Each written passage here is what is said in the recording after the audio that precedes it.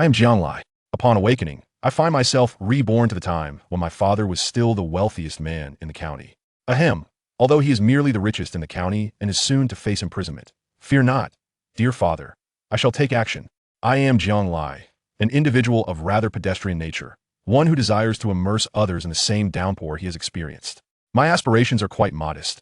I merely wish to be a boisterous and arrogant scion of a wealthy family. I am quite unrefined, and bullying girls does not evoke any sense of guilt within me.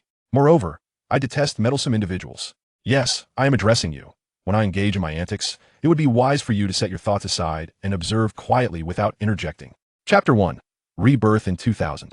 With the conclusion of the college entrance examinations, the sweltering summer quietly arrives. In a narrow alley beside the sports field of Yuan County, Jiang Lai languidly leans against a green brick wall, awaiting someone. Hey, you there, young lady. What are you staring at? Yes, I am talking to you. Come here. Jiang Lai, while smoking, called out as soon as a figure in white passed by him. Bai Ling, originally with her head bowed, attempting to sneak past along the wall, was startled by Jiang Lai's words. Her exquisitely pure almond-shaped eyes blinked rapidly, and only after confirming that Jiang Lai was indeed calling her did she nervously approach him. I'm not afraid of him. I am not afraid of him. I have already graduated, so I am not afraid of him. The girl chanted in her mind, repeatedly encouraging herself, while cautiously inching closer. Just as she drew near to Jiang Lai, the boy seized her collar and pulled her forward, causing the resolve she had just mustered to dissipate instantly. Why do you hide when you see me? I do not. The girl, grasped by her collar, spoke in a barely audible voice, trembling slightly. She could only tiptoe and desperately lower her head to avoid Jiang Lai's gaze. Perhaps having grown accustomed to being bullied, she had no thoughts of resistance whatsoever. Furthermore, with no one around, it seemed futile to shout for help. In her youth, Bai Ling would unconsciously lower her head to gaze at her toes whenever she lied. Of course, this habit would eventually change to some extent, for in 2 years' time, she would no longer be able to see her toes when she looked down. Jiang Lai leaned in closely, earnestly taking in the girl once more. Sunlight filtered through the leaves of the parasol tree, illuminating the girl's youthful face, radiant with collagen, every fine hair visible to Jiang Lai's keen eyes. What are you up to? With his mischievous tone, Bai Ling finally lifted her face to meet Jiang Lai's gaze. With her oval face, almond eyes, delicately sculpted nose, and naturally rosy lips, she exuded an indescribable youthful innocence. I'm going home to help at the stall. After answering, Bai Ling hastily lowered her head again. Jiang Lai reached out to tousle her hair, which had been tied in a high ponytail, rendering it slightly disheveled. As long as he confirmed that Bai Ling remained the same little Bai Ling and that her essence had not changed due to his rebirth, one of the burdens on Jiang Lai's heart was finally lifted. Go on, I'll find you to hang out another day. Watching Jiang Lai depart without a backward glance, Bai Ling felt a sense of bewilderment. Today, Jiang Lai seemed somewhat different. After a moment's hesitation, the girl summoned her courage to call out to his retreating figure. How'd you do on your exams? Who do you think I am? Jiang Lai did not turn around or slow his pace, merely raising a hand to offer the girl a rather arrogant response. However, as she observed his gradually receding silhouette, the girl unexpectedly smiled, albeit briefly. It was a beautiful smile, infused with a youthful playfulness. In truth, Bai Ling did not consider herself particularly afraid of Jiang Lai. Although others spoke of his fearsome reputation and he often displayed a roguish demeanor, he had never truly bullied her. He merely feigned ferocity. Furthermore, he excelled academically, embodying the essence of both a school tyrant and a top student, a quintessential overachiever. As soon as he turned the corner, Jiang Lai's mischievous grin transformed into a solemn expression. He had been reborn to this very morning, returning to the eve of the catastrophic events that would befall his family in 2000. His memories from his previous life lingered, frozen in the moment he stood vigil by his grandmother's coffin. At the funeral, having lost his last remaining kin, Jiang Lai collapsed into Bai Ling's embrace upon seeing her rush to his side, utterly drained. The heart-wrenching sensation of losing his final relative had yet to dissipate completely. Even in his unconscious state, the echoes of Bai Ling's voice calling out to him remained a poignant reminder, leaving Jiang Lai, several hours into his rebirth, with a tumultuous mix of emotions, both joy and sorrow, intertwined with confusion. In his previous life, Jiang Lai owned 2 companies. While not overwhelmingly wealthy, he had carved out a modest reputation in the finance and real estate circles. To outsiders, he appeared to be an invincible figure amidst a sea of blossoms, a life champion filled with riches, a youthful prodigy, and an unattached diamond bachelor. Yet, having lost his mother at a young age and his father during his adolescence, he was an only child, shrouded in a profound solitude that others could hardly comprehend. With his grandmother still alive, he had a semblance of belonging, but her passing left him as a wandering spirit devoid of a home.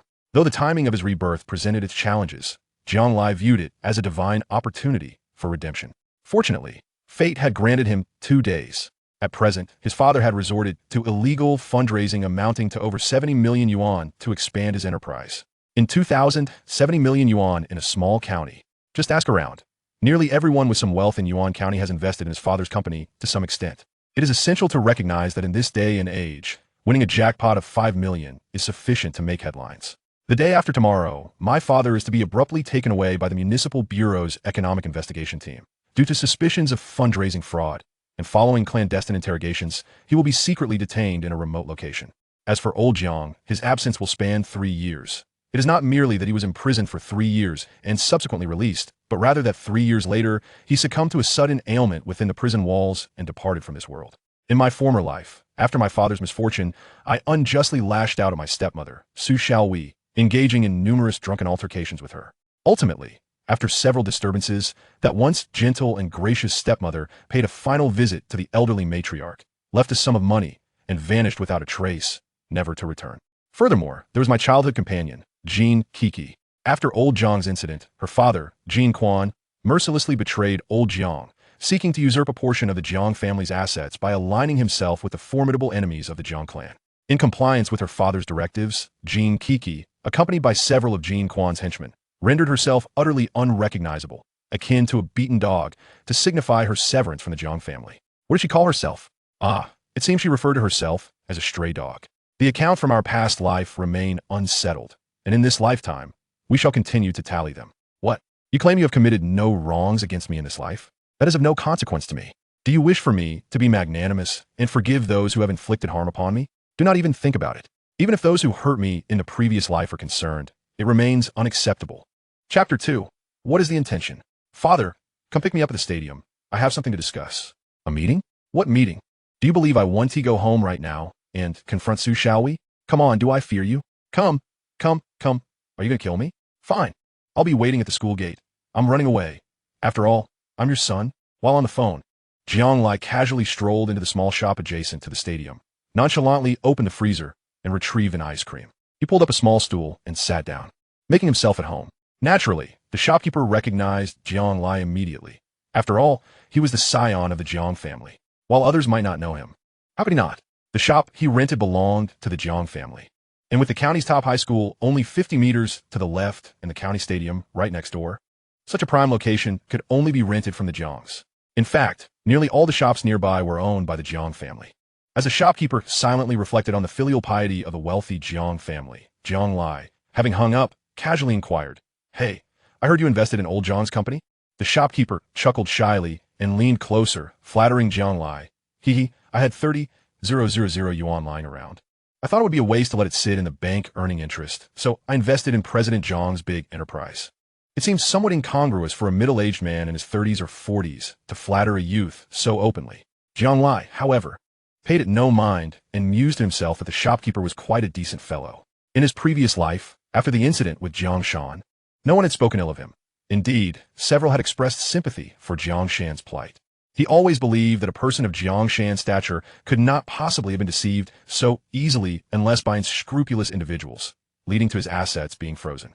While this was indeed the case, the shopkeeper's understanding of the world was rather skewed, or rather, he was a remarkably compliant chive, possessing admirable chive awareness. Rest assured, you will receive every penny back, principal and interest, Jiang Lai reassured him, patting the shopkeeper's arm. Alas, while others are reborn as super-rich second-generation heirs, he must first clean up after his father. Jiang Lai, come here. Before long, a sleek black-crowned sedan halted a short distance away. The driver's door swung open, and a figure emerged, hands on his hips, surveying the area until he spotted Jiang Lai sitting on the stool outside the shop, indulging in his ice cream. It was evident that the esteemed patriarch had driven himself today, without a chauffeur, a testament to his urgency. With a bad back, yet still driving. You ought to swim more and exercise, instead of sitting in the office all day. Initially, old Jiang's face was marred by anger, but upon receiving his son's concerned admonishment, his frown softened, revealing a fatherly smile. It had been ages since this rascal had shown any concern for him. However, that moment of warmth was fleeting.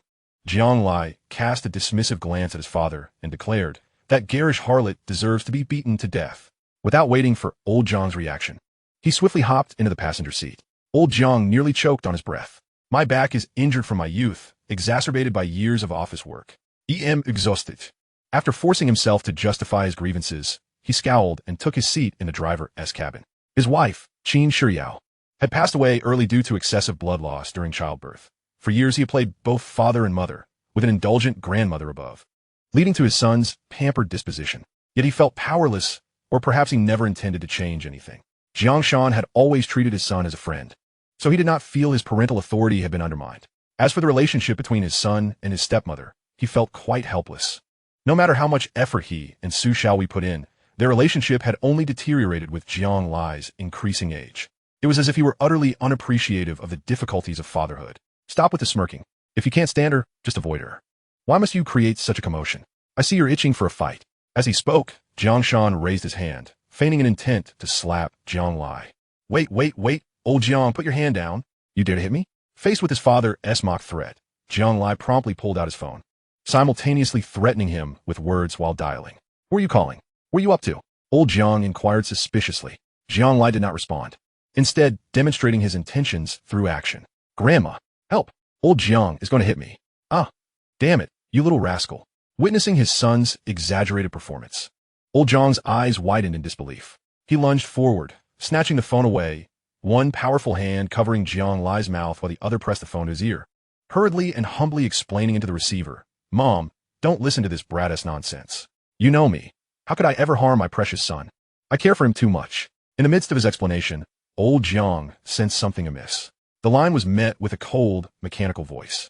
Welcome to China Mobile. Upon checking the phone, he cursed, damn it, 10,086. The bravado he had displayed moments ago evaporated entirely. His earlier intentions to discipline his son dissipating in the face of the phone call. With a dismissive gesture, he tossed the phone back to Jiang Lai, readjusted his seatbelt, and silently started the car, smoothly terminating the conversation. An eerie silence enveloped the vehicle, while Jiang Lai cast a peculiar gaze at his father's profile. Despite old Jiang now being only slightly taller than him, he still perceived him as the formidable figure from his memories. That brief moment of playful banter was reminiscent of countless dreams he had experienced in his previous life. After the car had traveled a considerable distance, Jiang Lai finally spoke. Give me some money. None. The response came without hesitation, devoid of any pretentiousness. Old Jiang thought to himself, what is he thinking? He just provoked me.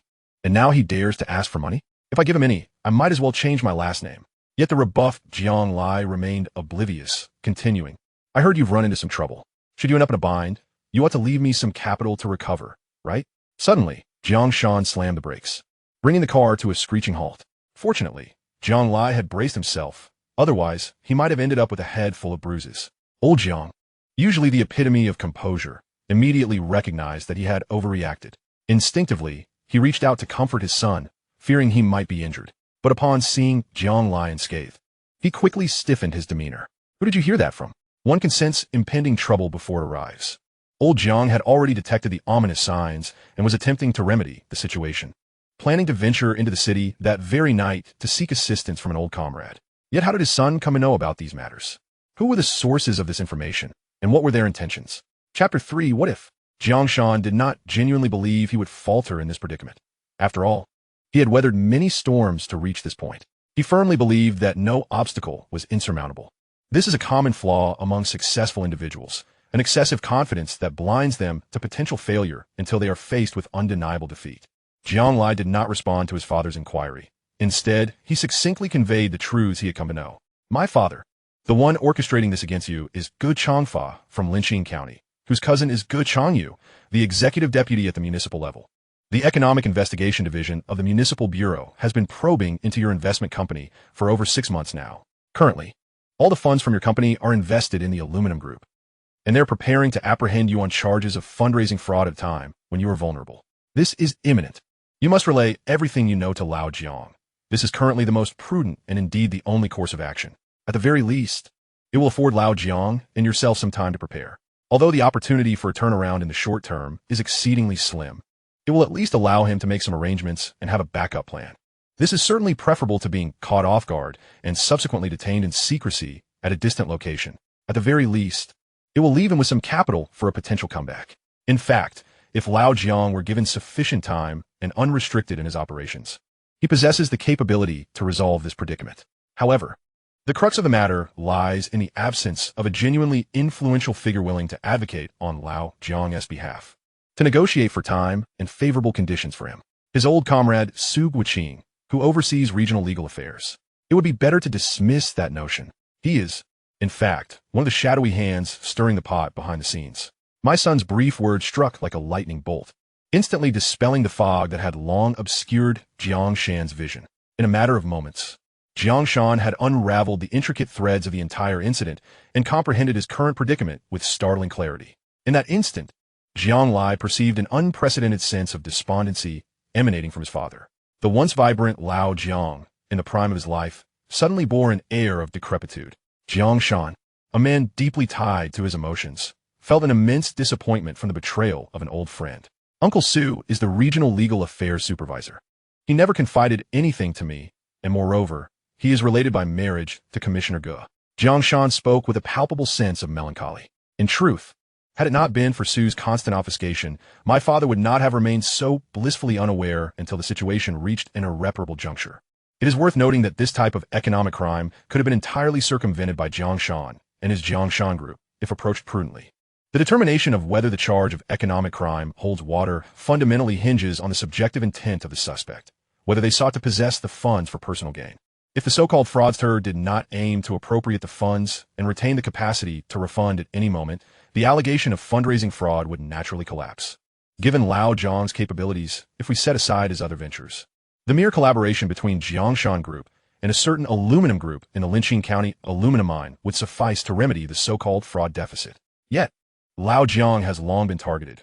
Whether it be the aluminum mine shares or other enterprises, he has become a predetermined target. When both foes and allies conspire for your downfall, eager to carve up your assets for their own indulgence, your resilience becomes a transgression. Su Guiqing's nephew currently serves as the deputy general manager at Jiang Shan's investment firm. The Municipal Economic Investigation Division has seized upon the funding gap of Jiang Shan Group, striking precisely at Lao Jiang's weakest point, likely aided by his efforts. Ironically, just moments ago, Lao Jiang was at the company deliberating strategies with Deputy General Manager Su. Father, let us be honest, after all these years of earning so much, haven't you encountered more formidable figures? Jiang Lai still harbored a flicker of hope deep within. After all, in his eyes, his father, both in capability and resolve, belonged to the upper echelon of contemporary entrepreneurs. What if? Then he could remain a carefree, wealthy, second-generation heir. But Lao Jiang merely shook his head. Whether out of ignorance or reluctance to elaborate, it remained unclear. You haven't been home in several days, and now you come back just to tell me this? The air of defeat surrounding Lao Jiang dissipated almost immediately. After lighting a cigarette and restarting the car, he reverted to his usual self, regaining the confidence he exuded. It seemed as though his son had merely shared a trivial matter. Lao Jiang possessed an extraordinary fortitude, a fact Jiang Lai had always been cognizant of. Even when facing a dire medical condition in prison, when Jiang Lai visited him for the last time, his father bore no signs of sorrow or resentment, even managing to offer him reassurances to take care of himself and live well. Jiang Lai remained uncertain whether his father's optimism was genuine or a facade, being childless. He could neither fathom nor wish to delve into it. What he truly yearned for was to resolve all difficulties, rather than leave behind a plethora of regrets for his loved ones. Discussing matters was one aspect, yet the primary concern remained financial. If you were imprisoned, that woman would undoubtedly flee, leaving me and Grandma in a dire situation. The crux is that you must still have some glimmer of hope, right? Just as Lao Jiang had suppressed his negative emotions, he found his lips twitching at his son's words. So, it seems that if I don't go to prison, it will be a disservice to you?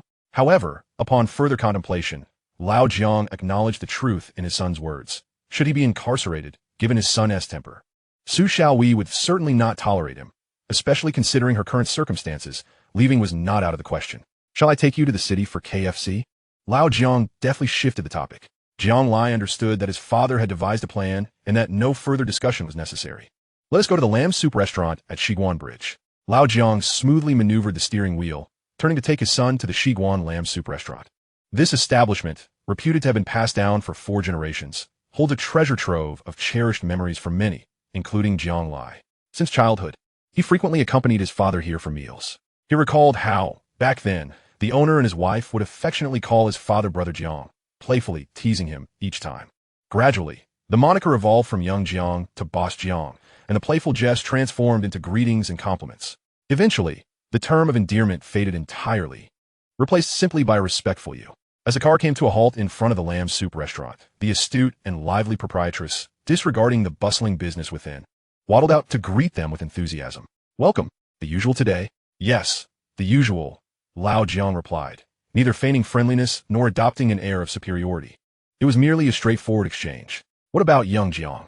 Still the intestines, tripe, and a bit of tender liver?" Chapter 4. A Tactical Maneuver. The title Young Jiang is how many referred to Jiang Lai after the Jiangshan group truly flourished. Hearing this long-forgotten address, Jiang Lai merely smiled and nodded, following his father into the lamb soup restaurant. Despite the late hour, the lamb soup restaurant, primarily serving breakfast, remained bustling with activity. At this hour, numerous patrons recovering from hangovers flocked in, as a bowl of lamb soup was essential to stave off the effects of the previous night's revelry. Some older patrons, upon spotting the father and son duo, would greet them warmly. More often, however, they regarded Jiangshan with a mix of reverence and admiration, lowering their heads to eat, only to engage in animated whispers with their companions once the father and son moved past. Jiangshan's roots lay in the Shiguan area, where many recognized the pair, and his reputation was stellar within the community. Typically, when local residents faced hardships or challenges, they would turn to Jiangshan, knowing he would extend a helping hand. Moreover, many of Jiangshan's associates were the offspring of the Shiguan neighborhood. The lamb soup restaurant was accessible from both ends, featuring front and back entrances. The front door serves as the facade of the old street, while the back door opens to the embankment of a small river in the county, where willows sway gracefully, and one can still glimpse the bustling figures crossing the bridge. The scenery is delightful, imbued with a sense of liveliness. When Jiangshan and his son arrived, the proprietor had already set up a small square table and 2 chairs outside the back door. The morning sun was gentle, accompanied by a soft breeze, creating an ideal setting for a meal. In the days of thriving business, there used to be 7 or 8 tables lined up beside the riverbank. However, now that spot has become a reserved area for certain esteemed customers of the lamb soup restaurant, rarely open to others. "How is your mother?" Jiangshan casually inquired as the proprietor served their meal. This was not a reprimand from the elder Jiang. He was genuinely expressing concern. "Thanks to your blessings. She's doing well. Just the other day, she asked me to bring something to you with Sui Hua. As long as she's healthy, that's what matters. Encourage her a bit. Your children will have their own fortunes." Without further pleasantries, Jiangshan had already begun to savor the lamb soup. The proprietor nodded and smiled profusely before discreetly departing. Last year, the proprietor's son had been embroiled in a scandal regarding a romantic relationship, which had been arranged between 2 families, due to disputes over the bride price. The girl's family accused him of rape. He was apprehended by the county's criminal investigation team, causing the distraught grandmother to nearly take her own life in desperation, ultimately collapsing from the stress and ending up in the hospital. This incident eventually reached Jiangshan's grandmother, who then contacted Jiangshan. The matter concluded with the girl's family returning all the gifts, including those exchanged during the courtship, and ultimately offering an apology. This was not the first time Jiangshan had come to the rescue of their family. Previously, he had also intervened when local thugs attempted to vandalize the lamb soup shop, seeking to take over the century-old establishment situated in a prime location. "Are you not eating?" After taking a hearty sip of the lamb soup, Jiangshan noticed his son staring at him with a puzzled expression. "Yes, I'm eating," Jiang Lai replied hastily, lowering his head to hide the sorrowful emotions reflected in his eyes. He had just been contemplating how the father, respected wherever he went, must feel an immense disparity during his time of confinement. He understood that old Jiang cared deeply and relished the respect he garnered from all corners. Not as indifferent as he appeared. It was challenging for Jiang Lai to reconcile the image of his father, who remained composed in the face of adversity, with the memory of the old man who succumbed to illness in prison. Though old Jiang concealed his feelings well, the sorrow in Jiang Lai's eyes did not escape him. However, he misinterpreted it, believing his son was worried about him. "Don't worry, I won't falter over such trivial matters," old Jiang reassured him. "Even if I did, I have set aside enough for you to never have to worry about food and drink, as long as you don't squander it." Assuming his son was frightened by his predicament, old Jiang spoke to him in a light-hearted manner. Yet, this reassurance was akin to pouring salt on Jiang Lai's wounds. "Well, I want is not just to never go hungry. I want this family. Furthermore, if it weren't for the relatives on my mother's side lending me a hand in my past life, could I have sustained my grandmother in such a lavish lifestyle with just the meager funds at home?" He knew that from this year onward, money would steadily depreciate. You should divorce Su Xiaowei. You ungrateful wretch. The once tender atmosphere was shattered in an instant by Jiang Lai's words. Old Jiang perceived his son as someone who would always vent his frustrations on Su Xiaowei. Fuming, old Jiang felt an urge to slam the bowl in his hand onto his son's head. Yet, faced with his father's fury, Jiang Lai remained unfazed, even going as far as to sarcastically retort, I wonder who the real ungrateful one is. Old Jiang, did you ever consider how grandmother would fare if something were to happen to you? Any discussion concerning the elderly lady would swiftly return old Jiang to a state of calm, and this instance was no different. However, he had indeed pondered the matters Jiang Lai spoke of. Wealthy individuals throughout time have always harbored a strong sense of caution, never placing all their eggs in one basket. The Jiang family was no exception. How could they not have a contingency plan? One such plan involved old Jiang utilizing a relative's identity to open 2 accounts at Citibank. One account was for his mother and son, while the other was for himself and his wife. Periodically, he deposited a sum of dollars into each account. To this day, each account held over $600,000. In this era, with the current exchange rate, such savings would undoubtedly ensure a lifetime free from financial worry. After all, a commercial apartment in the county only costs around $40,000 to $50,000. Nonsense, utterly absurd. Old Jiang scoffed, resuming his enjoyment of the lamb soup, as if nothing had transpired. Observing his father's bravado, Jiang Lai chose not to expose him immediately, but merely shrugged with a slight smirk. The truth was, in his past life, the situation had unfolded too abruptly, leaving old Jiang no opportunity to explain matters to the family. If the county had handled the case, it would have been manageable. Unfortunately, it was the higher authorities who intervened directly. The moment old Jiang was taken away, he vanished without a trace for months. When Jiang Lai finally saw old Jiang after the incident, it had already been 3 months. By that time, the company's assets and all accounts under old Jiang's name had been frozen, and Su Xiaowei had left. The household was left with only a 60-year-old grandmother and an 18-year-old youth. Even with some remaining funds, the Jiang family could no longer turn the tide. They could only watch helplessly as the Jiang group was dismantled, sold off at a low price, and ultimately devoured. What? You don't believe me? Jiang Shan's expression suggested skepticism. I don't believe it. For reasons unknown, Jiang Shan felt an overwhelming urge to publicly reprimand the son he had once doted upon so deeply. Even during his rebellious teenage years, nothing had irked him to this extent. Leave some money for me and grandmother. Jiang Lai spoke earnestly since the phone call, through to the mention of Su Xiaowei, and now he had been laying the groundwork for this very request. Money in grandmother's hands would equate to money in his own. Moreover, old Jiang, the devoted son, would undoubtedly find it hard to refuse such a request, even if he were aware of Jiang Lai's intentions. Upon hearing Jiang Lai's words, old Jiang was taken aback, but he soon grasped the implication, unable to suppress a wry smile and a shake of his head. You rascal, you truly are my son. Employing the art of misdirection. This ploy was not lost on Jiang Shan. Chapter 5. The stepmother comes seeking. After finishing their meal, old Jiang parked the car beside a tranquil riverbank, surrounded by drooping willows and devoid of passers-by, creating an ideal atmosphere for conversation. So, are you certain the other party will act in the next couple of days? Who informed you of all this? At this moment, old Jiang had not only pieced together the general outline of the situation, but also understood the roles played by various individuals involved. Knowing their motives and methods, he had an inkling of their subsequent actions. Now, he merely needed to confirm the timing of their move. Prepared for the anticipated question, Jiang Lai responded, I am quite certain. The most likely time is tomorrow. We have a mutual friend named Qinyu. His father is the deputy captain of the city's economic investigation team. We have a good rapport, and he overheard this information and called me today. Such an intensely sensitive matter, one that pertains to his family's fortune and future, could never compel old Jiang to seek verification from Qinyu, as mentioned by Jiang Lai. Hence, Jiang Lai's assertions were made with utmost conviction.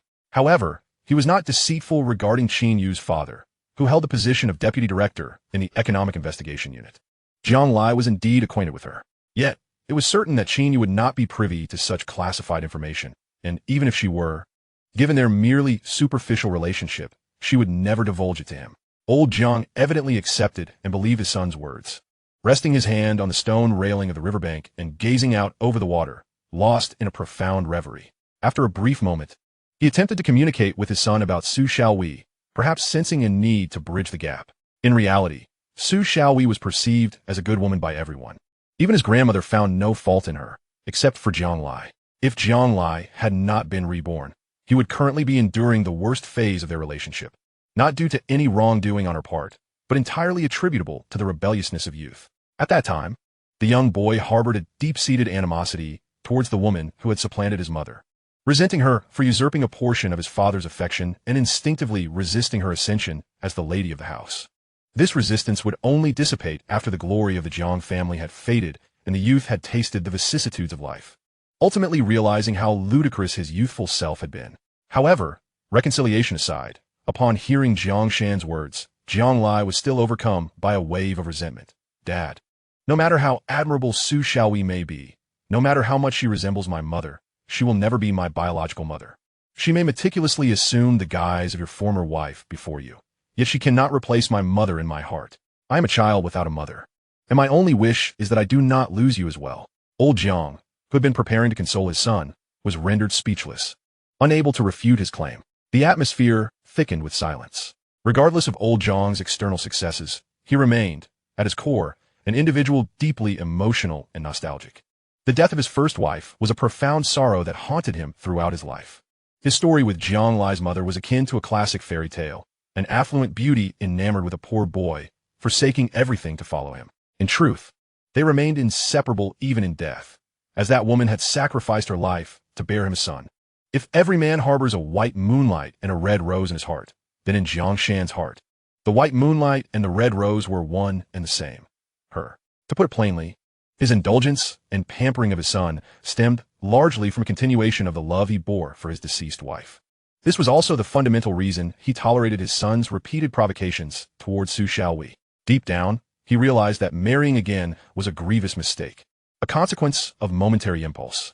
This impulse was merely ignited by the uncanny resemblance Su Xiaowei bore to his late wife, which had bewitched him.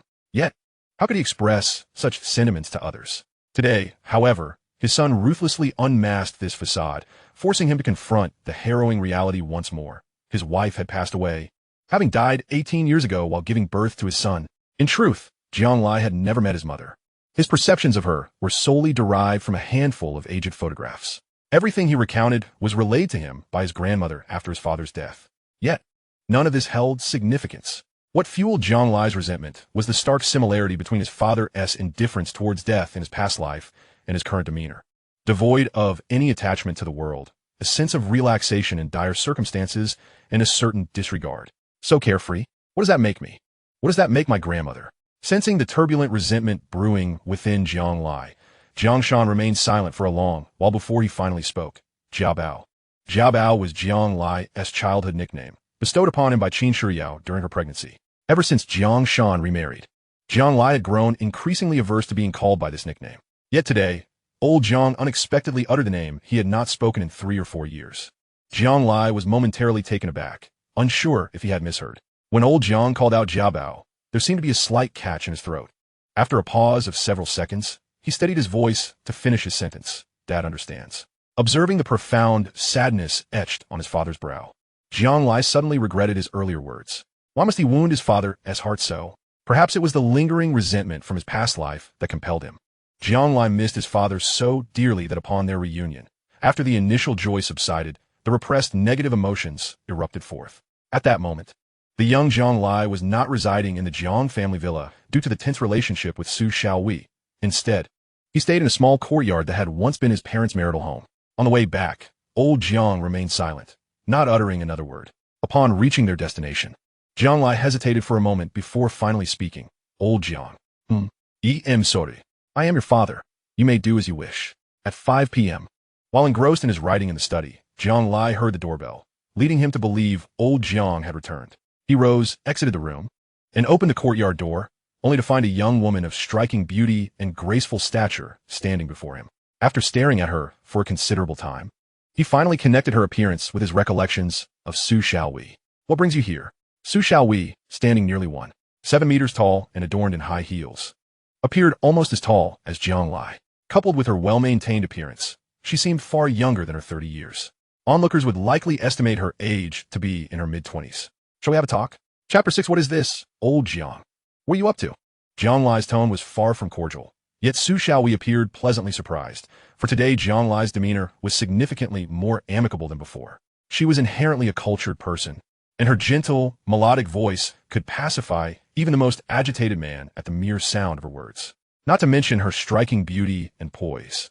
With that voice alone, she could have made a living as a voice actor in the modern world. The reappearance of Su Xiaowei after more than 20 years compelled Jiang Lai to reassess old Jiang's judgment anew. However, none of this mattered to Jiang Lai. Is there something you need? Su Xiaowei was momentarily taken aback by his words, swiftly breaking into a warm smile as she replied, I've divorced your father. Jiang Lai froze, not expecting this revelation. Not old Jiang, I just mentioned that to gauge your reaction, and you actually went through with it? Noticing Jiang Lai's stunned expression, which was not the excitement and mockery she had anticipated, Su Xiaowei was taken aback. After a moment's contemplation, she added, I've never been here before. Want you invite me in for a chat? Regaining his composure, Jiang Lai scrutinized Su Xiaowei for a moment, declining to invite her inside. Instead, he stepped out of the house and gestured towards the outside with a tilt of his chin, saying, Let us talk outside. Jiang Lai turned and shut the courtyard door behind him, hands shoved into his pockets as he strode off in a particular direction. Watching her increasingly arrogant stepson, Su Xiaowei clenched her jaw in frustration. She truly longed to confront him, a thought that had lingered in her mind for 5 years. After they had walked a considerable distance, Su Xiaowei, who was walking beside Jiang Lai, finally spoke up. Your father mentioned that he is in trouble. Everything at home may be lost, and there is a strong possibility he might end up in prison. Are you aware of this? Yes, I know. Jiang Lai's expression and tone were devoid of any emotion. His reaction once again caught Su Xiaowei off guard, prompting her to ask in astonishment. Why are you acting so strangely today? When did you become so cold-blooded? Aren't you the slightest bit worried? He is your father. Jiang Lai merely gazed at Su Xiaowei, remaining silent. For reasons unknown to her, she felt a twinge of apprehension towards her stepson. After a prolonged silence, she sighed and continued. Your father asked me what I would do if things escalated to that point. I told him that if it came to that, I might leave, which means it's understandable that you harbor disdain for me. Jiang Lai was evidently taken aback by Su Xiaowei's candidness. It was refreshingly honest, at least devoid of deceit. Su Xiaowei, confronted with this ambiguous compliment, simply smiled dismissively. Jiang Lai, I apologize for not being a good stepmother. I've tried my utmost, yet I still have not earned your approval. I also regret not fulfilling the role of the mistress of the Jiang family. At such a crucial moment, I chose to be a coward. Listening to Su Xiaowei's sudden self-reflection, Jiang Lai frowned slightly, his instincts honed over 2 decades suddenly alert. However, his awareness could not stifle Su Xiaowei's desire to express herself. You might not understand how charismatic your father is. I was deeply attracted to him back then, fell in love, and married him without hesitation. Yet, I was too cowardly. Despite my profound love for him, I could not envision facing everything alone. If even your father struggles, it leaves me in despair. Without him at home, it would be impossible for you and me to coexist harmoniously. So the only thing I can do is be honest with him. Eileen Chong once said, the grievances that can be voiced are no longer grievances. Those who can leave are not true lovers. Perhaps I'm not the beloved your father has always sought. Su Xiaowei's tone bore a hint of melancholy, and coupled with her gentle and graceful demeanor, she truly evoked a sense of empathy. Wow, Jiang Lai thought I never realized that this stepmother, who is merely 11 years older than myself, harbored such profound literary inclinations. Su Xiaowei seemed poised to say more, but Jiang Lai, feeling an uncomfortable itch all over, interrupted her. Just act normally. If there's something to discuss, let's discuss it. You know my character. Su Xiaowei was taken aback, instinctively taking a step back, her eyes flickering with uncertainty as she cautiously regarded the tall young man before her, as if fearing he might strike her. After contemplating, she mustered her courage and said, Your father sent me. He said if he can overcome this crisis, he would remarry me. However, he stated that it would only proceed if you were agreeable. So I came to seek your opinion. Her words were evidently unfinished. Without waiting for Jiang Lai's response, she continued in one breath, I know you won't agree. I'm merely here to conclude matters. If you disagree, I'll simply leave the country. Your father has provided generously, enough for the two of us to live comfortably. If, by chance, you do agree, even if your father does not overcome this challenge, I am willing to wait, be it 3 years or 5, until he is released. After all, he has given me a substantial amount of money, and we can hardly spend it all. In her lengthy monologue, she referred to the two of them as mother and daughter, which caused Jiang Lai to regard her with a peculiar expression. Under his scrutinizing gaze, Su Xiaowei spread her hands. However, if the time is too prolonged, that would be unacceptable. I've heard that those who spend extended periods in prison often emerge quite disturbed. So, please give me your answer, but don't come any closer. Your father said you were acting unusually today and advised me to be cautious. With that, Su Xiaowei discreetly took another step back. Meanwhile, A myriad of questions swirled in Jiang Lai's mind. No way. What on earth is happening with my father? His eyes roamed over Su Xiaowei as if trying to decipher a complex riddle, finally settling on her abdomen. Suppressing a tumult of emotions, he calmly asked, "Are you pregnant?" "Yes." "Does my father know?" Upon witnessing Jiang Lai maintain his composure, Su Xiaowei felt a slight relief, albeit tinged with guilt. "He instructed me to consult you because he wants me to find a quiet place to rest during the pregnancy." Seeing Jiang Lai turn to walk away, Su Xiaowei hurriedly called after him. "You Haven T stated whether you agree or not." Jiang Lai did not turn back, merely raised his arm and replied, "Return his words to him. He is my father, and he can do as he wishes." Jiang Lai echoed his father's words verbatim. Chapter 7. Are you going to take revenge for me? Disagreement was not an option, was it?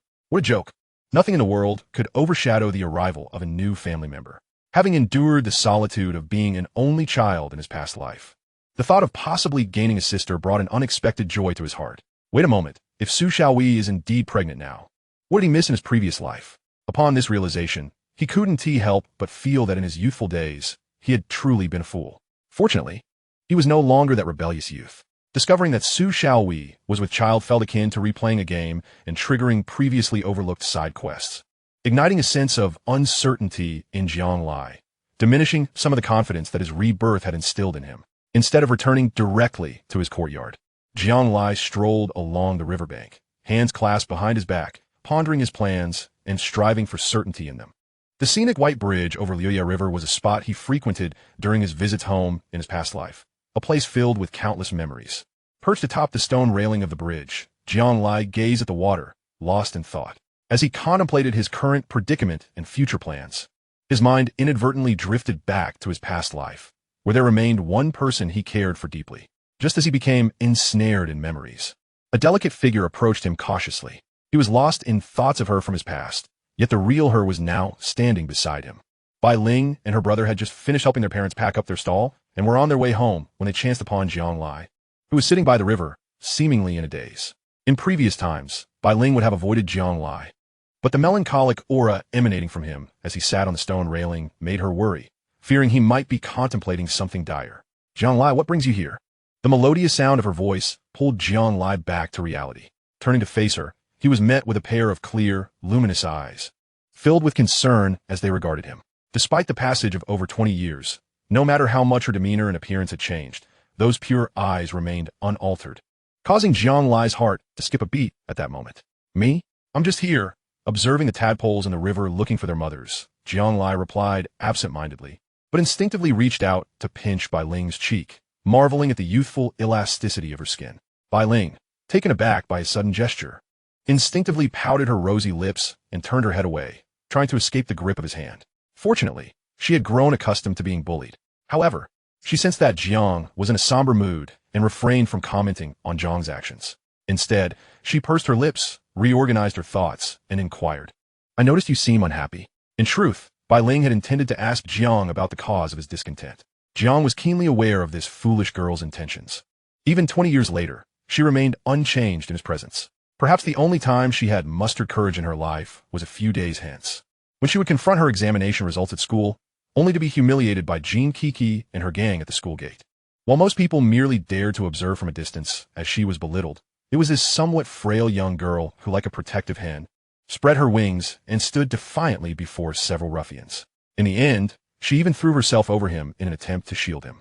Contemplating this, Jiang felt a wave of tenderness wash over him, and he spoke softly. "Bai Ling, what's wrong? Come and sit with me for a while. I'm feeling down."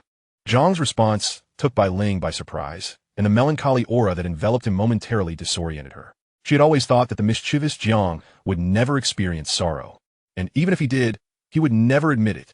Could anyone really bully this notorious troublemaker? Wasn't he said that his father was an even bigger villain? "Has someone bullied you?" Bai Ling asked, stepping down from the railing, placing her hands on it as she stood beside Jiang, posing a rather foolish question. Jiang appraised Bai Ling, clad in a white floral dress, and believed her attire ill-suited for climbing heights. He swiftly dismounted from the stone railing, leaning against it parallel to Bai Ling. "I dreamt of you last night." "Oh, so suddenly?" Bai Ling was bewildered by Jiang's unexpected demeanor. Not only was he not tormenting her, but he was also exhibiting a gentler side, speaking as if he were a boyfriend described by others. Her cheeks flushed at the thought. Jiang's previously gloomy mood lifted considerably upon seeing the girl's blush, and it vanished entirely as he reached out to pinch her slightly warm cheek.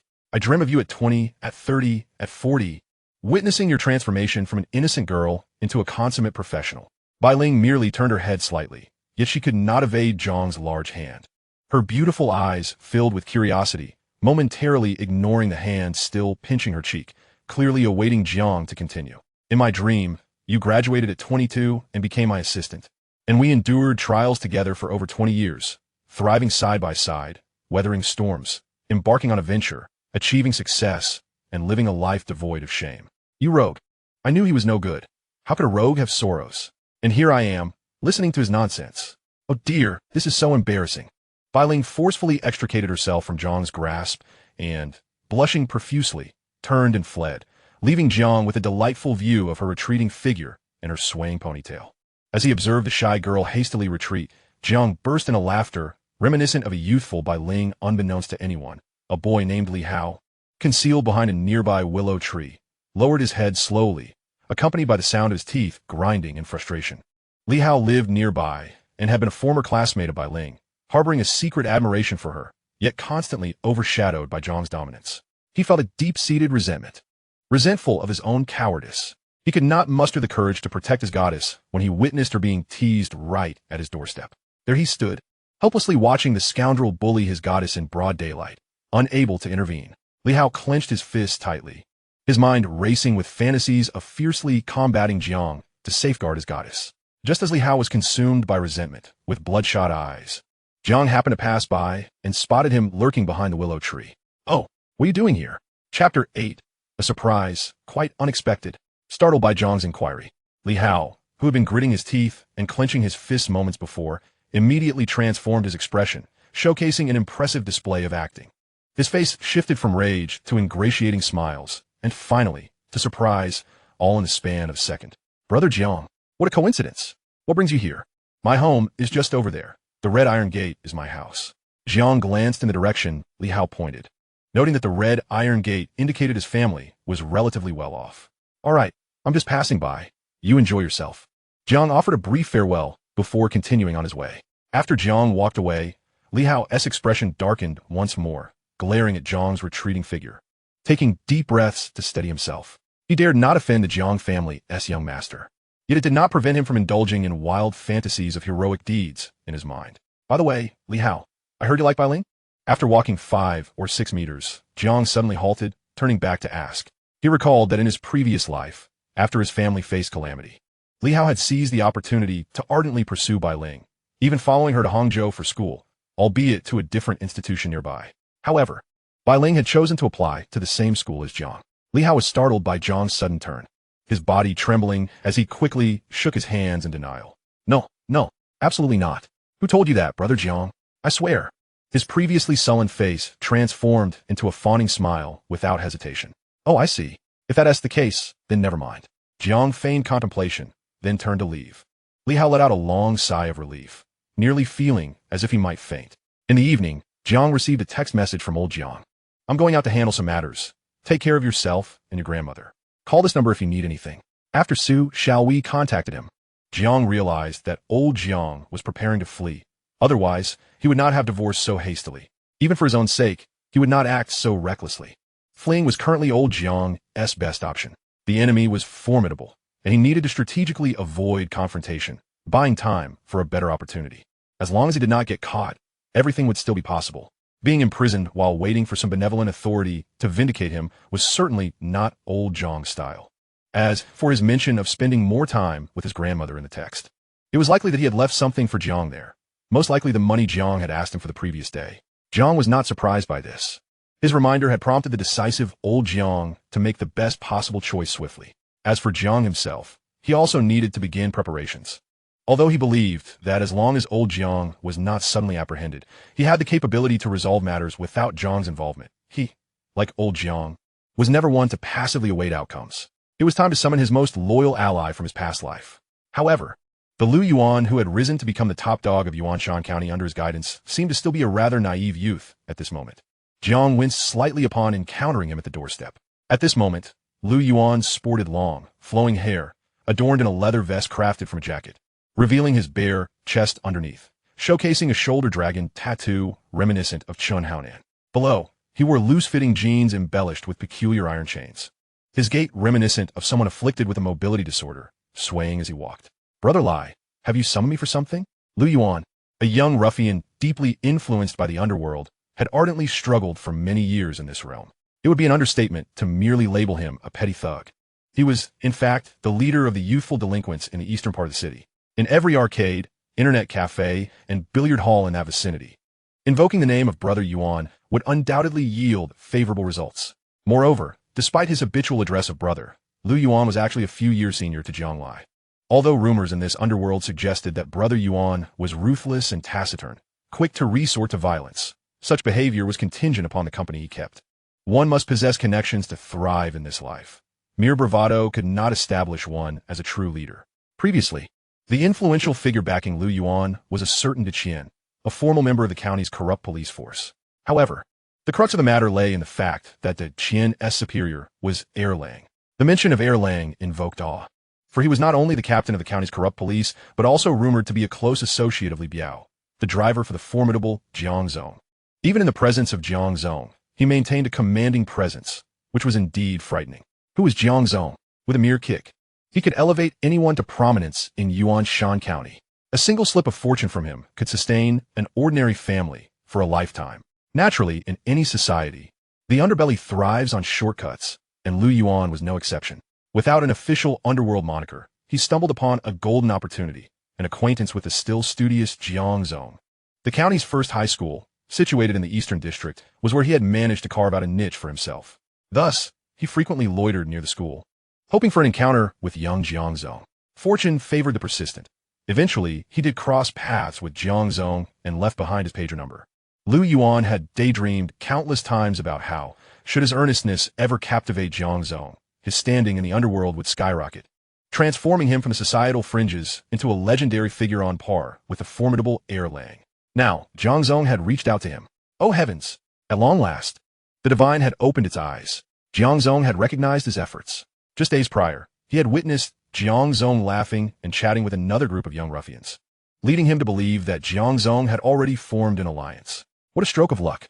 He was elated to have seen Jiang Zong's message promptly and rushed to this location to thwart any rival from seizing this opportunity.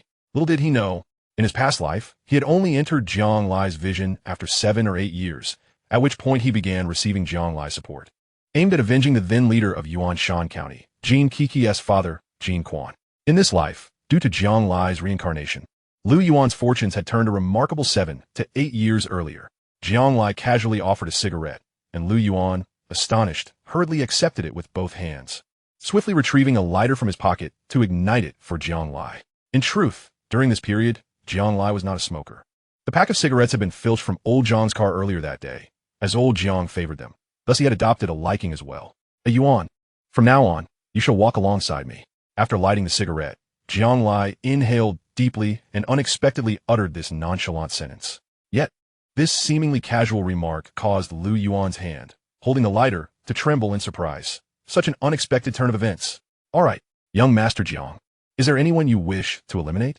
I could demonstrate my prowess by taking out a target. Chapter 9. Who am I? Where am I? Cough, cough, cough.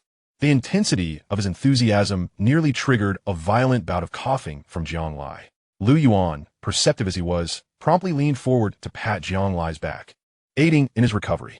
From the earnest gaze of Lu Yuan, Jiang Lai discerned that if he merely mentioned a name, Lu Yuan would indeed dare to wield a knife. In his youth, Brother Yuan was quite the spirited individual. Of course, in these times, there were plenty of young thugs willing to heed a leader's command and brandish a blade, and Lu Yuan was evidently among them. Lu Yuan garnered notoriety after an incident where he accompanied a prominent gang leader to confront corrupt police. At the leader's command, he charged forth, toppling 3 or 4 adversaries, thus earning his fame. Unfortunately, that gang leader fled under cover of night. Fortunately, Lu Yuan's luck held. The individuals he had felled were deemed to have only sustained minor injuries under the law, resulting in a mere half-month's detention and a fine. This event solidified Lu Yuan's reputation in Yuanshan County, enabling him to gather a few followers, though Jiang Lai currently lacked any dependable subordinates. Given Jiang's family's standing in Yuanshan County, merely being brave and combative would not capture his interest. As long as old Jiang was in power, there would perpetually be aspirants vying to align with the Jiang family. Lu Yuan would at least rank 1,000th in line. However, for Jiang Lai, Lu Yuan, being a familiar ally, was far more reliable. Moreover, he had a sister who would one day possess unparalleled beauty. Ahem. Jiang Lai was aware that beneath Lu Yuan's seemingly foolish demeanor lay a young man eager to establish his worth and craft an identity. In his previous life, he had swiftly toppled the county's former wealthiest, Jin Quan, within a few short years after gaining support. Emerging as the new wealthiest and the foremost leader in Yuanshan County, it was impossible without capability. Furthermore, mere physical prowess and intellect were insufficient. One must also possess the ability to cultivate relationships and navigate social intricacies. Many skills can be learned, yet certain innate qualities cannot be acquired, no matter the effort. Jiang Lai would always remember his first encounter with Lu Yuan, when he was still a down-and-out thug. Jiang Lai injured. Why not pursue a proper job instead of mingling with society's outcasts? Lu Yuan pondered for a moment before responding earnestly. Working won't lead to success. I want a better life for my mother and sister.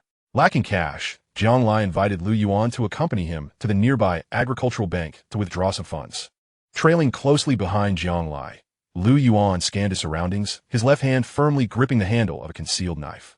He longed for an unexpected assailant to appear, threatening young Master Jiang, so he could showcase his valor. How should I present myself on my first outing with the boss? At the entrance of the bank, Jiang Lai instructed Lu Yuan, wait here for me. Understood, young Master Jiang. Lu Yuan's execution capability was always paramount. Even in his youth, he remained steadfast. As Jiang Lai emerged from the bank 20 minutes later, Lu Yuan had not strayed an inch from his post. However, the ground bore witness to several squashed cigarette butts, indicating his impatience. Upon seeing Jiang Lai exit, Lu Yuan beamed with a radiant smile and approached eagerly. Hailing a taxi, Jiang Lai queried, "A yuan, provide the address." Lu Yuan, momentarily taken aback, replied, "Young Master Jiang, where are we headed?" "To your home." Although Jiang Lai was well acquainted with Lu Yuan, it was essential to adhere to proper protocols. Visiting his home would mitigate numerous latent concerns, ensuring mutual protection for both parties. Jiang Lai spotted. It was certainly not to visit his former life's younger sister, Lu Weiwei, who would one day be breathtakingly beautiful and was still merely 4 or 5 years old at that moment. In the face of Jiang Lai's request, Lu Yuan exhibited a palpable hesitation. Even if Xiao Jiang had asked him to wield a knife to harm another, he would have complied without a flicker of concern, for such an act would serve his own ambitions. Yet now, as Xiao Jiang intended to visit his home, Lu Yuan found himself mired in indecision. Jiang Lai remained silent, merely smiling as he handed a fare to the taxi driver, instructing him to proceed to Yezi Alley in Southgate. Finally, Lu Yuan uttered the destination, though the excitement that had previously sparkled in his eyes had significantly dimmed, replaced by a hint of trepidation. Southgate was, after all, the most impoverished area of the county, and Yezi Alley stood as its most destitute street. The narrow lane, scarcely 10 meters wide, was cluttered due to rampant illegal encroachments, leaving only a 3 to 4 meter passageway in the center. While not particularly filthy, the scene was one of utter chaos. Vendors displayed their goods in a desperate attempt to attract attention, encroaching upon the street itself. Others had set up makeshift cooking stations at their doorsteps, clearly unbothered by the absence of rain or the need to stow away their pots. Some residents even laid steel wire beds outside, sleeping along the sides of the street. As Lu Yuan guided Jiang Lai to the end of Yezi Alley, he pushed open the penultimate door. "Say, was that wrong?" "No, it was not." "Slap, slap." Stubborn as always, say. "Was that wrong?" "Indeed, it was not. You cannot see the person, but you can hear their voice." Jiang Lai was taken aback. What had begun as a simple home visit unexpectedly turned into a scene of Lu's mother chastising a child. And it was undoubtedly little Weiwei who was on the receiving end of the reprimand. "You dare defy me." "Slap." "You dare defy me." "Slap." "It is not wrong. I will discipline them again." "Who told them to mock me?" Listening to the stubborn yet endearing voice of the child, Jiang Lai could not help but chuckle, recalling that little Weiwei had apparently been quite unruly in her youth. Meanwhile, Lu Yuan smacked his forehead, exhaling deeply as he rushed into the inner room. "Mother, let us speak calmly. Why are you punishing Ernie? If there is an issue, direct it at me." His tone brimmed with protective affection for his sister. The room fell silent for 3 seconds before Lu's mother erupted in an even louder tirade. "You little scoundrel! How dare you return? Just the sight of you makes me furious. What nonsense have you taught Ernie? I'll smash you." Jiang Lai was thoroughly engrossed in the unfolding drama when Lu Yuan suddenly burst forth from the inner room, causing the half-draped white cloth curtain to flutter. He cradled a charming little girl in his arms, with a middle-aged woman wielding a broom following closely behind. They seemed oblivious to Jiang Lai's presence, as Lu Yuan dashed out of the house without a backward glance, his mother wielding the broom with relentless determination in pursuit. Even as the family ran far away, Jiang Lai could still hear little Lu Weiwei's joyful laughter ringing like silver bells. The sudden turn of events left Jiang Lai in a state of bewilderment. Who am I? Where am I? Chapter 10. Jealousy transforms Jiang Lai beyond recognition. Lu Yuan's home was modest. The living room a mere 10 square meters adorned with simple furniture and a steel wire bed propped against the wall. The inner room, scarcely 4 or 5 square meters, contained only a bed where Lu's mother and Weiwei slept, adjacent to a similarly sized kitchen. Though small, the home was tidily organized, exuding a sense of simplicity and cleanliness. A childish chalk drawing on the wall depicted 2 adults holding hands with 2 children, adding a touch of warmth to the space. Rather than chase after the commotion, Jiang Lai settled onto a small chair, keenly observing his surroundings. Before long, Lu's mother returned, followed by a somewhat dejected Lu Yuan cradling his sister. His long hair was disheveled, and he cast Jiang Lai an apologetic glance. In contrast, his sister gazed up at him with wide, adoring eyes, clearly enamored with her brother. "Hello, Auntie, I am Jiang Lai, Lu Yuan's friend." Lu's mother, who had just been chastising her son in the street, paused upon hearing him mention bringing a friend home. Realizing there was indeed an extra person in the house, she abandoned her pursuit of her son. As she regarded the smiling youth greeting her with a radiant expression, she instinctively sensed a difference between him and her own family, though she could not articulate it. With an awkward smile, she replied, "Oh, how nice. I didn't see you earlier. Please, have a seat. I'll make you some tea." In an instant, Lu's mother returned to her humble demeanor, bustling to the next room to borrow some tea leaves. "Hello, big brother. Your name sounds beautiful, and your clothes are lovely." The little girl, without any prompting, approached Jiang Lai to introduce herself. "What is your name, little sister? Why did your mother scold you just now? If you tell me, I'll buy you a new outfit." Jiang Lai, fully aware of his leading question, offered her an enticing condition. The little girl was clearly tempted by his offer. After a moment of serious contemplation, she chirped, "My name is Lu Weiwei, and I'm 5 years old. Mom punished me today because I hit Li Danner and Yowazi. They said my tattoo looked ugly." "What? A tattoo? Where did she get a tattoo?" "At 5 or 6 years old." However, Jiang Lai quickly understood what she meant by tattoo. Weiwei had tugged at her shirt, revealing a crooked, hand-drawn worm on her shoulder. Jiang Lai realized that the little girl had imitated the dragon tattoo on her brother's shoulder, using a pen to create her own version of a tattoo. Once Weiwei finished her explanation, she stood there expectantly, gazing at Jiang Lai as if awaiting him to fulfill his promise. Her enchanting gaze would melt the heart of any man. Jiang Lai couldn't help but marvel at the innate charm some individuals possess. "Why not come home with me? You can stick with me, and I'll help you take care of your sister. That seems quite reasonable, doesn't it?" In that moment, jealousy transformed Jiang Lai beyond recognition. Lu Yuan immediately sensed Jiang Lai's unusual demeanor and quickly gathered his sister into his arms, attempting to divert Jiang Lai's attention with different topics. Jiang Lai, observing the growing wariness from his most trusted accomplice, felt a surge of indignation. "What is the big deal about having a sister? Everyone has siblings. In less than half a year, my father's ex-wife could also bear me a sister. Ultimately, though, that would be someone else's sister, not his own," leaving Jiang Lai with nothing but envy and resentment. Half an hour later, amidst the little girl's accusatory glare of "You're a liar," Jiang Lai departed with Lu Yuan. At the county shopping center, Jiang Lai led a bewildered Lu Yuan into the Ba Pai Lang men's clothing store, intent on selecting suitable attire for him. Having grown up in a financially constrained household, Lu Yuan had never set foot in a shopping center to purchase clothes. While a pair of jeans outside might cost 8 yuan, here they dared to charge 80. Not to mention the audacity of shopping in a brand name store like Ba Pai Lang, surrounded by 2 or 3 sales assistants. He found himself at a loss as he began to try on clothes. However, when he removed the knife he had tucked at his waist and set it aside, the startled expressions on the faces of the salespeople were quite comical. In the midst of the awkward atmosphere, Lu Yuan chose the rather formal-looking casual outfit, along with a pair of coveted new leather shoes. The only dissatisfaction lay in the knife being somewhat inconvenient to carry and the pants feeling a tad tight. Lu Yuan possessed an admirable physique. He aspired to emulate the style of Hao Nan, yet his build resembled a standard inverted triangle.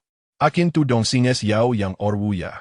Give him a haircut, with the sides neatly tapered and the top cropped, to achieve a fresh and tidy appearance.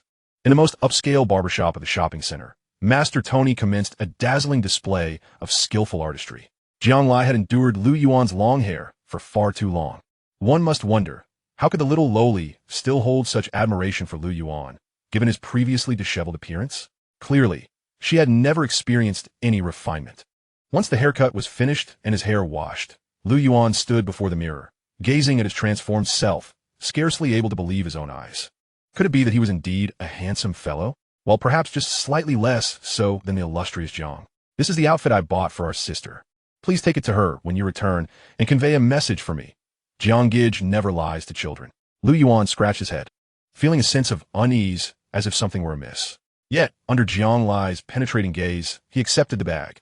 Jiang Lai couldn't help but smirk inwardly, thinking, dear Lu Weiwei, having savored my refinement, you shall soon come to idolize me. Take this 5,000 yuan. Accompany me out the day after tomorrow, and leave some for your family, he instructed. One couldn't fathom how sand found its way into the shopping center. Upon receiving the money, Lu Yuan, standing at over 6 feet tall, felt his eyes welling with tears. It was perhaps gratitude, but more so the exhilaration of having suddenly emerged from the depths of society after years of wandering. At the ancestral home of the Jiang family in Shiguan, he called out, "Grandma, where are you?" Upon entering, Jiang Lai raised his voice in search of his grandmother. "Oh, my precious grandson, are you hungry?" A kindly elderly woman emerged from the inner room, her face blooming with a radiant smile upon seeing Jiang Lai, her tone dripping with affection. Though she was considerably shorter than him, she reached up to pat his head, and Jiang Lai dutifully squatted to make it easier for her. "I'm not hungry. I just had a meal with my friend outside. I'm here to pick up something my dad left." Chapter 11, The Second Boss. "You little rascal. Your father has warned me not to easily give you anything." "Humph. Old Jiang is trying to sow discord between us. Grandma, don't be fooled." The elderly lady, amused by her grandson's antics, playfully swatted him before turning to head to her bedroom. At 59, the majority of her hair remained black. She had an impeccable sense of style and exuded the aura of an educated woman, undoubtedly the dream companion of many elderly gentlemen in the park. Most importantly, her outlook on life was remarkably positive, a trait she had evidently passed down to old Jiang. Grandma was a sent-down youth who came to Yuanshan County in the late 1950s. At the county farm, she met Jiang Lai's grandfather, in the throes of youthful passion. They soon welcomed Jiang Lai's father, Jiang Shan. Due to this event, she faced ostracization from her family, severing ties and losing her eligibility to return to the city, leading her to settle in Feng County. Sadly, a few years later, Jiang Lai's grandfather passed away in an accident. At just over 20, Grandma did not seek help from anyone, but instead single-handedly raised her son, Jiang Shan, who was only 4 or 5 at the time. One could say that the Jiang family seemed to possess a certain talent for perseverance in hardship. Jiang Lai's mother, Qin Shiyao, hailed from the provincial capital and belonged to an educated family, yet she fell for old Jiang at first sight. Naturally, her standards were exceptionally high, and she would not have looked twice at the so-called impoverished youth. This was merely a self-deprecating term from a peculiar era. In the early 1980s, a woman of high education and a prestigious university background marrying a small-town merchant was indeed a case of a wealthy beauty marrying down. In truth, Jiang Shan had learned the art of speculation early on, selling timber from the forest to furniture factories in the provincial capital, and by the age of 20, he had secured a comfortable life for his family. Remarkably, old Jiang managed to engage in speculation for many years without a hitch, showcasing his adeptness in navigating social dealings. When the winds of reform began to blow, Jiang Shan had already completed the initial accumulation of wealth and experience ahead of others, which ultimately led to the rise of the Jiang Shan group. As Grandma rummaged through the cabinet for an item, Jiang Lai leaned against the wall, gazing adoringly at his still vigorous grandmother, and sighed contentedly. After a while, he casually remarked, "Grandma, Dad is divorced from that woman." It was evident that Grandma was already aware of this news, as her hand did not falter in its task. Instead, she shot a disapproving glance at her grandson. "I know. Did you stir trouble?" Since Su Xiaowei entered the Jiang household, Jiang Lai's relationship with her had been fraught with tension. As Jiang Lai had grown, their relationship had not only failed to ease, but had only intensified, leading the elder to suspect that such a day would inevitably come. With a shy smile, Jiang Lai softly confessed, "Yeah, I was the one who caused the disruption." "You." At that moment, a hint of melancholy and concern tinged the elderly lady's voice, though it was unclear whether her sorrow was for her son's tumultuous marriage or for her grandson's temperament. Finally, feigning annoyance, she slapped an envelope she had retrieved from the cabinet into Jiang Lai's hands. Unbeknownst to her, as Jiang Lai received the item, his eyes gleamed with mischief. "I'm off now, you little rascal. Aren't you going to stay a while? She reached out, but he had already dashed to the doorway of the living room. Su Xiaowei came to see me this afternoon and told me she is pregnant. Don't be upset. I really have to go. In truth, before he even finished his sentence, Jiang Lai had already bolted out of the ancestral home. The elderly lady stood in disbelief for a moment, and by the time she decided to grab a broom to chase after him, it was far too late, leaving her to exclaim with a heavy sigh, "What a calamity!" 5 minutes later, the elderly lady picked up the house phone. "Hello, Xiaowei? Mom made you some dumplings. Come over and have a bite. Don't cry, dear. I'll advocate for you, hello Moto." The classic ringtone of the Motorola phone rang out, and without even glancing, she flipped it open to answer. "Hello, who is this?" "Jiang Lai, it's me, Kiki."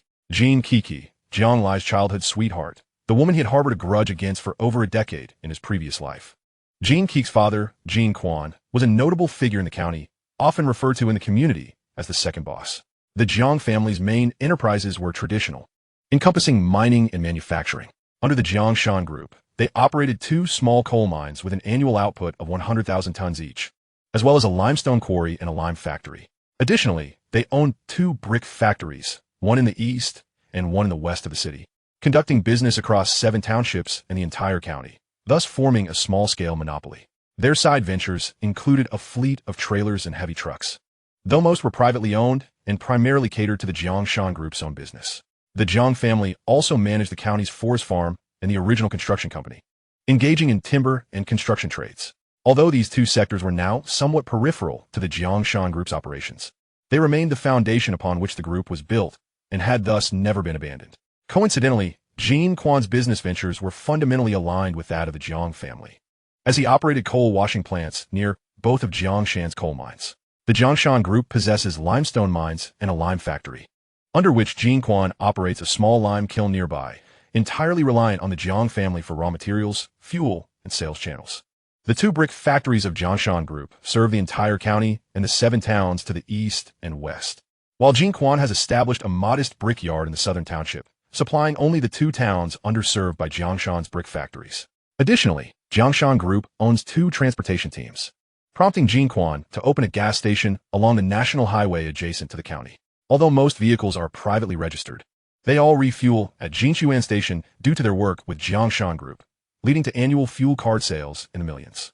Even with Jiangshan Group's recent investment in a bauxite mine in Ge County, Jean Quan has already secured the necessary machinery, such as excavators and loaders, in anticipation of the mine's opening. In essence, Jean Quan has thrived on the remnants of Jiangshan Group's endeavors. The more businesses Jiangshan Group expands, the greater Jinshuan's profits. Furthermore, given that Jean Quan and Jiangshan are sworn brothers, many in the remote county refer to him as the second boss. This title reflects the notion that even a mere trickle of Jiang family wealth is sufficient for ordinary families to sustain themselves for a lifetime. However, when Jiangshan fell into misfortune, rather than extending a hand, Jean Quan betrayed him, aligning himself with Gu Changfa from Ge County, seeking to carve out a piece of Jiangshan's fortune. In fact, in his past life, Jean Quan succeeded in this venture. He acquired Jiangshan Group's coal mines and brick factories in Xixiang at a bargain price, simultaneously becoming an agent for a certain interest group in the remote county, reaping benefits and gaining a patron. As for the lucrative bauxite mine, it was never within Jinshuan's reach. That was the main course for the powerful figures behind the scenes. Jiang Lai recalls that next year, in a bid to prevent theft and overexploitation, the state will consolidate aluminum resources nationwide and establish the Zhonglu Group. The local aluminum group that originally partnered with Jiangshan Group to develop the Ge County bauxite mine was absorbed by Zhonglu in 2002, and the shares of the bauxite mine once held by Jiangshan Group were valued at over 600 million. Of course, by then, the shares of the Ge County bauxite mine were no longer in Jiangshan Group's possession. To be precise, Jiangshan Group itself had ceased to exist. Ge Changfa's Changfa Industries in Ge County walked away with the entire sum of over 600 million.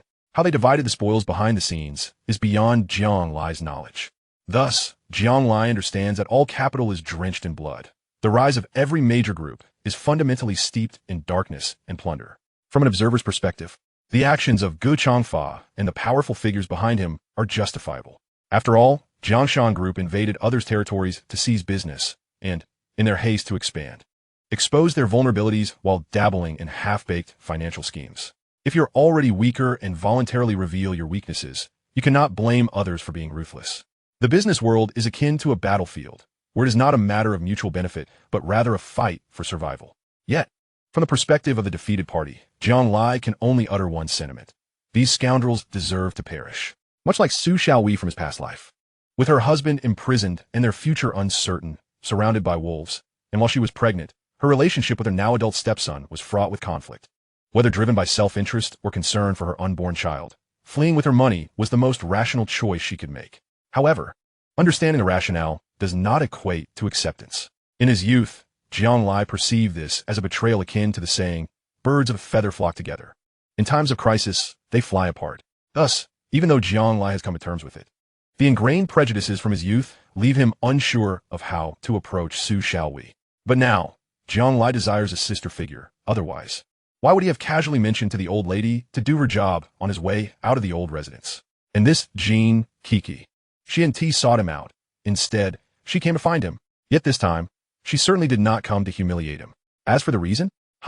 Although Jin Quan may have already established covert communications with Go Changfa, old Jiang has yet to enter the fray. As long as old Jiang remains outside, Jin Quan would only dare to make small, discreet moves, never bold enough to openly rebel. Old Jiang's ascendance in the remote county is not due to being a mild-mannered gentleman. His associates understand this fact all too well. Since Jin Quan now dares not betray old Jiang, it is highly probable he has come to gather intelligence. In his previous life, old Jiang was ensnared in their tightening net for years. Now that the big fish has suddenly vanished, it is only natural for some to feel anxious. Kiki, how I've missed you. Where are you? Jiang Lai immediately donned a beaming smile, even though Jean Kiki on the other end of the line could not see it. He believed it would infuse his tone with warmth. Jean Kiki was evidently taken aback by Jiang Lai's candid expression of longing, feeling a delightful thrill akin to tasting honey. Although they had known each other since childhood, Jiang Lai had often been dismissive of her. Moreover, due to the peculiar relationship between their families, Jean Kiki habitually lowered her head in his presence. Really? I'm right at your doorstep, but no one is home. Hearing her cheerful voice, Jiang Lai's smile widened even further. At my doorstep? Just wait a moment. I'll be right back. Old Jiang recently acquired several boxes of exquisite champagne. It's sweet, and I'll treat you to some. No, I'm not looking for you to drink. It's settled in. Wait for me. Jiang Lai didn't allow Jean Kiki any time to respond before hanging up. On his way home, Jiang Lai's mood was exceptionally buoyant. His father had temporarily evaded danger. He had retrieved the bank card he left for his grandmother, and his top lackey, Lu Yuan, was already in place. Now, Jean Kiki had also taken the initiative to approach him. Perfection. Although he had previously played her for a fool, that was years in the past. At that time, she had already given birth. Now, he thought, let the wheels of fate turn wildly. The Jiang family villa is situated beside the county court, adjacent to the upper reaches of the Luyai River. It is not a complex, but a standalone structure, constructed from 6 plots of standard residential land. It occupies nearly 2 acres, encompassing 200 square meters. Every aspect, from the interior decor to landscaping and views, as well as feng shui, has been meticulously designed by industry experts or masters. Since the Family S construction company undertook the project, the materials and workmanship have been executed with exceptional care. Even 20 years from now, the villa will remain timeless, provided that such a sizable, legally compliant plot of land is still available for private residence. As Jiang Lai returned to his doorstep, he spotted a delicate figure crouching beneath the light at his entrance, seemingly poking an ant or drawing circles with a small stick. The Jiang family villa, nestled near the Luyai River, boasts a naturally pleasant environment, further enhanced by Jiangshan Group's comprehensive greening and renovation of the surrounding riverbank, making it a popular evening stroll destination for local residents. The street lamps in front of the Jiang family home and within a few hundred meters are perpetually illuminated throughout the night. This serves a dual purpose: to facilitate the passage of pedestrians and to deter malefactors. It is well known that individuals tend to grow bolder when lurking in the shadows. In the past, the Jiang residents have been defaced with paint.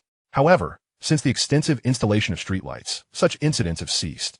Of course, it might also be attributed to the increasing strength of the Jiangshan Group, causing adversaries who cannot keep pace to lose interest in opposing the Jiang family. Suddenly, Jiang Lai stealthily approached behind Jean Kiki. Just as she noticed a shadow on the ground, he startled her with a loud exclamation, causing the timid girl to plop down onto the ground in fright. Upon looking up and recognizing Jiang Lai, she exhaled in relief, only to reproach him with a hint of indignation. You scared me again. Scare you? Today, I intend to do more than just frighten you. Jiang Lai replied with a smug expression, gesturing for her to rise as he fished out his keys to unlock the grand entrance. The garage door is remotely operated, But due to the immense size of the main entrance, a traditional door with a cross-shaped lock is employed. Jean Kiki pouted as she stood up, brushing off the dust from her skirt and legs while following Jiang Lai into the villa. Chapter 13. I am here to accompany you. The garage boasts 4 parking spaces, which are usually filled to capacity at night. One space is occupied by an esteemed Crown sedan, a staple for successful individuals of this era.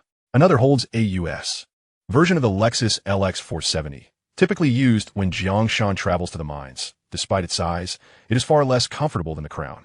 There is also a beige Volkswagen Beetle belonging to Su Xiaowei. Lastly, there is a W140 Mercedes-Benz, comparable in status to the Crown. Yet Jiang Shan prefers not to drive it. Although he is fond of the Crown, as the wealthiest individual in Yuanshan County, he cannot afford to overlook the presence of a Mercedes. Currently, 2 parking spaces are vacant, indicating that both the male and female heads of the household are absent. In the past, Jiang Lai would glance at the garage upon returning home and proceed directly into the house. However, today he turned on all the lights in the yard, thoroughly inspecting the surroundings, including the feng shui stones he once deemed ugly. Jean Kiki, standing behind him, sensed something amiss and, feeling a bit frightened, timidly asked Jiang Lai, "Is something wrong?"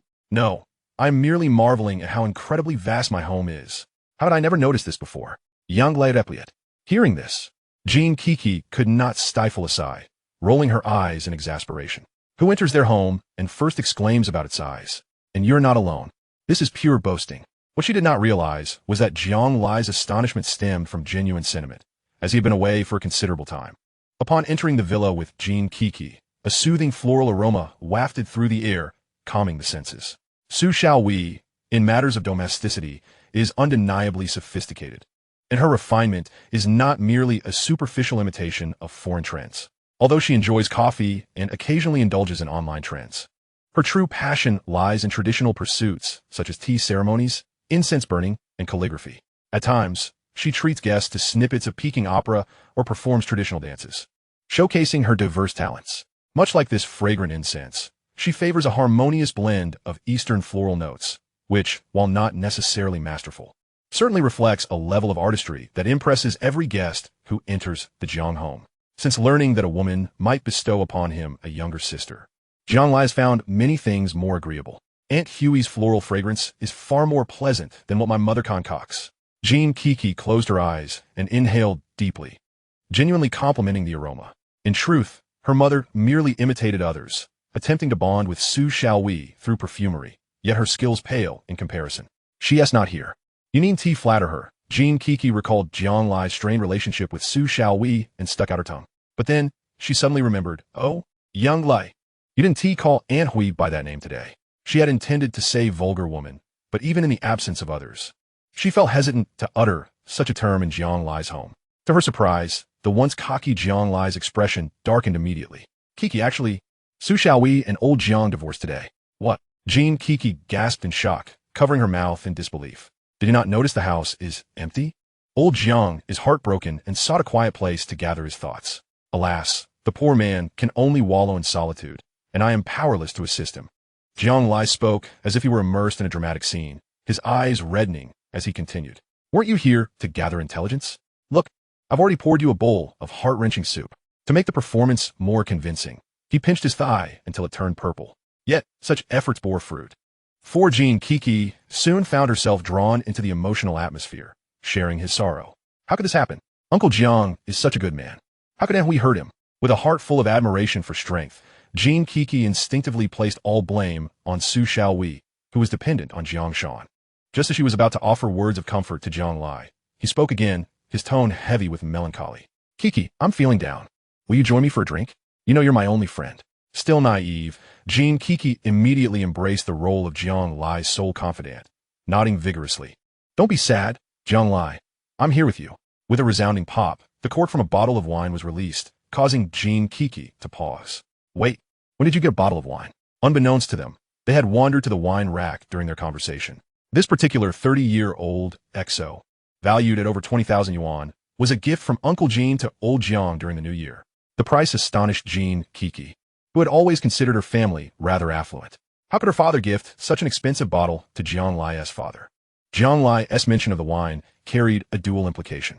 Firstly, it subtly indicated their respective social standings. as Jean Keek's father had given a gift to Jiang Lai's father. Secondly, he implied that since her father had spent over 20,000 yuan, it would be a waste not to drink it. Before Jean Kiki could process this, Jiang Lai suddenly exclaimed, "Oh no, I promised we did drink champagne.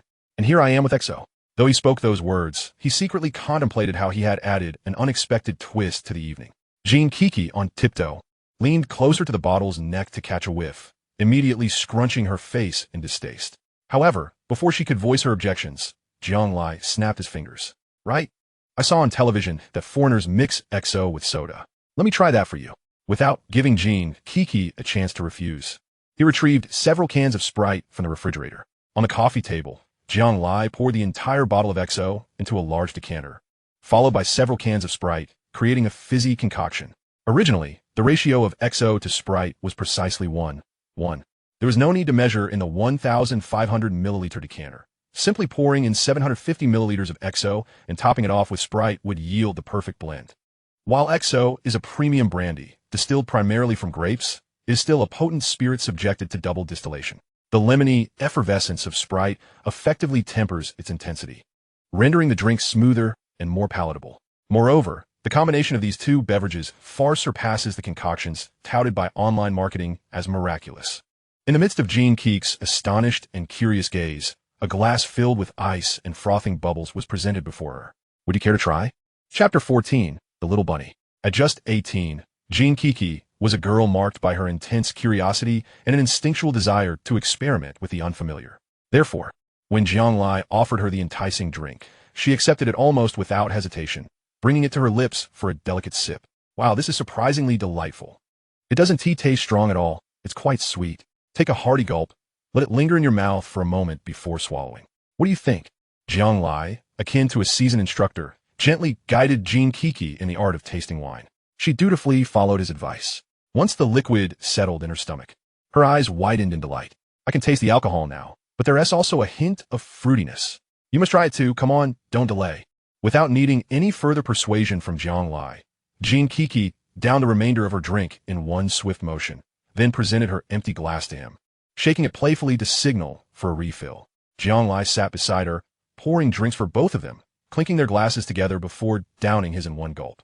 Unlike her, his glass remained unadorned with ice. Perhaps his 40-year-old soul had awakened a penchant for health, believing that given Sprite is already chilled, adding ice would be unkind to his stomach. Generally, he discouraged those around him from consuming excessively cold beverages. "All right, Kiki, let me share a little bunny joke with you," he proposed. "Yes, please." 5 minutes later, having consumed 3 or 4 glasses, Jean Keek's cheeks were flushed as she eagerly anticipated Jiang Lai's joke. Even removing her shoes and sitting cross-legged on the sofa, Jean Kiki was indeed quite striking, particularly her eyes, which were a blend between almond-shaped and phoenix-eyed, reminiscent of Yangmi, though Jiang Lai preferred to call them fox-like. Had her nose not been slightly broad, detracting from her allure, he might have considered her comparable to bilingual lass. Beauty is often a matter of mere inches. But it was all right. Her fair complexion was radiant. Just look at those legs reflecting light. The pleated miniskirt masked what needed to be concealed, yet those 2 snow-white legs were completely exposed. "C'est properly. You're a young lady now, yet here you are, cross-legged in a short skirt." Just as he was about to begin his joke, Jiang Lai feigned a stern expression at her casual posture. "Oh, guess what? A girl who has had a drink is nothing if not rebellious." Instead of complying, Jean Kiki leaned forward provocatively, challenging him with a playful gaze. Having achieved his goal, Jiang Lai began his story. Naturally, when telling jokes to a girl, one must not be too forceful. It is most inadvisable to start with anything risque. Thus, he began with a tale about a little bunny. Once upon a time, a big gray bear and a little white rabbit were the best of friends, inseparable. One day, while wandering through the forest, the bear suddenly asked the rabbit if it shed fur. Curiosity flickered in Jean Kiki's eyes, and she instinctively inquired, "Why do you ask?" How did the rabbit respond? Jiang Lai chuckled silently, clinking his glass with hers. Impatient to hear the conclusion, Jean Kiki downed her drink in one go, urging him for the answer. Jiang Lai took a sip, placed his glass on the coffee table, and leisurely continued. The little rabbit replied that it did not shed fur, but the big bear actually needed to use the restroom and had no toilet paper. So, after doing his business, he used the little rabbit instead. Haha, that is hilarious. In an era devoid of online communities, a book of humorous jokes could easily dominate the scene. A joke that would barely elicit a chuckle in modern times left Jean Kiki nearly gasping for breath with laughter. Alcohol, however, is best consumed in a state of emotional equilibrium. A sudden spike in feelings can lead to unforeseen inebriation if one fails to recognize the onset of intoxication. A regrettable state of drunkenness is inevitable. Jean Kiki, seemingly oblivious to her heightened excitement, found her senses dulling and reactions sluggish. Let us have another drink. I'll tell you an even funnier joke. The original purpose of drinking had long slipped from Jean Kiki's mind, and thoughts of returning home were the least of her concerns. As the decanter emptied, Jiang Lai's myriad jokes had already traversed the boundaries of her understanding of gender dynamics, requiring his explanations for her to grasp their meaning. As the conversation meandered, Jean Kiki nestled her small face against Jiang Lai's shoulder, wrapping her arms around one of her long, beautiful legs draped over his thigh. Her once eager eyes now displayed a glassy, dazed look, a clear sign of her intoxication. Aren't pop rocks meant to be eaten? Of course they are. But what? Do tell. At that moment, Jean Kiki was still an innocent 18-year-old girl, her naivety starkly contrasted with Jiang Lai's previous encounters with her. Moreover, his understanding of her character far surpassed her own. To Jiang Lai, Jean Kiki was soft-spoken and indecisive, yet she harbored an intense admiration for strength. Though she appeared sweet and demure, internally she was quite willful, hiding a tendency toward submissiveness. Compounded by her romantic inclinations, she was susceptible to extreme emotions, swinging from profound love to deep hatred. Had it not been for the incident at the school gate, this childhood friend could have been a true gem. Unfortunately, Jiang Lai was no irredeemable villain, but neither was he a saint. He returned harm to those who had hurt him and repaid humiliation with equal disdain. His methods were ruthless, driven solely by purpose. Unbeknownst to Jean Kiki, she was ensnared in a precarious situation. In her eyes, the boy before her, who seemed to share her sorrow while making her laugh, was still her childhood companion. With her curiosity unabated, Jean Kiki continued to shake Jiang Lai's arm, seeking explanations. But before she could receive any, she felt a large hand grasp the back of her head, and in the next instant, her first kiss was taken. Jean Kiki's eyes widened, momentarily clear-headed, but that clarity vanished as quickly as it came, leaving her once again in a drunken haze. As for the incessantly vibrating phone nestled between the sofa cushions, who could still care? Chapter 15. The Trials of a Stepmother. As Su Xiaohui used the remote in the car to open the garage door, she immediately noticed the lights illuminating the villa. That evening, she was summoned to the elderly lady's residence, where they engaged in extensive conversation. The old woman recounted numerous tales from her youth, imparting invaluable wisdom with heartfelt sincerity. Most importantly, she bestowed upon her several promises. In the Jiang household, Jiang Shan was the head of the family. Yet she understood that the elderly lady's words bore the weight of authority. It was not merely Jiang Shan who complied with her wishes, but even that rascal never dared to act foolishly in her presence. The elderly lady, in her presence, called Jiang Shan to express her sentiments unequivocally. Over the phone, Jiang Shan assured both the elderly lady and her that once matters were resolved, he would promptly remarry her. Now, with the elderly lady's support, despite having obtained the divorce certificate, she felt her position had become more secure. More crucially, the elderly lady informed her that it was that scoundrel who had prompted her to reach out, and upon learning this news, she felt the air become significantly fresher, and the world appear more vibrant. While her husband was away on business, indicating a time frame of 2 to 3 months at the shortest, or perhaps a year and a half at the longest, she was confident that the troubles at home would eventually subside. As long as Jiang Lai did not cause her any distress, she resolved to maintain her composure at home. Thus, she drove her beloved beetle back to the Jiang family villa. Upon seeing the villa ablaze with lights, Su Xiaohui felt a pang of confusion. Her first thought was, could it be that old Jiang had returned? Given that Jiang Lai had scarcely spent any time in the house over the past 2 years, she instinctively did not consider him. However, upon opening the villa's grand door and stepping inside, her brow furrowed instinctively as she detected an overwhelming scent of alcohol permeating the first floor, devoid of any occupants. Old Jiang's absence meant that it was undoubtedly that scoundrel indulging in drink. Glancing at the empty bottles on the leisure area table, Su Xiaohui sighed and shook her head. Being a stepmother was no simple feat. It transcended mere words, manifesting in countless aspects of daily life, in every detail. Especially given that Jiang Lai had an aversion to being lectured, even a single extra word could ignite a fierce conflict between them. Thus, she refrained from seeking him out on the second floor and instead took it upon herself to tidy up. While organizing, she was amused by 2 items: Her stepson didn't need to resort to jelly and popping candy as accompaniments to his drinking, even when feeling down. After tidying up, Su Xiaowei lit a stick of oriental incense in the living room, effectively masking the original scent of alcohol. Yet, just as she was preparing to return to her bedroom for some rest, her phone rang. Ring, ring. She glanced at the caller ID and, without hesitation, answered. Hello, Xiaowei. This is Huafan. Just now, Kiki went to visit Jiang Lai, and she hasn't returned yet. I send tea still at your place, is she? Su Xiaowei was taken aback. She recalled seeing 2 wine glasses on the table earlier. Did she instinctively glance at the second floor?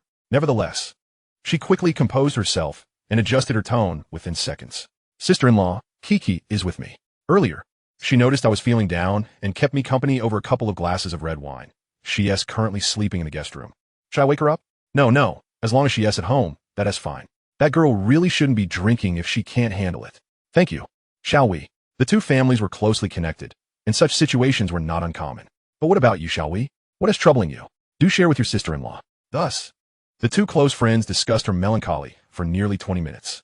After hanging up, Su Xiaowei exhaled deeply, turned on the television, albeit muting the sound. She sat there, staring blankly at the screen. A light cough interrupted her reverie. Su Xiaowei turned her head to find Jiang Lai standing at the staircase, wearing an enigmatic expression. Chapter 16. Come on, buddy, why say such things? In truth, things were not as dire as Su Xiaowei had imagined. Jiang Lai was acutely aware of one undeniable fact. He was the lifeblood of the Jiang family.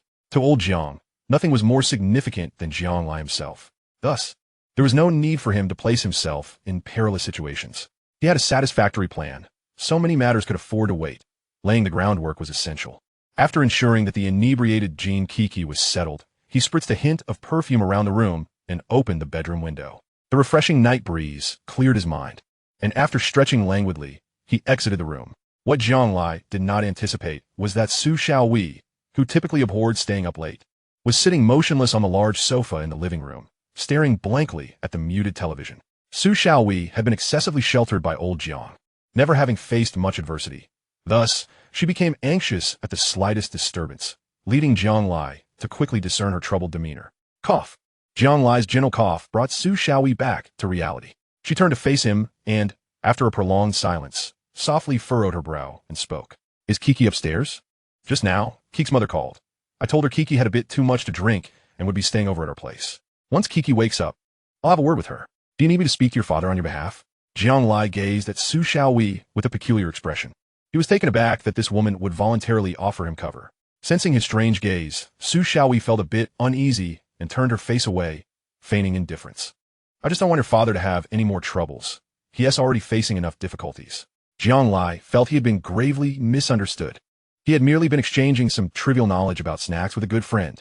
Not convinced, Jiang Lai had photographic evidence to prove it.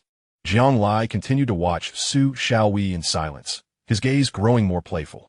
However, the longer he remained silent, the more anxious Su Xiaowei became.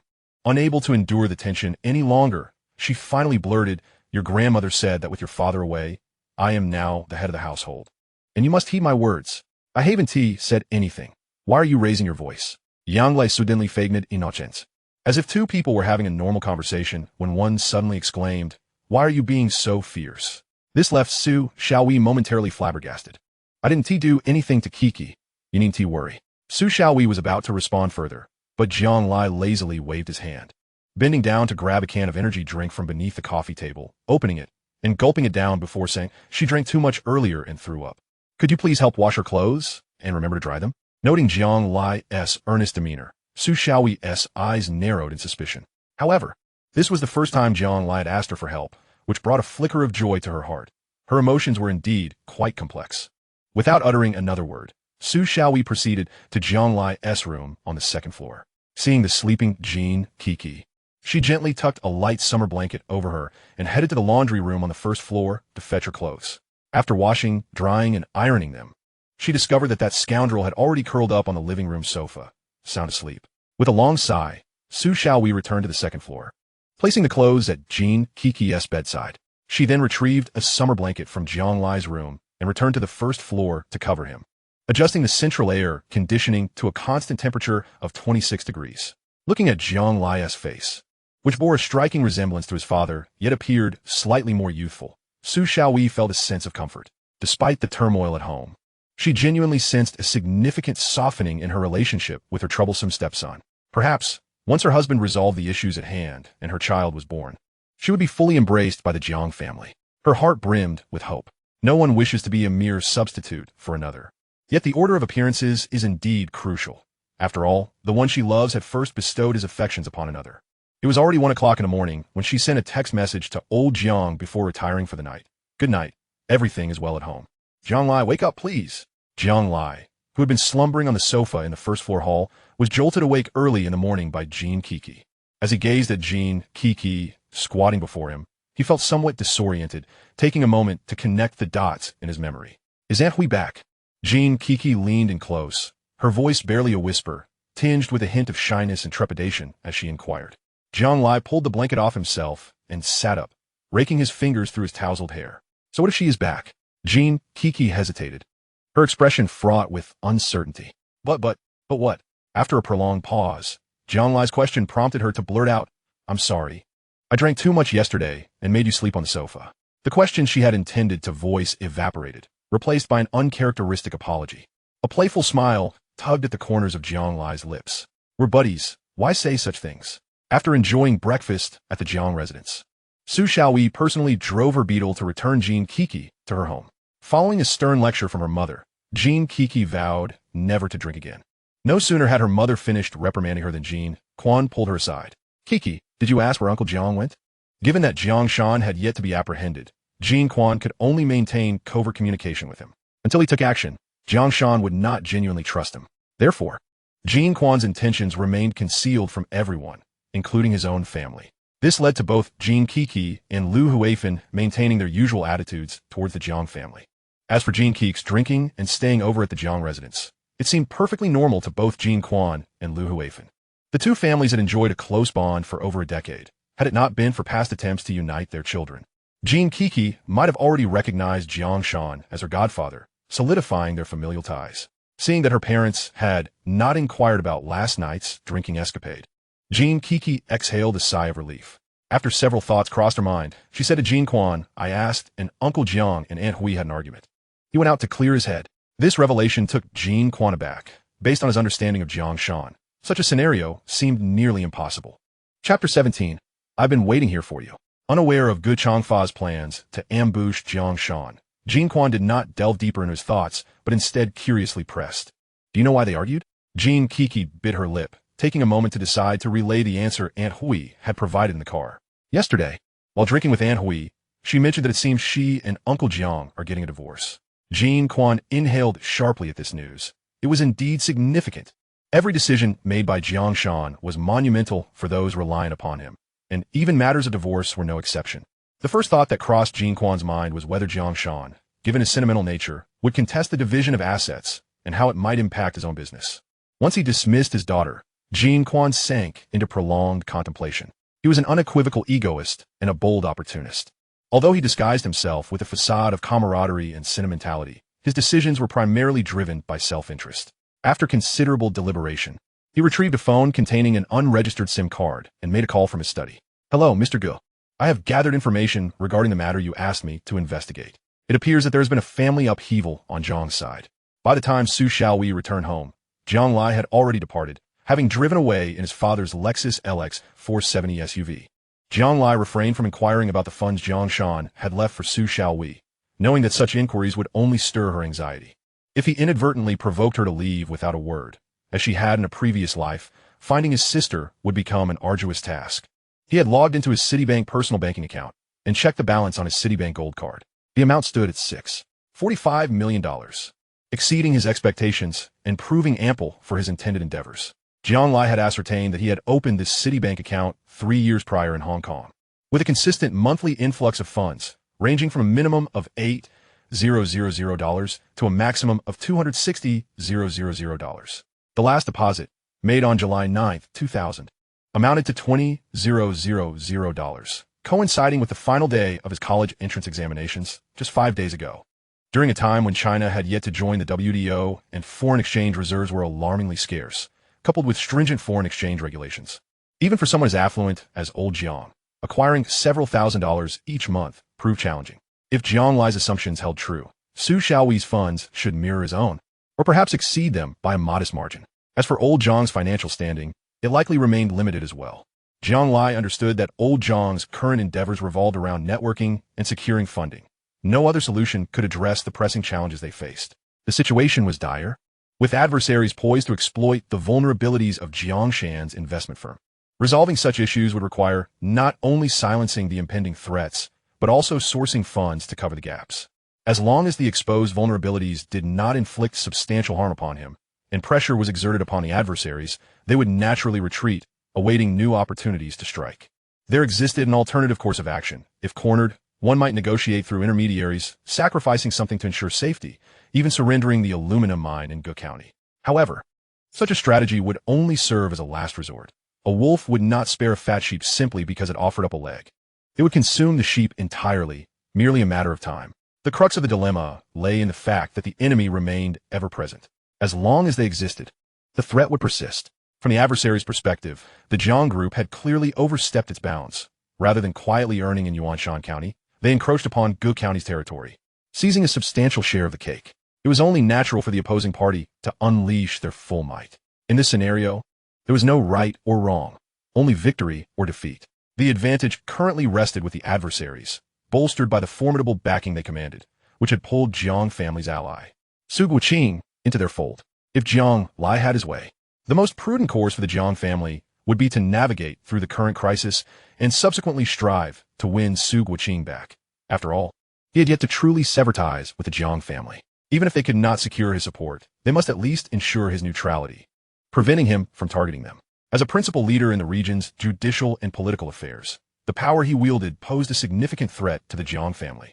After securing a moment to breathe, it was imperative to immediately recalibrate the strategy of the Jiangshan group, enabling it to swiftly emerge from Yuanshan County, break free from Huang City, and even escape the confines of the northern province to fundamentally resolve the pressing issues at hand.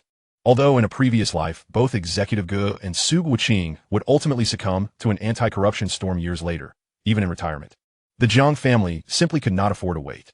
Nevertheless, Jiang Lai was filled with confidence, believing he could navigate a path forward with Abu by his side. Guided by old Jiang, at 10:30, along the familiar path by the stadium, Jiang Lai leaned against the car door with one hand in his pocket, awaiting a companion. This time, he did not have to wait long. Merely 5 minutes later, a girl clad in a t-shirt and jeans, her hair tied in a high ponytail, strolled past. It was Bai Ling, a classmate of Jiang Lai. She cast a furtive glance at her brother Bai Hao, who was accompanying her to assist their parents at their Liangpi stall, never expecting to encounter Jiang Lai here. Unbeknownst to her, Jiang Lai had intentionally awaited her arrival. After shooing away her suspicious brother, Bai Ling nervously twisted her hands, cautiously approaching Jiang Lai. As a middle-aged man seasoned by the trials and tribulations of life, Jiang Lai possessed a hardened heart and a ruthless demeanor ingrained in his very being. Yet, in the presence of the young Bai Ling, he transformed entirely, as if a different person altogether. "I was specifically waiting for you." "Get in the car," Jiang Lai said, flicking the cigarette but from his fingers before taking the driver's seat. Bai Ling felt a bit awkward, unsure of how to respond. "I need help at the stall." "Don't dither. There's still an hour and a half before it gets busy. We have time, so hurry up." Faced with Jiang Lai's insistence, Bai Ling hesitated for a moment before reluctantly taking her seat in the passenger side, filled with worry. The rugged LX470 was not particularly accommodating for Bai Ling. Even with the added side step, she needed Jiang Lai's assistance to finally climb into the vehicle. Once he grasped her hand to help her in, he did not release it, making it impossible for her to break free. As the car roared to life, Bai Ling shifted nervously in her seat and finally asked in a hushed tone, "Jiang Lai, where are you taking me?" "Well, I might just find a remote valley to sell you off, since I've run out of money." "Great." Asking was pointless, Bai Ling thought, knowing Jiang Lai rarely spoke sincerely. Adjusting the rearview mirror to catch a glimpse of Bai Ling's expression, Jiang Lai flashed a playful grin and continued, "I've heard you have feelings for me?" At this, Bai Ling's face flushed crimson, and she quickly retorted, "No, I don't like you." "Who said that?" It was rare to hear Bai Ling's tone laced with indignation.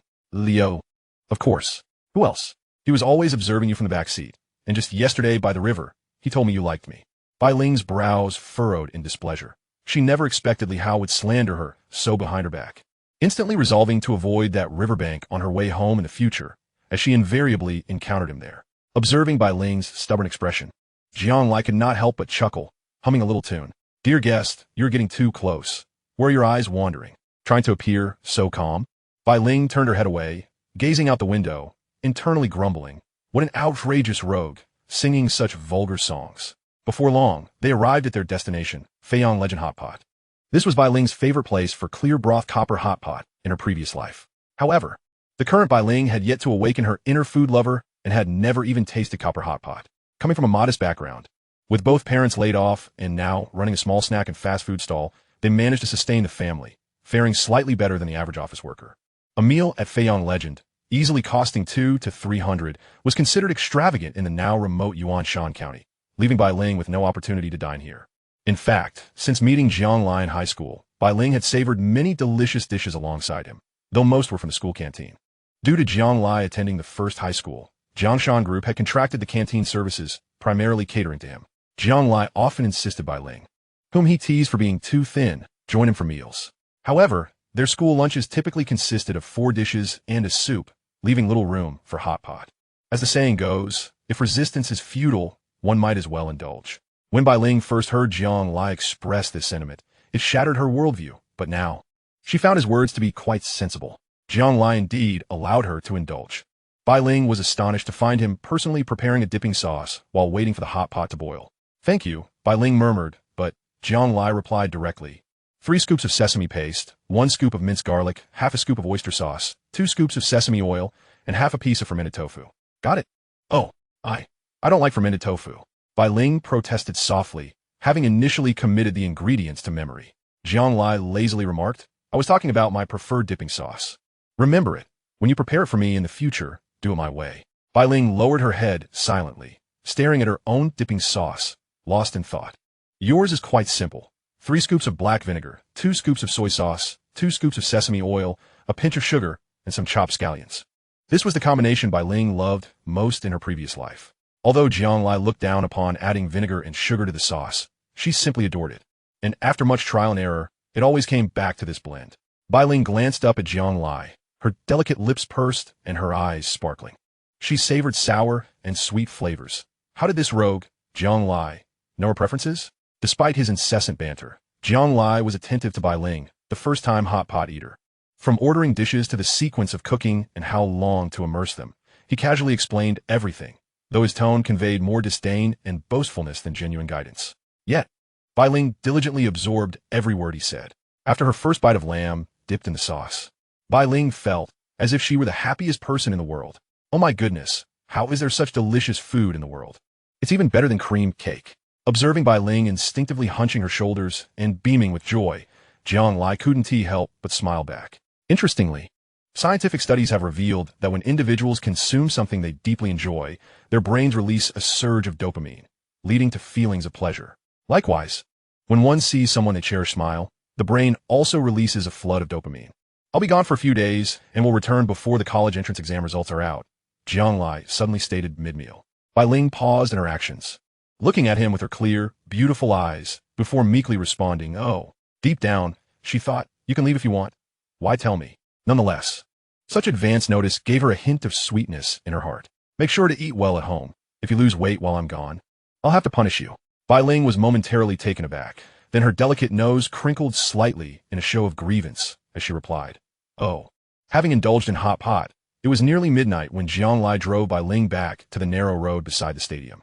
As they passed by the stadium, the girl instinctively shrank her head, as if fearing her parents might catch sight of her. Before Bai Ling exited the car, Jiang Lai retrieved 1,000 yuan from his handbag and handed it to her, genuinely concerned that the girl might neglect her meals. If you crave hot pot in the coming days, feel free to indulge, he suggested. I don't want it, Bai Ling replied with unwavering determination. Regardless of whether Jiang Lai was threatening or coercing her, she firmly asserted her refusal, ultimately opening the door and exiting the vehicle, running away without a backward glance. This young lady, is she truly upset?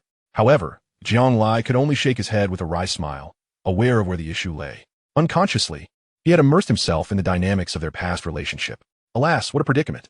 Jiang Lai had meticulously devised plans for making money, yet prior to that, he had another matter to attend to.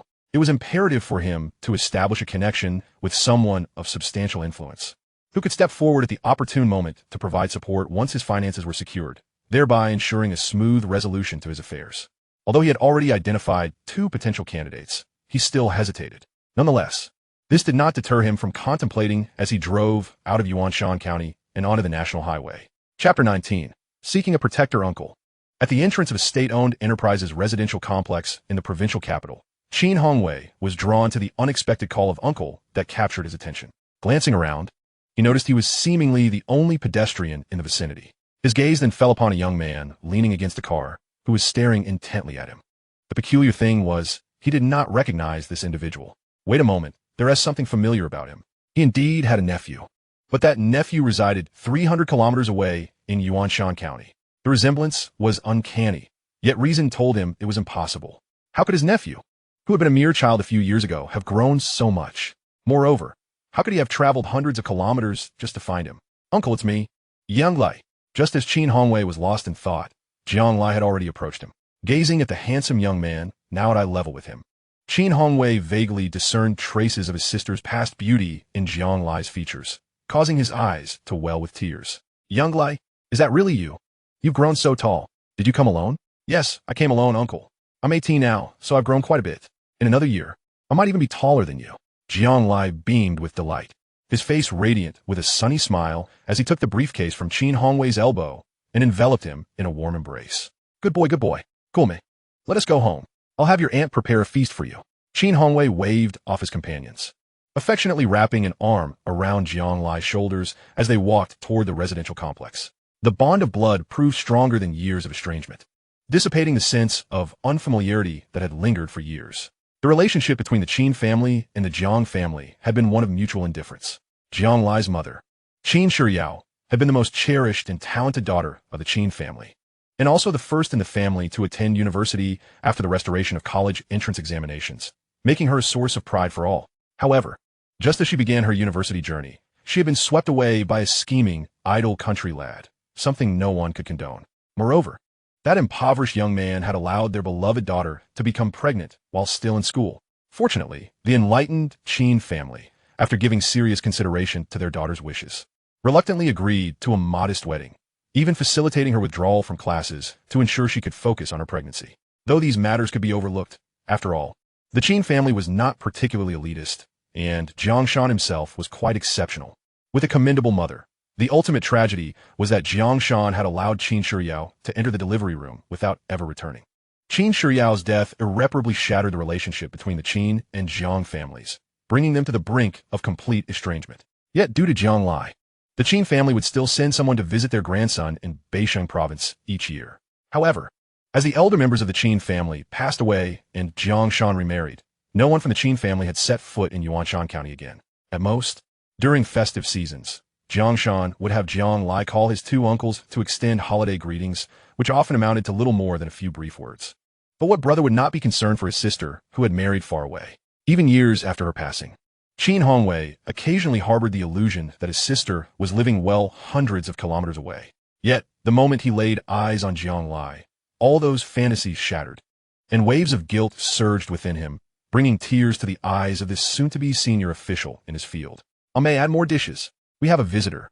Our nephew has come to see his uncle.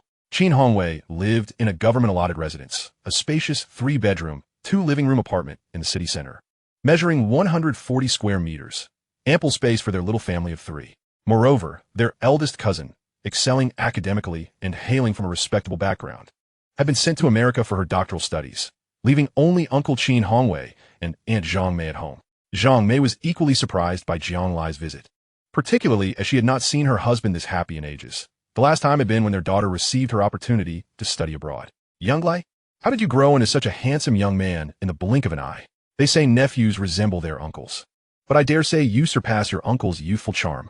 Aunt Jiang Mei, a professor of Marxist philosophy at Huada, engaged in social theory research during her leisure, was an intellectual without being austere.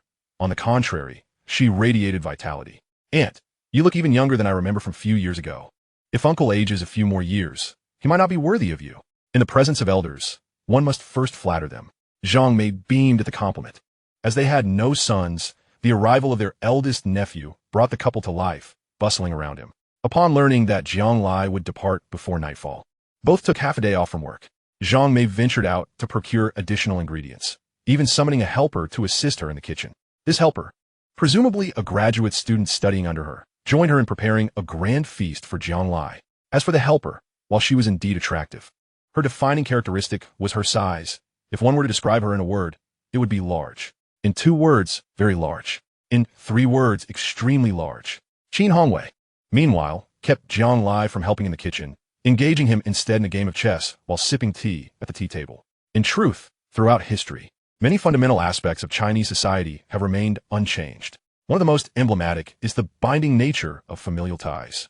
A person's social standing is composed of various factors, including not only their own capabilities, but also the strength of their family, maternal lineage, and connections through marriage. Jiang Lai sought out his uncle not merely for a familial reunion, but to seek support and protection from his maternal clan.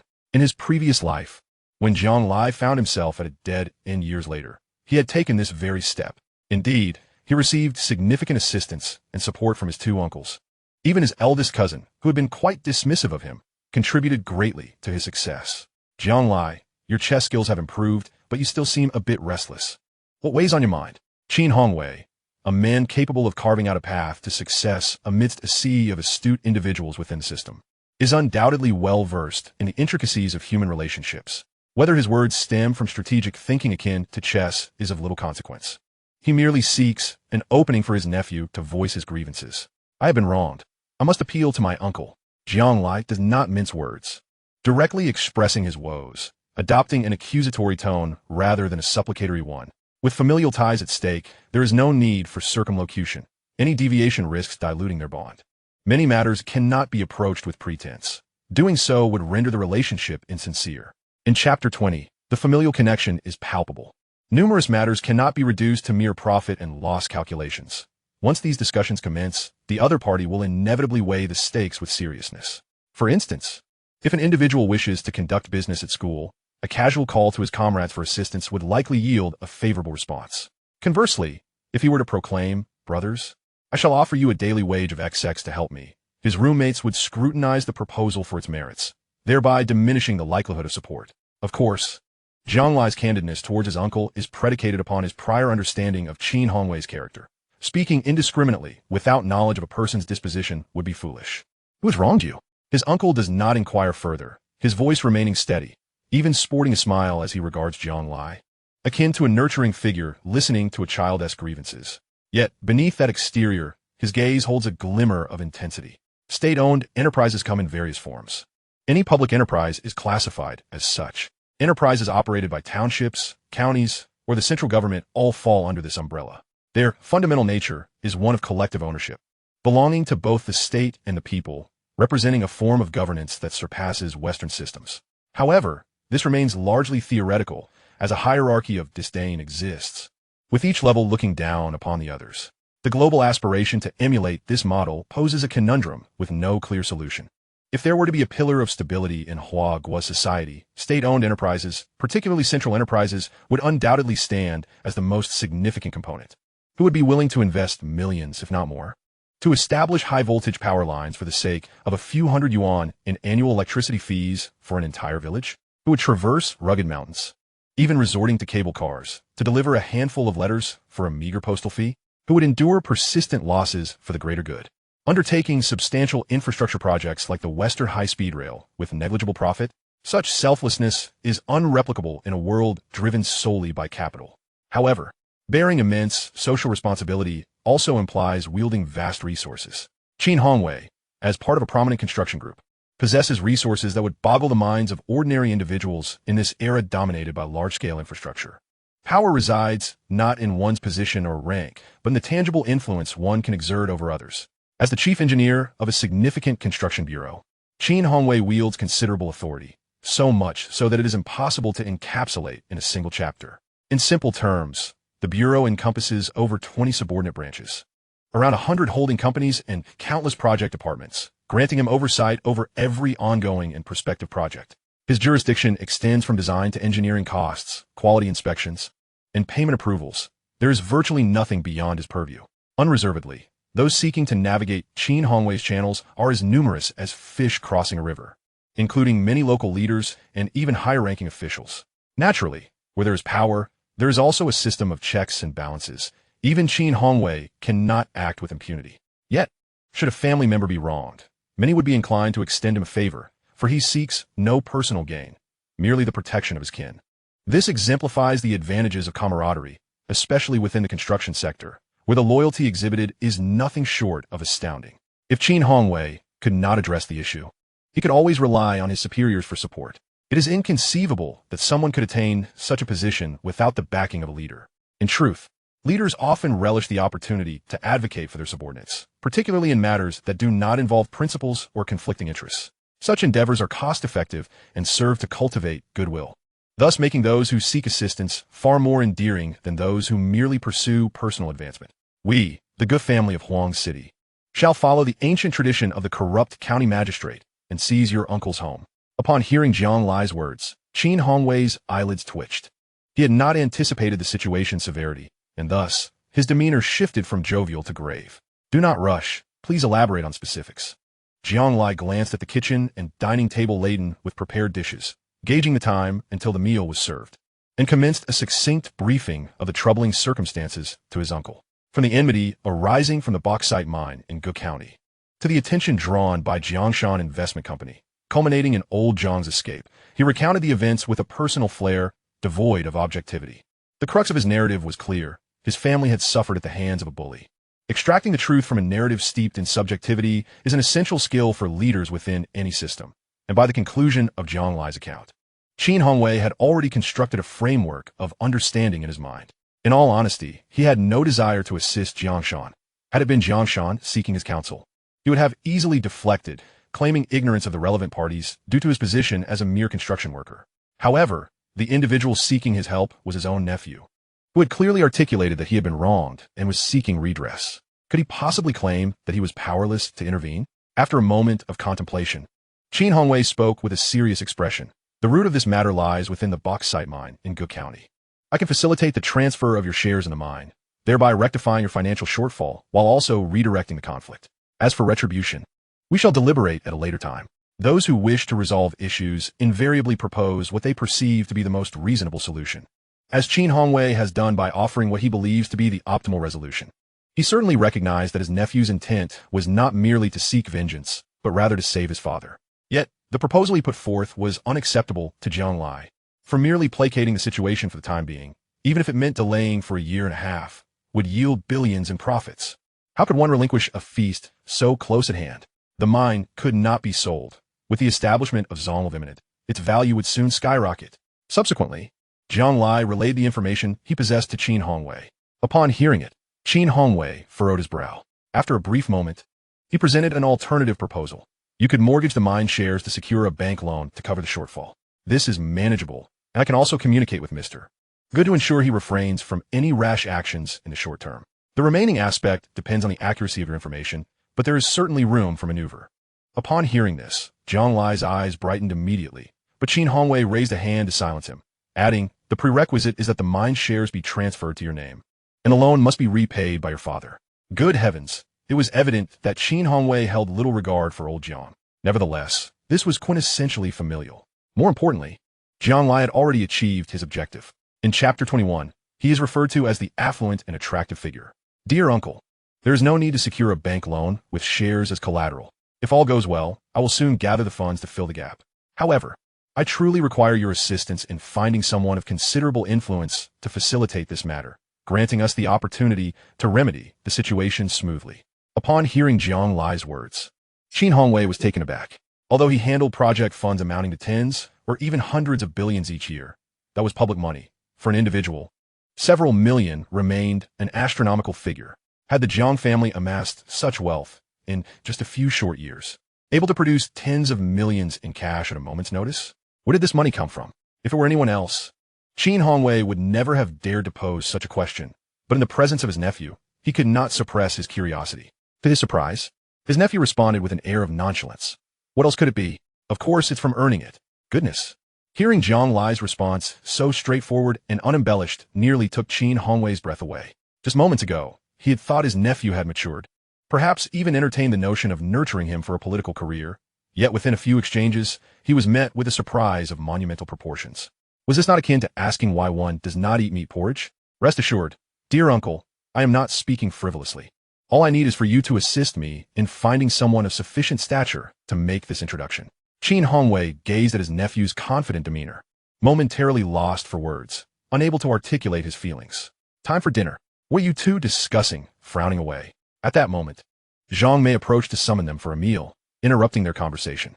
Meanwhile, the exceptionally beautiful graduate student was diligently setting the table.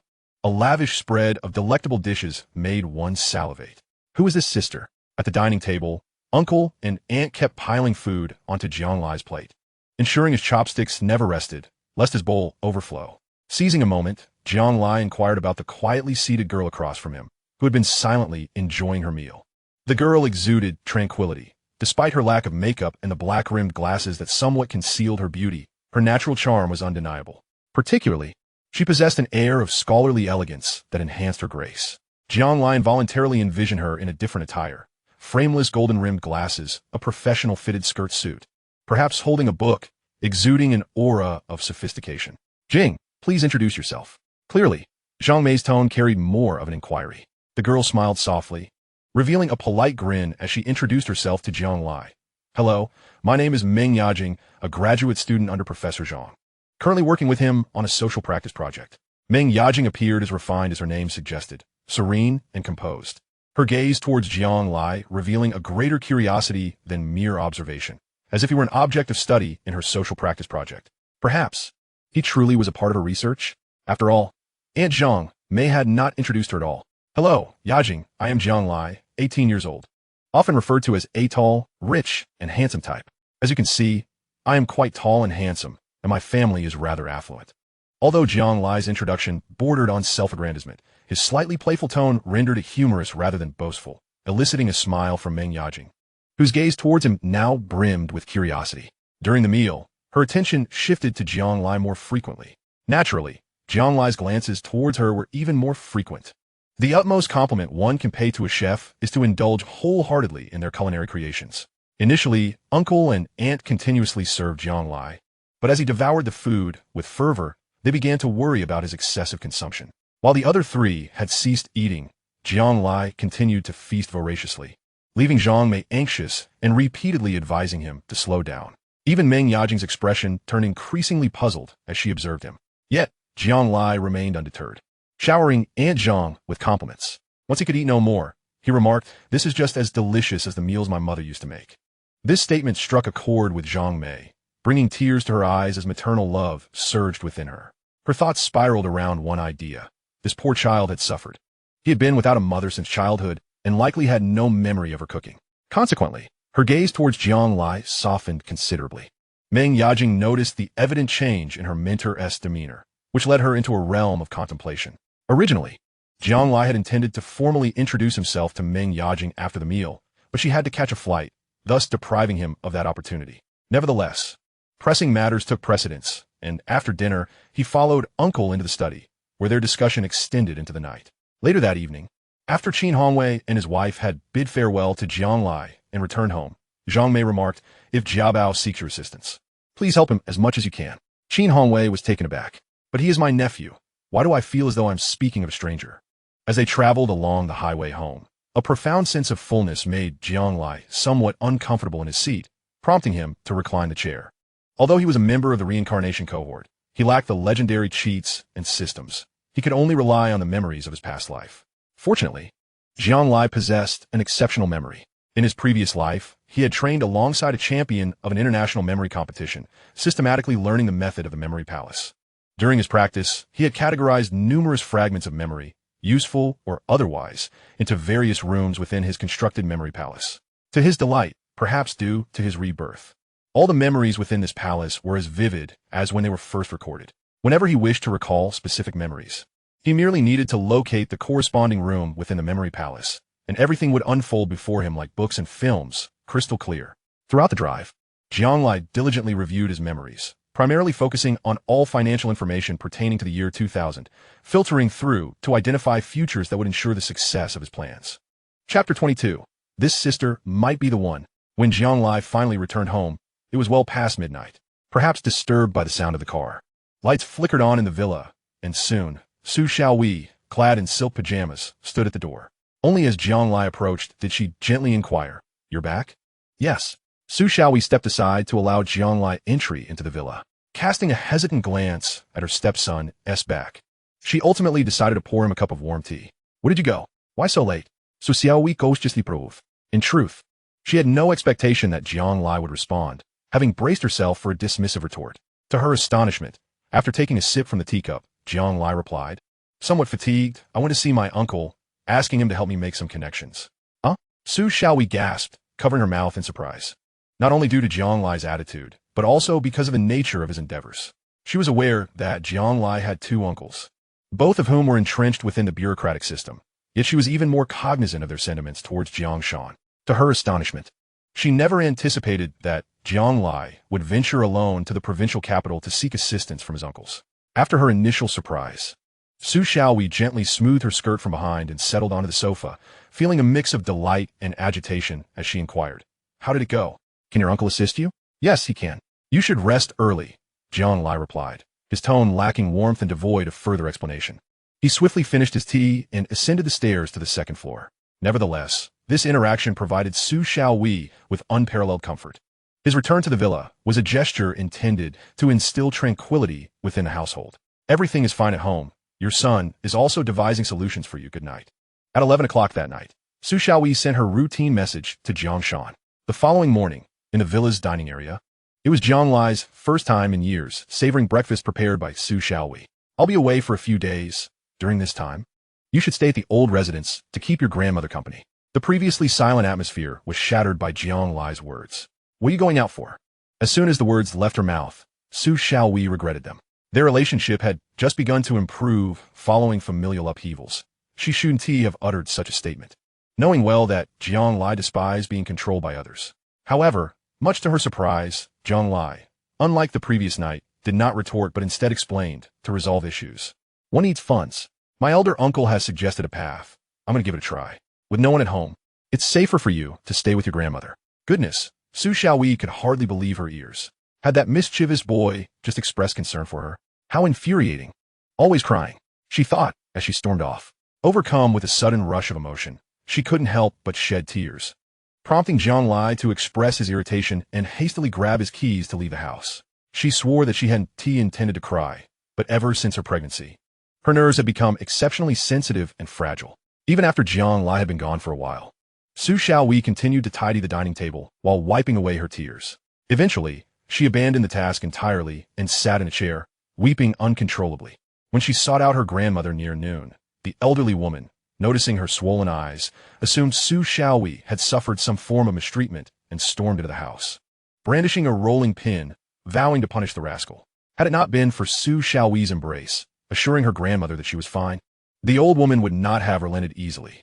Of course, Jiang Lai was unaware of these subsequent events. After leaving the house, he drove directly to Yezi Alley.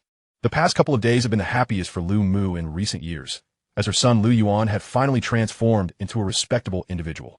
Not only had he cut his previously androgynous hair and donned proper attire, but he had also brought home 5,000 yuan. He informed her that he was now working for a boss, the very young man who had visited their home that day. Initially, Lu Mu was skeptical, fearing her son had engaged in some illicit activity, either to reinvent himself or to avoid trouble. However, when her son revealed Jiang Lai's identity as the heir of the Jiang Shan group, she was left dumbfounded, believing everything he said. No wonder. The moment I saw Jiang Lai, I sensed he was extraordinary, she mused. Moreover, her daughter had been frequently mentioning brother Jiang in recent days. After all, the Jiang family was one whose wealth could easily support a lifetime of comfort for others. It must be said that while old Jiang was quite astute, the reputation of the Jiang family among the common folk of Yuan Mountain was overwhelmingly positive. Take, for instance, the drivers and owners who transported goods for the Jiang Shan group, as well as the workers at the brick factory and construction company, who among them did not rely on the Jiang family for their livelihoods.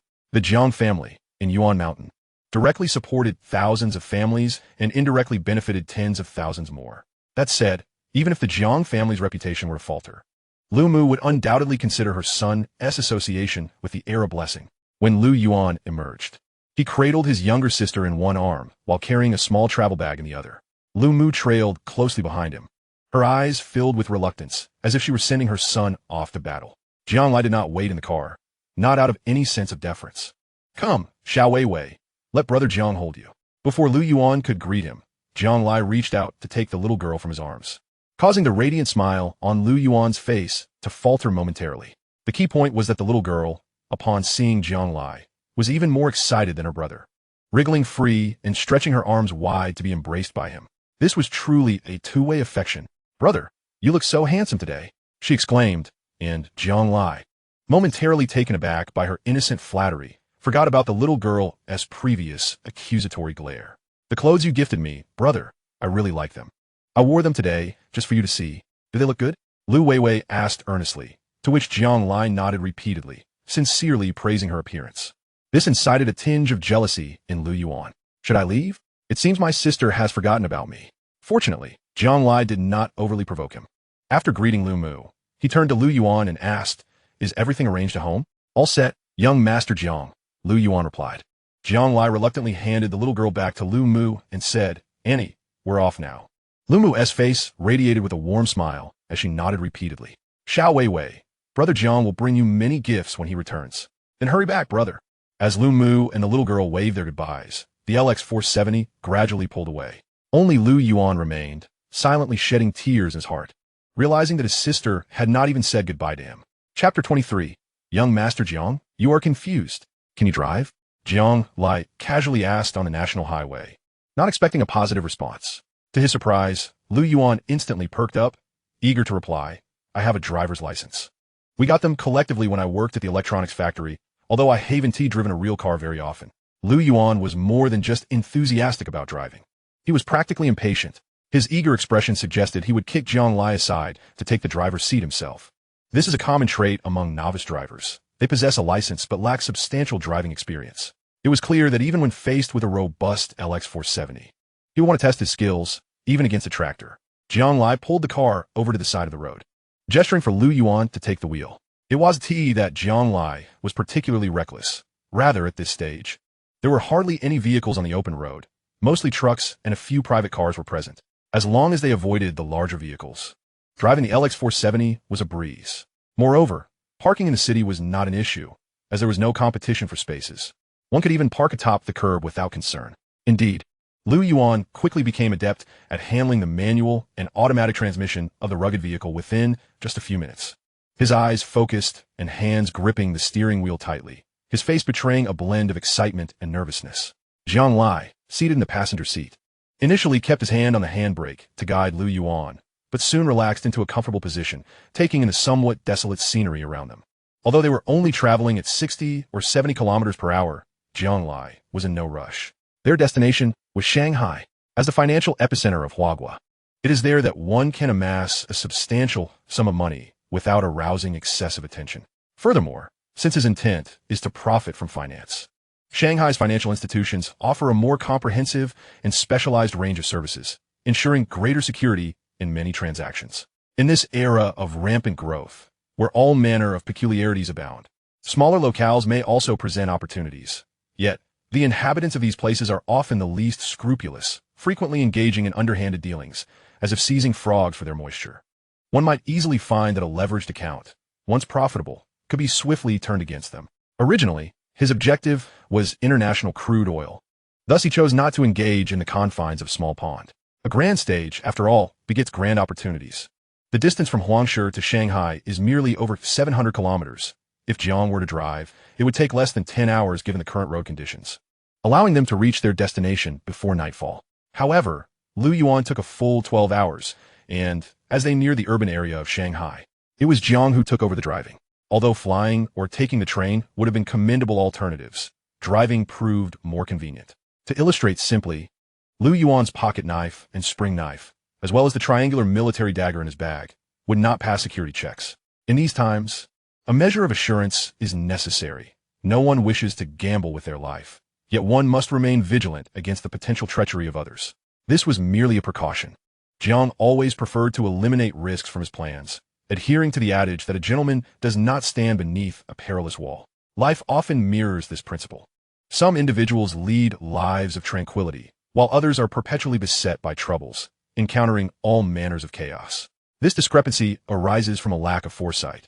A moment's reflection before acting or speaking could preempt over 90% of potential issues.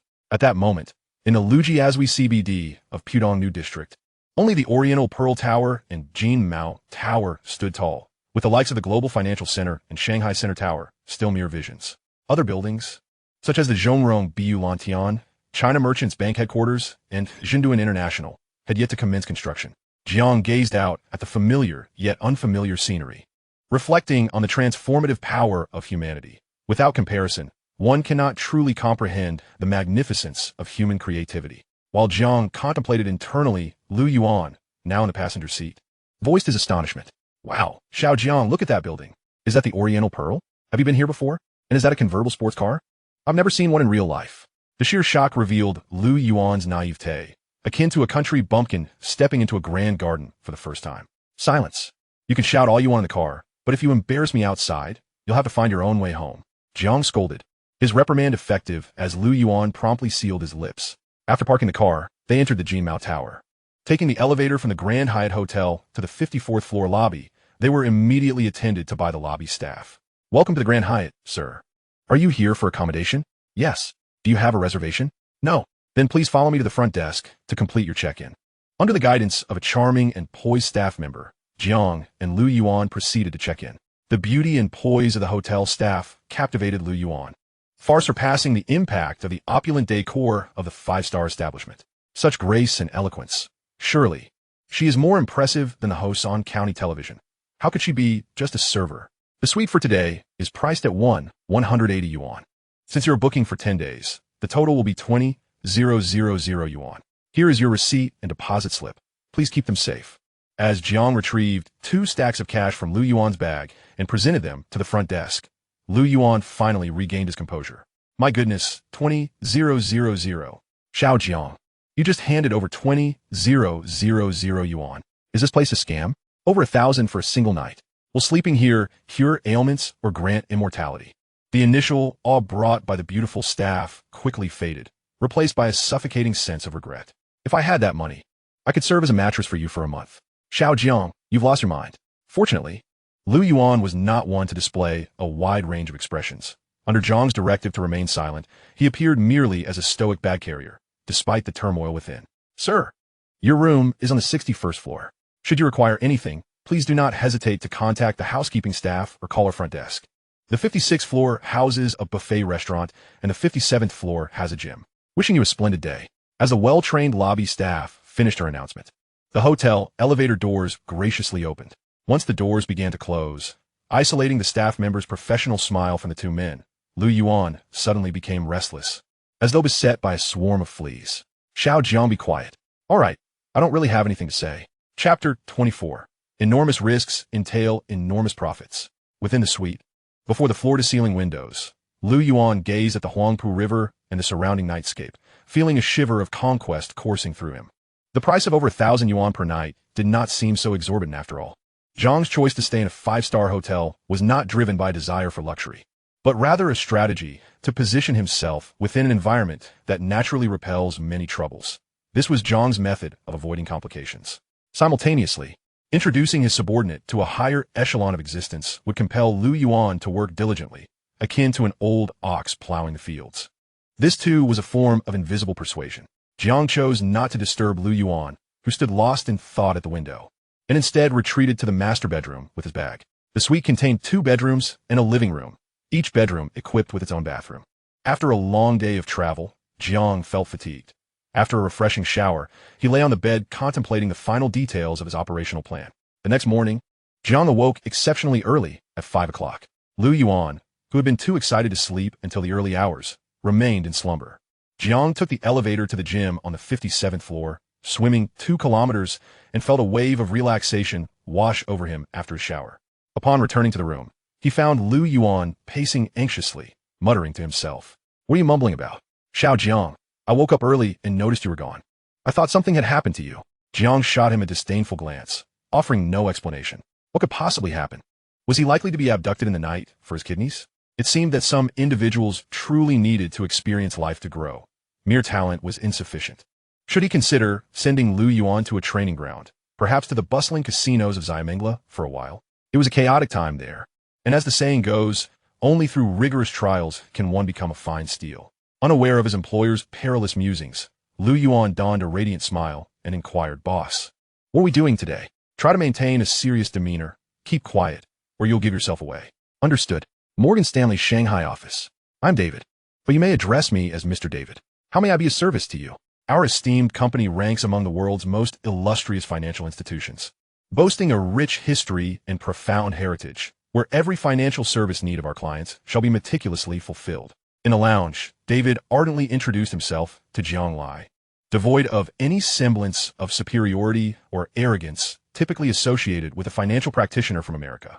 This was not a case of the employees of the international financial giant, Morgan, adopting humility upon arriving in Huagua. Rather, it was a reflection of David's profound struggles. Here, they were limited to assisting the citizens of Huagua with international financial transactions, while numerous sensitive areas remained off-limits. Furthermore, they possessed no qualifications to engage in domestic financial services, and David found himself devoid of any connections within Huagua. He had long lost track of the time since his last successful transaction. In 3 months, or perhaps even next month, he feared he might be dismissed due to poor performance. Those malevolent capitalist entities from America, Jiang Lai, however, remained oblivious to the tumultuous emotions swirling within David and candidly articulated his request. "I wish to engage in international crude oil futures." Oh God, finally, a chance had arrived. David had grown weary of those who entered merely to ask foolish questions about what was included in Morgan's offerings, or those who sought to exchange their local currency for dollars. Suddenly, a pertinent business opportunity had emerged, a veritable blessing for David, who had not closed a deal in quite some time. Surely, this morning, God had heard the prayers of his faithful servant and bestowed upon him this fortune. Instantly transforming into a gold star salesperson, David summoned all his energy and approached this business with utmost seriousness. "Esteemed sir, our company can facilitate the opening of an international crude oil futures trading account for you. You may choose to invest in either WTI or Brent crude futures. May I inquire as to the amount you intend to invest and whether you require any additional financial services?" David diligently promoted accompanying financial services, as they would yield him greater commissions. "I plan to invest $600,000 in WTI crude oil. What is the minimum contract margin ratio your esteemed company can provide? And what leverage can be offered?" Upon realizing that Jiang Lai was no uninformed gambler, David felt a surge of excitement. While $600,000 was not an enormous sum, it signified the initiation of business. Moreover, the client's interest in leveraging was a delightful surprise for David. With sincere conviction, he responded, "Esteemed sir, our company can offer a minimum contract margin of 5 of the total contract value. Based on your investment, we can provide leverage of up to 3 times your principal amount. Would this meet your requirements?" Standing beside Jiang Lai, Lu Yuan nearly lost his composure. He marveled at how this fair-haired, blue-eyed foreigner appeared so subservient, a stark contrast to the arrogant image he had envisioned. Jiang Lai pondered while David maintained a professional smile, exhibiting no trace of impatience nor any verbal nudges. Jiang Lai calculated that the current price of international oil hovered around 22 per barrel, with WTI crude futures contracts trading in units of 1,000 barrels. At a 5-contract margin, the transaction price per futures contract was approximately 221,000. The minimum fluctuation in crude oil futures prices was 0.01. Thus, a 1 change in international oil prices would translate to a gain or loss of 1,000 per contract. With over 600,000 and threefold leverage, he could purchase more than 2,000 crude oil futures contracts. If he went all in, a mere 1 rise in international oil prices could yield a profit as high as $2 million. However, without unrealized gains, a 30-cent drop per barrel would result in a total loss. After all, a 5-margin system effectively multiplied his leverage by 20, and with the principal plus threefold leverage, it equated to a staggering 80 times leverage, not to mention the reckless gamblers who toyed with 10 times leverage. Nevertheless, given his own capital and the threefold leverage, factoring in a minimum margin call threshold of 15, he would face forced liquidation if oil prices fell by just 30 cents. Enormous risks beget enormous rewards.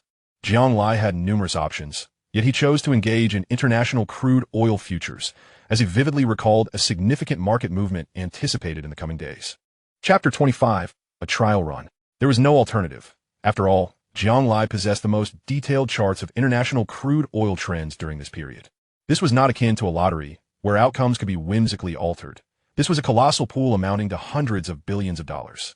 Investing tens of thousands of dollars felt like a mere drop in the ocean barely causing a ripple. Naturally, given Jiang Lai's prudent nature, even with an advantage, he would not leap into an all-in scenario. He would meticulously verify the accuracy of the memories stored in his mental palace, gradually accumulating capital in preparation for the impending, significant market movement.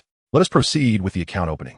Jiang Lai's decisiveness transformed David's expression from professional smile to disbelief, then to astonishment, and ultimately to elation. Lu Yuan, too, was perplexed at the wealth of emotions displayed by this foreigner. He had previously thought all Westerners looked alike. Yet David had truly broadened his horizons. As David prepared the contracts, Lu Yuan leaned closer to Jiang Lai and whispered, "Young Master Jiang, could this be a fraudulent foreigner?" Jiang Lai shot Lu Yuan a fierce glare, prompting him to quickly silence himself and straighten up, assuming the role of a stoic background presence, akin to an emotionless, sword-bearing sentinel. Of course, if he were to pull out the knife hidden within his trousers, it would be even more fitting. Jiang Lai meticulously examined each contract, signing dozens of pages, dedicating an entire hour solely to the signing process. However, to David and Lu Yuan, Jiang Lai appeared as an entirely different individual.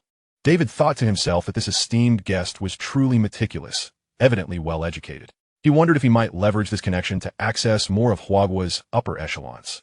The citizens of Huagua were not devoid of wealth. On the contrary, they were exceedingly affluent.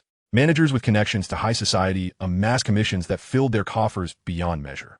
Meanwhile, standing beside Jiang Lai, Lu Yuan mused, "Young Master Jiang is quite the actor, as if he truly comprehends everything," leaving that foreigner utterly flabbergasted. Once the contracts were executed, Jiang Lai produced the Citibank gold card bestowed upon him by old Jiang. The contracts clearly stated a 0.5 account opening commission and a daily interest rate of 0 for on the leveraged amount. The account opening amount was 6.45 million, with a commission of 3.225 and a leverage of 1.8 million, incurring a daily interest of 7.200, which totaled 21.600 over 3 days. The principal of 645,000 upon entering the account was reduced to 620,175, and with the added leverage of 1.8 million, the account balance amounted to 2,420,175. As this was a leveraged account, it belonged to this Morgan Securities office, as they needed to monitor it in real time to prevent any potential liquidation from affecting their leverage position. However, Jiang Lai chose not to operate within their provided trading room. Instead, he retrieved his pre-prepared laptop and requested David to install the Morgan Chase Securities login client for him. Holding a contract inscribed with his login credentials, Jiang Lai, accompanied by his sword-bearing bodyguard, departed amidst David's lingering gaze filled with affection. "Young Master Jiang, that pretender seems to be bowing and scraping. Could it be that he possesses some trace of Japanese ancestry?" Lu Yuan finally voiced the suspicion that had been gnawing at him. Jiang Lai responded nonchalantly, "I am unsure of the specifics, but I recognize that securing this deal must hold significant importance for him. After all, people only offer flattery when they seek something from you. Indeed, I am aware of this. Unsolicited flattery is often a prelude to deceit or theft. Young Master Jiang, do you perceive him as deceitful or thieving?" Jiang Lai let out a weary sigh, wishing he could use the knife concealed within Lu Yuan's trousers to silence him. "Just a jest, young Master Jiang. I comprehend your intent.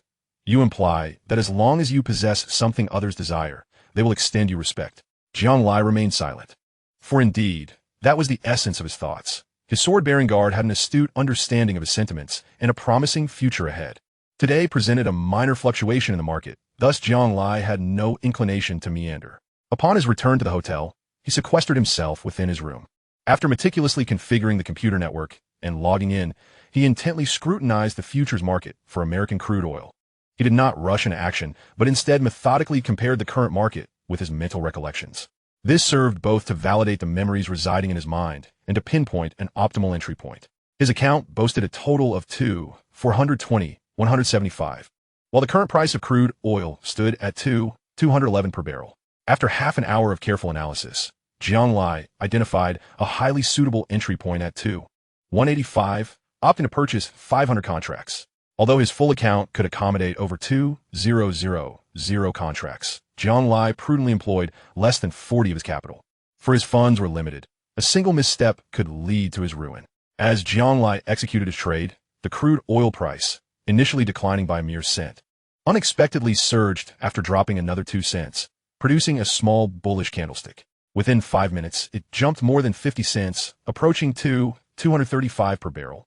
and appeared to have ample room for further ascension. Yet, without hesitation, Jiang Lai placed a sell order at 235, simultaneously executing a short position for 500 contracts at the same price. From his recollection of the candlestick chart, this was a deceptive bullish signal, having capitalized on the rise. He naturally sought to profit from the anticipated decline, using this action to further validate the consistency of the market's movements with his memories. Indeed, as he initiated his short position, the K-line began to exhibit a period of anxious stagnation, oscillating within a 5-cent range, rendering the intraday line reminiscent of a quivering worm. This sort of consolidation was the true weapon of deception. Many would mistakenly believe it was merely accumulating energy for an impending breakout. However, Jiang Lai, having already discerned the ruse, observed with a detached demeanor. During the tense standoff lasting several minutes, buy orders gradually increased, and as the K-line seemed poised to ascend, a sudden influx of sell orders emerged, resulting in a substantial bearish candlestick that doused the hopes of all those who had entered the market.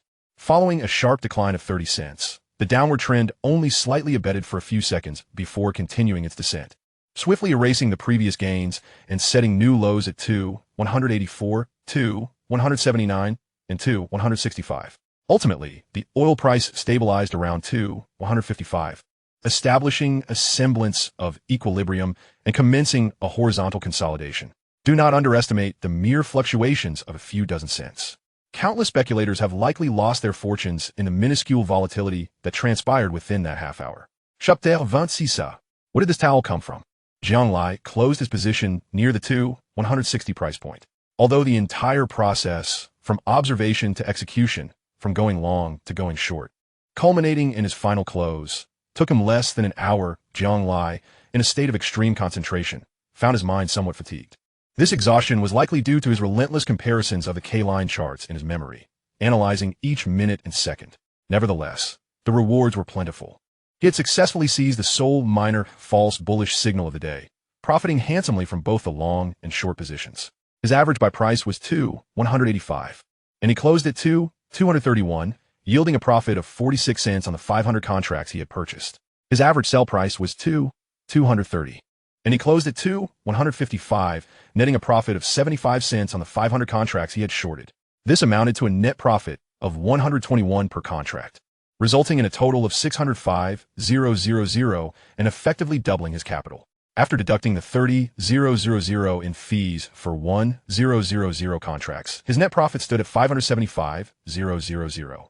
His account balance rose to 195, 175, and with an additional 8 million in leverage, his total funds reached 771, 175. The near doubling of his capital was not Jiang Lai's primary concern. What truly mattered was that the K-line movements mirrored his memories with flawless precision. There was not even a single cent of deviation, instilling him with unshakable confidence. However, such ultra-short-term trading could not be conducted frequently, as it would draw unwanted attention. After all, an 18-year-old youth from a county town transforming into a top-tier ultra-short-term trader worldwide was a narrative that warranted careful explanation, especially to avoid scrutiny from American financial regulators. Revisiting his memories, Jiang Lai noted that the current price of 155 was the lowest point in the past week. From tomorrow morning onward, a sustained upward trend lasting 5 days would commence, with prices gradually climbing to around 24. Subsequently, 2 days before the delivery date, a bullish surge would emerge, propelling oil prices towards the 30 per barrel mark. At the 155 price point, he prepared to place a buy order for 200 contracts, intending to gradually increase his position as the price rose, which was the most prudent approach. With nearly 2 million in capital, his 200 contracts allowed for a margin of error of 1. Even with slight discrepancies in memory, he could still maintain a high probability of avoiding liquidation. After all, he could not monitor the market every moment.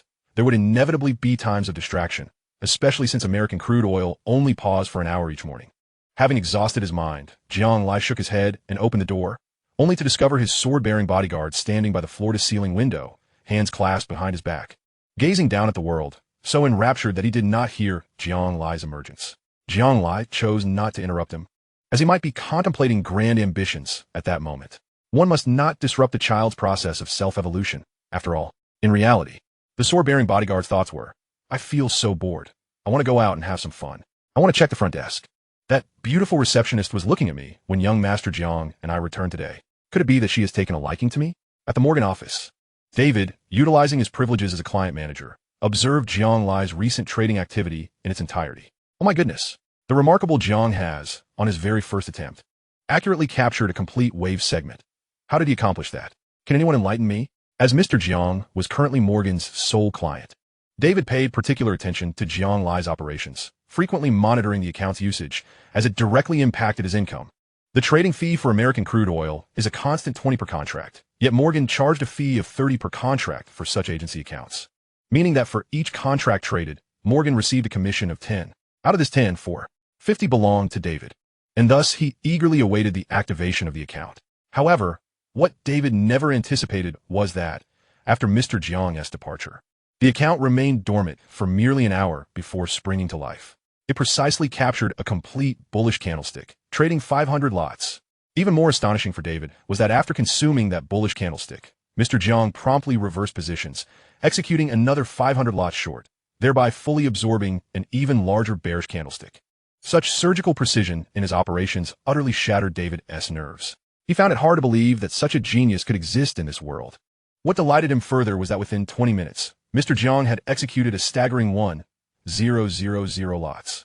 David was at a loss for words to describe his emotions. Mr. Jiang was, astonishingly, a prodigy in ultra-short-term trading. Initially, he had presumed that the young Mr.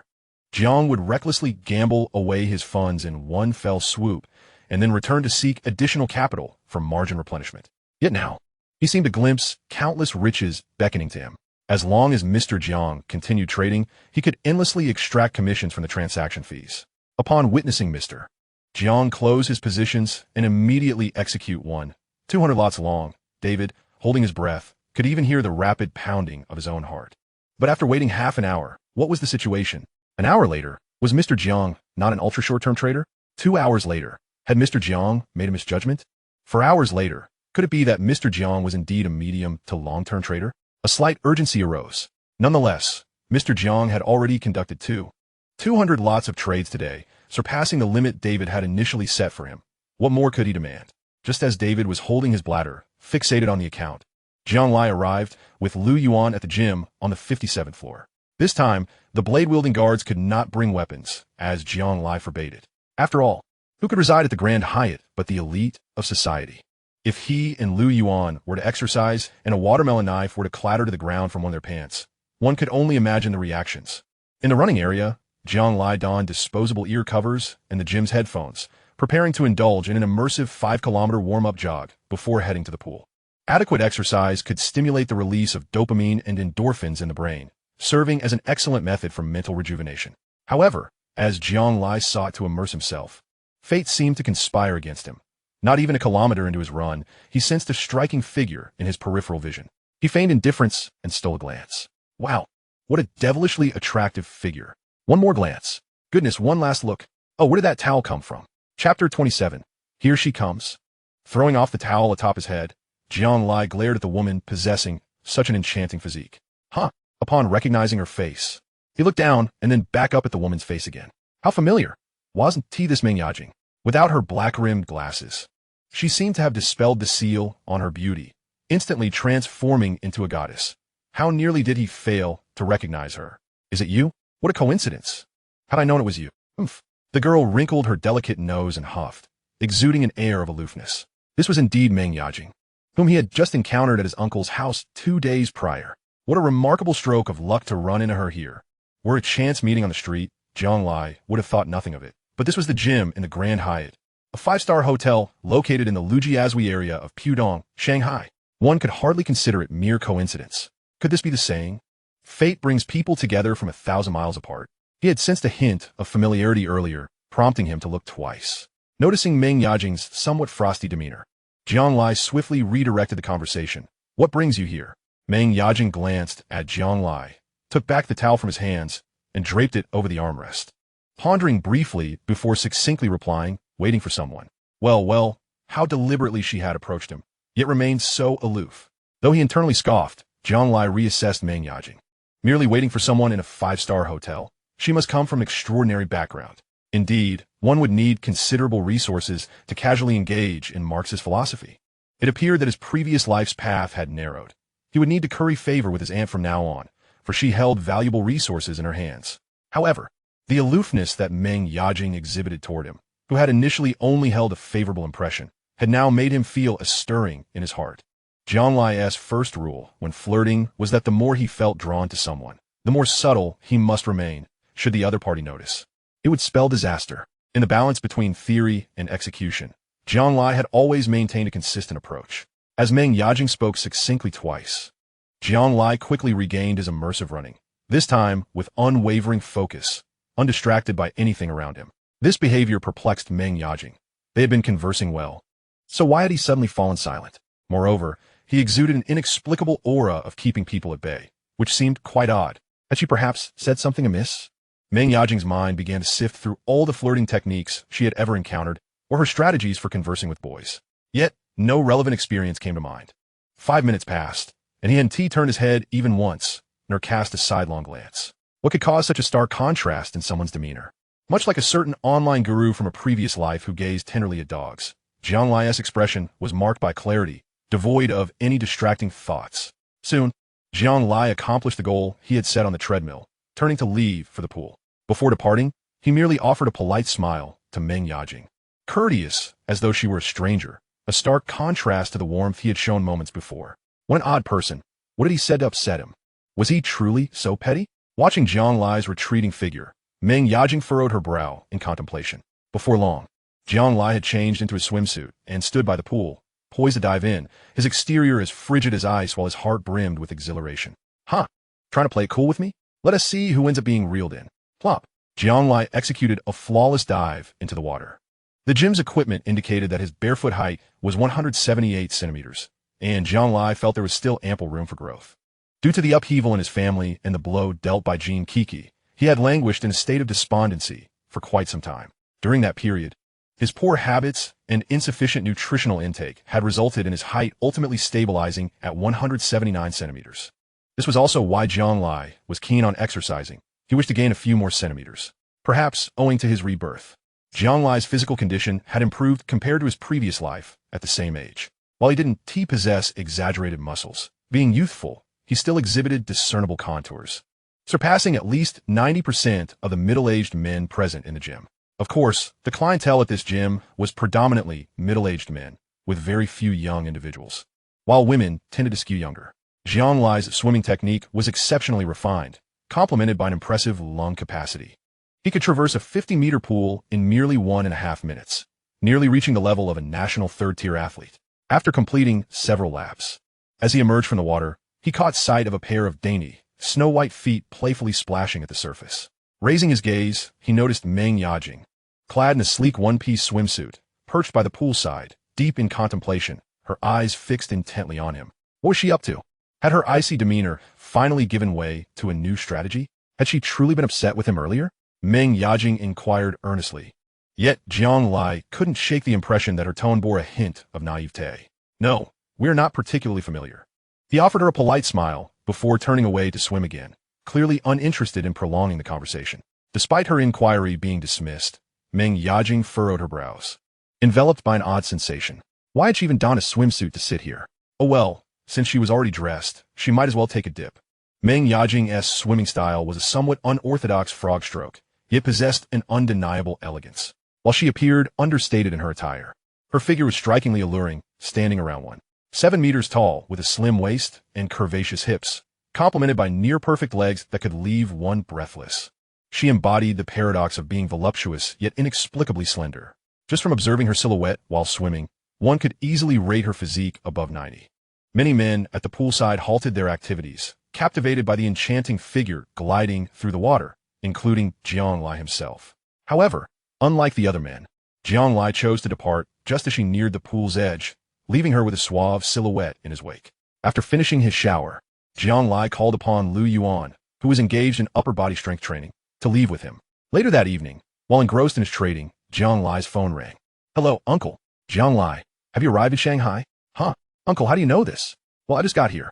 Jiang Lai quickly pieced everything together, feigning ignorance while appropriately expressing admiration for his uncle's astuteness. Chapter 28. This is what makes it more interesting. Qin Hongwei basked in the flattery of his nephew. His spirits lifted. I just returned from work. Your aunt mentioned it to me. Think about who you encountered today. Jiang Lai pretended to ponder for a moment before suddenly realizing, Meng Yajing? Yes, Meng Yajing called your aunt to say she ran into you in Shanghai. What brings you there? Without hesitation, Jiang Lai offered a plausible excuse that his uncle could not easily verify. Old Jiang is here. I came to meet him. After a brief silence, Qin Hongwei scoffed. Humph, I've already arranged things on my end. Make sure to give me a heads up when you're ready over there. His meaning was clear. He had secured a candidate to pressure manager Go, and once the funds were arranged, he would orchestrate a meeting between both parties. Given Qin Hongwei's character, his willingness to set this meeting indicated strong confidence in his choice. And he only spoke so openly because he was at least 90% certain of success. In truth, this message was intended for Jiang Shan, not meant solely for Jiang Lai's ears. All right, uncle, we'll likely need about a week over here. You can prepare on your end as well. Once the serious discussion concluded, Jiang Lai overheard his uncle calling, Ame, weren't you supposed to talk to Jia Bao? Qin Hongwei must have been in his study or some quiet place when he called. Half a minute later, Jiang Mei took over the line. Jia Bao, why did you go to Shanghai? Did you go alone? Sensing the concern in his aunt's voice, Jiang Lai softened his tone. Aunt, I came with friends. You needn't worry about me. Just make sure to stay happy every day. Middle-aged women without sons often found that a few mundane words of concern and flattery from younger males could warm their hearts. At that moment, Jiang Mei's spirit soared. Yajing, you remember her, right? The one you met at home? Of course. Your sister Yajing is also in Shanghai. She called me today to say she saw you. Oh, what a coincidence. ISNT it? She is quite reserved and not very sociable. I'll give you her number so you can reach out and perhaps have a meal together. It would be good to look out for one another in the city. After ending the call, Jiang Lai activated his seasoned charm and pondered for a moment before concluding. What a woman who relishes in seizing control. You actually wish for me to take the initiative to contact you. Little do you know, you've already piqued my interest. At the very least. One thing was certain. She had developed a strong curiosity about him. Or perhaps, his initially warm and later aloof demeanor had stirred her competitive spirit. Indeed, women should never let curiosity and competitiveness arise, for it can be perilous. Jiang Lai did not immediately call Meng Yajing, choosing instead to focus on trading until midnight. After 12, as most people succumbed to slumber, so too did Meng Yajing. Awakened by a sudden ringing, she answered despite the unfamiliar number. Hello. Her voice was not as poised as their first meeting, nor as aloof as earlier that day. Rather, it was soft and laced with the languor of sleep. Sister Yajing, it's the charming Jiang Lai. My aunt asked me to invite you for a meal. Still in a state of drowsiness, Meng Yajing's reflexes were sluggish. Her mind momentarily blank. After several seconds of silence, she replied coolly, Do you know what time it is? It's 12:14, Sister Yajing. Don't you have a clock? The call ended abruptly, yet Meng Yajing sat upright in bed. One hand pressed her forehead, exhaling a long sigh. Her sleep was shallow, and she knew she wouldn't be able to return to it soon. Rising to pour herself a glass of water, she settled on the windowsill, cradling her legs with one arm while sipping from her cup. The night was void of moonlight, enveloping both inside and outside in darkness. She harbored no fear of solitude in such an environment. Rather, she relished it. Unknown to others, Meng Yajing had once suffered from autism, a neurological developmental disorder. Fortunately, early intervention and her privileged background afforded her the most professional long-term treatment, allowing her to lead a life resembling that of her peers by the age of 11 or 12. Yet, this was merely a facade. Her inner world was profoundly different from that of ordinary individuals. This discrepancy explained why Jiang Lai encountered two entirely different personas in her. The state she exhibited on the treadmill differed vastly from that by the poolside. Due to Meng Yajing's complete lack of personal experience in social interactions, all her exhibited states and methods of engaging with others are derived from observation, learning, and imitation. Having only learned to speak at the age of 4 and still unable to communicate normally at 8 or 9, she missed the most crucial period for personality development during childhood. However, while fate closed one door, it simultaneously opened another. Although Meng Yajing is on the autism spectrum, her intelligence and learning capabilities significantly surpass those of her peers. Holding a master's degree in philosophy, she is merely one of the 4 master's degrees she is concurrently pursuing. Beginning her systematic studies at the age of 12, she is already making substantial progress in finance, medicine, law, and philosophy by the age of 23, earning her the reputation of a true genius among those around her. If all goes well, she is likely to continue her studies at the doctoral level, further expanding her knowledge base to compensate for her inherent shortcomings. Hence, Jiang Lai's judgment of Meng Yajing is utterly misguided. Yet, amidst these misjudgments, Jiang Lai's actions indeed piqued Meng Yajing's immense curiosity. Autism manifests as an expressive communication disorder rather than an emotional one, particularly in the case of certain individuals who have undergone treatment and returned to a state of normalcy. Their inner emotions often become more vibrant and fervent, especially upon reaching a suitable age. The phone rang again in the darkness, signaling the persistent nuisance of that boy. Truly, a child's brazen antics. In the past, Meng Yajing found it quite bothersome when others interrupted her solitude. Yet today, she seemed less irked. "Hello," she answered, her tone regaining the poise she exhibited when introducing herself to Jiang Lai, leaving him momentarily taken aback. He had timed it perfectly. Most people would have already drifted back to sleep by now. "Are you coming out for dinner, Yajing Jia?" However, the reality diverged from Jiang Lai's expectations. Meng Yajing showed no signs of drowsiness, as if she had been awaiting his call. "All right, see you on the 56th floor." Jiang Lai was slightly astonished. Had he misjudged his opponent's level? Chapter 29. Something seems off at this moment. The buffet on the 56th floor was open for the midnight service, with only a small section accessible, creating a more intimate atmosphere. Sparse patrons dined, consisting of a lone man and woman. Dressed simply in a creamy silk dress cinched at the waist, Meng Yajing displayed her graceful figure effortlessly, her hair casually tied in a low ponytail, and her natural beauty undiminished by the absence of makeup. Spotting Jiang Lai waving to her from a window-side table, she approached him with poise and took a seat across from him. Initially brimming with playful banter, Jiang Lai found himself silenced as soon as Meng Yajing settled down. While Jiang Lai observed Meng Yajing, she too scrutinized the young man before her. "Did you do that on purpose during the day?" Although they had claimed to be dining, both had only ordered coffee, with no intention of eating. Jiang Lai's mind raced as he assessed the nature of his companion. Noticing his silence, Meng Yajing inquired, "Did I upset you with my behavior earlier?" Jiang Lai remained non-committal, his demeanor unreadable. When he continued to withhold his response, Meng Yajing boldly stated, "I apologize. It was not my intention." "What? Is this the legendary tactic of feigning weakness or strategic retreat?" Jiang Lai shot back. "What did you do wrong?" The words slipped from his tongue, causing Meng Yajing to pause momentarily. "I shouldn't have thrown the towel at you." "No," she reconsidered. "Was it because my tone was too cold when I spoke to you?" Meng Yajing fell silent, lowering her gaze to sip her coffee, lost in thought.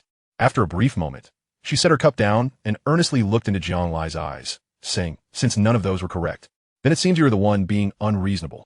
I retract my previous apology. You should be the one to apologize." Jiang Lai, initially savoring his coffee with a playful attitude, nearly choked on it at her unexpected retort. Well, the tables have turned. This girl certainly possesses some skill. She's no novice." But Jiang Lai was not one to back down easily. "Apologize? How lazy of you." He leaned back, a cheeky smile gracing his face. "Did you recognize me before I saw you today?" Meng Yajing, who had been quietly sitting, displayed a flicker of panic upon hearing his words. "I just thought you looked familiar." "Ah, so you chose to run on the treadmill next to me, did you?" At this, Meng Yajing's trepidation grew more apparent. Yet she ultimately admitted, "Yes." Jiang Lai shrugged nonchalantly, a knowing expression on his face. "You see, you approached me, yet you maintain an air of aloofness. How am I supposed to engage with you? Therefore, the one who should apologize is you." "I didn't." Just as Meng Yajing began to defend herself, Jiang Lai interrupted her. "What do you mean you didn't? You didn't approach me? Or you didn't act aloof?" In that moment, Meng Yajing found herself at a loss for words. Indeed, she had seen Jiang Lai and wanted to greet him, but was unsure how to go about it, leading to what could be considered an attempt at initiating conversation.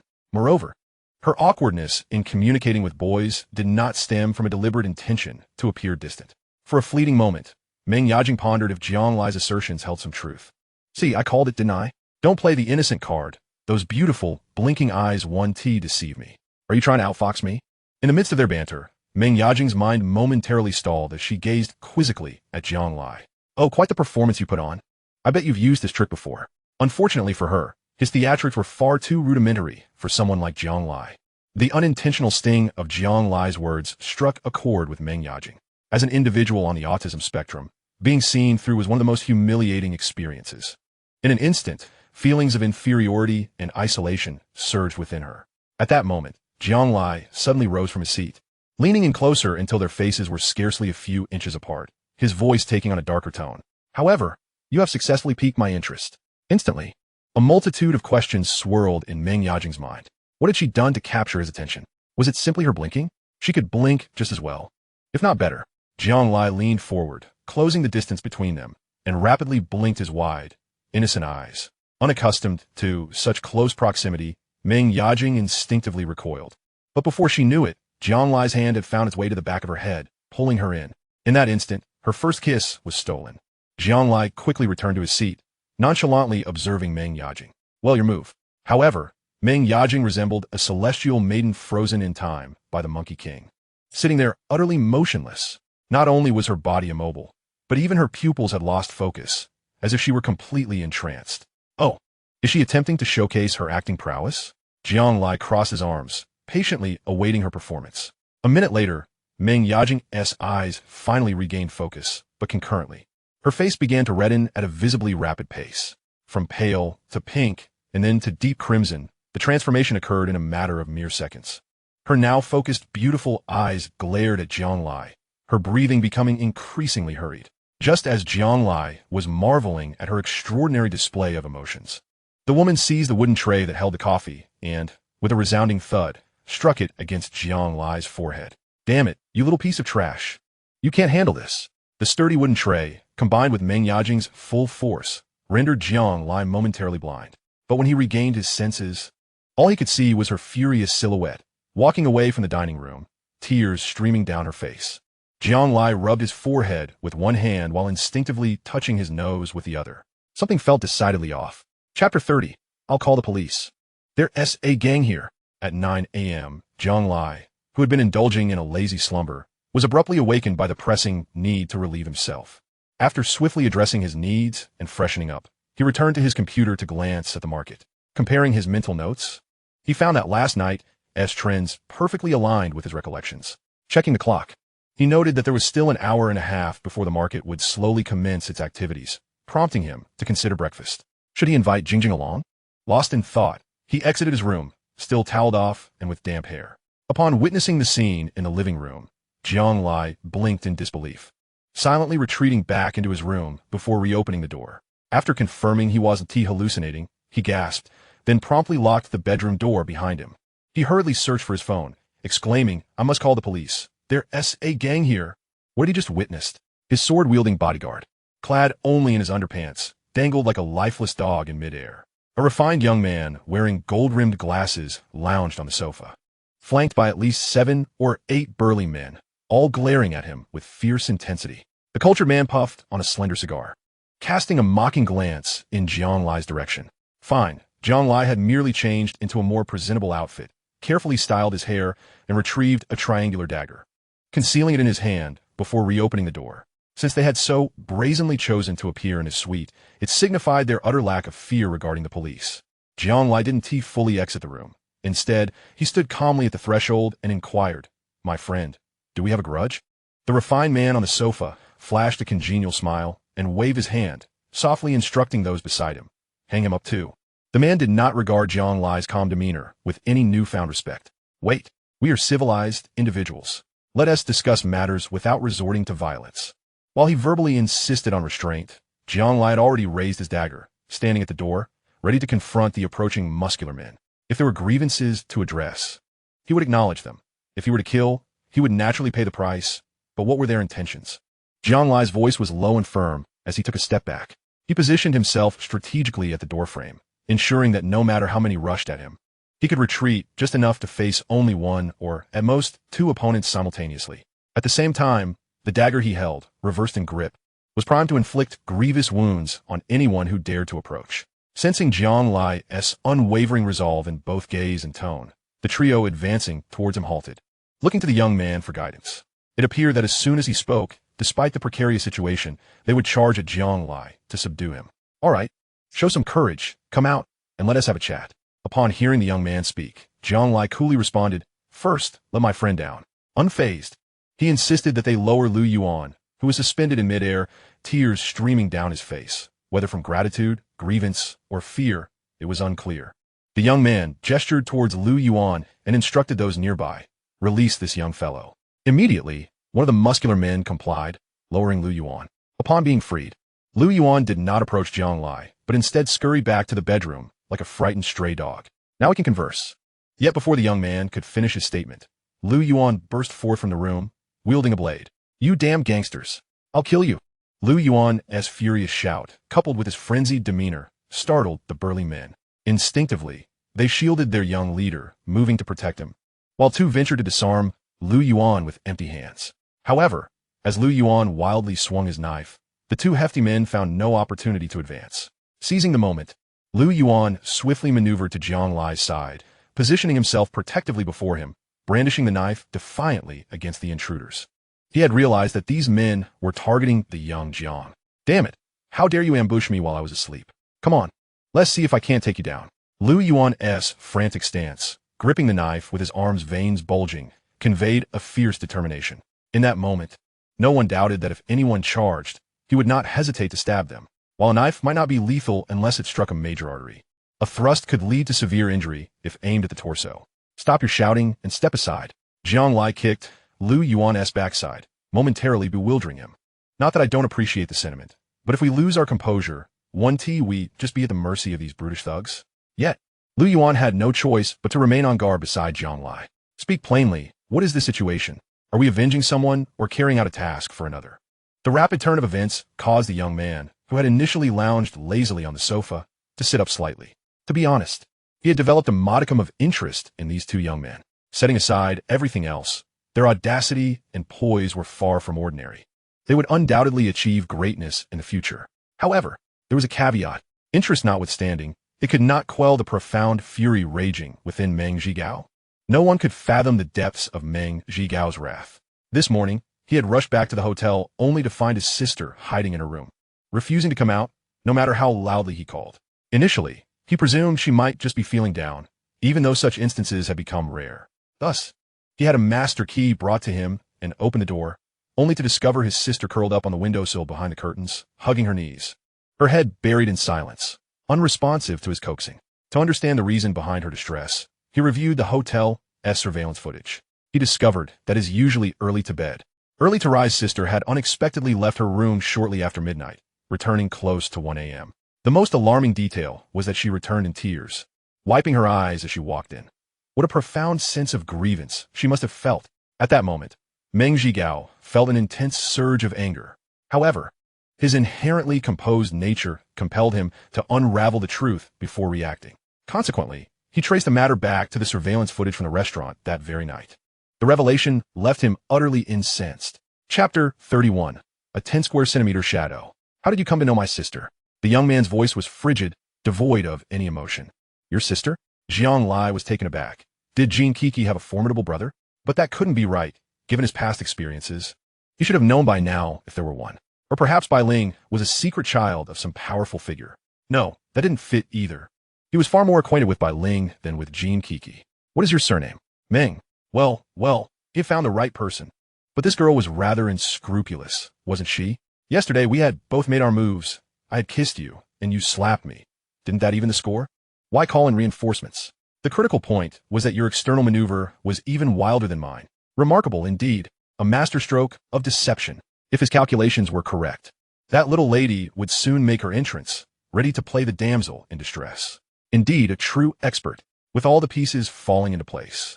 Jiang Lai's demeanor relaxed, casually tossing the Mitsubishi dagger aside, revealing a facade of calm confidence. Under Meng Zhigao's puzzled gaze, Jiang Lai strolled leisurely up to him. Indeed, I have feelings for your sister. What of it, dear brother-in-law? Huh, trying to play tricks on me, are you? I shall strike first. At no time must one fall into the rhythm set by the opponent.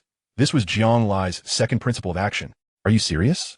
Meng Zhigao's eyes narrowed dangerously, radiating a lethal glint as he fixed his gaze on Jiang Lai. Yet, to Jiang Lai, it felt as if the acting prowess of these siblings was truly exceptional. Indeed, your sister shares my affections, dear brother-in-law. Why not support our union? What the hell? Who am I? Where am I?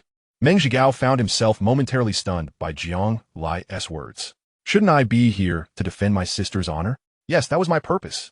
Yet why did it feel as though I was intervening in a budding romance? Not only Meng Zhigao, but even the burly men around them wore expressions of bewilderment.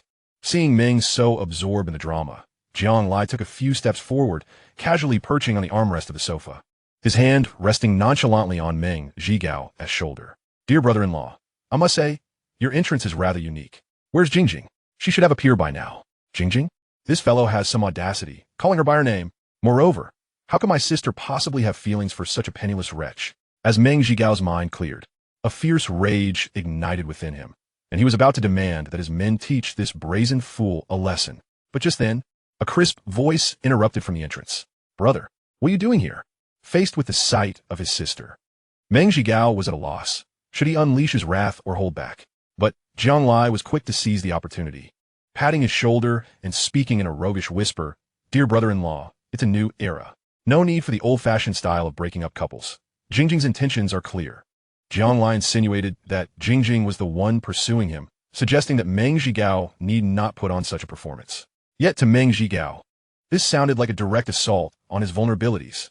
With that, Jiang Lai stood up and, under the gaze of all present, sauntered to Meng Yajing, pulling her out the door without waiting for her to react. Jiang Lai leaned in close, so much so that Meng Yajing had to stand on her tiptoes, desperately pressing against the wall to evade him. "Ah, so we are trading blows, and you summoned your brother to confront me. How childish is that? I didn't you? There's a room full of witnesses. Am I falsely accusing you?" Meng Yajing pressed her lips tightly together, unsure of how to respond. The crucial point was that she had never learned how to navigate such scenarios. However, her brother's aggression was indefensible. It had nothing to do with the events of yesterday. "So, did you sustain any injuries?" Meng Yajing was a quick learner, but there was a distinction between academic prowess and social skills. This disparity meant she rarely made friends. Even when she did, they were always of high caliber, allowing her to maintain a comfortable distance. As for mentors and elders, they either knew her true circumstances or recognized her as a promising student who would dare criticize her. From the moment she laid eyes on Jiang Lai at Minter Zhang, Mei's home, she found him fascinating. People tend to be drawn to what they lack. Just as a taciturn individual is often attracted to a sunny, outgoing person, she, as someone with social anxiety, felt an innate admiration for Jiang Lai, the social renegade. Although she appeared unaffected on the surface, she longed to befriend him. Thus, when she spotted Jiang Lai at the gym yesterday, she hesitated about whether to approach him and how to initiate a conversation. She initially attempted the chance encounter method, then adopted a cool demeanor, drawing from some drama she had seen, but it seemed to have backfired. Eventually, she resorted to calling Minter Zhang Mei, which led to Jiang Lai's juvenile invitation for dinner. Despite everything, she was still willing to engage with Jiang Lai, choosing to meet him late at night after his second call. Moreover, she even apologized to him for her earlier behavior. However, during their conversation, Jiang Lai's barrage of sophistry left her no time to react, resulting in her first kiss being taken without reason. She was simply a person with autism, not devoid of emotions or moral compass. Jiang Lai's rogue behavior cast a 10 square centimeter shadow over her already somber heart, leaving her feeling truly wronged. After a night of introspection, Meng Yajing believed she had overcome certain barriers and could now engage with Jiang Lai normally. Yet now with him so close, she found herself at a loss for how to respond, especially when he claimed to have provoked her brother into striking him. Having grown up surrounded by kindness, Meng Yajing found Jiang Lai's statement to be valid. No matter what transpired between them, her brother's aggression was unjustifiable. Hence, she gently asked, "So, did you sustain any injuries?" At that moment, Meng Zhigao had just stepped halfway out of the suite when he fortuitously overheard his sister's concerned inquiry. Consequently, the foot he had just lifted hesitated and retreated. Chapter 32. As friends. Unbeknownst to Meng Zhigao, he had just retreated into a misunderstanding. All he felt was overwhelming gratitude. My younger sister has finally grown up. She has emerged from the solitude of her inner world and desires to embark on a romantic relationship. She has always been an exceedingly reserved individual, her heart often closed off even to family. But now, listen, she is actually showing concern for others. Finally, someone has managed to unlock her heart. And what am I doing? I truly feel wretched. That young man is quite pitiful, entangled with my sister, who is, in a sense, a patient. Unlike other couples who shared tender moments, when it comes to him and my sister, a mere kiss nearly resulted in her lashing out. From the surveillance footage, it is evident that even after being struck by her, he maintained his composure, exuding an air of ease. It is clear he understands her and possesses the patience to accommodate her, even when confronted by this oblivious brother-in-law early in the morning, threatening him at the door. He remains confident that my sister will soon come to his rescue. This, in itself, illustrates that their thoughts are aligned. Alas, I, as her brother, have been woefully negligent in showing concern for her.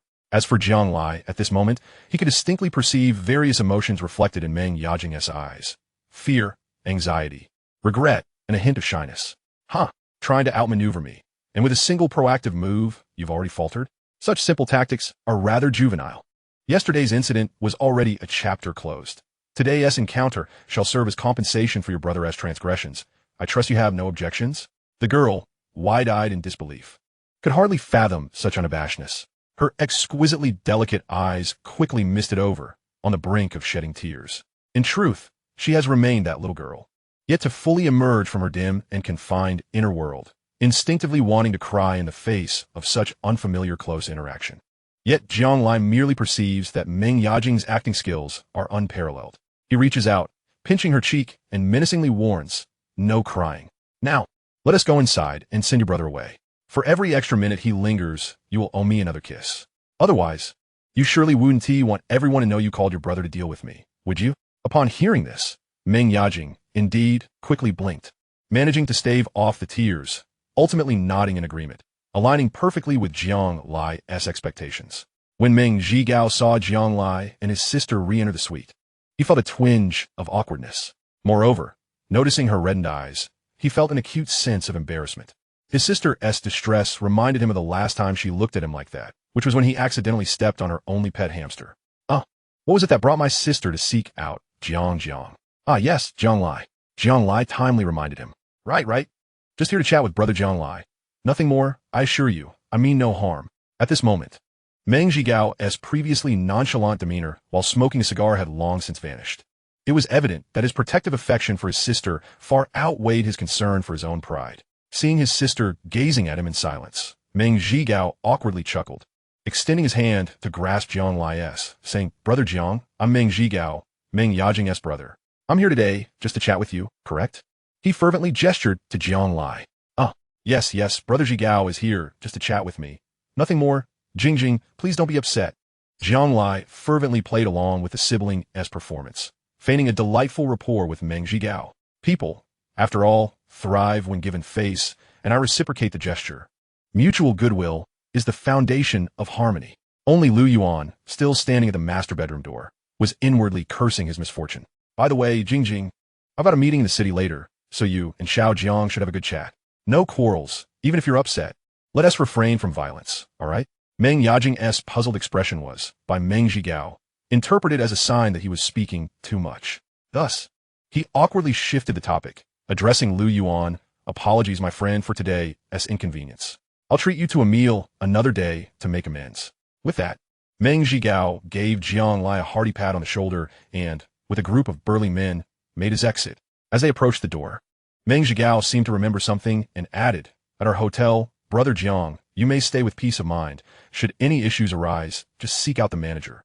I shall personally ensure he is informed." With that, he departed without looking back. However, Meng Yajing sensed something was amiss. Lu Yuan, in a daze throughout, managed to do one thing correctly by putting on pants before retrieving a knife. Go, find a cooler place to linger. Completely bewildered by the situation, Lu Yuan stumbled back to his room, mumbling incoherently. When the entire world narrowed down to just the two of them, Meng Yajing finally regained her senses. Realizing that Jiang Lai was still holding her wrist. "Let go of me." She freed herself from his grasp, emotions surging within her. Deep down, she longed to escape. Yet the mental conditioning she had imposed on herself forbade her from simply turning away. Thus, she rummaged through her mind for a suitable means to confront the scenario at hand. But at that moment, Jiang Lai swiftly leaned in for another kiss. "Hey, don't look at me like that. We agreed that for every minute your brother lingers, you owe me a kiss as repayment. Blame your brother for his excessive chatter."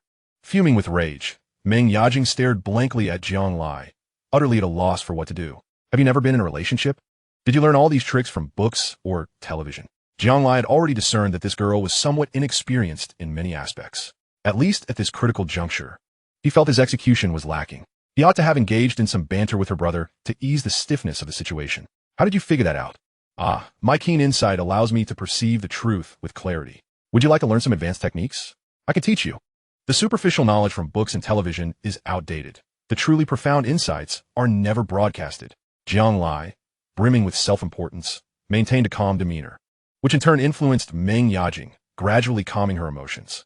"So how about it? If you wish to learn, we can coexist peacefully and be like brothers." "Brothers? You kiss your brothers?" Meng Yajing truly desired to learn the sophisticated techniques Jiang Lai spoke of. She genuinely wished to communicate and connect with others. She didn't want to remain a recluse. She wanted to become someone beloved by all, alleviating her family's worries. and she too would find joy in such a transformation. I want to learn. As she earnestly nodded, Jiang Lai flashed a radiant smile, showcasing his pearly whites. Excellent. From now on, we shall be good brothers, and I will guide you along the right path. With a playful smile, Jiang Lai bore an expression reminiscent of an uncle's fondness, while Meng Yajing felt a flicker of hope arise within her. What could she do about being kissed 3 times? It wasn't as if she could kiss back. As good friends, Wu Ti he introduced himself and his brother. Jiang Lai was quite observant. That brother-in-law was certainly no ordinary individual. The imposing figures he brought along were clearly not mere thugs, and his eloquence and demeanor were striking. Not to mention, the last words he uttered before departing, something about our family's hotel, were particularly telling. This was a Grand Hyatt at Jinmao Tower in Lujiazui. Currently, it stood as the tallest 5-star hotel in the world. Moreover, if memory served correctly, this hotel was backed by an international consortium, wasn't it?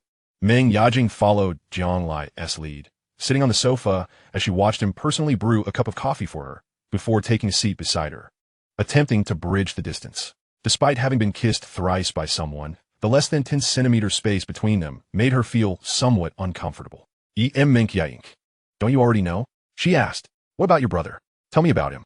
Meng Yajing gazed at Jiang Lai, her thoughts unclear.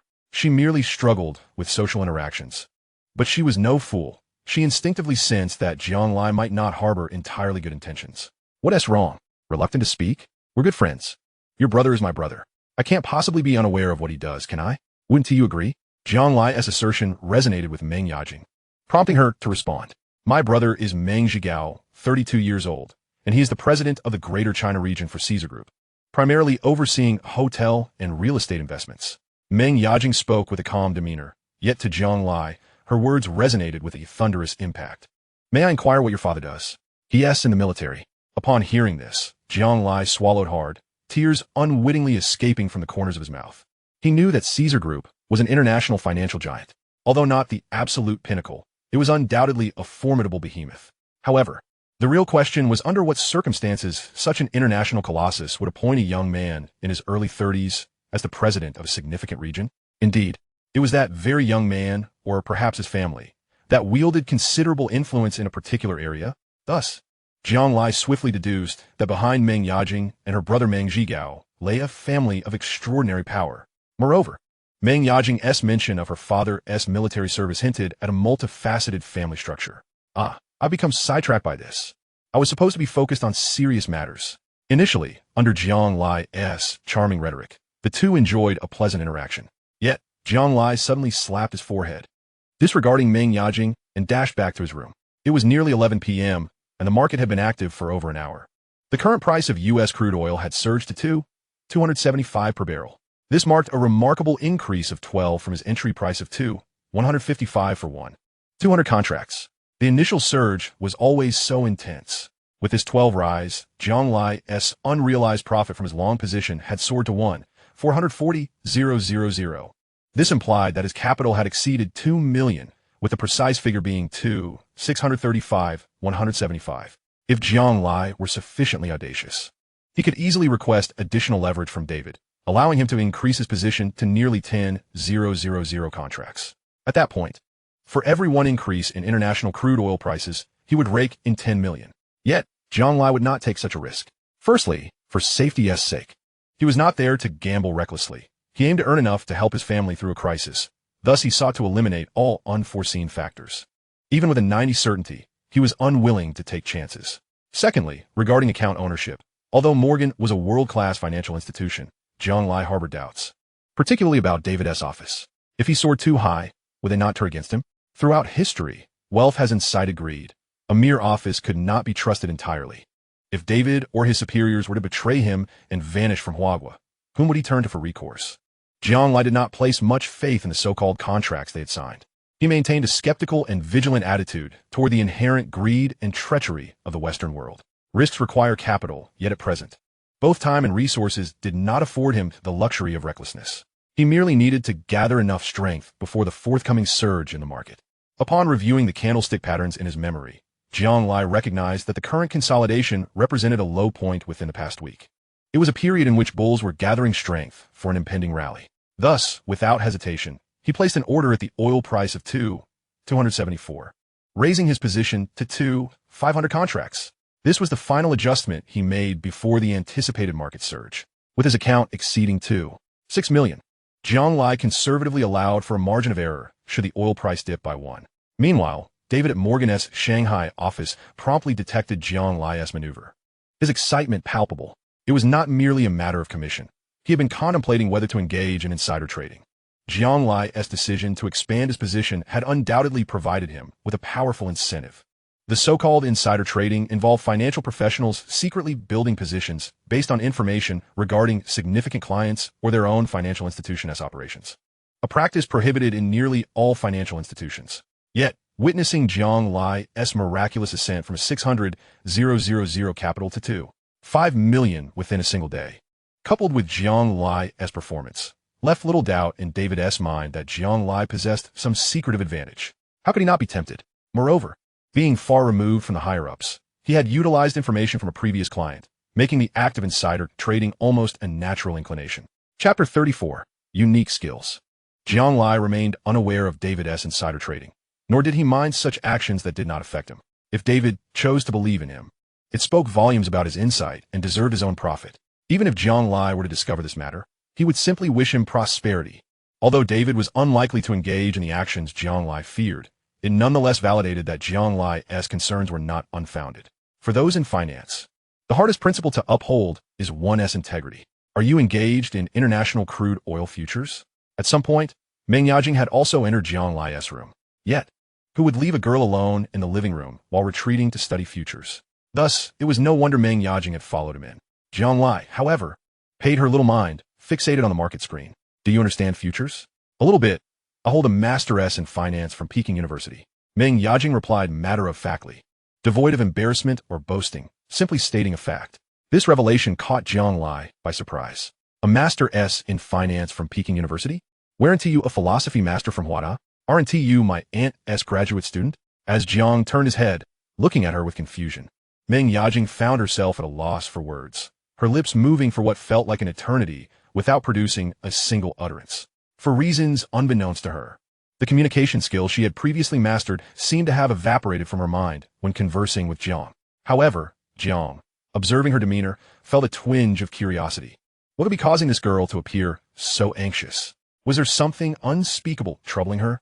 Could it be that she was intimidated by his formidable prowess? With a hint of arrogance, he jestingly pointed to his bank account, boasting several $1 million. His interruption eased some of Meng Yajing's tension, and, as her thoughts relaxed, she finally responded to Jiang's earlier inquiry.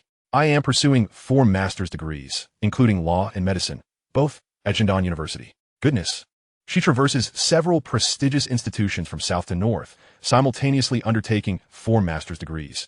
Her family background must be anything but ordinary.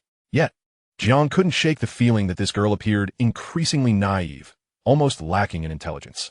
Could she truly be managing 4 master's programs? This was a severe misjudgment on Jiang's part.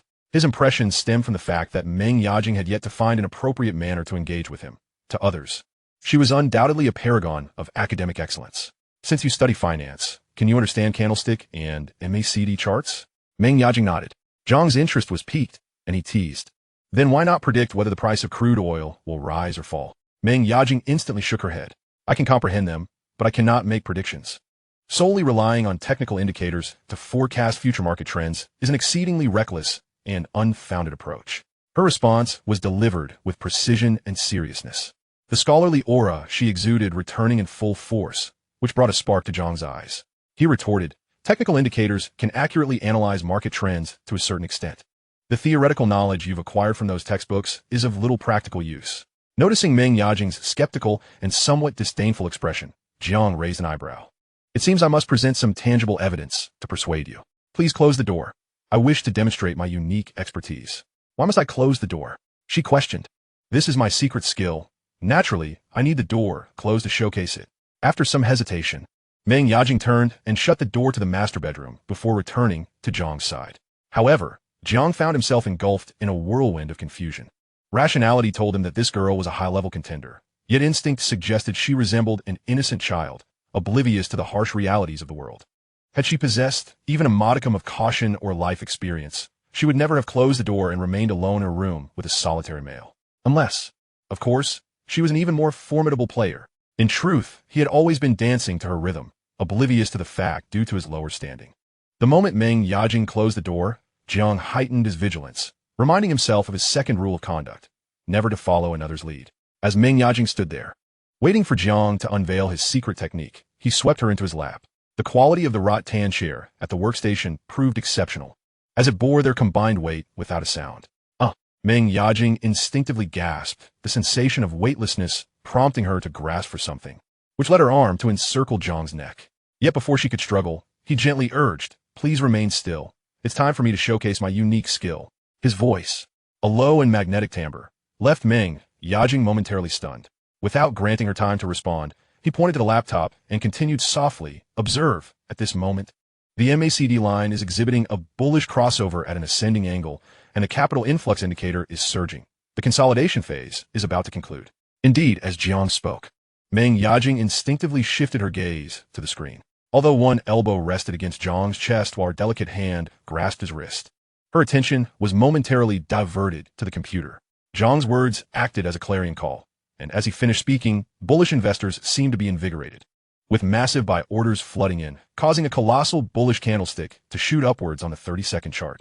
Jiang opened another window displaying the weekly candlestick chart and pointed to the ascending bullish line, proclaiming, "See, we are about to challenge the historical high of 2,295 from the past week. Breaching 23 will happen in an instant. Observe the strength of the bearish counterattack. The price should hover around 23.20 for a while before surging again. However, due to the bear's interference, it will not exceed 24, as that represents this year's peak. If it surpasses 24, market sentiment will shift dramatically.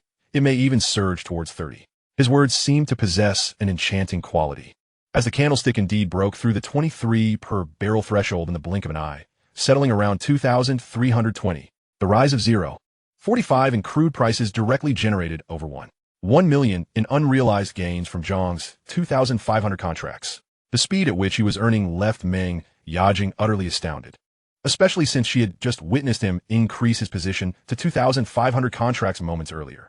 Chapter 35. The girl in glasses is full of contrasts. What she had just witnessed caused Meng Yajing to momentarily forget that she was seated on Jiang's lap, turning in surprise to ask, "How did you do that?" Jiang noticed the grip of her delicate hand on his wrist had loosened, prompting him to pull her closer, his expression turning suggestive as he replied, "Would you like to learn? I can teach you." Ouch! The exclamation came from Jiang as Meng Yajing delivered a swift and forceful elbow to his chest, fueled by indignation. The sudden pain caused him to instinctively release her, allowing her to escape his grasp. While he clutched his chest, gasping for breath, Meng Yajing continued to glare at him, contemplating whether to strike again.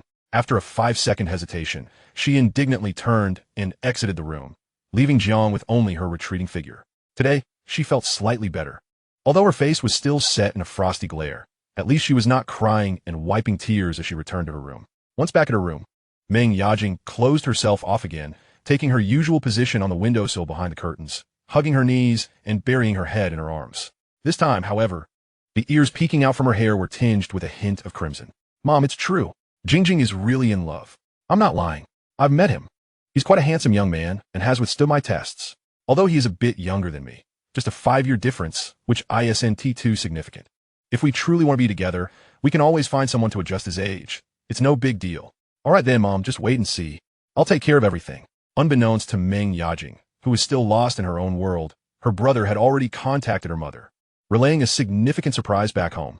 Moreover, as time passed, this Serp, after all, Meng's third son, known for his ambition, is renowned for his reliability. Though he lacks a formal position, he has always been composed and prudent since childhood, never acting without purpose. The words he utters carry immense weight within the familial circles. As for his final promise, it is undoubtedly to seize an opportunity to bring his sister's young suitor to the capital, so that their elders may take a look at him. In truth, given the Meng family's stature and resources, it is inconceivable that anyone would hesitate to pursue Meng Yajing. Even if she were patient with autism, suitors would queue from the city center to the outskirts. Moreover, not only is Meng Yajing strikingly beautiful, but she is also exceptionally talented, excelling in her studies, much to the pride of the Meng family, who have boasted about her on countless occasions. The Meng family has long since surpassed the era of requiring strategic marriages. Should they seek alliances, it would be other families' daughters marrying into theirs.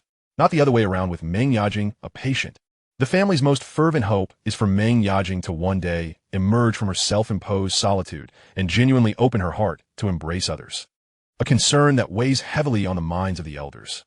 Thus, they have consented to allow her to experience life in various cities, hoping to expose her to more people and the diversity of the world.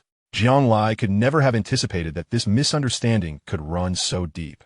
Having never married in his previous life, he finds himself thrust into a situation where others are already contemplating adjusting his age for marriage. Had he been aware of this, he would likely have hastily packed his belongings and fled under the cover of night. "Hey, Jingjing, are you coming? It's time for dinner." Jiang Lai, much like an unrepentant rogue, had just driven her away an hour prior, yet now he was beckoning her to dine, seemingly oblivious to their earlier exchange. "Speak. If you don't eat, I shall go alone." "Where to eat?" As soon as the words left her mouth, Meng Yajing felt an overwhelming sense of indignity. Why should she accompany him for a meal? If they were to go out, at the very least, he ought to apologize first. In human interactions, isn't it customary for the one in the wrong to apologize before reconciliation? "I'll wait for you at the south parking lot. I know a place with absolutely delicious food." Oh, Meng Yajing chose to interpret Jiang Lai's invitation as an apology. After all, him offering to treat her meant he was essentially apologizing, didn't it? In fact, during the past hour or so, she had earnestly contemplated why she had acted that way in front of Jiang Lai. The conclusion she arrived at was that he was unlike anyone else she had encountered. Her previous experiences had become irrelevant. Furthermore, whenever she had encountered males attempting to strike up a conversation or gain her attention, she would instinctively feel repulsed. Yet with Jiang Lai, she merely felt anger and grievance, devoid of any aversion. This was a conundrum she wished to unravel. The intelligence of women can often fluctuate wildly. How one defines it largely depends on whether she wishes to feel elevated or diminished. Regardless, Meng Yajing currently found herself in a state of confusion. "Shall we go? I'll take you to savor some alley delicacies." With a swordsman acting as their chauffeur, Jiang Lai invited Meng Yajing to sit in the back seat. Perhaps due to their outing, Meng Yajing donned a pair of black-framed glasses, which dramatically transformed her demeanor, instantly reverting to the tranquility and scholarly aura she exhibited when they first met. It was perplexing. She had not made any special effort to style herself, not even tying her hair back or applying makeup. Yet her aura had taken a complete turn. "I find her demeanor quite strange. It shifts so suddenly. How do you manage it? Teach me." As someone with autism, Meng Yajing felt deeply self-conscious about this, and it was impossible for her to confess to Jiang Lai that she was merely mimicking, that her current appearance was merely the guise she often employed in social interactions. "I don't know." Her voice was barely above a whisper, for she was lying and lacked conviction. Internally, she was anxious, uncertain if Jiang Lai would discern her deception and, if he did, whether he would confront her with inquiries. However, Jiang Lai's focus was not on her response. Instead, he leaned closer, reaching out to remove her glasses. "What are you doing?" Meng Yajing instinctively recoiled, but Jiang Lai firmly grasped her shoulder, forcibly taking her glasses and placing them on his own nose. "Look, don't I look handsome?" Jiang Lai beamed with pride. Meng Yajing stole a glance, but quickly turned her head away to gaze out the window, sitting upright and evading Jiang Lai's attempt to encircle her shoulder. "Why wear them if they're not prescription? I've heard that girls in glasses have unexpected sides. You don't harbor some secret you wish to keep hidden, do you?" "Oh dear, could it be?" Chapter 36. Meng Yajing's Insecurities. Jiang Lai observed Meng Yajing, who had turned her face away, refusing to answer his questions. He boldly pinched her cheek, pulling her face back towards him. "All right, enough of the act. We're friends now. Can we be a bit more sincere?" To this day, Jiang Lai still believed that Meng Yajing was merely putting on a performance, thinking she was overly engrossed in her role. A flicker of panic crossed Meng Yajing's large eyes. "What am I performing?" "Oh, clearly the innocent young girl act. For heaven's sake, considering your biological age. You are 5 years my senior. Shouldn't you be portraying a poised and aloof older sister or a gentle big sister?" Being confronted with her facade so directly by Jiang Lai felt akin to having all her protective layers stripped away, leaving her in utter disarray. In truth, before Jiang Lai, not even her family had ever noticed or called her out. The disarray she experienced was not solely reflected in her face. Her entire body grew increasingly flustered, with her hands and feet unsure of where to rest, reminiscent of Cinderella losing her glass slipper and reverting to her original form, terrified of every gaze upon her, even if it was just Jiang Lai's. All right, I won't say another word. You do as you please. Why so agitated?" Jiang Lai, noticing her sudden panic, offered comfort while affectionately ruffling her hair. "Goodness, whose beauty is this? How can one be so lovely?" With that, Jiang Lai playfully pecked her cheek. Oh my gosh. Oh my gosh. Lu Yuan, driving the car, nearly jumped out of his seat wide-eyed. Young Master Jiang is quite bold. ISNT? Had this occurred a decade or two earlier, he might have been charged with indecent assault. As for Meng Yajing, she had just begun to recover from her earlier disarray. Jiang Lai's sudden peck left her face visibly flushed, but she exhibited no other significant reaction. Her delicate hands clutched her skirt tightly. She felt overwhelmingly insecure, acutely aware that Jiang Lai had seen right through her. Lu Yuan, there's a glasses shop over there. Turn around and let us check it out. Lu Yuan, unfamiliar with the car, slammed the brakes a bit too hard, nearly causing the two in the back to collide with the front seat. Nevertheless, Jiang Lai displayed his gentlemanly demeanor, instinctively shielding Meng Yajing. Are you trying to kill us? Could you ease up on the brakes? The gentlemanly demeanor only applied to women. Naturally, Lu Yuan dared not oppose Jiang Lai's authority. Retracting his neck as he turned the car around and parked at the glasses shop Jiang Lai had mentioned. Jiang Lai was the first to exit, directly pulling Meng Yajing out of the car by her hand. Meng Yajing resembled a marionette, aimlessly led by him. Ignoring the sales assistant, Jiang Lai guided Meng Yajing through the modest eyewear store. He selected a pair of half-rimmed gold wire glasses, effortlessly taking them off the display and placing them on her face. This truly complements your aura. How lovely you look. I've kept your original pair, he remarked. Jiang Lai's primary intention was to help Meng Yajing find a new pair of glasses. While the black-framed glasses lent her an intellectual charm, they undeniably concealed much of her beauty. The half-rimmed gold glasses, however, appeared far more appealing, and Jiang Lai mused that if she were to swap her dress for a professional outfit, it would be nothing short of perfection. Yet, when he noticed a nearby display of Ray-Ban sunglasses, his interest was piqued once again. Let's try this, he exclaimed, unabashedly pulling Meng Yajing's hand to lead her to that section. As Jiang Lai began to have her try on various sunglasses, her expression gradually brightened. This one, Meng Yajing declared for the first time since entering the store, her face adorned with a pair of Ray-Ban aviators that obscured much of her visage. Jiang Lai attempted to take them off to let her try others, but she stopped him. If she exuded an air of intellect with the half-rimmed glasses, the aviators transformed her into a vision of cool sophistication, accentuated further with a touch of lip gloss. The enveloping nature of the sunglasses granted her a sense of security, making her reluctant to remove them. Jiang Lai, pleased with the ensemble, casually selected a matching casual straw hat from the nearby display and placed it atop her head. Perfect, he declared, snapping his fingers as he donned a nearly identical pair of sunglasses and hat. Naturally, there were 3 of them present, and he also selected a pair of rugged square sunglasses for Lu Yuan, fitting for a bodyguard. Lu Yuan was delighted with his sunglasses, but when it came time to pay, he was taken aback by the nearly 6,000 yuan total for 3 pairs of sunglasses and 2 hats, especially since his pair was the most expensive at 900 yuan. Consequently, for a while, he moved with caution, afraid to jostle his new sunglasses. Following Jiang Lai's lead, the trio arrived at a quaint little restaurant tucked away in an alley. Without needing Jiang Lai's introduction, anyone could tell that this establishment had been around for quite some time. The restaurant was small, requiring them to ascend a narrow staircase to the 2nd floor for dining. As Meng Yajing was guided by Jiang Lai, she curiously surveyed her surroundings. How did he discover such a hidden gem? Does he frequent Shanghai often? Watching Jiang Lai order with familiarity, without even glancing at the menu or needing any introductions, further solidified Meng Yajing's curiosity and filled her with an inexplicable sense of hope. For the next few months, aside from attending a seminar with her mentor, she would be residing in Shanghai. The dishes included grass shoots, explosive pig liver, scallions with fresh clams, tomato beef with scrambled eggs, and pepper salt ribs, with the main course being clam and pig liver noodles. While these dishes belonged to different culinary traditions, they were the chef's specialties. Jiang Lai, having frequented the place in his previous life, was well acquainted with the menu. How is it? Is it to your liking? He inquired.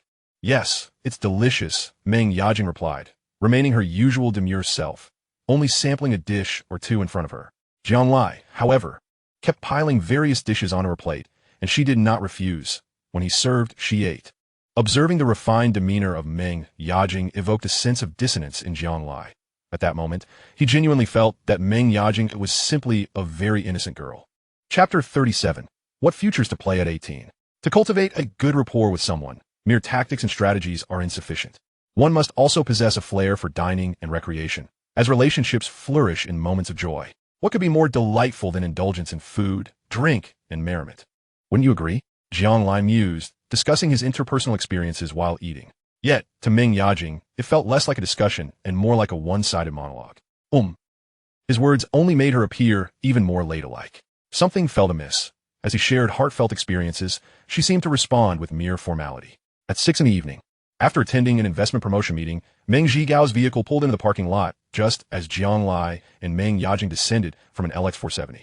He gestured for the driver to remain in the car, observing through the window as the pair, resembling a couple, walked into the building.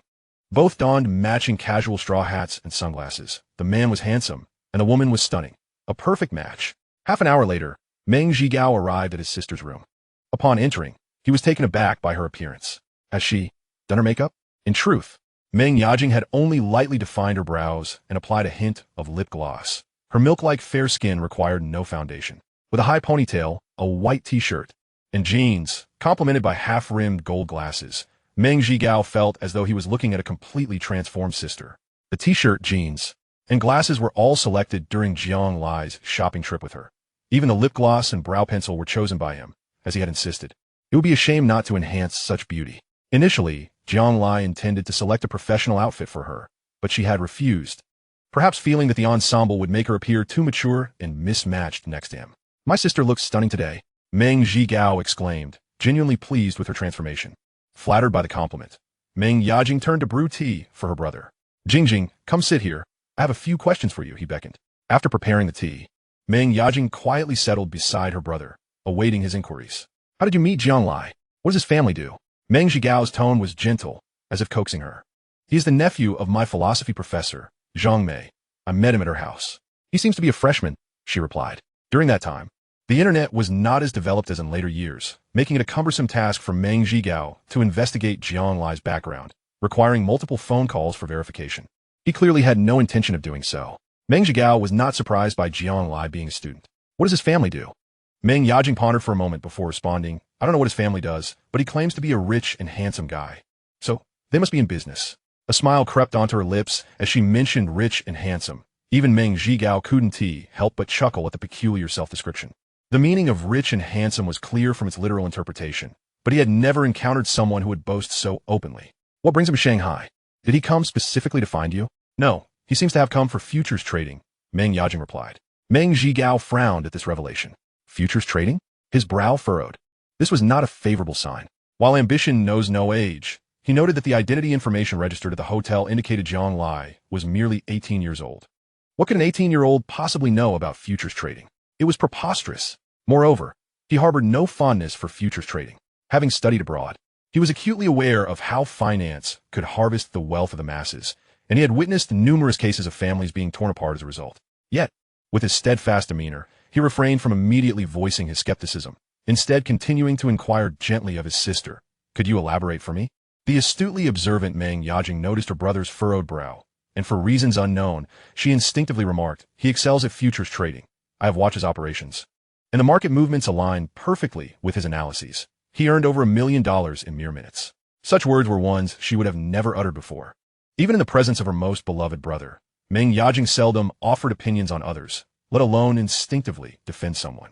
Nevertheless, both her demeanor and the content of her words piqued Meng Zhigao's immense interest. $1 million was no trifling sum. Even for him, how could an 18-year-old amass such wealth in just a few minutes? How did he achieve that? Can you share with your brother? As Meng Yajing opened her mouth to respond, she seemed to recall something and promptly closed it, turning her head aside. Observing her reticence, Meng Zhigao rubbed his nose, feeling somewhat awkward. In a moment of urgency, he had pried into his sister's boyfriend's financial secrets, which felt rather uncouth. However, this was merely his overthinking. Meng Yajing simply believed she should not casually disclose another's secrets. She could easily have informed her brother that Jiang Lai was currently bullish on international crude oil. But Jiang Lai had shown her that trust, and she felt it was her moral obligation not to divulge his methods of earning money. All right, I shall refrain from asking further. Why not tell your brother what you and Jiang Lai did this afternoon? When prompted about this topic, Meng Yajing reflected on her day's activities and succinctly summarized them in 4 words, dining and shopping. Though her response was brief, it brought a smile to Meng Zhigao's face. How wonderful! It's essential to engage in activities befitting your youth. Don't spend all your time studying. Go out on dates and unwind. At being labeled as on a date by her brother, Meng Yajing felt a slight blush warm her cheeks. Why not take a few days off from school and spend some time relaxing with Jiang Lai? I could request a leave from your mentor at Jiang. You need not attend this international medical symposium. Absolutely not, Meng Yajing replied, shaking her head firmly. She was a girl of considerable planning. The primary reason for her refusal was that if she deviated from her meticulously crafted schedule, she would be at a loss as to how to navigate her life. Adhering to her routine made her feel less out of place. Meng Zhigao affectionately ruffled his sister's hair. I'll accompany you for dinner tonight and take you to school tomorrow. All right. Meng Zhigao was quite busy, not only with work-related matters, but also with numerous social engagements. So after a brief conversation with his sister, he departed. Nevertheless, he kept the information he gleaned from her in mind, particularly regarding Jiang Lai's substantial earnings from futures trading.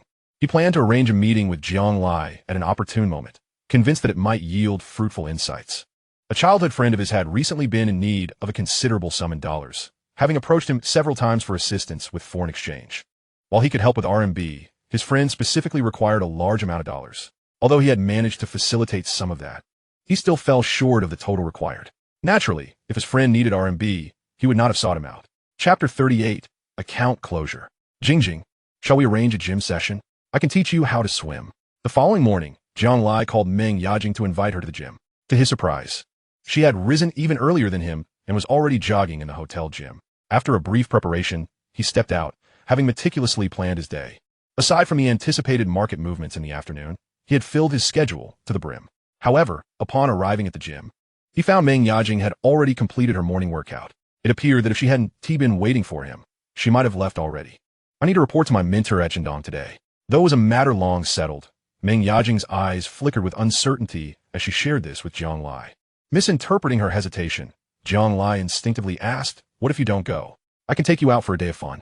Meng Yajing hesitated at his suggestion, but after much contemplation, she replied, "I must accompany my mentor to an important medical conference abroad." Upon realizing it was a serious matter, Jiang Lai understood he had misread the situation and waved his hand nonchalantly. "Then you should hurry. Remember to learn everything from the foreigners and bring honor to our country." Yes. As they spoke, Jiang Lai mounted the treadmill, setting his calorie target and beginning to jog. Meng Yajing stood by for a moment, and seeing that Jiang Lai had nothing more to say, she turned to leave. As she exited the gym, she glanced back and locked eyes with Jiang Lai. He smiled and waved her goodbye, calling out, "Call me when you return. I'll take you out." Typically, such a display that captivated the attention of those around would have made Meng Yajing anxious, but this time she responded with a radiant smile. This was the first time Jiang Lai had witnessed Meng Yajing's genuine smile, and it was truly stunning. Later that afternoon, at 3 o'clock, Jiang Lai awaited the final wave of market activity in his room. After the international crude oil price had surged to $232 per barrel yesterday, it had remained stagnant for quite some time. During this period, bulls had attempted several advances, yet each time the price rose by no more than 30 cents. It was swiftly countered, even dipping further. By this afternoon, the oil price had even receded by 15 cents, settling at $230.50 per barrel, which diminished Jiang Lai's unrealized gains by $375,000. However, he remained unfazed, quietly sipping his coffee while awaiting the market to awaken. At 3:15, the bears launched an unexpected offensive, causing the oil price to plummet by 15 cents, breaking below the 230 mark. Yet, this bearish action ignited a powder keg. A flurry of buy orders erupted, swiftly flattening the bearish candle and sending the price soaring within seconds. In mere moments, it rebounded back to the 230 per barrel mark and continued to climb steadily. 231.30, 231.80, 232.00. Within a few fleeting minutes, the 370.000 in unrealized losses Jiang Lai had incurred was recovered, and his unrealized gains began to escalate dramatically. By around 3:30, the international oil price had climbed to approximately $236.50. Compared to yesterday's $232.00, Jiang Lai netted a profit of 45 cents, boosting his unrealized gains by over 1 million. However, this was merely the beginning. By 3:55, the international crude oil price had reached $239.00 per barrel, striving towards the 240 mark. Jiang Lai promptly set his sell order at $239.50, and after several unsuccessful bullish attempts, he successfully closed all of his 500 contracts. Compared to yesterday, his account balance surged by 1,875,000. After deducting the 75,000 in transaction fees for the 500 contracts and accounting for the increase to 500 contracts leading to the complete closure, he achieved a total profit of 3,240,000. The account's own funds have alarmingly surged to an astonishing 5,875,175, exceeding 3 times the leveraged amount. In a mere 3 days, Jiang Lai, with an initial investment of 645, has astonishingly generated profits exceeding 5 million, yielding an investment return rate approaching 800. Of course, this is merely a trifling affair in the international crude oil market, both in terms of capital scale and return rate. He is merely dabbling. There are many who, with greater capital, achieve terrifying return rates of 10, 0, 0, 0. The mystique of international finance far exceeds the imagination of the average person. Even when compared to the virtual currencies of future generations, it is not to be underestimated, especially since virtual currencies indeed fall within this category. When Jiang Lai returned to the Morgan Financial Shanghai office, David regarded him with almost reverential awe, nearly prostrating himself in excitement upon seeing him. However, Jiang Lai's words doused David's fervor like a bucket of cold water. Close the account. David's 500 hands of speculative positions had followed Jiang Lai to secure a profit of 70 cents, and cunningly, he had already closed his positions to lock in the gains.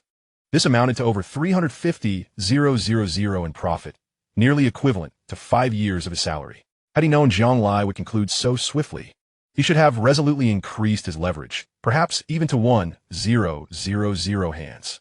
Naturally, his own funds were still too limited. If he had leveraged himself further, even a slight fluctuation could have left him with nothing but remnants. Nonetheless, this did not quell his regret. Mr. Jiang, are you certain you wish to close your account? From my observations, if we can surpass the 1-year high of 24, there may be a significant market movement. Jiang Lai admired David's keen judgment, but had no intention of revealing his true purpose. He merely replied nonchalantly, just a little pocket money will suffice. In our country, we have an old saying, one cannot chew more than one can swallow. Indeed, whenever a Chinese person references an old saying or idiom, it serves as an implicit hyperlink in the conversation, not to be pondered deeply, for the more one contemplates, the more sense it makes. David was reluctant to part ways. As a seasoned financial professional, he still held a modicum of confidence in his judgment. However, what the financial market lacked more than anything was confidence. Jiang Lai's remarkable maneuvers had instilled confidence in David, and now that this confidence was dissipating, he naturally felt apprehensive. With great reluctance, David proceeded to process Jiang Lai's account closure and withdrawal. The Citibank card, initially holding only 645,000, now boasted a staggering balance of 5,875,175. I would like to register a private futures account. Could you assist me with that? David's earlier disappointment was instantly rekindled. Mr. Jiang was not withdrawing from the market. Rather, his own funds were ample, rendering leverage unnecessary. There was still a significant market ahead. However, uncertainty loomed over whether it would rise or fall. As David processed Jiang Lai's private futures account, his emotions were akin to a frantic cat clawing at his insides. Chapter 39. Is 10 million possible? While private accounts also operate under the supervision of J.P. Morgan Securities, the general management staff are unable to access client trading information, let alone the personnel in their branch office. David tried multiple times to extract even a morsel of information from Mr. Jiang, but Jiang Lai remained as inscrutable as ever, revealing not a shred of useful insight. Even Lu Yuan, who consistently accompanied Mr. Jiang, was oblivious to the specifics of Jiang Lai's activities or the extent of his earnings. As an outsider, how could he possibly glean more information? Upon returning to his hotel, Jiang Lai logged into his private account and deposited 5,850,000. The weight of a personal account certainly does not match that of a branch account, as the contract margin requirement per trade is 8, in contrast to the previous 5, raising operational costs by 60%. For instance, based on the current oil price of 24 per barrel, the cost per trade is 24,100,000, 819,200. In comparison to the former margin of 5, the cost has increased by 720. While the operational scope had notably diminished, the advantages of safety and discretion prevailed. For no one enjoys trading under scrutiny. Moreover, this pertains to U.S. crude oil futures trading, where unrealized profits can be directly utilized for margin increases. The days without market movement dragged on tediously, and Jiang Lai yearned for tranquility. For the next 2 days, he was inattentive to meals and distractions, causing Lu Yuan to worry that his young boss faced some dilemma, anxiously pondering whether Jiang Lai had fallen into a romantic quandary. It was not until 3 mornings later, the day the significant market movement began, that Jiang Lai's spirits were once again invigorated. For once this wave concluded, he could return home to tease the naive by Ling and engage in discussions with Jean Kiki regarding the multi-functional applications of snacks. Before any major market movement, market makers typically engage in a cleansing action, ultimately aiming to extract as many chips from retail investors as possible. This is also why many people abandon their holdings just before a rally. The financial market makers' understanding of human psychology is unparalleled. Not only do they eject you from the vehicle before takeoff, but they also entice you back on board before you disembark. Of course, in the realm of international crude oil futures, which is dominated by financial institutions, Jiang Lai, as a player with 5 million, is hardly considered significant. He is merely a passerby, as he is not operating an institutional account. The maximum limit per transaction is 50 hands. Jiang Lai set his buying price at $23.65, placing 60 large orders of 50 hands each in the market maker's low point consolidation area, totaling 3,000 hands. Fully committed. Knock, knock, knock. Just then, a knock echoed at the door. Young Master Jiang, someone is looking for you, came Lu Yuan's voice from outside. Jiang Lai's brow furrowed instantly. This morning, he had specifically instructed Lu Yuan not to disturb him unless it was urgent. Rising to open the door, he regarded Lu Yuan with a displeased expression. Upon witnessing Jiang Lai's demeanor, Lu Yuan wore a face of dismay. Miss Yajing's brother has arrived. Is Meng Zhigao here? What did he want with me? Jiang Lai turned to shut his laptop and exited the bedroom. Meng Zhigao remained as refined as ever, but this time he was exceedingly polite. Standing at the suite's entrance with a warm smile directed at Jiang Lai, refraining from the previous encounter's assertive demeanor, even allowing Lu Yuan to remain at ease. Meng Zhigao, what brings you here? Jiang Lai exhibited a remarkable transformation, his earlier frown replaced with a radiant smile the moment he stepped out of his room. Recognizing Meng Zhigao's notable status, Jiang Lai was eager to cultivate a favorable relationship. I hope I haven't intruded, young Master Jiang. Jiang Lai approached Meng Zhigao, extending his hands for a handshake. Not at all. Please have a seat. Lu Yuan, prepare some tea. Lu Yuan was genuinely impressed with young Master Jiang.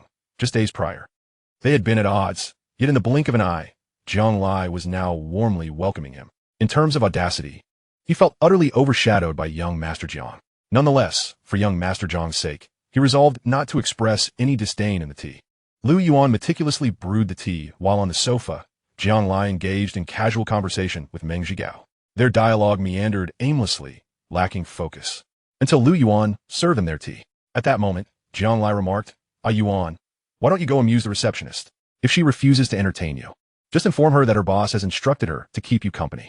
As he spoke, Jiang Lai handed Lu Yuan 2,000 yuan. Lu Yuan, somewhat flustered, accepted the money and exited. In recent days, Jiang Lai had been spending his free time at the gym, while whenever he was occupied with work, Lu Yuan would meander around the front desk. Jiang Lai was well aware of Lu Yuan's little intentions. They were hardly subtle. However, Meng Zhigao was left in a state of perplexity, his forehead adorned with 3 dark lines. What was this? Was he expected to seek Jiang Lai's assistance, while also providing a receptionist to accompany him? Yet, he recognized that Jiang Lai was merely jesting, intending to send Lu Yuan away. Care for smoke? Meng Zhigao offered a Panda brand cigarette, which Jiang Lai accepted, exclaiming, a special supply. He produced a lighter and ignited their cigarettes. I heard from Jingjing that you're involved in futures trading. Before Jiang Lai could respond, Meng Zhigao added, I gleaned this from Jingjing, fearing it might lead to misunderstandings between the couple. Jiang Lai, however, was unfazed, responding with a smile, it's nothing significant, just a way to earn some pocket money. Upon hearing Jiang Lai's candid admission, Meng Zhigao felt encouraged to continue. Since it was merely pocket change, it was only natural to convert it into local currency. I happen to have a friend in need of foreign exchange. How much USD do you have? I can exchange it at a rate 5% above the standard. Meng Zhigao's straightforwardness took Jiang Lai by surprise, but he quickly grasped the underlying urgency. In this day and age, before joining the WTO, the nation's foreign reserves were woefully insufficient, relying heavily on Hong Kong as a conduit. Each year, they earned foreign exchange through the export of low-end manufactured goods or by dealing in express deliveries. Various domestic industries, constrained by foreign exchange shortages, required substantial amounts to procure overseas equipment and technology for production, research and development, and industrial upgrades, making it arduous for the younger generation to acquire foreign exchange. How much does your brother require? 10 million? Meng Zhigao inquired, probing for a higher amount. Chapter 40. The funds are finally sufficient. Currently, the number of wealthy individuals in the country capable of producing 100 million in cash is not insignificant. Yet those who can offer 10 million US dollars are exceedingly rare. To Meng Zhigao's astonishment, Jiang Lai replied without a flicker of hesitation, "Yes, when do you need it?" The rapid blinking of Meng Zhigao's eyes bore a striking resemblance to Jingjing, revealing their sibling bond. "Brother Jiang, do you have 15 million? In that moment, young Jiang transformed into Brother Jiang. Regardless of the circumstances or individuals involved, one's strength remains the foremost criterion for earning respect. Yet, Jiang Lai appeared oblivious to the shift in dynamics, responding nonchalantly, "Yes, when you need it. Is it domestic or foreign funds? Citibank international account." At this revelation, Meng Zhigao found himself swallowing hard. Had he known Jingjing's boyfriend possessed such prowess, he wouldn't have struggled to cobble together funds. The crucial matter was that following a recent mishap with the group's investment funds, his attempts to leverage his connections had yielded little foreign exchange, leaving him indebted to a considerable number of people. "Jingjing has led me astray. 20 million, and I can offer you a 6% premium on the exchange rate. If Brother Jiang has no objections, I will call my friend now, and he can be here by tomorrow afternoon at the latest." Observing the growing excitement on Meng Zhigao's face, Jiang Lai pondered for a moment. "Tomorrow afternoon should be feasible." "What do you mean should be?" "Brother Jiang, you must provide a definite answer. I cannot afford to offend my friend. We cannot both find ourselves in a predicament." Meng Zhigao's body involuntarily shuddered at the thought of potential calamity. Noticing Meng's anxious demeanor, Jiang Lai signaled for him to remain calm. Excusing himself to the bedroom to retrieve his laptop and unlock the screen. The market had already commenced. Oil prices had surged past 24, soaring to approximately 2,480, and appeared poised to breach the $25 mark shortly. The unrealized profits in his account had exceeded 5 million. Jiang Lai compared this with his mental recollection of a candlestick chart, then decisively set the unrealized profit of over 5 million for unlimited price buy orders, averaging 50 lots every 2 seconds. In a mere 2 minutes, he had increased his position by over 1,800 lots, bringing his holdings to 4,830 lots. With over $9 million in capital, Jiang Lai possessed a relatively strong risk tolerance. Even a $2 pullback could be absorbed by his heavy positioning of over 4,800 lots. And from his recollection of the candlestick chart, there was seemingly no room for a pullback. This wave not only invigorated the bulls, but also completely mobilized the market's sentiment and confidence. The time for the bears was running short. After concluding his operations, Jiang Lai closed the laptop and returned to the living room. "This should suffice, you can rest assured." Meng Zhigao, somewhat bewildered, pondered what Jiang Lai had done in that brief interval to bolster such confidence. However, his excellent composure and discretion kept his curiosity at bay. "Brother Jiang, you have truly assisted me immensely. Once this matter is concluded, I owe you a favor, one that has nothing to do with Jingjing. In the future, should you encounter any difficulties within my capability, I will certainly repay this favor." Meng Zhigao solemnly pledged to Jiang Lai, which was precisely the outcome Jiang Lai sought. Were it not for this favor, he would not have wished to expose his capabilities. Playing the role of a pig to eat a tiger was far more enjoyable. Yet, to establish himself in society, one must possess certain advantages. Having fortuitously met the Meng siblings, he was determined to seize the opportunity. Although he was unaware of the true strength behind the Meng family, it surely could not be insignificant and would undoubtedly prove useful. As these thoughts crossed his mind, he still felt the need to utter polite words. "Brother Zhigao, what are you saying? Given my relationship with Jingjing, just speak, and I will do my utmost to assist you. It is vital to ensure that others recognize your goodwill and understand the reasons behind your assistance. This holds great significance." Jiang Lai's words conveyed a simple message. "While I accept the favor, I am doing so due to my connection with Jingjing, not in an attempt to ingratiate myself with you." Meng Zhigao understood this clearly and felt an increasing satisfaction toward Jiang Lai. Initially, he had presumed Jiang Lai to be merely a small-time businessman, yet Jiang Lai's performance left him pleasantly surprised, a delightful revelation. This young man not only remained composed in the face of challenges, but also possessed courage and intellect, coupled with a pragmatic approach and considerable strength, making him exceedingly impressive. Unlike the second and third generations who often adhere to societal prejudices regarding family lineage, they were fundamentally different, having emerged from hardship. After all, who among them had ancestors that were inherently superior? Additionally, there was another reason. Whoever their daughter married would be deemed a so-called affluent family in the eyes of the public. Thus, personal capabilities and character remained paramount in their considerations. Lao Meng initially intended to invite Jiang Lai for a convivial gathering over drinks. However, Jiang Lai, preoccupied with market observations, declined with an excuse. After exchanging contact numbers, Lao Meng returned home to share his joyous news. Meanwhile, Jiang Lai, who had been trading aggressively with nearly all his capital, resumed his vigilant watch over the market after Lao Meng's departure, shedding the earlier nonchalance of minor trades. With the account once again showing a profit, he decisively increased his position by 170 contracts, bringing his total holdings to 5,000 contracts. He would have added even more. But Jiang Lai's account had reached its holding limit. This meant that no matter how much capital Jiang Lai possessed, he could not add any further contracts. Remarkably, this was still during a time when many significant international financial events had yet to unfold, which allowed Jiang Lai's account, with over 5 million in investments, to accommodate the 5,000 contract cap. Had this been 20 years later, after a series of major black swan events in the 21st century, it would be improbable for a small retail investor like him, with several $1 million, to secure such extensive trading permissions.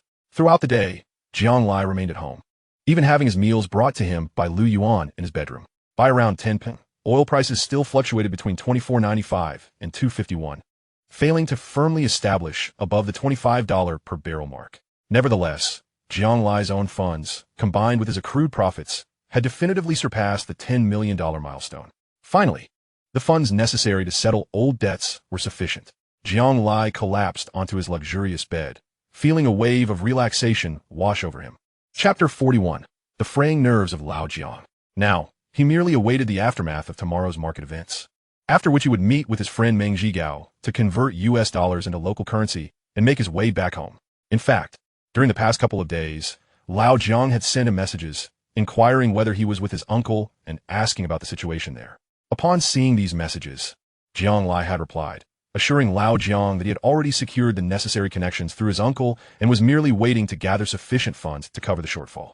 However, Jiang Lai had not informed Lao Jiang that he was in the Shanghai market to make money, leading Lao Jiang to mistakenly believe that Jiang Lai was continuously with his uncle, hence rarely initiating calls. After all, Lao Jiang was well aware of his standing within the Qin family. Should he inadvertently offend Qin Hongwei, the consequences could be dire, rendering his son's efforts futile. The reason Jiang Lai refrained from disclosing his money-making endeavors was simple. He did not possess absolute certainty. A mere 90% certainty? What difference did that make? Jiang Lai never spoke of ventures lacking complete assurance. Even when he was entirely confident, he would consider whether it was prudent to voice it based on the situation. This wisdom stemmed from invaluable experiences in his past life. The source of human suffering often lies in speaking too readily. Jiang Lai was a man of bold demeanor. Yet every step he took was executed with the caution of walking on thin ice. It may seem disjointed, yet it was far from contradictory. For instance, his interactions with Meng Yajing reflected this mindset. On a psychological level, he perceived her merely as a young girl. Whether her innocence was genuine or a facade, her affection for him was undeniably real. As long as this premise held true, and he refrained from causing her harm, their relationship would only flourish, irrespective of her background, which posed no threat to Jiang Lai himself. Similarly, with Meng Zhigao, had it not been for his connection to Jingjing, how could Jiang Lai have engaged in any dealings with a second-generation individual of uncertain lineage? As it stood, the situation appeared favorable.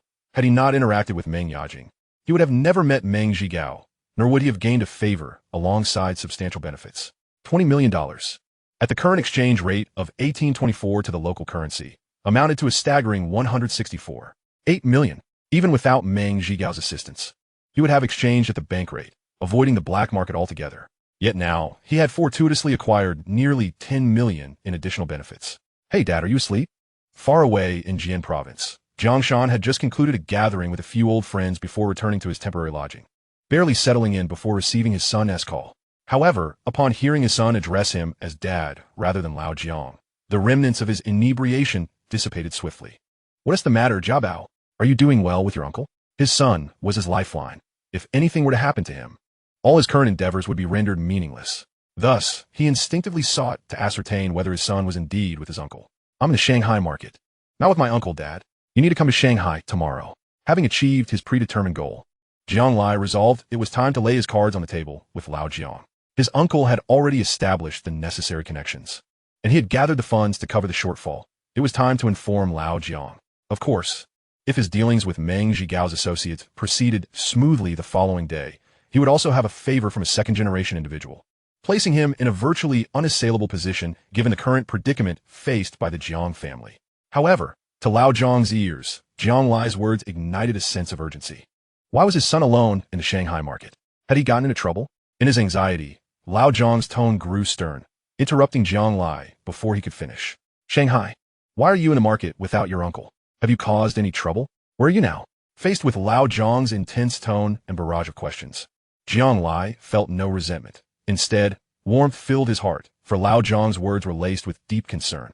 I understand, Lao Jiang, that you're anxious. But please allow me to finish. You need to let me speak, don't you?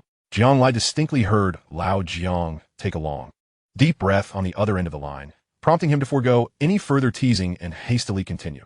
Your uncle has already secured the necessary connections, and we were just waiting for you to gather enough funds. Since the only remaining issue was money, and I had nothing else to do, I thought I might as well take a chance in the Shanghai market. They say it's a land of opportunity. By the time he finished his sentence, the sound of Lao Jiang drawing in a sharp breath could be heard on the other end of the line. If Jiang Lai had been beside Lao Jiang, he would have witnessed the peculiar sight of Lao Jiang holding the phone in one hand while pinching his own flesh in disbelief. Lao Jiang held his breath for several seconds, nearly exceeding his lung capacity, before managing to suppress the urge to scold his rebellious son, grinding his teeth as he said, "If you lose, then you lose. You need to return home immediately. Once I'm done here, we can discuss your situation properly. Are you in Shanghai because you lack the fare to return home? Give me your bank account details, and I'll have Xiao Hui send you some money." Lao Jiang spoke through clenched teeth, barely containing his frustration. As I tirelessly roamed outside, attempting to establish connections, I have only managed to gather a meager sum of around 10,000. Yet this young lad, without a moment's hesitation, has squandered over 5 million. Futures trading is not a game for a mere child. It is gambling, a gamble with no promise of victory. Were it not for the persistent voice in my mind reminding me that he is my own flesh and blood, I would have cast aside my current endeavors and rushed to the Shanghai market to restore the family's integrity. Old Jiang, you see how anxious you are. It is not as you imagine, not as I imagine. Have you borrowed money? You ungrateful child. Speak. How much have you borrowed? Jiang Lai held the phone away from his ear, pressing his forehead in exasperation, utterly speechless. Is our reputation truly so dismal? Well, I admit during my youth, I was indeed reckless. Chapter 42, The American Fleece. One must seize the opportunity. Speak up. Jiang Lai, what are you doing? Speak to me. Hello. Respond. Hello. Hello. Jiabao, what is wrong? Say something. Father was wrong. Jiabao, please do not frighten your father. I did not mean to raise my voice. It has just been a rather hectic time.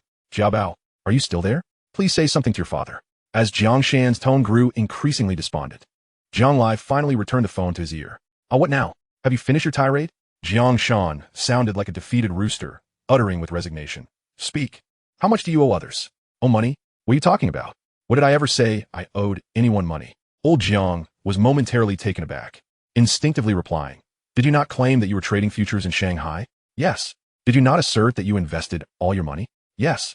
Did you not lose all the money and end up in debt? Not at all. I say, Old Jiang, can you let me finish my sentence? If you interrupt me again when I visit my mother's grave next time, I will write on the paper money that you hit me 3 times a day and burn it for her. Speak on. Old John's mind bust, and he uttered not a word beyond those 3, fearful that any additional words might be perceived as an interruption. I have indeed come to Shanghai. Then, upon inquiry, an expatriate informed me that one could earn substantial profits from futures trading. Coincidentally, that expatriate is the client manager of a futures company. Hence, I invested all my savings of 645,000 USD and, upon his advice, leveraged it threefold with an investment of $8 million US. And then I made a lot of money. What did you say? I said I made a lot of money. A considerable amount. How much is a considerable amount?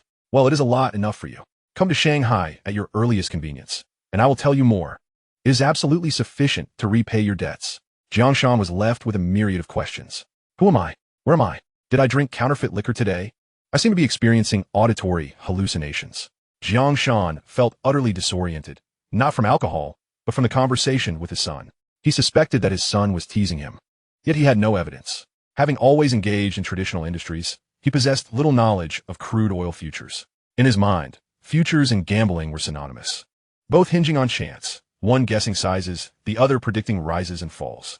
While it is indeed possible to earn some money with good fortune, he did not believe that his son could amass enough to fill the family's deficits. Jiang Shan was primarily concerned that his son, although intelligent, lacked social experience and might be deceived. After hanging up, Jiang Shan rubbed his temples, a headache forming. A trip to the Shanghai market is essential. Whether his son truly earned a fortune or fell victim to a scam, as a father, he must undertake this journey. He picked up the phone and called the driver, Li Biao, who resided in the adjacent room. Prepare yourself. We shall head to the Shanghai market tomorrow morning. Meanwhile, Jiang Lai remained fixated on the market, watching as his account's profits soared. International oil prices had reached approximately 258.5 US dollars and were persistently attempting to breach the 26 US dollars barrier. His account balance fluctuated between 14 to 15 million US dollars, with Jiang Lai fully leveraged with 5,000 contracts. Every $1 increment in international oil prices would yield him a profit of 5 million US dollars. Jiang Lai was aware that the peak of this significant trend would occur tomorrow at 11:30 a.m., reaching a maximum of 294 US dollars, the highest point in recent months. The next wave of market movement would transpire a month later, when oil prices would surge beyond 30 US dollars, ultimately skyrocketing to a historical peak of 37.81 US dollars on September 7th. Not to mention, even if Jiang Lai devoted his entire life to trading international crude oil, he could live a life of immense wealth. However, the riches of the Anglo-Saxons and the Jews are not easily acquired. Presently, Jiang Lai resembled a mouse aware of a hole leading to a granary, pilfering morsels from the vast storage of the Anglo-Saxons and Jews. Yet, once he metamorphosed from a mouse into an elephant, that granary might transform from sanctuary into a perilous domain.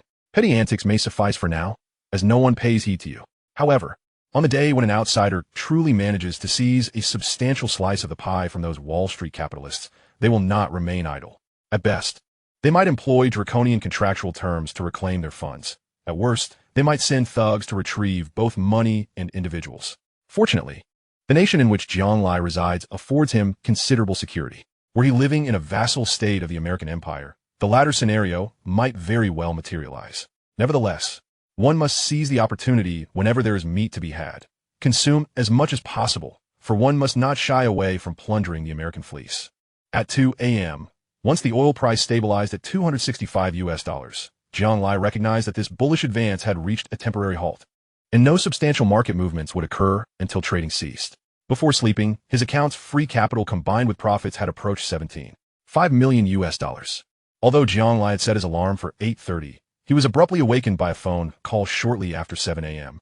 Hello, Jiabao, I'm already on the freeway, and I will arrive in Shanghai around 3 p.m. Oh, do you have anything to say? Are you annoying? Drive safely. I'm hanging up. Beep, beep, beep. Jiang Shan was left with a furrowed brow, realizing that his son needed a good lesson.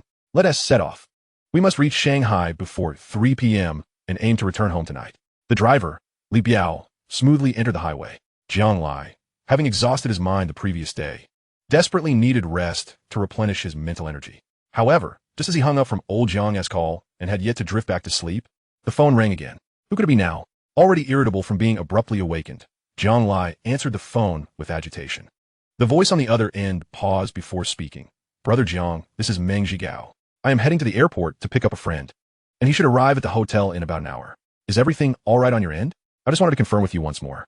Realizing sleep was no longer an option, Jiang Lai, feeling defeated, sat up in bed, raked his fingers through his disheveled hair, and began to gather his thoughts once again. Chapter 43. This sister, I have made my commitment. After a brief silence, Jiang Lai finally regained his composure, glanced at the time, and said, Did you not say this afternoon? Upon hearing this, Meng Zhigao's tone clearly displayed a hint of panic. This afternoon works, I can delay things on my end. But Brother Jiang, you must not let me down. I'll give him my word. Rest assured, Lao Meng, I have everything under control. If noon is too late, I can manage earlier. With those words, Meng felt a wave of relief wash over him. Jiang's casual reference to him as Lao Meng elicited no objections. As long as the young man didn't falter and could present the necessary dollars, he could call him whatever he liked, be it Lao Gu or Xiao Meng. After hanging up, Jiang Lai found sleep eluding him, prompting him to rise and freshen up in the bathroom. Once he had completed his routine, he stared at the market trends for a while, feeling as if the entire market was akin to a stagnant pool of water, or rather, so eerily quiet it was unsettling, as if all parties were brewing a terrifying storm. Jiang Lai knew that this storm would erupt at precisely 9:15. With the bulls ruthlessly annihilating the bears within 2 hours, leaving them in utter ruin, their ranks filled with lamentation. Bored and yearning for tranquility, he went to the gym with Lu Yuan, engaging in a tedious hour of exercise. While dining in the cafeteria, he fortuitously encountered Meng Zhigao. The typically refined and mature Meng Zhigao was now in a rather obsequious demeanor, personally serving breakfast to a woman. The woman appeared to be in her late 20s, with shoulder-length hair, sharp brows, and bright eyes that exuded an alluring charisma, reminiscent of the character Shui Qianxuan portrayed by Joey Wong. Of course, her actual age could not be determined solely by appearances. Diligent maintenance and appropriate exercise could easily keep a woman looking youthful. Brother Jiang, what a coincidence. Meng Zhigao noticed Jiang Lai from a distance. His reference to Jiang Lai prompted the woman, who had been poised to sit down for a meal, to lift her gaze, her eyes sparkling as they turned toward him. Yet, in the next moment, her attention shifted back to Meng Zhigao, her expression tinged with skepticism, as if to say, "Are you sure this young lad has substantial dollars?" "Susu, let me introduce you to Jiang Lai, the brother I mentioned before." "Jiang Lai, this is my childhood friend." Jiang Susu, the Jiang from Jiangxia. Jiang Lai stepped forward, placing his tray down on their table, and flashed a radiant smile at Jiang Susu, extending his hand. "Sister Susu, you are truly beautiful. I am Jiang Lai, delighted to meet you." Jiang Lai spoke no falsehood. Jiang Susu was indeed beautiful. The kind of stunning that was both striking and elegant. In interpersonal relations, prowess is paramount. Yet beyond that, everyone possesses their own advantages. Whether it be a woman's beauty or a man's charm, a well-toned physique, or some advanced conversational skills, these are all enhancements. Jiang Lai's advantages lay in his youth and good looks, complemented by his clear, innocent gaze. Based on his capabilities, these three attributes greatly enhanced his appeal, particularly given his sweet disposition. Sweetness requires a foundation, an oily, balding older man complimenting a woman on her beauty is unlikely to win her favor and may even have the opposite effect. But Jiang Lai was different. He was young. He was innocent. As Jiang Susu regarded his sincere and clear-eyed gaze, a smile blossomed on her face, and she extended her hand to shake his without any reservations. Contrary to Jiang Lai's expectations, Jiang Susu's hand was not the delicate, untouched softness one might anticipate. Instead, it bore a certain roughness, with noticeable calluses, reminiscent of skin that had yet to fully recover after the removal of calluses. "Fellow, Jiang Lai, Zhigao speaks very highly of you. You truly are a young talent with a promising future." Jiang Susu reciprocated with a compliment, as the young man's praise was delivered with such genuine sincerity. However, before Jiang Lai could prepare for another round of mutual flattery, Meng Zhigao interjected. "Since we've met, why not share a meal together?" While speaking, he subtly shifted to invite Jiang Susu to sit, inadvertently forcing Jiang Lai and Jiang Susu to release their clasped hands. "Seriously, Lao Meng, are you that stingy? If someone didn't know better, they might think she's your girlfriend," Jiang Lai remarked, embodying the essence of a naive and sunny young man as he plopped down across from Jiang Susu, unreservedly asking, "Sister Susu, you're not actually Lao Meng's girlfriend, are you?" Cough, cough, cough. Without warning, Meng Zhigao erupted into a fit of violent coughing, nearly dislodging his glasses in the process. Jiang Susu, however, regarded Jiang Lai with newfound interest, a playful smile tugging at her lips as she softly replied, "Sort of." Those three words seemed to possess an enchanting power. For within a second of her utterance, Meng Zhigao's coughing abruptly ceased. "Come, Susu, try this soup dumpling, it's quite special." Jiang Lai felt as if he had unwittingly stepped on a rake, receiving an unexpected dose of romantic rivalry. Just what is Sister Susu's business that requires substantial amounts of dollars? Jiang Lai maintained his innocent, sunny demeanor, posing the question as if it were mere small talk. Jiang Susu, however, did not respond immediately. Instead, she took a sip of soy milk and scrutinized Jiang Lai with keen interest. "I heard from Zhigao that you earn your dollars through futures trading. Is your income stable?" Clearly, Jiang Susu was not swayed by Jiang Lai's appearance. As she turned the question back on him, Jiang Lai, not caught off guard, smiled shyly and replied candidly, "Not really stable. Sometimes I earn a lot, sometimes a little." Listen to this. Is that even a sensible answer? When someone asks if it's stable, they mean to say that there are ups and downs in this game. You should focus on your own performance and not fret unnecessarily. However, Jiang Lai's response implied that while the earnings were variable, they were ultimately guaranteed, just fluctuating in amount. Jiang Susu took a napkin and slowly wiped her mouth, her interest in Jiang Lai evidently heightened. "Oh, in that case, it's only fair I share with you. I have my sights set on a mine in Brazil. Wow, now that is a true big shot. This sister, I'm all in. No one else can take her," Jiang Lai thought, his eyes gleaming with admiration. Jiang Susu, observing the vibrant excitement in his gaze, continued with an enigmatic expression. "Now that I've shared my purpose for the funds, it's your turn. You've asked your questions, and now you must showcase your own prowess in conversation. Merely being cute and calling me Sister 1T suffice." Jiang Lai glanced at the time. It was just shy of 9 o'clock. with more than half an hour remaining until the final surge of market activity. He felt no rush. Fear not, Sister Susu. We'll finish our meal, and then we can head to my room, where I will show you my capabilities. Meng Zhigao.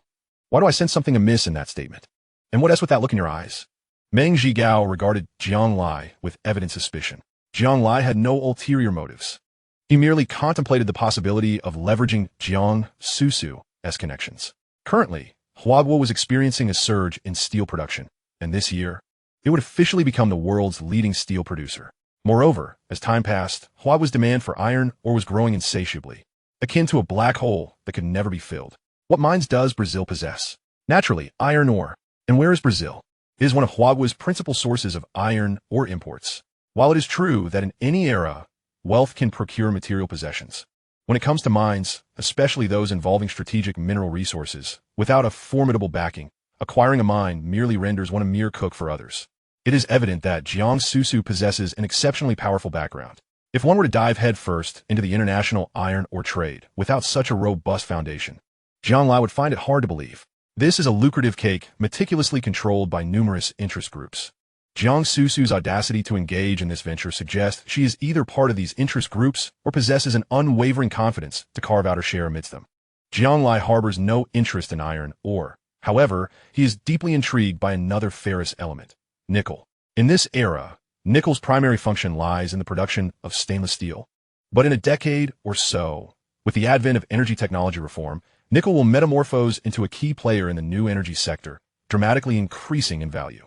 If he could discreetly establish a foothold now, he believes he shall possess commensurate capabilities when a new energy era dawns.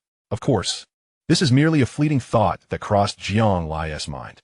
On the surface, he has retracted his gaze from Jiang Susu's verdant eyes, focusing instead on his breakfast in a leisurely manner, leaving Meng Zhigao's unfriendly glare empty. At any moment, one must showcase their strength to forge partnerships. Jiang Lai is acutely aware that he currently lacks sufficient prowess. Even if he could earn some foreign currency through international financial markets, it would scarcely suffice for Jiang Susu. Furthermore, the phenomenon of foreign currency scarcity will swiftly dissipate with China's accession to the WTO next year, leading to a time when, in years to come, the nation will accumulate so much foreign currency that it cannot exhaust it even with rampant global purchases. Nonetheless, having been granted this opportunity, Jiang Lai is determined to seize it. Collaborating with him is just the beginning. Once the first partnership is forged, subsequent ones will inevitably follow, as the allure of profit is simply irresistible. After breakfast, Jiang Lai escorted the two to his suite. He instructed Lu Yuan to prepare tea for them while he retrieved his laptop from the room. The moment to showcase his technical prowess had arrived. What defines a true leader? Wealth? Power? Status? In Jiang Lai's eyes, none of these qualify. He believes a true leader is one who can bring others wealth, grant them power, and elevate their status. Otherwise, what significance does your wealth, power, or status hold for me? Those devoid of value cannot forge connections with the influential. A penniless youth receiving aid from a benefactor is a narrative fit only for fairy tales. To Jiang Lai, whose foundation is still fragile, Meng Zhigao and Jiang Susu hold considerable value. The question is, how to manifest his worth. As he sensed their puzzled expressions, Jiang Lai positioned his laptop before them. The time read 9:11, with just 4 minutes remaining before the market commenced. Old Meng, Sister Susu, behold, this is my crude oil futures, he declared. Meng Zhigao, having studied abroad and encountered futures trading, leaned in with interest, while Jiang Susu, entirely unfamiliar with such matters, curiously leaned forward. How does one interpret this? Please enlighten us. Being astute individuals, Jiang Lai revealed his cards, not merely to establish his strength, but to express his intentions for camaraderie. Sister Susu, observe this, my account as floating profit. This is my position size, and this is the candlestick chart, which represents Jiang Lai succinctly elucidated how to analyze the market for Jiang Susu. Though her gaze repeatedly drifted to the figures on his account, the numbers fluctuated incessantly, oscillating between 3 million and 8 million, the unit being USD. This reflects the current price of crude oil per barrel. Presently, I hold 677 barrels. Each contract encompasses 1,000 barrels, and I currently possess 5,000 contracts, equating to a buy order of 5 million barrels of crude oil. Should the price rise by $1, I profit $5 million US dollars. Conversely, what if it drops by $1? Naturally, it would result in a loss of $5 million US dollars. Jiang Susu could not suppress a gasp. Even she, who had witnessed many grand spectacles, was taken aback by Jiang Lai's audacious gamble. A fluctuation of a single dollar equated to over 40 million renminbi. What magnitude of fortitude would be required to endure such volatility? Her small consortium invested countless resources, leveraging an array of connections, exerting immense effort and capital to purchase mines abroad. How many 40 million renminbi profits could they realistically achieve in a year? As she pondered this, Jiang Lai's calm voice drew her thoughts back to reality. Sister Susu, see that upward green line? We call it a bullish candle, indicating the price is on the rise. The figure above denotes the current crude oil price. An astonishing occurrence unfolded before Meng Zhigao and Jiang Susu. A towering bullish candle ignited, and the figures in Jiang Lai's account soared dramatically. International oil prices surged. 690, 715, 735, 750, 775. Jiang Lai's account value escalated from 18 million to 19 million, then 20 million.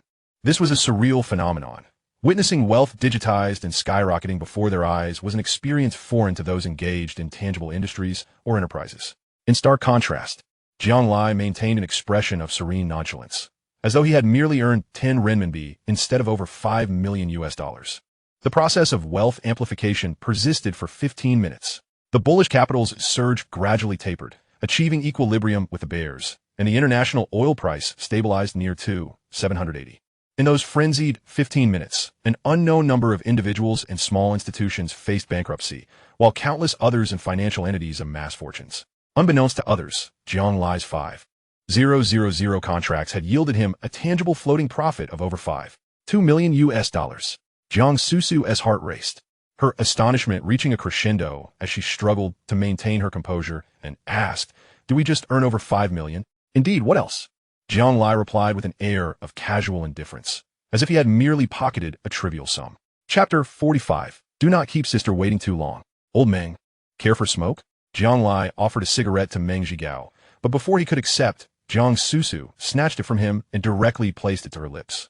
She needed a moment to calm her nerves. This world was utterly chaotic. Typically, a man would reproach his girlfriend for smoking or, at the very least, attempt to dissuade her. However, Meng Zhigao swiftly produced a lighter, ignoring Jiang Lai's offer entirely, and lit Jiang Susu's cigarette first. After igniting hers, he then accepted Jiang Lai's smoke, lighting one for himself and taking a deep drag. To be candid, he too was astonished by the terrifying speed at which wealth was being generated. But before they could fully absorb the magnitude of the situation, the market became lively once more. Initially, the bears exerted pressure, swiftly driving the oil price down by over 20 cents, causing Jiang Lai's floating profit to plummet by over $1 million USD in an instant. Yet, the bulls swiftly regrouped, stabilizing the situation, and the market began to oscillate. "Do we just lose over $1 million? Jiang Susu inquired again, to which Jiang Lai shrugged. He was utterly indifferent, for he understood that this price correction was not a bearish maneuver, but rather a strategic ploy to entice short sellers, marking the commencement of a rally in oil prices following a period of stagnation. Was there no need for action regarding the impending drop in oil prices? Jiang Lai, displaying no impatience towards the novice inquiries of Jiang Susu, patiently elucidated, "In this endeavor, one must learn to let profits run free. After all, it is all profit. So what is there to fear?" He then added, "I have established a stop-loss line. When my account approaches my minimum target, it will automatically close, safeguarding both my costs and predetermined profits." Without hesitation, Jiang Susu inquired, "What is your cost?" Jean Le smiled Chili, 650,000 dollars. A collective gasp echoed as two individuals simultaneously inhaled sharply. When it came to ostentation, Jiang Lai was an adept, effortlessly donning an air of innocence while doing so. At this point, Jiang Susu had already focused all her attention on the market, fascinated by this lucrative opportunity. It's rising again." Jiang Susu instinctively glanced at Jiang Lai, who remained unperturbed, his gaze calmly fixed on the computer screen. 2790, 2795, 2797, 2798, 2799, 2795, 2793. As the price approached $28 per barrel, the rate of increase noticeably slowed, even entering a tug of war, with short sellers resolutely defending the 28-point high. This stalemate persisted for several minutes. Just as Jiang Susu began to tire of this endless back and forth, Jiang Lai's calm voice broke through, "We are about to breach 28. With his words, the market's dynamics intensified. 28.05, 28.15, 28.30, 28.45. The $28 per barrel price acted as the last line of defense. Once the short sellers lost this stronghold, their ability to resist vanished, and oil prices soared as if propelled by a rocket. Only then did Jiang Lai pull the computer closer, initiating a flurry of operations. Although Jiang Susu could not decipher his actions, she observed intently, not just Jiang Lai's maneuvers, but also him as a person. Following his brief flurry of activity, he returned the computer to its original position. Jiang Susu and Meng Zhigao redirected their gazes to the market, their primary focus on the fluctuations of Jiang Lai's account balance. 25 million, 27 million, 28 million. As the numbers oscillated to a halt, Jiang Lai's account balance transitioned from unrealized gains to a finalized total, ultimately resting at $30,810,000. With a deduction of $120,000 in fees for 5,000 contracts. The final account balance stood at $30,690,000. With oil prices continuing to rise, why was the money not increasing? Jiang Susu's eyes widened as she regarded Jiang Lai, her expression adorably astonished. Jiang Lai, not one to keep secrets, explained, I just set the 5,000 long contracts to close at a price of $2,916. Now that the transaction is complete, the price will no longer rise. He then took the computer again for another round of operations. This time Jiang Susu understood. He was withdrawing funds. He withdrew $20 million. After completing the transaction, Jiang Lai closed the laptop. Jiang Susu, momentarily taken aback, asked, Aren't you going to monitor the market any longer? I think the upward trend looks promising. Jiang Lai replied, My established target has been achieved. How the market behaves henceforth is irrelevant to me. Sister Susu, do you have a Citibank account prepared? How shall we proceed with transactions? At that moment, Jiang Susu fully believed in the authenticity of it all. Simultaneously, Jiang Lai's nonchalant demeanor profoundly impacted her, elevating her opinion of him significantly.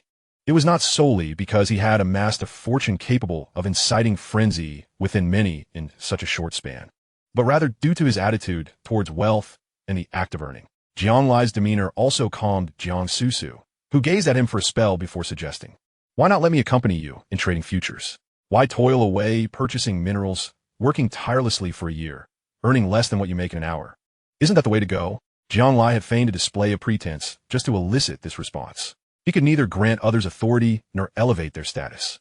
The sole means of earning respect was through leading others to profit, as long as the other party sought to make money and had aspirations of their own. Their relationship would be as stable as iron. Not to mention, just observing Meng Zhigao's attitude towards this sister revealed that she was no ordinary individual. Securing her partnership was akin to catching a two-tailed fish. Buy one, get one free. With her by his side, could Meng Zhigao possibly slip away? Yet, one must still maintain a semblance of restraint. Responding to every demand was the folly of a fool. Should one become too accustomed to being utilized, they would become nothing more than a tool. Mutual benefit was the key. Only through reciprocity could a long-term, relatively equitable relationship be established. Regarding Sister Susu's point, Jiang Lai remarked, I merely dabble in small profits, and besides, market opportunities do not arise daily. One cannot always seize the right moment. There are far more stable and beneficial enterprises that serve the nation and its people. Jiang Susu, slightly disappointed by his rejection, pursed her lips. Jiang Lai, noticing her gesture, feigned contemplation before suggesting, How about this? Next time I identify a favorable market condition, I shall inform you, Sister Susu, and we can engage together. How's that sound? Jiang Susu's initially crestfallen expression brightened instantly, revealing a radiant smile. Then we have a deal. You mustn't keep your sister waiting too long.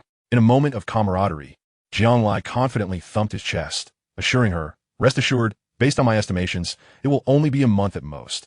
You shan't wait long. For a fleeting instant, they appeared akin to siblings. Just then, an incongruous voice interjected, Can I join as well? Meng Zhigao raised his hand to speak. What kind of talk is that, brother-in-law? If I'm playing with my sister, how could I not include you? In truth, the second and third generations often diverged significantly from the common perceptions of ordinary individuals. The more profound the family background, the stricter the upbringing, for those who ascend to high positions are rarely not among the elite. Ordinary individuals understand the importance of educating their offspring. How much more so for those in power? Certainly, there are instances of neglectful parenting, even indulging children in their whims. But such cases are the exception rather than the rule. The vast majority of second and third generation individuals, in terms of values, self-discipline, and diligence, far exceed the average person. Having achieved modest success in his previous life, Jiang Lai encountered several second and third generation elites. While they may not have matched the standing of Jiang Susu and Meng Zhigao, they were invariably returnees, business moguls, or elite bureaucrats, exhibiting both eloquence and composure. Jiang Lai's willingness to associate with Meng Zhigao and Jiang Susu was not without reason, as it was not solely due to Jing. One was a regional president at a multinational corporation, and the other was engaged in international mineral resource acquisitions. Both were individuals genuinely devoted to their careers. Only by being earnest could Jiang Lai consider forming connections. Should a second-generation individual emerge as a mere document trafficker or a political broker, Jiang Lai would undoubtedly distance himself as far as possible. However, Jiang Lai does not perceive himself as a sycophant to the powerful. In his own words, "If our father is not formidable, then we shall associate with those whose fathers are." Society, while often necessitating conflict, ultimately hinges on the subtleties of human relationships. The two, having tentatively established a sibling bond, conversed with considerably more familiarity than before. The three engaged in casual banter as they awaited the arrival of the staff. Jiang Susu did not venture to Shanghai alone. She was accompanied by a professional team. In this era, transactions involving hundreds of millions are not resolved with mere words. It is imperative to draft legally binding contracts to safeguard the interests of both parties, as well as to secure proof of legitimate funding sources to preempt any subsequent tax or legal complications. After a flurry of activity involving accounting, legal matters, and a diligent staff member from the Industrial and Commercial Bank, the contract was duly signed, and a transfer amounting to 174,688,000 RMB was swiftly executed. At an exchange rate of 1,824, along with an additional remuneration of 6, there was no reduction in the amount despite the newly forged sibling relationship. With the assistance of the bank staff, Jiang Lai also obtained an Industrial and Commercial Bank debit card, loading it with an additional 80 million, earmarked to cover any potential liabilities incurred by his father. The transfer became significantly more convenient, as both parties' Citibank accounts were established in Hong Kong, eliminating the need for interbank or regional transactions. Jiang Lai promptly logged into his online banking account, entered his secondary password, and completed the $20 million transfer within minutes, far more efficiently than Jiang Susu's team could manage. After both sides verified their account balances, the atmosphere turned notably amicable. During lunch, Meng Zhigao, as the gracious host, treated Jiang Lai to a meal. Throughout the banquet, the trio indulged in considerable libations, and Jiang Lai was pleasantly surprised to discover that Jiang Susu possessed a remarkable tolerance for alcohol, with a shared vision of mutual interests. Coupled with Meng Zhigao's mention of Jiang Lai's budding friendship with Jing, the camaraderie between Jiang Lai and Jiang Susu deepened. Jiang Lai's frequent address of Meng Zhigao as brother-in-law left the latter rather bewildered, yet he took great satisfaction in facilitating his little brother's endeavors. At 30, remaining unmarried was an exceedingly rare trait among scions of prominent families. Typically, individuals of this age who are still single are either those who have missed their chance or those who are yet waiting. Meng Zhigao evidently belonged to the latter category, and the one he awaited was none other than Jiang Susu, who seemed acutely aware of this reality. It remained uncertain whether they had previously acknowledged this unspoken connection, but under Jiang Lai's encouragement, both were certainly cognizant of their mutual feelings. Throughout the meal, Jiang Lai noted the numerous longing glances Jiang Susu cast towards Meng Zhigao. Oblivious to the signals, appeared as dense as a fool. "Brother, you have no idea, your sister-in-law once stood up for me, taking on 10 at once. The ruffians from the North Yard. Hey, why are you hitting me? I'm just talking to my brother." A visibly inebriated Meng Zhigao, draping an arm around Jiang Lai's shoulder, recounted Jiang Susu's childhood exploits, only to be met with a sharp jab to his side from Jiang Susu, causing him to grimace in pain. Don't listen to his nonsense. He has been a softie since childhood and becomes particularly loquacious after a few drinks. "What do you mean, softie? Huh, not a man at all. Say that again. You're not a man." Meng Zhigao, his face flushed, stood up to argue with Jiang Susu, but was unexpectedly shoved from behind, losing his balance and tumbling towards Jiang Susu. Jiang Lai could no longer tolerate the scene. "Brother, do you still have time to argue? If you keep this up, the beauty before you will surely slip away." Meng Zhigao swore he had no intention of engaging in a physical confrontation with Jiang Susu, as he hurriedly attempted to extricate himself from her grasp. He found his neck ensnared by a woman's arm. "What is this? 3 seconds, a real man? Damn, Jiang Susu, you're being too much." Jiang Susu laughed heartily, her laughter ringing through the air as she called out to Jiang Lai, who was already at the door, "Brother, please lock the door." "Sure thing, sister." With a flourish, she departed, leaving behind the accolades of her accomplishments. Upon exiting, Jiang Lai nearly stumbled, his legs weak, but fortunately, Lu Yuan was quick to catch him. His body had yet to acclimate to the rigors of drinking. Though his physical constitution had improved significantly, a bottle of liquor had pushed him to his limits. By the time he entered the elevator, he was barely able to stand, and by the time he exited, he found himself being carried on Lu Yuan's back. With assistance from the floor staff, Lu Yuan settled Jiang Lai onto the bed in the master suite. He fell into a deep slumber, not only from intoxication, but also from the relief of having ample funds to resolve any issues his father might face. In his dreams, he encountered a hazy woman whose features eluded him, yet she expressed her gratitude and embraced him. The warmth of that embrace was exquisite. Perhaps it was this memory that caused Jiang Lai, in his deep sleep, to shed tears that soaked the hotel pillow. Chapter 47. My son is destined for wealth. Zibao, Zibao. Jiang Shan gazed at his son, reeking of alcohol and having soaked his pillow with a furrowed brow. Who did he drink with during the day? In front of Jiang Lai, Jiang Shan played the role of the benevolent father, permitting him his whims. However, in Lu Yuan's eyes, Jiang Shan was a figure of authority whose mere cough could send tremors throughout the entirety of Yuan County. Not only Jiang Shan, but even Li Biao, standing beside him, loomed as a figure of aspiration for Lu Yuan. Jiang Shan's stern tone made Lu Yuan tremble, stuttering. Mr. Jiang, young Master Jiang had lunch with two friends, a male and a female. The male is called Meng.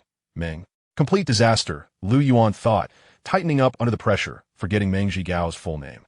I'm so thirsty. Ah Yuan, give me a bottle of water.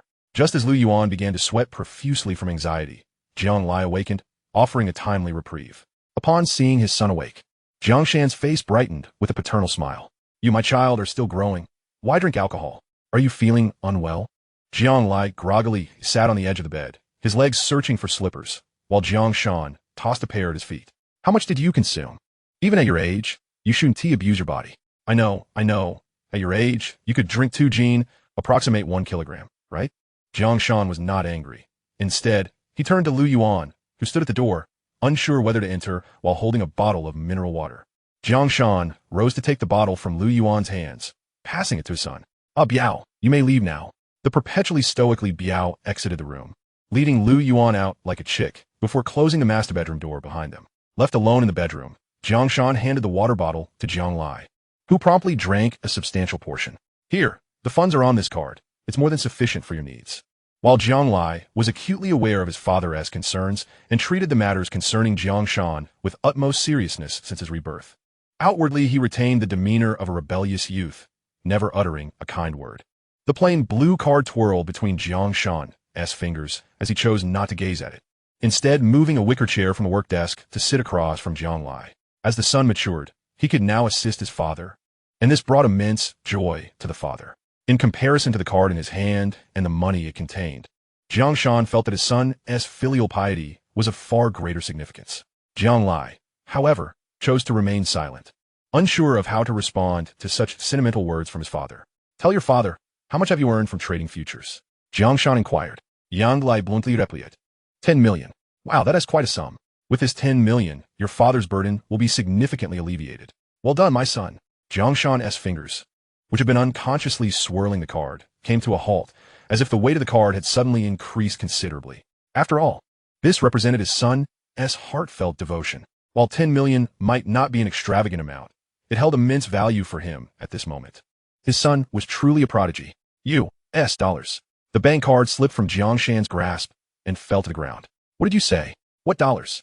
Jiang Shan's mind was momentarily clouded, prompting him to seek clarification. 10 million U.S. dollars. What else could it be? You're not a child anymore. Can you be a bit more composed? Jiang Lai stood up to relieve himself, though his swagger was unmistakably pronounced. Jiang Shan's hands trembled at the thought of $10 million. His son seemed destined for greatness, possibly even possessing the makings of a billionaire. Jiang Lai had no time to dawdle after waking up. After freshening up, he was hastily urged by his father to dress and head out. The sole purpose was to verify the account balance. In China, it is said that hearing is deceiving, but seeing is believing. At that time, there were no online personal banking services available, so they had to check the balance at a bank or an ATM. Naturally, Jiang Shan could have called the issuing bank to inquire, but still, the adage held true. Hearing is deceiving, seeing is believing. An ATM for the Industrial and Commercial Bank was located on the first floor of the Jinmao Tower. After Jiang Lai inserted the card and entered the password, Witnessing the balance of 80 million, Jiang Shan finally believed his son completely. His uncle was already prepared, waiting for their return. Should we contact him now? Yes. Let us reach out.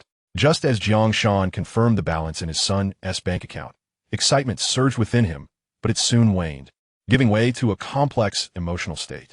He had blindly expanded and created a significant mess, only for his son to step in and rectify it. From initial news to networking and finally to the funds. Without his son's intervention, he might very well have been stuck in a detention center. While his son's accomplishments filled him with pride, they also weighed heavily on him as a father who aspired to set an example for his child. Was he really growing old? Hey, Jiang Shan, don't become complacent. You must strive to become a top-tier wealthy individual. I plan to be a top-tier wealthy heir myself. Bullying those I dislike. Keep it up, you rascal. Indeed, his son's brilliance was a testament to his own superior genes. In the future, he intended to bequeath a vast empire to his son. That fortunate boy truly had the privilege of having him as a father. It is often said that no one knows a child better than their father. But conversely, the notion that no one knows a father better than his child holds true as well. Whatever thoughts Jiang Shan harbored, Jiang Lai could discern them with a mere glance, timely giving him the encouragement needed to steer his father back on course. After contacting his uncle, the return journey was promptly scheduled, and they set off after a quick shopping spree. The father-son duo, relieved at the resolution of their matters, were eager to return home, particularly Jiang Shan. With no one to care for his elderly mother at home, his wife anxiously awaited his return, and the company was at a standstill, with business operations severely impacted. Had it not been for Jiang Lai's insistence, he might not have had the will to shop at all. Upon checking out, the front desk returned the full deposit of 20,000 yuan that had been held, stating that Mr. Meng had previously instructed that all expenses incurred during their stay at the hotel were complimentary. Jiang Lai graciously accepted, thanking them as he placed the money back into Lu Yuan's handbag. This left Jiang Shan speechless.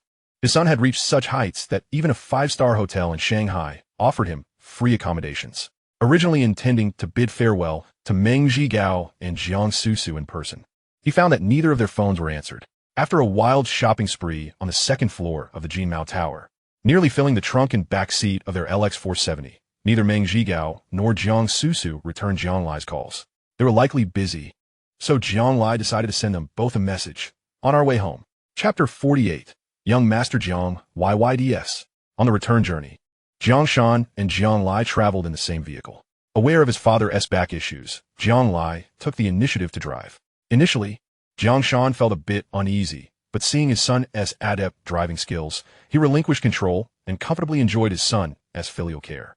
Meanwhile, in another car, Lu Yuan was enjoying the privileges of being associated with young Master Jiang, as Li Biao personally served as the driver, with Lu Yuan in the passenger seat. Although Lu Yuan had been armed since joining young Master Jiang, and had shown bravado when confronted by Meng Zhigao and his imposing entourage, he became as meek as a quail in the presence of Li Biao, a prominent figure in the local society. Lu, what is your name? Brother Biao. My name is Lu Yuan, with Yuan meaning far away. You could just call me Xiao Yuan. Oh, Xiao Yuan, those sunglasses of yours are quite nice. Li Biao casually complimenta. They were chosen for me by young Master Jiang. If you like them, I can gift them to you and find the packaging. Seeing Lu Yuan flustered as he rummaged through his bag, Li Biao couldn't help but feel a sense of dread. This young man was perhaps a bit too eager to please. It seemed likely that Lu Yuan would become a permanent fixture by young Master Jiang's side. Li Biao merely intended to foster camaraderie, knowing they would inevitably cross paths in the future. Don't worry about it, Xiao Yuan. You're serving young Master Jiang. And I'm here for old Master Jiang. We're all brothers in this together. No need for such formality. Hearing this, Lu Yuan felt as if he were floating on air. Li Biao was treating him as a brother. He could boast about this for years to come.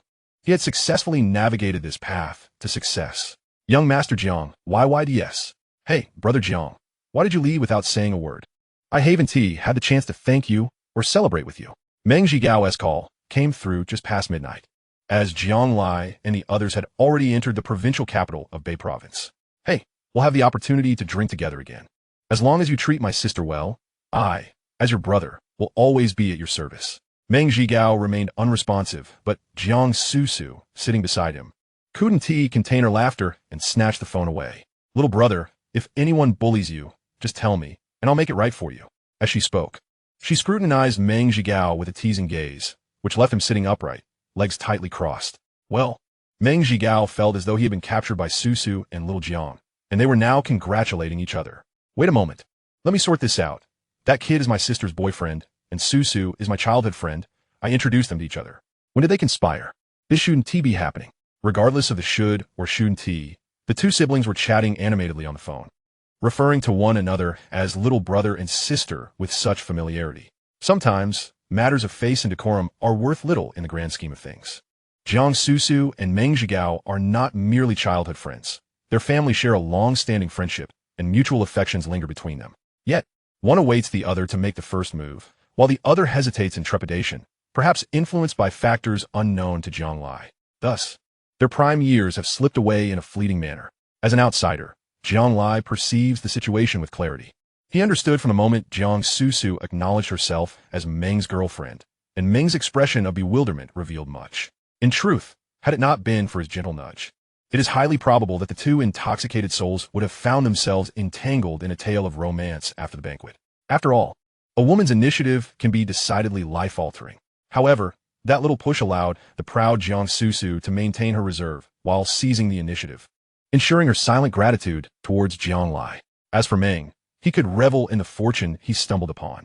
Upon returning to the provincial capital, Hansheng, the clock had already passed 1 in the morning, and the four of them found accommodation in the city. A night of silence ensued, and the following morning at 7:30, Jiang and his father arrived at Qin Hongwei's residence, laden with gifts purchased from Husher. While they were family, the etiquette of seeking favors must not be overlooked. Indeed, the closer the familial ties, the more one must heed such decorum. In ordinary social relations, seeking assistance often strengthens bonds, whereas familial ties operate in the opposite manner, with each act of kindness diminishing in weight.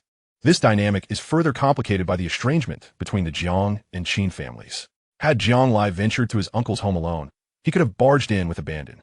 After a series of knocks, Qin Hongwei personally answered the door. Upon their gazes locking, Jiang Shan immediately donned a somewhat obsequious smile, slightly bowing as he humbly remarked, "Brother, it has been years. You have not changed one bit." In contrast, Qin Hongwei remained silent, his expression somewhat dazed. "Uncle," Jiang Lai called out softly, pulling Qin Hongwei from his reverie. Yet, he continued to scrutinize Jiang Shan for an extended moment, only retreating a half step and stepping aside when the atmosphere grew palpably awkward. "Please come in," he said, his tone tinged with a hint of melancholy.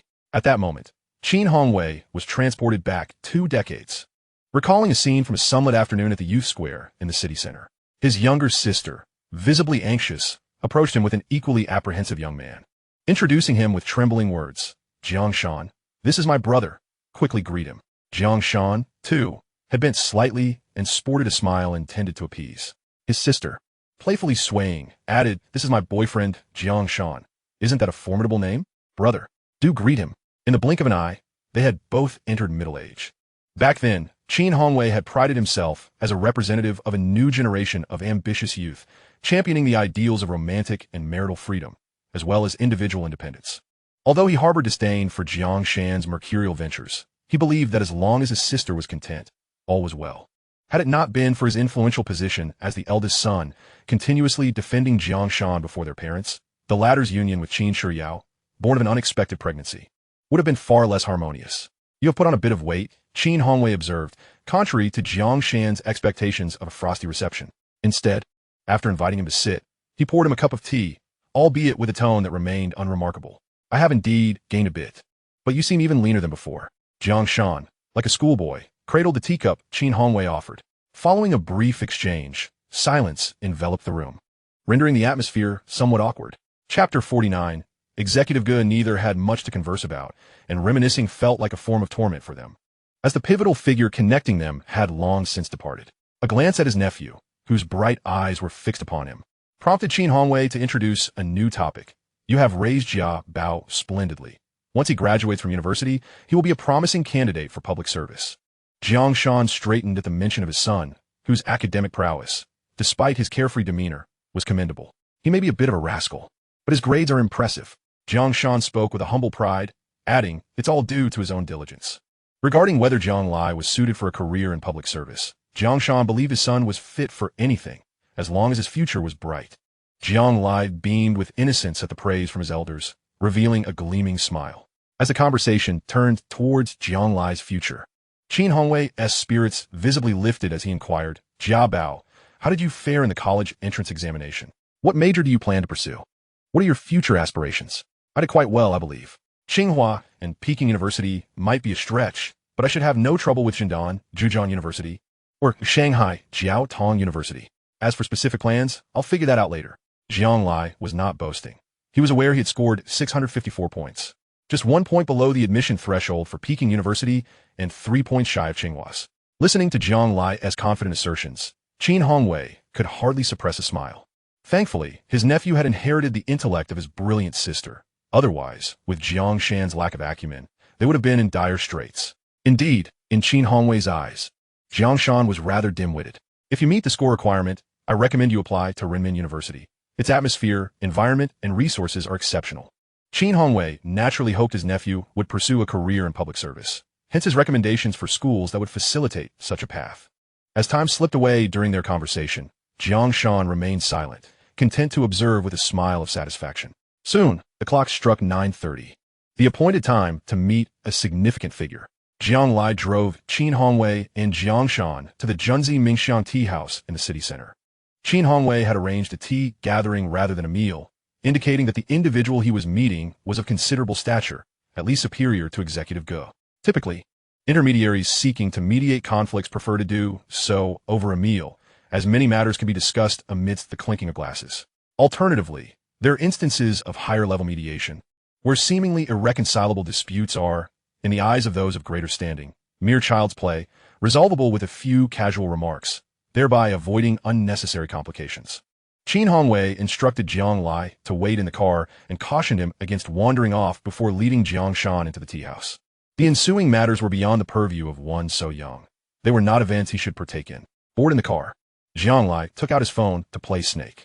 Less than 10 minutes after Jiang Shan and Qin Hongwei entered the tea house, an Audi 100 bearing the license plate of the Huangshe Administrative Office No. 2 glided into the parking lot. Upon recognizing the plate, Jiang Lai instantly sat up straight. The Audi came to a halt, and a secretary-like individual swiftly exited from the front passenger seat to assist in opening the rear door. A middle-aged man, slightly portly with a receding hairline, emerged, clad in an executive jacket, his demeanor stern and unsmiling. After alighting, Executive Gu adjusted his clothing and hair, received a briefcase from the secretary, and strode directly into the tea house. The wait was considerably shorter than Jiang Lai had anticipated. Executive Gu spent merely around 10 minutes inside before reappearing. As he exited, the Audi 100 was already running, and the secretary stepped out, moving forward a couple of paces to retrieve the briefcase from Ji's hands, assisting him into the vehicle. Throughout this entire sequence, Jiang Lai discerned no alteration in Executive Ji's expression. It remained unchanged, stern yet authoritative. It was uncertain whether it was intentional, but after Executive Gu entered the car, the Audi did not depart immediately. Instead, the rear window was lowered, and Gu cast a glance in Jiang Lai's direction, or rather, towards Jiang Shan's vehicle. After all, the glass tint on the tiger-headed Benz was exceedingly dark. Even at close range, it was impossible to discern the interior unless one pressed their eyes against the window. Executive Ji's eyes were calm and unfaltering, yet inexplicably, Jiang Lai sensed a concealed ire beneath that placid gaze, imperceptible to outsiders. As he watched the Audi slowly depart, Jiang Lai fell into a deep contemplation. The core issue remained unchanged. The adversary was ever present. The imminent crisis appeared to have been averted. Yet what if, a year later, the value of the aluminum mine surged exponentially? With the prospect of immense profit in sight, the other party to resurface with greedy intentions? Such uncertainties could not be guaranteed. History had always shown that wealth could corrupt the heart. To resolve the matter definitively, Executive Gu could not be circumvented. Soon after, Uncle Da and old Jiang exited the tea house. The moment they returned to the car, Jiang Lai recognized that a resolution had been reached. This was evident from the noticeable relaxation in old Jiang's aura. Jiang Bao, find a place. I'll have a couple of drinks with your Uncle Da at noon. No need for lunch, just take me to the office. Qin Hongwei was unyielding, offering no courtesy to Jiang Shan. Jiang Shan's expression shifted from one of ease to one of dismay. Brother, you must let me express my gratitude. Jiang Shan continued to advocate. But Qin Hongwei replied with indifference. Expressing gratitude is simple. Expedite the transfer of the aluminum mine shares to Jiang Bao's name as my thanks. Without granting Jiang Shan further opportunity to speak, Qin Hongwei addressed the driver, Jiang Bao. If you encounter difficulties choosing your college, make sure to call your aunt and me. Don't make blind choices, understand? Listen to this, the true Uncle Da. first suggesting that old Jiang transfer shares worth over 100 million, and then immediately turning to concern about his nephew's university choices. But what about Zhongrinda? What Zhongrinda? Can it compare to the grandeur of the environment? Can it rival the lofty status? Moreover, can it surpass the abundance of beautiful women? Chapter 50. The matter concluded, returning in glory. Yandevstand, unkulida. Qin Hongwei's face brightened with relief upon receiving affirmation. The two elders ultimately did not reach a monumental reconciliation until they arrived at the office entrance. Qin Hongwei maintained a cool demeanor towards Jiang Shan. Ah, your uncle hasn't changed a bit over the years. Observing Qin Hongwei's retreating figure, Jiang Shan sighed with a sense of reflection and remarked to Jiang Lai. However, Jiang Lai's thoughts were elsewhere, inquiring, who did Uncle Da enlist to mediate? I saw that good fellow enter and exit within mere minutes. Upon hearing Jiang Lai's mention of this, old Jiang's expression deepened with contemplation. He sought out Director Liu from the provincial government. Gu Chanyu was previously his secretary. Jiang Lai understood. That made perfect sense. An old leader, still holding significant influence despite not being fully retired, certainly would not require a formal banquet to mediate such matters. There was no need for a detailed explanation.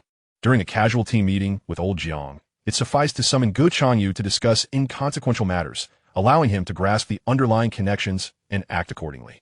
As Jiang Lai surmised, Director Liu indeed merely posed a few trivial questions to Gu Chanyu upon summoning him, inquiries that could have easily been clarified over the phone. As for how Qin Hongwei managed to persuade Director Liu, in this society of personal connections, everyone has their own network, which Jiang Lai found entirely unsurprising. Returning to the vehicle, he notified Li Biao and Lu Yuan, still at the hotel, to assemble at the highway entrance and head back home. Having returned from his rebirth over a week ago, Jiang Lai had truly exhausted all his capabilities. The remaining tasks, given old Jiang's competence, should unfold without a hitch. The results would soon be announced, and it was crucial for him to return and deliberate on which university to attend. Speaking of which institution had the most soft-spoken beauties and the highest quality? Were it not for Jiang Lai's utter disinterest in broadcasting and hosting, he might have even considered applying to the China Women's University. Alas, this institution, with its 99 female enrollment, only admitted males for its broadcasting and hosting arts program. At the parking lot of the Jiangshan group, Jiang Lai parked the car, tossed the keys of the tiger-headed Benz to Li Biao, and said to old Jiang, "You handle your matters first. I'll take the off-road vehicle. Then have Lu Yuan come over to complete his onboarding paperwork and enroll him in the 5 insurances and 1 fund." Afterward, Jiang Lai exchanged a few words with Li Biao and prepared to leave with Lu Yuan. Observing his son's readiness to depart, Jiang Shan remarked, "Tonight, your grandmother and Xiao Hui have made dinner at home.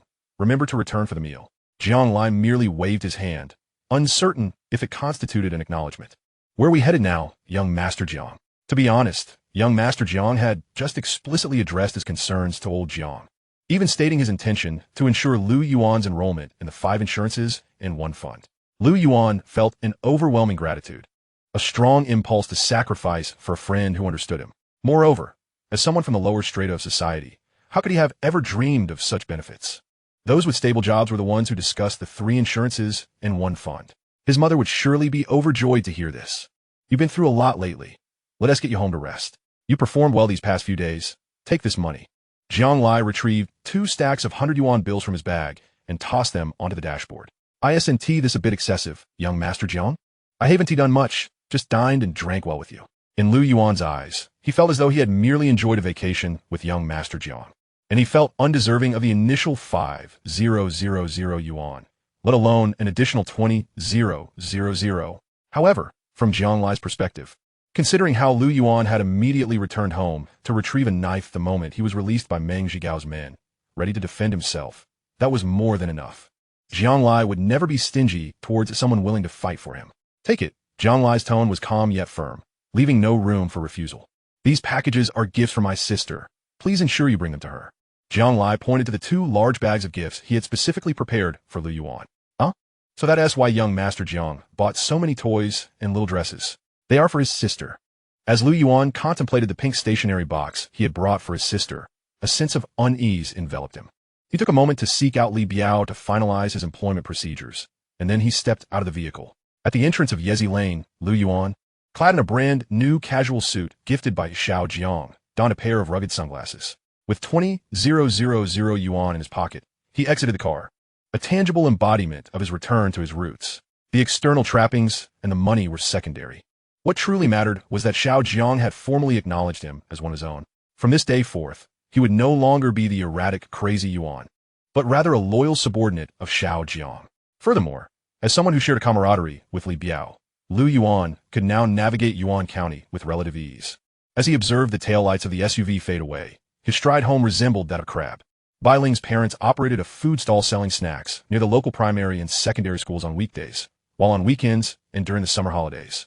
They set up shop at the sports field selling cold noodles. Bai Ling and her brother, Bai Hao, were dutiful children whenever they had free time. They would assist their parents, even during the last year of high school, when they had only one day off per week. Jiang Lai parked his car beneath the shade of a tree along a small road beside the stadium and proceeded on foot toward Bai Ling's cold noodle stall. From a distance, he spotted Bai Ling bustling about. Unlike the future, where purchasing items online would deliver them to one's doorstep, shopping for necessities required a trip to the streets. Especially on weekends and holidays, many adults from rural towns would bring their children to the county to shop, making the area around the stadium and its adjacent streets the most vibrant part of the county. In the afternoons, when most families were out of town, weary shoppers would seek a reasonably priced place to dine, leading to a thriving business for Bai Ling's cold noodle stand. Bai Ling's parents were exceptionally diligent and industrious, toiling year-round, undeterred by the weather unless it was exceedingly severe. Though the stall was not ideally located and had only 5 or 6 tables, it was already packed, with many patrons squatting on the curb enjoying their meals. Leaning against a banyan tree not far away, Jiang Lai observed the Bai family in their tireless endeavors, a genuine reflection of life's simple joys. In his previous life, Jiang Lai envied Bai Ling. Despite her modest upbringing, her family radiated warmth and unity, each member steadfastly supporting one another. Her parents labored tirelessly for their 2 children, who reciprocated their dedication with commendable resolve. The couple saw both their children through college, continuing their relentless work into their old age to prepare for their children's futures, wishing to lessen their burdens. Even as Bai Ling and Bai Hao achieved considerable success, their parents remained undeterred by counsel, seemingly determined to expend their very lives to provide further assistance. What Jiang Lai found most enviable was that, in his past life, Bai Ling had ascended to the position of secretary to the board in her own company, a high-ranking executive in a publicly traded firm earning a substantial salary. Yet, upon returning to Yuan County, she would still lend a hand at her parents' modest cold noodle shop. This may appear trivial, but to Jiang Lai, it represented an ideal of familial warmth that felt utterly unattainable. "Brother, what would you like to eat? Cold noodles, rice noodles, or rolled noodles?" Bai Hao's eyes sparkled with enthusiasm as he recognized Jiang Lai, the boy he had seen conversing with his sister a few days prior. However, he cleverly kept this knowledge to himself and spoke to Jiang Lai as if he were any ordinary customer. Jiang Lai regarded Bai Hao with interest. This young lad had always possessed a quick wit. "I'll have the cold noodles, a large portion, with extra chili," Jiang Lai replied. "Sure, just a moment. Those customers are almost done, and there should be a spot available once the cold noodles are ready." The boy efficiently attended to Jiang Lai, accustomed to the routine since he had been helping at the stall since elementary school, making him quite adept at the business.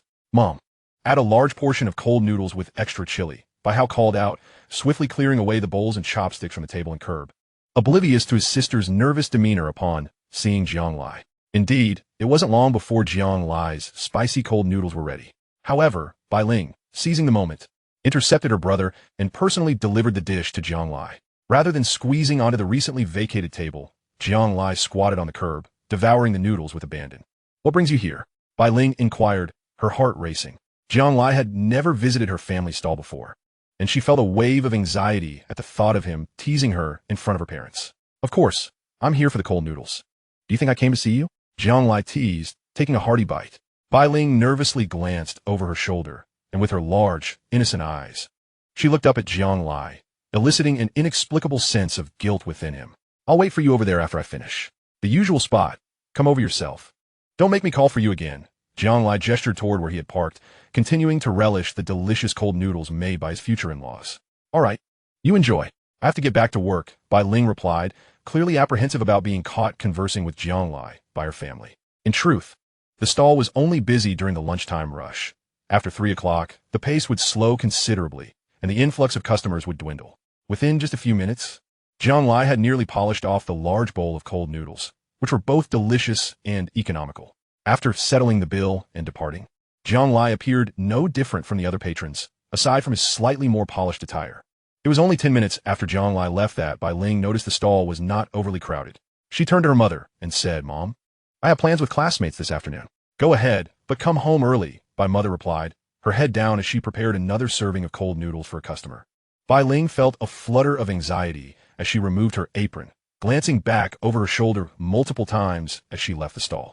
Today, her mother seemed oddly unconcerned, asking no questions. Little did she know that her mother had witnessed her unusually nervous demeanor while serving Jiang Lai and conversing with him. Even if Bai Hao said nothing, Bai Mother sensed something amiss. The reason for her silence was twofold. She wished to spare her daughter any embarrassment and did not want to hear her lie. Having been through it herself, she understood that once a girl began to deceive her family, it would become a pattern. Some matters were best discussed behind closed doors between mother and daughter. After all, the girl was growing up. As Bai Ling distanced herself from the stall, her initial apprehension began to fade, eventually giving way to a lighter step. Having not seen that mischievous boy in several days, she found herself surprisingly missing him. Of course, this was a secret she would never share with anyone. Upon turning the corner and spotting the large SUV parked in the shade, along with the young man casually leaning against it while smoking, her heart inexplicably fluttered and her nerves returned. However, the boy seemed lost in thought, oblivious to her presence, as Bai Ling tiptoed closer to Jiang Lai. Startled, she dared not frighten him. As she approached, she could only softly utter, "Classmate Jiang Lai, are you looking for me?" The gentle voice of the young girl drew Jiang Lai's thoughts back, causing the solemn expression he had worn while deep in contemplation to vanish in an instant, swiftly replaced by a cheeky grin. "I just returned from out of town and came to find you without even going home. Are you happy?" In response to Jiang Lai's straightforward inquiry, a hint of shyness colored Bai Ling's cheeks, and she lowered her gaze to her toes, offering no reply. Jiang Lai was not at all surprised by her reaction. He quickly assumed a fierce demeanor and continued, "But I see you've lost weight. It seems you won't remember to eat properly unless I give you a good beating." Observing Jiang Lai feigning the motion of rolling up his sleeves to discipline her, Bai Ling hurriedly protested, "I haven tea. I eat on time. I don't believe you. Let me take another look." With that, Jiang Lai unceremoniously pinched her delicate face by the chin, causing her rosy lips to pucker adorably, complemented by her wide, astonished eyes, a sight to behold. Bai Ling was the kind of beauty whose allure persisted through the years, each phase of her life revealing a unique charm. Although at this moment she still bore a trace of youthful innocence, far from the full bloom of her late 20s or the enchanting allure of her 30s. Her youth remained the most beautiful foundation. Chapter 52, A Punch for You. The 18-year-old Bai Ling radiated an invincible aura of youth, combined with the unique shyness of her age, proving to be a potent poison for Jiang Lai.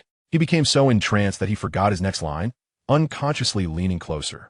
As Jiang Lai drew nearer, Bai Ling's beautiful, large eyes reflected an unprecedented panic. Her body stiffened, and her thoughts slowed. Was he about to kiss her?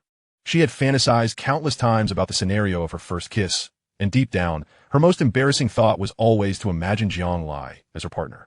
As Jiang Lai closed the distance, even shutting his eyes, Bai Ling, in a moment of impulse, struck out with her small fist towards his eye. "Ah!" Jiang Lai swore he never anticipated Bai Ling would dare to hit him. It was right in the eye. The blow sent stars spiraling before his eyes, causing tears to stream down his cheeks, shattering a piece of his self-esteem.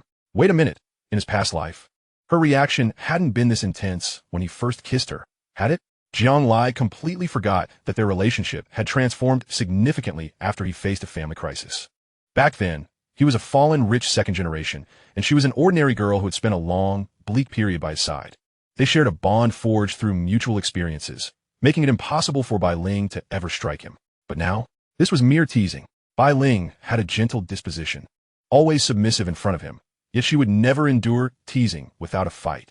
However, watching Jiang Lai clutching his eye in pain, tears streaming down his face, Bai Ling's initial indignation quickly melted into concern. "Classmate Jiang Lai, are you all right? I didn't mean to. I'm so sorry."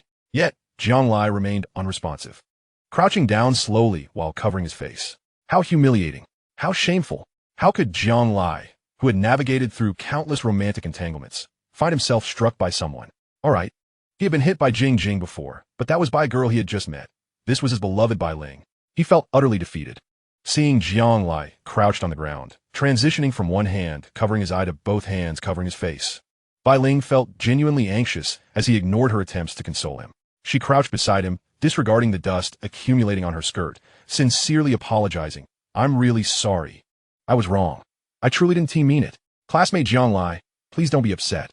Don't cry. The last time I hit my brother, he didn't cry. Bai Ling, lacking experience in comforting boys, uttered words she herself found puzzling. Of course, these words had no effect on Jiang Lai at that moment. He was not upset about the punch itself, but rather that it had come from his dear Bai Ling. This was a blow that shattered all his narcissism and confidence, and he simply could not process it. Noticing Jiang Lai still ignoring her, Bai Ling bit her lip, seemingly making a decision, and declared, "Classmate Jiang Lai, would you like to hit me back? 2 punches are fine, 1 for each eye." For Bai Ling, this was already the limit of what she could bear, and she knew that enduring 2 punches from Jiang Lai would surely make her cry for a long time, as she was quite afraid of pain.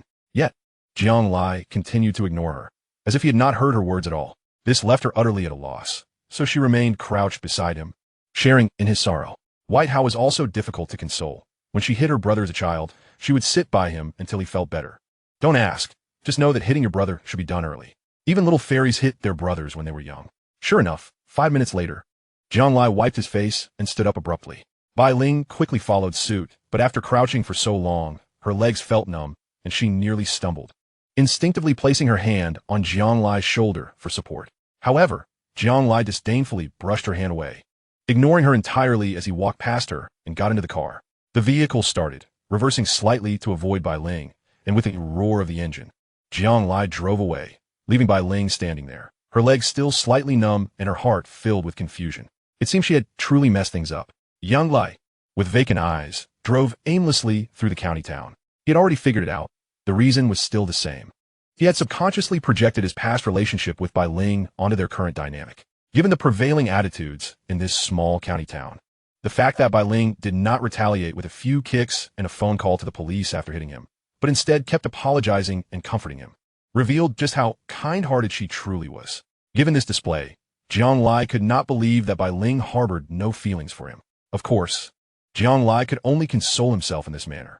What else could he do? However, he had learned a lesson from these 2 incidents of being struck.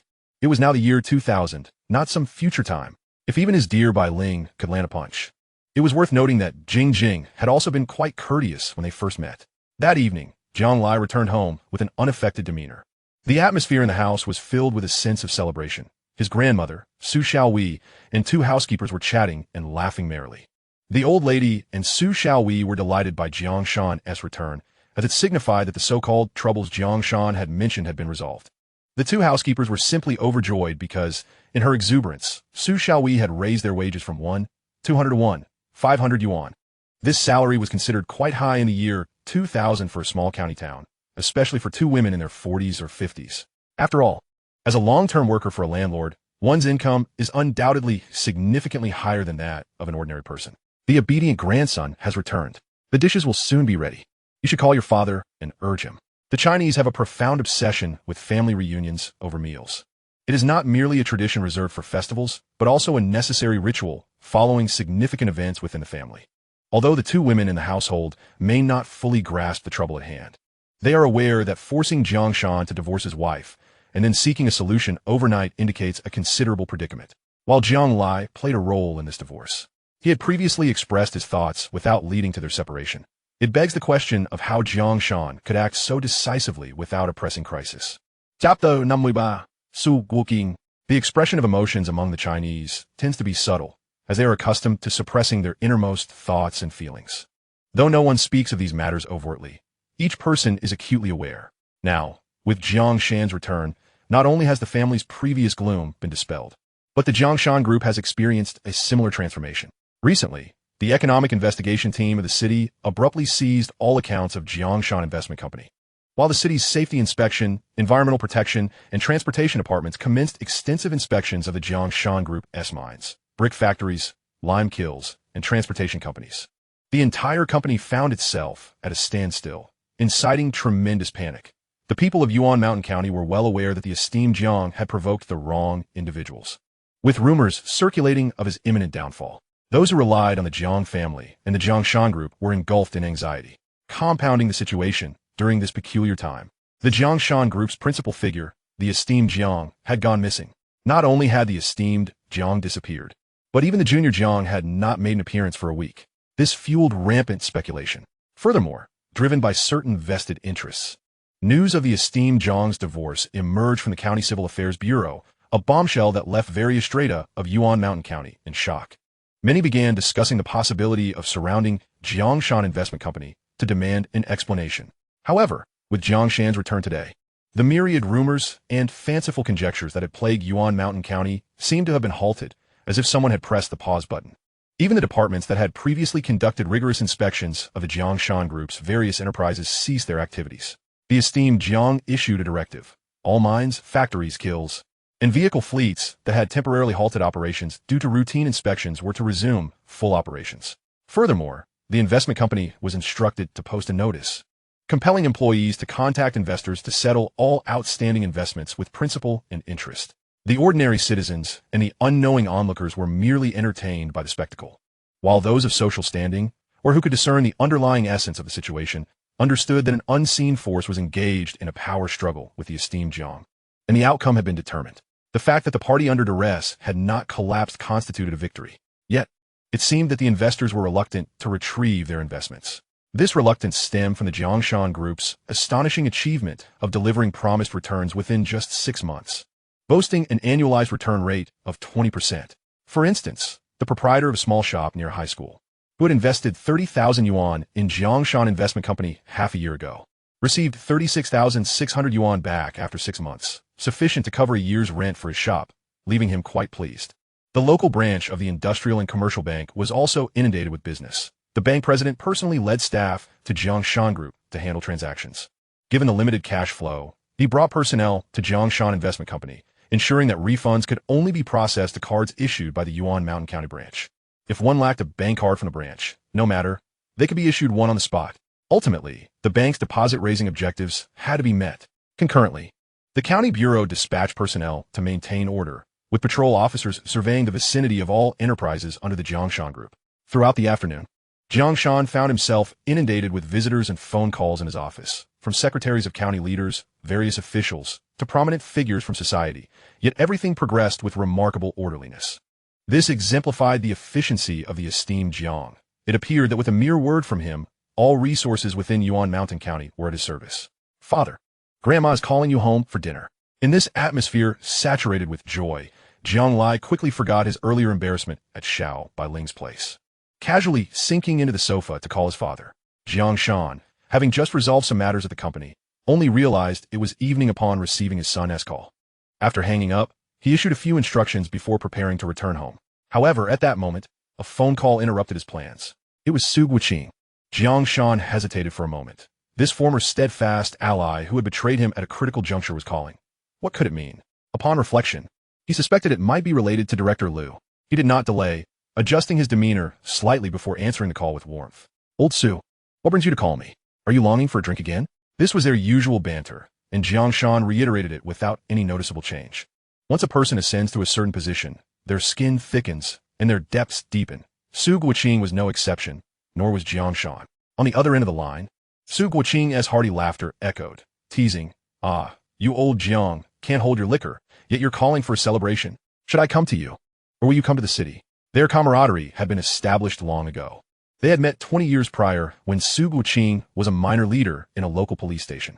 Their bond, however, was not one of conventional comradeship, but rather a friendship forged through shared trials and tribulations. Nevertheless, as Su Guoqing's career flourished over the past 2 years, their interactions had inevitably undergone subtle changes. In the past, Jiangshan would often drop everything to join Su Guoqing for a grand feast in the city, returning home only to be carried back by Li Biao on numerous occasions. Yet this time, Jiangshan hesitated not at all in declining the invitation. "I've just returned from out of town. Let me rest for an evening. Tomorrow, let us have a proper drink and settle the score." He declined, yet not entirely. He merely postponed their meeting to the following day. Setting aside the family dinner as a reason, Jiangshan's actions also signified a clear stance to Su Guoqing, while simultaneously testing the waters. Though it was crucial to mend relations with Su Guoqing, the approach needed revamping. It was not merely a matter of who took the initiative or who remained passive, but both parties needed to redefine their positions in a manner mutually acceptable. Su Guoqing, clearly taken aback by Jiangshan's refusal, paused momentarily before playfully chastising. "You've returned from your journey and now snubbed an old comrade's invitation? How things have changed." Chapter 54, Jiang Lai, what are you doing? Old Su, don't start with that. Otherwise, next time you return from a business trip, I'll drag you out for drinks overnight. Let us see if the three sisters-in-law agree. You're ruthless. Tomorrow it is then. Shall we go to Shaolin's place? Sure. Three sisters-in-law. Shaolin. Indeed. Jiang Shan was subtly reminding Su Guoqing of his three mistresses. Had he included his legitimate wife, he would have referred to four sisters-in-law. But he deliberately mentioned only three. Kobayashi, a businessman with a close relationship with Su Guoqing, could hardly be deemed a mere merchant. He is, in fact, the proprietor of a nightclub steeped in dubious activities, a flamboyant woman to boot. Old Jiang's machinations are never brought home. Upon entering the villa, he casually handed his handbag to the approaching Su Xiaowei, and the first act he performed was to kneel before the elderly matriarch, bowing his head 3 times in reverence. Mother, I have caused you worry once again. Neither Su Xiaowei, Jiang Lai, nor the elderly lady was taken aback by this gesture. It was a ritual that never failed to occur during the 3 annual festivals and 2 birthdays.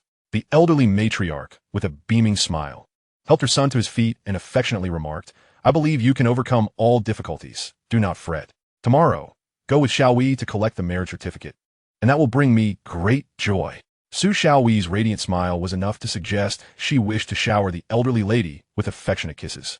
However, Jiang Shan, upon rising, cast a sidelong glance at his son, his eyes glinting with a hint of provocation. Mischievous old Jiang, looks like someone has your back. Jiang Lai turned his face away, avoiding eye contact with his father. The dinner was a delightful affair, although the family typically gathered at the table during festive occasions. Jiang Lai and Su Xiaowei had never shared such harmony before. Unlike previous gatherings, Su Xiaowei, eager to please, deftly placed a generous portion of Jiang Lai's favorite braised ribs into his bowl. Though he offered no words of gratitude, he accepted the offering with evident delight.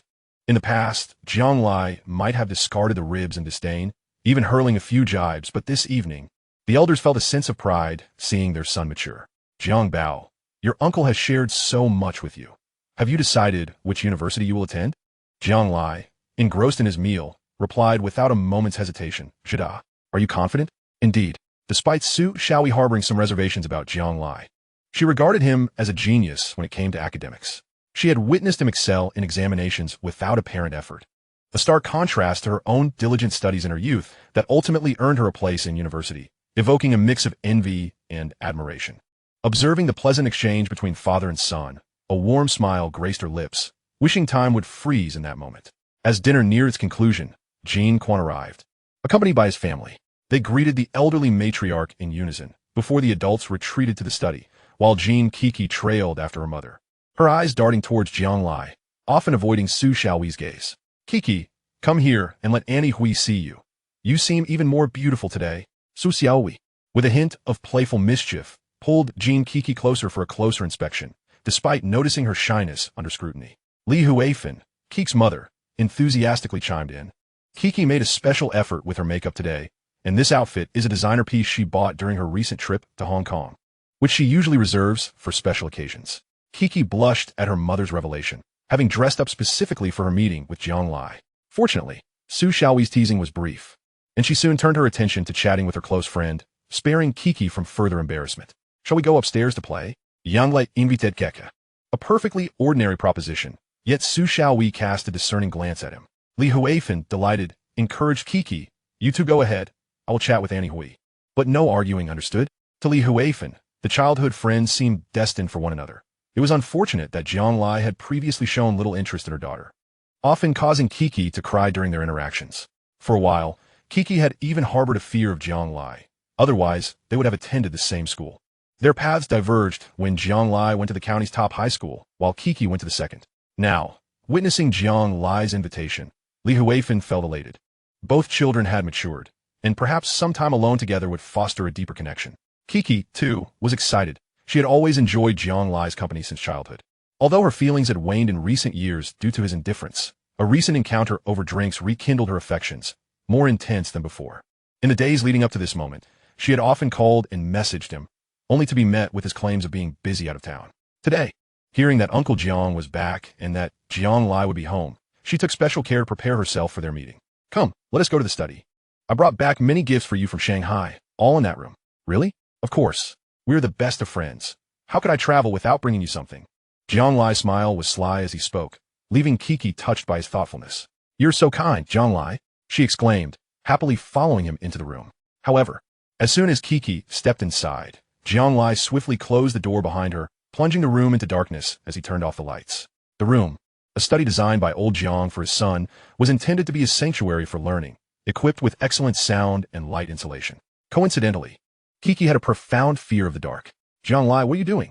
I'm a bit scared. Chapter 55. The Enigmatic Man Like the Wind.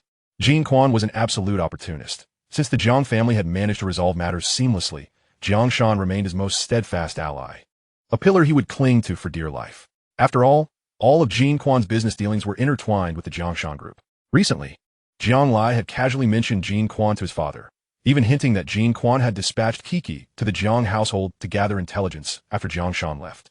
Jiang Lai had even fabricated a story about a person with the surname Gu who had commissioned Jin Quan to inquire about matters, intending to alert old Jiang to be wary of Jin Quan. Having been severely betrayed by Su Guoqing, old Jiang was not surprised by the potential treachery of Jin Quan. Although the human heart is inscrutable, their years of camaraderie had afforded him some insight into Jin Quan's character, granting him a deeper understanding than Jiang Lai. However, at Jiang Shan's level, many matters boiled down to self-interest. As long as someone did not inflict significant harm upon him and he felt confident in managing the relationship, maintaining the status quo was often the most prudent choice. Jin Quan was valuable. He was the facade Jiang Shan had constructed in Yuanshan County. Moreover, as long as the adversary was not overwhelmingly powerful, Jin Quan would attack fiercely like a rabid dog at anyone who dared to encroach upon Jiang Shan's interests. For harming Jiang Shan's interests equated to jeopardizing Jin Quan's own. As long as Jin Quan, the second boss of the remote county, is present, he can shield Jiang Shan from countless troubles. Conversely, without him, the situation could turn detrimental, yielding nothing but harm. If Jiang Shan fails to maintain his close-knit brotherhood, resulting in a bitter fallout, the perception from outsiders could be unflattering, leading to various rumors of betrayal. In society, reputation holds immense significance. Thus, Jiang Shan and Jin Quan engaged in a discourse in the study for 3 hours. Throughout their conversation, Jiang Shan subtly admonished Jin Quan and even divulged some insider information, such as his strong rapport with Director Liu. Jin Quan listened with a chill running down his spine, filled with trepidation and regret, almost wishing he could turn back time. Nevertheless, he believed he had concealed his unease well and resolved to dispose of the phone card linked to Gu Changfa upon his return. Of course, Jiang Shan, who had not suffered any real harm from the Jin family, could forgive them, but Jiang Lai, who had endured humiliation in his past life, could never extend the same courtesy. For Jiang Lai, everything was merely beginning. Late in the evening, around 11 o'clock, the Jin family departed from Jiang's residence. Their one-on-one task was deemed a resounding success. Jin Quan and Jiang Shan had an excellent rapport, even uncovering matters previously unknown to them. Li Huifan and Su Xiaowei also enjoyed a delightful conversation, discussing the art of incense and sharing an array of gossip and secrets. As for Jin Kiki and Jiang Lai, their bond was already that of childhood friends, with no need for speculation. Understanding each other completely was merely a matter of desire. The next day, upon rising, Jiang Shan was greeted by the sound of a car engine outside. Approaching the villa's entrance, he spotted his son preparing to drive away. Ignoring the workers tending to the garden, Jiang Shan called out loudly, "Jiang Bao, where are you off to? Aren't you having breakfast?" Jiang Lai poked his head out from the car window, casually replying that he was going out to play, before driving away. A smile of contentment spread across Jiang Shan's face. He was immensely satisfied with his son, feeling there was nothing more he could wish for. The morning breeze was refreshing, and Jiang Lai first indulged in a hearty bowl of lamb soup at Shiguan Bridge before heading directly to the County Cultural Palace Square. This location was notorious for attracting local delinquents and second-rate individuals, with no fewer than 15 gaming arcades currently operating within the premises. Jiang Lai anticipated that in a few years, even more internet cafes would emerge here. Thus, if one sought to find someone in this remote county, especially among the youth, this was undeniably the place to be. Though it was still early and only a few gaming arcades had opened, this worked to Jiang Lai's advantage in his search for individuals. He was particularly in pursuit of a remarkable young man named CLA, who, like the wind, was known for his gaming prowess. Given his unyielding dedication to esports, it was unlikely he would be anywhere but an arcade during summer vacation, especially waiting outside for it to open. Although Jiang Lai was not intimately familiar with CLA's routine at this hour, he was eager to reconnect with the only friend from his past life, with whom he had shared his innermost thoughts. The reason was simple. This young man had perished before Jiang Lai in their previous lives, a tragic figure whose life had ended far too soon. Indeed, Jiang Lai encountered little difficulty. Upon entering the first arcade, he quickly found the disheveled CLA. who was engrossed in a game of Journey to the West on the arcade machine, skillfully battling a minor boss named Jiang Lai. Jiang Lai chose not to interrupt, standing quietly behind him, captivated by the scene. CLA, a gaming virtuoso accustomed to an audience, remained oblivious to Jiang Lai's presence, and they both maintained a comfortable silence. CLA's hair was tousled, and he donned a wrinkled and somewhat grimy tank top with baggy shorts and flip-flops, his demeanor casual. From behind, one might struggle to believe he was merely an 18-year-old youth. Yet, Jiang Lai knew that beneath this unkempt exterior lay a remarkably intriguing and astute soul destined for a legendary life. The summer following the college entrance examination was the last period of indulgence in his youth. Come September, as his contemporaries returned to school, CLA would face familial pressure to venture into the workforce. His first job would lead him to a notorious pyramid scheme in the South, a place that would become the launching pad for his extraordinary journey. From being a peripheral figure, CLA would rise, remarkably without ever having recruited anyone, to become a project lecturer at the city division within 3 years, then ascending to the provincial division's lecturer, ultimately securing a position as the third key figure in the provincial branch and head of the training department. More importantly, at some point, he became an informant for the police infiltrating the pyramid scheme. By the end of 2003, CLA collaborated with law enforcement and seized an opportunity during a major organizational meeting to apprehend the leaders of the scheme in a southern province, providing precise information that led to the freezing of over $500 million in illicit funds. As an informant, he was entitled to a reward. Thus, the 3% from the frozen assets made him a millionaire by the age of 21. His 3 years in the workforce not only transformed CLA into a millionaire at the dawn of the 21st century, but also blessed him with a son and a daughter, albeit from different mothers, both of whom had ended up incarcerated. Nonetheless, he was undeniably a victor in life. Yet this was merely the first chapter of CLA's legendary tale. Chapter 56, The Unrefined CLA. Since the rise of the game legend in China, CLA became enamored with online gaming. However, he despised the culture of infinite spending and competing against others, primarily because he found himself unable to keep up financially. Thus, he took it upon himself to create his own game. His first endeavor was to procure the source code for Legend from Korea, making him one of the pioneers in private servers. Subsequently, he ventured into web-based games, amassing considerable wealth, and during the early days of the 3G mobile internet era, he developed several wildly popular apps that were acquired by major companies for exorbitant sums. It seemed as though he was perpetually in pursuit of amusement, and life appeared to bestow upon him an abundance of wealth, as if it were an unending stream flowing into his pockets. For instance, upon hearing of a young man who had created a small remote-controlled aircraft capable of aerial photography, he promptly invested in the venture. Eventually, he became an experienced officer at a company named Dajiang, always being the first to play with the latest flying toys. However, this company inadvertently evolved into a colossal enterprise valued at over $100 billion. Moreover, when he learned of a white individual who purchased a pizza in America using virtual currency, he was thrilled and invested heavily in virtual coins, declaring that one day he too would go to America and buy pizza with this free currency, intending to treat Jiang Lai to complimentary pizza. In due course, the value of the cryptocurrency known as Bitcoin surged to several tens of thousands of dollars each. In his past life, in 2018, Jiang Lai's company faced financial troubles resulting in a shortfall of nearly $1 billion. Consequently, he flew to Shanghai to seek CLA's assistance. The outcome? Jiang Lai spent an entire afternoon playing King of Fighters 98 at CLA's villa, and by the time he departed, his financial woes had been resolved. Their friendship was entirely due to CLA's initiative, as Jiang Lai had been his idol during high school. After they became friends, CLA often remarked, "I always admired you when I was young." Once one's material needs are fully satisfied, the propensity for self-destruction often arises. In his past life, CLA had succumbed to this very fate. He has a penchant for sea fishing, and while one might shrug it off as a mere hobby, he prides himself on being a connoisseur of culinary delights, a gastronomic aficionado of the ocean's bounty. Well, many have already surmised the truth. He is none other than the unfortunate soul who met his demise at the tender age of 38 after consuming a fugu he had prepared himself. In his previous life, upon hearing of CLA's passing, Jiang Lai felt no sorrow. Rather, he found a certain absurdity that almost prompted a chuckle. Perhaps it was indeed fitting for CLA to depart in such a manner, rather than gradually succumbing to the ravages of time. Damn, I was on the verge of completing the game, and you squander a coin. On an oil cake, no less. What the hell? You even chose a dragon horse. Your spear. It's fallen. Hurry and pick it up. It's over. Can't you even manage a combo? Em astounded. I could play better with my feet. Hey, don't snatch my ice axe. It'll be useful later. Damn it, you've lost a life. Don't toss in any more coins. You've wasted 5 coins in 2 levels, looking as foolish as a simpleton. Do you even have a brain, Jiang?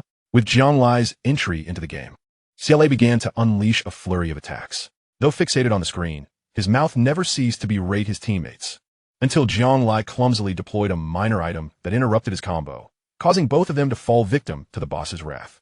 CLA sprang to his feet, seizing a nearby stool. Initially intending to confront this fool, he had the stool raised and his insults halfway out before realizing who stood before him. Slowly, CLA lowered the stool, then crouched down, cradling his head, and murmured, Jiang, take it easy on me. I've always admired you. Gazing at his former close friend, now crouched on the ground, Jiang Lai was reminded of an afternoon spent at his villa, where he was mercilessly trounced in King of Fighters 98 and of CLA's smug expression at that time. Jiang Lai gradually lifted his foot and delivered 2 swift kicks. Ouch! Ouch! The kicks weren't particularly painful, yet CLA dramatically howled in agony. Once Jiang Lai ceased his assault, CLA glanced around, dusted off his already unkempt clothing, and shamelessly sidled up to Jiang Lai. Jiang, let me teach you how to play games. I'm quite skilled, I guarantee you'll learn. Yang Yi. My name is CLA. Surely you know, I've always looked up to you. Jiang, how did you manage to be reborn? Oh dear. CLA was unabashedly brazen, yet such behavior, post his rise to success, was deemed charmingly candid. Jiang Lai merely wished to reconnect with his old friend from a past life, to spend time together without any intention of disrupting his future. A life as vibrant as is deserved to be lived fully. And what if his own experiences led to misfortune for his dear children? At most, he would crush CLA's gastronomic dreams at the appropriate moment and strictly prohibit him from indulging in fugu. CLA was equally bewildered, having spent an entire day playing arcade games alongside his idol, who had even treated him to a sumptuous meal at noon. Truly, this world was enchantingly surreal. Yet, a true idol knows when to let others win. He had perceived that CLA's victories in King of Fighters were generously bestowed. Not only had he treated him to lunch, but he had also preloaded 200 yuan worth of tokens with the arcade owner. 200 yuan, if saved judiciously, that could last him an entire day of play. After parting ways with Jiang Lai in the afternoon, CLA carefully tucked away the note bearing his idol's phone number into his journal. The idol had mentioned that if he ever encountered an insurmountable challenge, he could reach out, with the caveat of spending a day playing arcade games together without winning. Uncertain if his idol would return to the arcade the following day, he awaited the evening. As dusk fell, Jiang Lai's car came to a halt at the vacant space outside the Sportsfields convenience store, where he claimed a reclining chair belonging to the store's proprietor. He was merely waiting for Bai Ling to finish her shift. This was her routine path home after helping her family wrap up their stall, while another family, pushing a cart, took a different route, albeit a longer one, to avoid a steep incline. The convenience store owner treated Jiang Lai with utmost courtesy, though his incessant probing questions were tiresome. His inquiries ultimately circled back to when the next investment project of the Jiangshan Investment Company would commence, as he and his wife harbored nearly 100,000 yuan in savings. Eager to invest again, Jiang Lai quickly grasped why Ponzi schemes persisted in later generations. There were far too many individuals like the store owner who, having tasted a hint of success, were willing to gamble their entire fortune, risking everything. Nevertheless, Jiang Lai did not disappoint the store owner. He proclaimed, Old Jiang is planning to buy a small independent house in the provincial city as an investment. Property values will surely rise. Whether the store owner heeded this advice was beyond Jiang Lai's concern. If he did, pooling together some funds could allow him to purchase a modest independent house in the provincial city, despite its less than ideal location, as the city was bound to develop rapidly. Chapter 57, Li Shimeng. Hey girl, what's wrong? Who upset you? Having spotted Bai Ling assisting her parents in packing up their stall, Jiang Lai had been squatting at the convenience store's entrance, awaiting her arrival. Yet, as Bai Ling approached, he noticed her distracted demeanor. Her brow slightly furrowed, an unmistakable sign of discontent. Lost in thought, Bai Ling was startled by his sudden words, turning to see Jiang Lai squatting at the store's threshold. A mischievous grin plastered on his face. What are you staring at? Come here, let me treat you to ice cream. Jiang Lai waved the green bean ice cream enticingly. Her favorite flavor. Bai Ling took a few tentative steps forward, but did not reach for the ice cream. Instead, she blinked at Jiang Lai and softly confessed, I'm sorry about yesterday. I didn't mean it. Jiang Lai couldn't help but chuckle at the little girl, realizing that her earlier distress stemmed from the previous day's events, which he had hardly regarded. Considering his current persona, Perhaps he should take it more seriously. Little girl, you punched me yesterday, and today I'm treating you to ice cream. Aren't you touched? Watching Jiang Lai's sudden shift in demeanor, Bai Ling exhaled in relief. Thankfully, she had been cautious. Otherwise, she might have walked straight into a beating. The sight of this rogue masquerading as a good Samaritan was quite alarming. In stark contrast to his previous joviality, Jiang Lai's now serious expression rendered Bai Ling much less frightened. Emboldening her to tease him a bit, I'm too scared to move. Though she claimed to be afraid, she cautiously approached, carefully accepting the ice cream from Jiang Lai's hand before stepping back to tear open the packaging and take a small bite. The sweetness of the ice cream visibly lifted her spirits. I'm ready now. You can punch me, at most 2 punches. Her sincerity was palpable, and her earnest expression resembled that of an adorably animated emoji. Then come a bit closer and let me strike first. With a playful blink, she tucked the ice cream back into its wrapper and took a step forward, standing before Jiang Lai with an endearing demeanor. I have to go home soon. Can you not hit me in the face? Jiang Lai couldn't help but laugh at her words. He knew that after spending considerable time together in his past life, Bai Ling would never approach him like an obedient child prepared for a beating. By that point, she had mastered the art of pouting and acting cute, always evading his retribution. Can I not hit you in the face? After uttering that line, she would likely be clinging to his leg, feigning innocence. Unable to resist, Jiang Lai affectionately ruffled her hair, his hands in his pockets as he walked past her. After a few meters, he called out, "Why are you still standing there? Let us get you home." Bai Ling paused for a moment, then suddenly broke into a radiant smile, trotting to catch up with Jiang Lai, positioning herself a couple of steps behind him as she retrieved her ice cream to indulge in once more. In truth, Bai Ling had had a dream the previous night, in which she envisioned Jiang Lai delivering 2 solid punches to her, leaving her with panda-like eyes, followed by laughter that resembled the honking of a goose. However, dreams often seem to present the opposite of reality. Jiang Lai not only refrained from striking her, but also treated her to ice cream, and astonishingly, even escorted her home. As she savored her ice cream, the girl would occasionally glance at the boy walking slightly ahead of her with his hands in his pockets, her spirits soaring. The setting sun cast a golden hue upon them, elongating their shadows. The following day, at the Youth Palace Arcade, a lively atmosphere enveloped the place. Jiang Xiao, I came by your house a few days ago to play, but you weren't home. Jiang Lai was deeply engrossed in a heated match of Three Kingdoms Chronicles with CLA when someone suddenly sat beside him, cheerfully initiating conversation. Few dared to approach Jiang Lai in such a manner, and the speaker was Zhang Shun, the son of the deputy director of the County Police Bureau, a young man of some repute in the region. If Jiang Lai had once been a notorious rogue with a defiant disposition, then Zhang Shun was the epitome of a sycophant, brazenly complacent in his privileged status. The reason this scion of the deputy director would willingly play the lackey to Jiang Lai stemmed from the fact that Zhang Shun had an old comrade named Su. Su Guoqing happened to be the superior of Zhang Shun's father, creating an intricate web of connections. Just thought I'd gather some intel for your dad, Zhang Shun said, as recent actions by the Municipal Bureau against Jiang Shan had led many in the county to speculate about a rift between Jiang Shan and Su Guoqing. Jiang Lai discerned from Zhang Shun's expression that his thoughts were plainly visible. When Jiang Lai pointedly addressed Zhang Shun's unspoken thoughts, the latter appeared flustered. But Jiang Lai casually remarked, "Old Jiang and old Su have a drinking engagement tonight at the top-floor private room of the Yuding Entertainment City.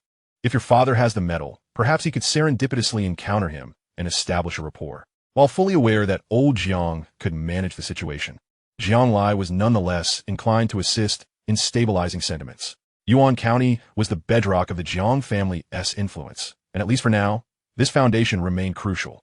Zhang Shun, elated by Jiang Lai's words, felt affirmed in their camaraderie. Surely, this revelation would earn him a new Motorola phone from his father. By the way, Jiang Xiao, I have some intriguing news that I believe will pique your interest. Evidently eager to reciprocate, Zhang Shun leaned closer, whispering conspiratorially. Jiang Lai, still engrossed in the game, casually inquired, "What is it? Remember Li Shimeng, the girl you often bullied? She dropped out at the start of her senior year, and yesterday, her family sent her to a mental health facility." Jiang Lai said, "Aston his head.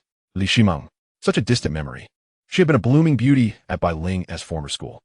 Jiang Lai had always targeted the most beautiful girls, and during his first 2 years, he had only bullied Li Shimeng. It was only after her unexpected withdrawal that he shifted his attention to Bai Ling. Jiang Lai had been oblivious to Li Shimeng's hospitalization in his previous life, as by that time, old Jiang had already been secretly detained, and rumors were rampant that the Jiang family had fallen from grace, leaving him uninformed about such matters. His recollection of Li Shimeng was hazy, merely remembering her as a girl who radiated joy. Chapter 58. Meeting the parents? I heard that last year her stepfather conspired with her biological mother to send her to a mental health facility, but they were turned away due to her being underage, which is why it has only happened recently. Jiang Lai furrowed his brow. A stepfather and a biological mother conspiring to send a girl to a mental institution? How could a vivacious and cheerful young woman devolve into such a dire state? The very notion of a mental health facility is daunting. Even those with sound minds can emerge altered after mere stay there. One could argue it is more terrifying than a prison. Jiang Lai recalled an adversary of old Zhang's who had been confined to such a facility. He had entered years ago without apparent issues, but had since succumbed to madness, requiring regular doses of tranquilizers to maintain some semblance of sanity. What kind of parents would resort to such extremes as to send their daughter to a mental health facility? Despite the peculiarity of the situation, Jiang Lai remained largely unaffected. After all, it was someone else's affair, and without a full understanding of the circumstances, he refrained from passing judgment. The only sentiment he felt was a sense of loss for a blossoming young woman. Seriously, Jiang Xiao, that's Li Shimeng we're talking about. You were once so close to her. Why aren't you at all surprised? Jiang Lai found Zhang Shun to have an insatiable curiosity, yet he took a moment to seriously contemplate his words. After all, the name Li Shimeng belonged to a memory over 20 years old, akin to asking a young man to recall events from his elementary school days, a blur at best. However, prompted by Zhang Shun's mention, Jiang Lai replied, I'll find time to visit her. After Zhang Shun left, Jiang Lai found himself intermittently musing over the matter, his focus on the game faltering, much to the mounting pressure experienced by CLA, who was fervently striving to prevent the minions from defeating his idol. Today, CLA appeared significantly improved in appearance compared to yesterday. Though his clothes were modest, they were clean, and his hair no longer resembled a bird's nest. This change was likely due to Jiang Lai's comment about maintaining a suitable appearance, lest he embarrass himself alongside his idol. Li Xiaohua is definitely not ill. Just as Jiang Lai was lost in thought, CLA, engrossed in the game, suddenly exclaimed, jolting Jiang Lai back to reality. Sensing Jiang Lai's gaze, CLA turned, flashing a grin. How could such a beautiful girl possibly be unwell? The logic behind the statement was so compelling that Jiang Lai couldn't help but chuckle. It was quintessentially CLA. He redirected his focus to the game. Unlike other reincarnators who raced against time for entrepreneurship or revenge, he found himself simply enjoying the company of his old friend in the arcade, playing video games. Observing his idol's renewed dedication, CLA's anxiety lessened, and he resumed, energetically directing the game strategy. Be sure to check Huangshi, and when we battle Wei Yin, we'll need the health boost from here. The idol needs health. After a morning filled with gaming, Jiang Lai was quite satisfied with CLA's assistance, and thus deposited 200 yuan at the Cultural Palace's convenience store for him to spend as he wished. Meanwhile, he took the car to fetch Bai Ling for their previously agreed-upon hot pot dinner. At school, Bai Ling had been like a little shadow, often following him around for meals and drinks. Although initially coerced, over time, she felt no qualms about Jiang Lai treating her to dinner. He says he likes to bully those a bit chubby. What is wrong with me eating a little? Besides, could I even resist? At the Feiyang Hot Pot restaurant, the imposing LX470 was casually parked by the roadside. However, Jiang Lai felt a twinge of discomfort at the sight of the all-too-familiar large Crown sedan at the entrance. Jiang Lai, what's wrong? Noticing the unusual demeanor of Jiang Lai, the timid Bai Ling softly inquired. Her concern was solely for her classmate, not out of a desire for hot pot. It's fine, you can get off now. When Jiang Lai alighted from the vehicle, he did not carry a handbag or wallet. After all, since Lao Jiang was dining here, it was certainly not his turn to pay. As they stepped into the hot pot restaurant's lobby, the observant owner immediately recognized Jiang Lai and warmly greeted him. Mr. Jiang is in the Huangla Hall on the second floor. Shall I escort you up? Jiang Lai waved his hand dismissively. No need. I'm just here to have a meal with my classmate.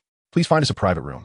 Bai Ling, not oblivious, grasped the undertones of their conversation and understood why Jiang Lai had hesitated before disembarking from the car. Suddenly, a rosy hue adorned her fair cheeks as she thought about what would happen if Jiang Lai's father were to catch them. The restaurant owner, astute in his observations, refrained from further inquiry and personally led Jiang Lai and Bai Ling upstairs to a quieter corner room. This room and Lao Zhang's were situated on opposite sides of the staircase, ensuring that unless intentional, they would not cross paths. Business-minded individuals often possess a keen insight. Regardless of whether young Jiang intended this, his arrangement was certainly not misplaced. When it came to indulging in copper hot pot, Jiang Lai had an innate menu in his mind and promptly ordered a variety of dishes. He then said to Bai Ling, wait here for a moment. I'm going to see my father. All right, Bai Ling replied, her voice lacking conviction, floating away like a whisper, betraying her nervousness. As Jiang Lai approached the door, he suddenly turned back and asked Bai Ling, "Are you coming? You'll have to meet him sooner or later." Bai Ling, caught off guard by the latter part of his statement, quickly shook her head in refusal. "I'm not going." Jiang Lai chuckled at the sight of Bai Ling, flustered and resembling a timid little rabbit, and left the room. It was tea until a few minutes after Jiang Lai exited that Bai Ling, while preparing the dipping sauce, suddenly comprehended the implication of his earlier words, causing her face to burn with embarrassment. Today, dining with Lao Jiang were several core members of the Jiangshan group, including Vice President Cheng Pengfei, 2 coal mine directors, Wu Yufeng and Zhang Yuqing, the brick factory director Zhang Hongjun, and the limestone mine and kiln director Li Tuanjie. Each of these individuals held significant stature in Yuanshan County, their prominence largely stemming from their clientele. While external threats had been largely mitigated, Lao Jiang's focus on stabilizing internal morale was paramount. As long as these men remained loyal, the foundation of Jiangshan Group would remain unshaken. These men were not merely employees. Though they worked under Jiangshan, each held a stake in their respective business domains. Furthermore, they represented various interests within Yuanshan County. And even if Jiangshan were to falter, it would be essential to garner their support and retain them. Chapter 59. The Feigned Reserve of Lao Jiang. Despite being a small county town, its intricate web of relationships is complex. Few can achieve great things, yet many can thwart your plans. Take the 2 mine directors, Wu Yufeng and Zhang Yuqing, both prominent figures in their towns, with substantial clan influence. Zhang Hongjun, the brick factory director, is the younger brother of the Environmental Protection Bureau director. Li Tuanjie, the director of the limestone mine and kiln, is a retired deputy director of the Geological and Mineral Bureau, with a cousin who is the current head of the county's organization department. Regardless of their local prominence, they displayed utmost deference in front of Jiangshan. For those who can integrate resources always outrank those who merely possess them, a truth as old as time itself. Upon Jiang Lai's entrance, the eldest among them, Zhang Hongjun, was the first to speak up with a smile. "Ah, young Mr. Jiang has graced us with his presence. Rare to see you dining with us old-timers. Waiter, bring us some more chopsticks." Jiang Lai waved his hand at the waiter retrieving utensils nearby. "No need for more. Uncle Jun, I'm not here to dine with you old folks. I just happened to run into you all and wanted to say hello. So Lao Jiang doesn't scold me later." Laughter erupted in the room, with Li Tuanjie teasingly remarking, "You young lad. Who doesn't know that the one Jiang is most afraid of is you? Would he dare to scold you?" Having shared camaraderie for many years, such casual banter was commonplace. "Uncle Tuanjie, don't stir the pot. If I get beaten at home, I'll come after your little Hu." Li Tuanjie est son. Li Xiaohu was just in 1st grade, and Jiang Lai's jest elicited nothing but hearty laughter from everyone present. After Jiang Lai greeted each individual, Jiangshan patted his back and said, "You're quite the cheeky one. Now that you're here, why not call your classmate to join us? Jiang Lai swiftly declined. Let us not. I wouldn't want to frighten my classmate. Enjoy your meal. I'm off." Jiang Lai merely intended to pay his respects, not wishing to leave Bai Ling waiting alone in the private room for too long. So he made his swift exit. However, what Jiang Lai did not anticipate was that these seasoned individuals had their wits about them. As soon as he stepped out, Li Tuanjie remarked to a jovial Jiangshan, "Mr. Jiang, do you believe your son has brought a female classmate here for dinner?" Jiangshan had not considered that angle, but given his astute nature, he quickly saw the merit in Li Tuanjie's observation. As others chimed in, eager to catch a glimpse of the future daughter-in-law, Jiangshan had to assert his authority to quell the ruckus. 3 spoons of sesame paste, 1 spoon of minced garlic, half a spoon of oyster sauce, 2 spoons of sesame oil, and half a piece of fermented tofu, right? Bai Ling earnestly asked Jiang Lai upon his return. When Jiang Lai returned, the copper pot's broth was nearing a boil, and a small bowl of dipping sauce had been prepared at his seat. "Good memory, what about yours?" 3 spoons of balsamic vinegar, 2 spoons of light soy sauce, 2 spoons of sesame oil, a pinch of sugar, and some green onions. Jiang Lai affectionately ruffled Bai Ling's hair, pleased that she remembered his instructions so diligently. As Jiang Lai lifted the lid from the copper pot, the broth soon bubbled vigorously, and Bai Ling, recalling Jiang Lai's previous advice, promptly added 2 plates of lamb to kick off their meal. For Bai Ling, indulging in culinary delights was the most divine gift from the heavens, and she always relished every bite with immense joy. In turn, witnessing Bai Ling enjoy her meal was a blessing for Jiang Lai. Though he did not outwardly express it, he felt an immense sense of satisfaction within. Just as the 2 food enthusiasts were engrossed in their feast, a knock echoed on the door of the private room, and before Jiang Lai could respond, Jiangshan pushed the door open and entered. "Xiaobao, enjoying your meal?" Jiang Lai turned to glance at his father, mumbling, "Dad, what brings you here?" "Bai Ling, who had been thoroughly absorbed in the food moments earlier, suddenly stiffened, feeling awkward and unsure of how to act. "Hello, uncle." Although Bai Ling had not previously met the prominent figure of Yuanshan County, it was evident they were related by the striking resemblance between father and son, making her connection to Jiang Lai clear. "Hello, hello. You must be Jiang Lai's classmate?" Bai Ling, feeling a wave of shyness, placed her hands nervously beneath the table, her delicate fingers intertwining as she responded with great restraint. "Indeed, uncle, my name is Bai Ling. I was classmates with Jiang during our senior year. Don't be nervous. Please continue eating. Uncle just happened to be dining next door and came over to check on you." Jiang Shan regarded Bai Ling with a benevolent smile reminiscent of a kindly elder, his tone exuding warmth, while he paid no heed to his own son, who was merely acknowledging him. Upon hearing this, Bai Ling glanced at the copper pot filled with succulent meat. Her appetite piqued, and she quickly blinked her eyes twice. It was said that Jiang Lai's father was a prominent figure in the county, yet he appeared so amiable and unthreatening. The meat would soon be overcooked if left unattended. Jiang Lai, however, had no such reservations. He swiftly plunged his chopsticks into the pot and scooped out nearly half of the lamb, unceremoniously placing it onto Bai Ling's plate. "Eat up." "Oh," responded Bai Ling. Old Jiang watched the young couple relishing their meal with great satisfaction, feeling a wave of contentment wash over him. He was fond of this well-behaved daughter-in-law. His son's taste, it seemed, was indeed commendable. Old Jiang had only come over, spurred by a few old friends, to confirm his suspicions and to observe his son's choice. After witnessing their interaction, he felt quite pleased and had no intention of lingering to draw attention to himself. However, he did plan to share this delightful news with the matriarch and insisted that his son bring his girlfriend for her approval. "You two enjoy your meal. When you have time, bring Bai Ling over to our home." Jiang Lai, still indulging in his feast, mumbled in response, "Got it, you go ahead and be busy." That rascal, truly oblivious to his father. Yet, with his future daughter-in-law present, old Jiang refrained from showing his displeasure toward his son and kindly addressed Bai Ling instead. "Bai Ling, feel free to come over to our home anytime." "Yes, uncle." The affability radiating from Jiang Shan allowed Bai Ling to easily forget his status as a notable figure from the distant county, making her more comfortable and obedient in their conversation, akin to a child addressing an elder. Once they left the private room and closed the door, old Jiang withdrew his amiable demeanor, straightened his collar, and returned to the Huanghut Tower Hall. "How is it going, Jiang? Has young Jiang found himself a daughter-in-law?" "Isn't that a redundant question? You should be asking if she is beautiful." In response to the teasing from his old friends, Jiang Shan merely smiled in silence, feigning modesty. This was already an answer in itself. Chapter 60, Calling Jiang Brother in Dreams. Amidst the chorus of congratulations, Jiang Shan couldn't help but indulge in a few drinks. The so-called big shot, when behind closed doors with family, was no different from an ordinary person, engaging in light-hearted banter and familial exchanges. Meanwhile, Jiang Lai couldn't resist teasing Bai Ling. "You've met the parents now. From this point forward, you belong to me." After saying this, he added another piece of meat to her plate. This statement sent Bai Ling's heart racing with excitement. What did Jiang Lai mean by this? Was he suggesting he wanted to be my boyfriend? Is this what they call a confession? What should I do? Speak up. Faced with Jiang Lai's teasing demeanor, Bai Ling could only acquiesce for the moment. Uncertain of her own response, Jiang Lai took it as an affirmation. In truth, whether she agreed or not was inconsequential to Jiang Lai.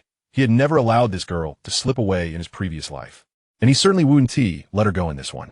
On the way home, Bai Ling was distracted, more accurately, ever since Jiang Lai uttered that phrase. Her mind had ceased to focus on anything else. The SUV halted not far from Bai Ling's home, and as she unfastened her seatbelt to disembark, Jiang Lai halted her. "Wait a moment." Bai Ling looked at Jiang Lai in confusion as he rose from the back seat, retrieving a large bag and placing it on her lap. "These are gifts I bought for you from the city. I don't want them," Bai Ling instinctively rejected, attempting to return the hefty bag to Jiang Lai. Just from the sight of the beautiful packaging, she could tell the items inside were likely quite valuable. But Jiang Lai assumed an exaggeratedly fierce demeanor, pretending to be angry as he said, "If you keep being overly dramatic, I might just have to discipline you." He then shifted his tone to one of feigned melancholy. "I originally wanted to give this to you yesterday when I returned, but I never expected to be met with a slap."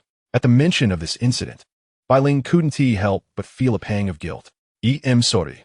Noticing her downcast gaze as she softly apologized again, Jiang Lai reverted to his earlier fierce persona, insisting, "No need for apologies, just accept the gifts. Not only must you accept them, but you must also wear them. Do you understand?" With that, he disregarded Bai Ling's potential objections and ushered her out of the car. In truth, the bag contained nothing particularly extravagant, just a selection of clothing that suited Bai Ling's style, dresses, and casual wear. Of course, not particularly extravagant was a relative term for Jiang Lai. Fortunately, in the small county town, not only would donning such luxurious branded clothing attract little recognition, but even carrying the packaging would likely go unnoticed. Few would know what Chanel, LV, or Hermes represented. At most, they might comment on her good taste and inquire where she had purchased such items. Just like Jiang Lai's Versace t-shirt worth several thousand, or his Prada jeans and casual shoes priced over 10,000, no one could recognize their worth.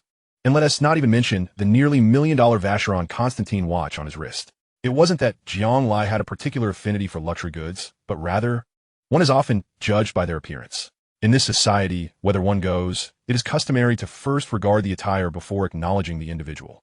Given that he had the means, why feign modesty? Others' comprehension of value aside, at the very least, he presented an air of sophistication that commanded respect. Moreover, adorning himself while also dressing up his girl brought him immense satisfaction.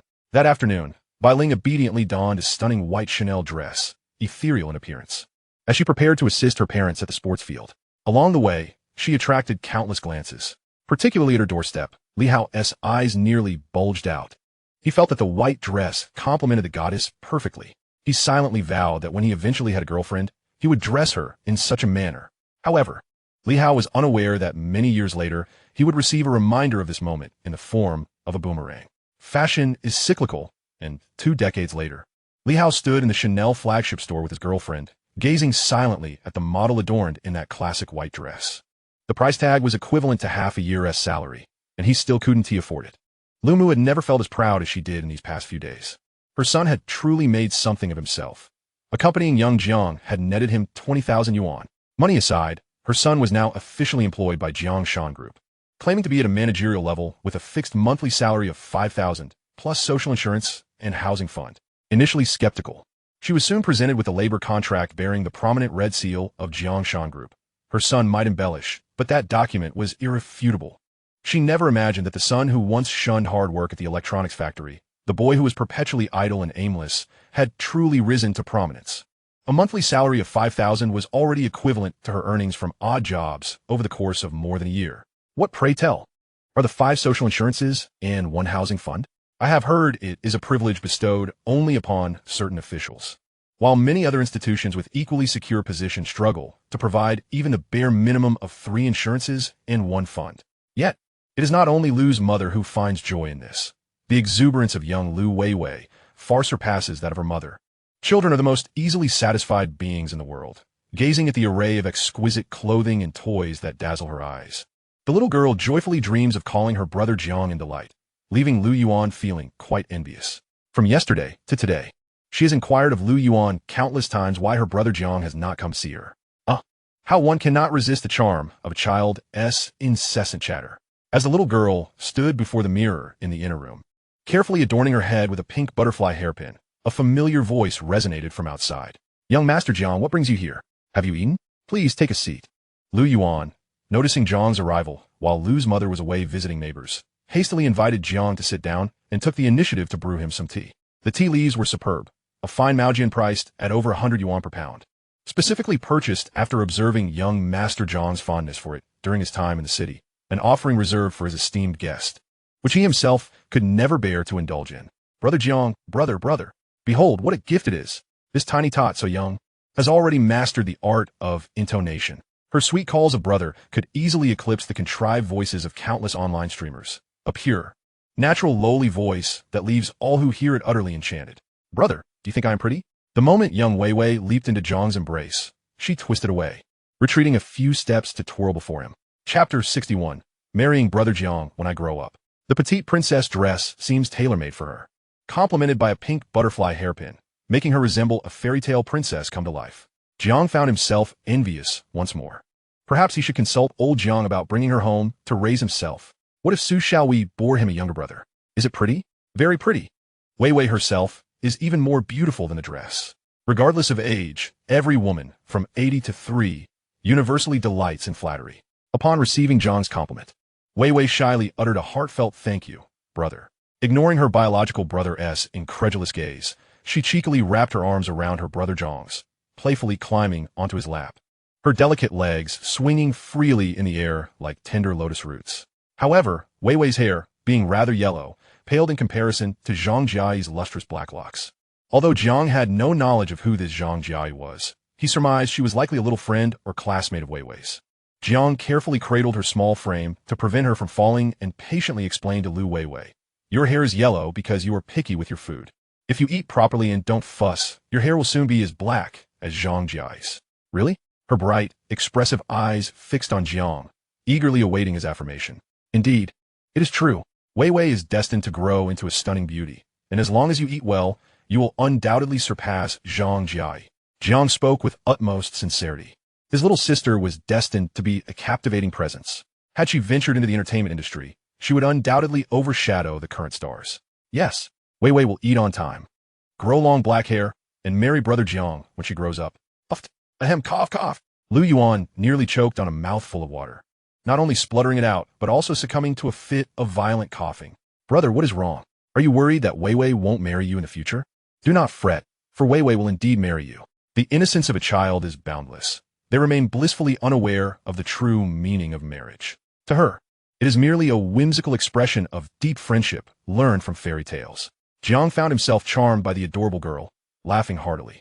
Although she could not fathom why her brother Jiang was so amused, she too was swept up in his joyous spirit, giggling along.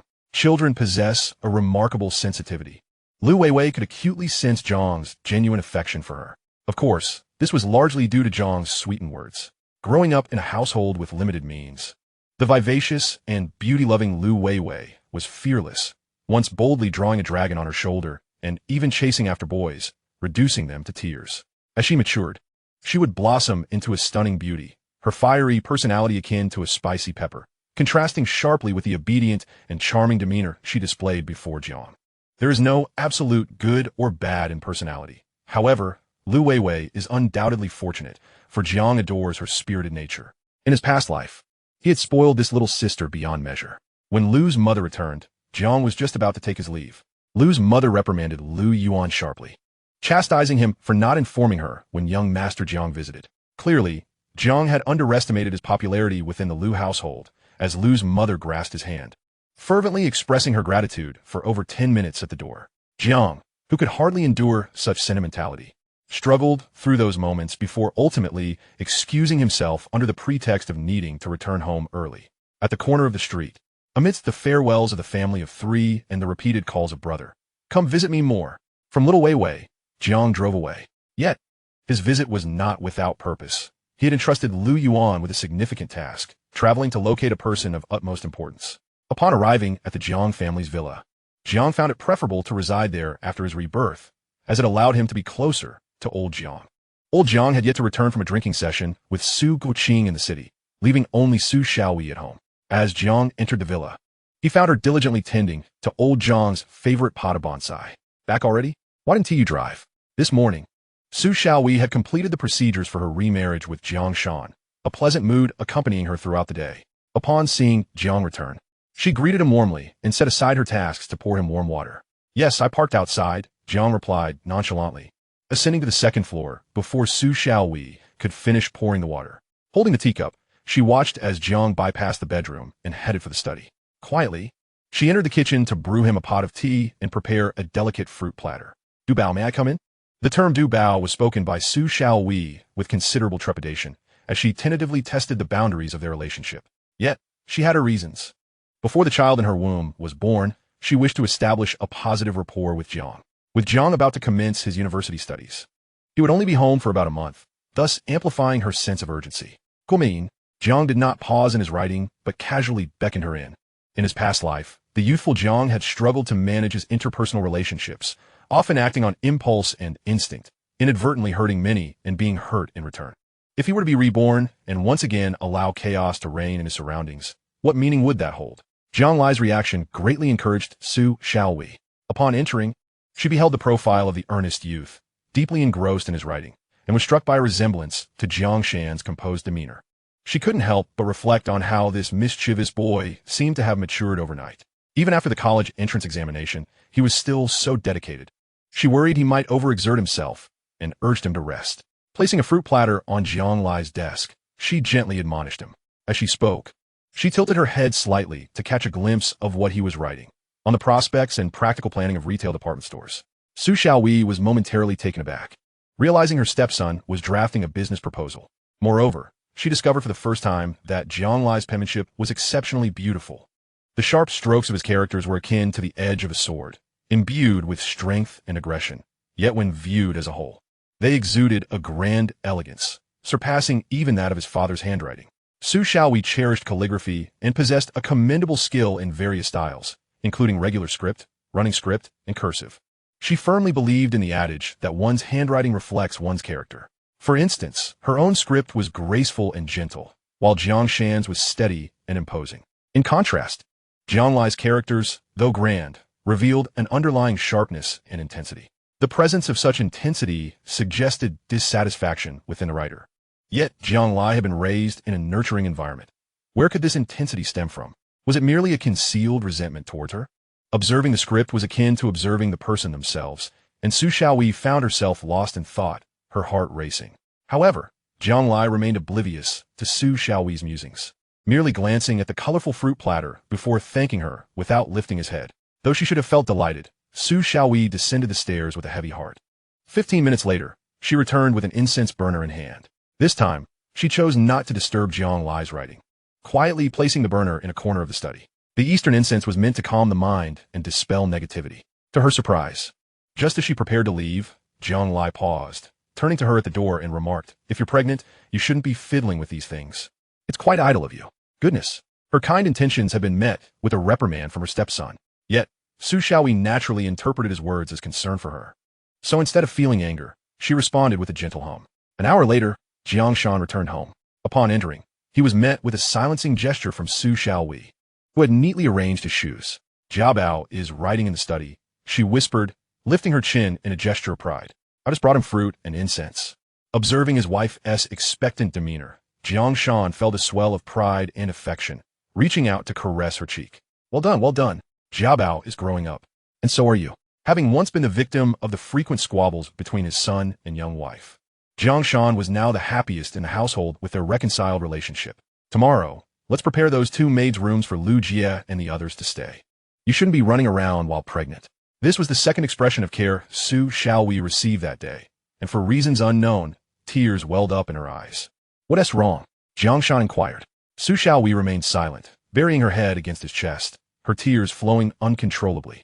Ultimately, she shed her shoes and curled up on the sofa like a helpless little kitten. "Did Jia Bao say something outrageous?" "No, he didn't say anything. I just feel so happy, truly." Though approaching 30, Su Xiaowei had always been cherished by Jiang Shan as a daughter, and it felt entirely natural for her to act coyly in his presence. After spending over an hour in the study, Jiang Lai emerged, his mind fatigued from the intense recall of memories. Upon stepping out, he was greeted by a rather shocking sight. The layout of the duplex villa was such that standing on the second floor allowed a clear view of most of the first floor. Clearing his throat, Jiang Lai swore he had no intention of intruding on the couple's affectionate exchange. It was merely the unexpected dog food that caught him off guard, prompting an involuntary cough. Meanwhile, the couple on the sofa quickly resumed a facade of normalcy. The man sat confidently, while the woman displayed a poised and gentle demeanor beside him. Both were intently focused on the television, which was not even turned on, giving the impression of sincerity. Had Su Xiaowei not been barefoot on the floor, Jiang Lai might have doubted his own eyes. "You may continue. I saw nothing," he quipped, turning away to retreat to the study, shutting the door firmly behind him. In the days that followed, Jiang Lai seemed to have fully acclimated to his life after rebirth. Mornings were spent playing arcade games with CLA. Afternoons involved lunches with either CLA or Bai Ling, and evenings were dedicated to fervently writing at home, with an endless stream of thoughts to express. Occasionally, he would invite his childhood friend to his courtyard to discuss various topics. Regarding revenge, Jiang Lai believed it to be a lengthy process. In his past life, he had pursued retribution against Jean Kiki for over a decade, but this time around, he was in no rush, confident that his actions would yield quicker results. At least he was aware that Jean Kiki, knowing she had performed poorly on her exams, was now begging her father, Jean Quan, to allow her to attend school in Hangzhou. Why Hangzhou? Naturally, it was because Jiang Lai planned to study there. And how could he not bring her along? As time flew by, the day of the college entrance examination results arrived. Early that morning, Jiang Lai found himself back at the long-absent Yinshan County High School. He noticed a youthful figure in a fitted white dress standing vivaciously at the school gate. Breakfast in hand, despite clearly seeing Jiang Lai park and step out of his car. The girl turned and dashed into the campus just as he was about to greet her. When Jiang Lai eventually located her in a corner of the school, she was sulkily consuming her pre-prepared breakfast, seemingly upset, most likely with herself. After all, she had woken up over an hour early to make breakfast, only to shy away from giving it to him, and now she was the one indulging in it. Seeing Bai Ling with her cheeks puffed out as she ate, Jiang Lai playfully flicked her forehead twice, guiding her by the wrist to the political education office to check their scores, while others flocked to the computer room. He took Bai Ling directly to the political education office for old Ma. The director had a computer in his office. Yet, Bai Ling, being led by him, couldn't help but sneak glances at him from behind. She had noticed the changes in Jiang Lai over the past few days, although he still teased her at times. He seemed to have magically discovered all of her interests and thoughts overnight. Just a few days ago, the gifts he had brought for himself exemplify that Bai Ling is neither vain nor self-absorbed. However, the clothing and accessories Jiang Lai selected for himself were meticulously aligned with her aesthetic preferences, endearing them to her immensely. This sentiment extended to food as well, where Jiang Lai seemed to possess an uncanny ability to discern her favorites, even selecting her preferred caramel-flavored sunflower seeds with effortless casualness. In Chapter 63, titled Lost Memories, it is fortunate that both are exemplary students ranked within the top 30 of their school. Lao Ma decided to personally intercede for them to check their scores, well aware that if he did not assist this troublesome lad, the day would inevitably spiral into chaos. With a calm demeanor, Lao Ma executed a series of deliberate operations on his office computer, leading to Jiang Lai's score being retrieved. 654 points, perfectly aligned with his recollection. Moreover, Jiang Lai was aware that this score placed him 6th in the school and 9th in the county, a mere hair's breadth from the prestigious Tsinghua and Peking universities, rendering him the most regrettable candidate of the year in the county. Unbeknownst to Lao Ma, who was elated, this year's mathematics examination had been notoriously difficult. For Jiang Lai to achieve this score instilled a glimmer of hope for his aspirations towards Tsinghua or Peking University. His feelings toward Jiang Lai were complex. Despite the latter's consistently excellent academic performance, their 3-year saga of intellectual duels could easily fill a novel. Faced with a student who, despite a checkered past, always managed to apply his intelligence judiciously, Lao Ma found it difficult to articulate whether he liked or disliked him. However, in this moment of academic revelation, he genuinely felt joy for Jiang Lai. Soon after, Bai Ling's score was announced, 641 points. Jiang Lai recognized that although she had scored 13 points less than him, the outcome was nearly identical. Apart from Tsinghua and Peking University, she could choose from nearly all renowned institutions nationwide, perhaps due to Lao Ma's presence. Bai Ling endeavored to maintain her composure, her lively eyes sparkling with joy as they frequently darted toward Jiang Lai, her happiness impossible to conceal. As Jiang Lai prepared to leave with Bai Ling, Lao Ma called out to him, "Jiang Lai, could you stay for a moment? I have something to discuss with you." As Jiang Lai paused, Bai Ling hastily interjected, "Then I shall take my leave. Goodbye, teacher Ma. Gorbie, Jiang Lai." The authoritative presence of Lao Ma sent Bai Ling scurrying away, likely eager to share the good news with her parents. Lao Ma rose to close the office door, gesturing for Jiang Lai to take a seat. He first took a couple of hearty sips from his tea mug, then, after spitting the tea leaves back, inquired, "Have you been in contact with Li Shiming recently?" Jiang Lai's brow furrowed at the mention of Li Shiming. Why was he asking about her? A few days prior, Zhang Shun had informed him that Li Shiming had been admitted to the county psychiatric hospital, a fact he had since forgotten. Now, Lao Ma brought it up again. Noticing Jiang Lai's frown, Lao Ma clarified, "I mean no harm. I merely know you had a good relationship with Shiming. I was just asking casually. If you've been in touch, that's fine.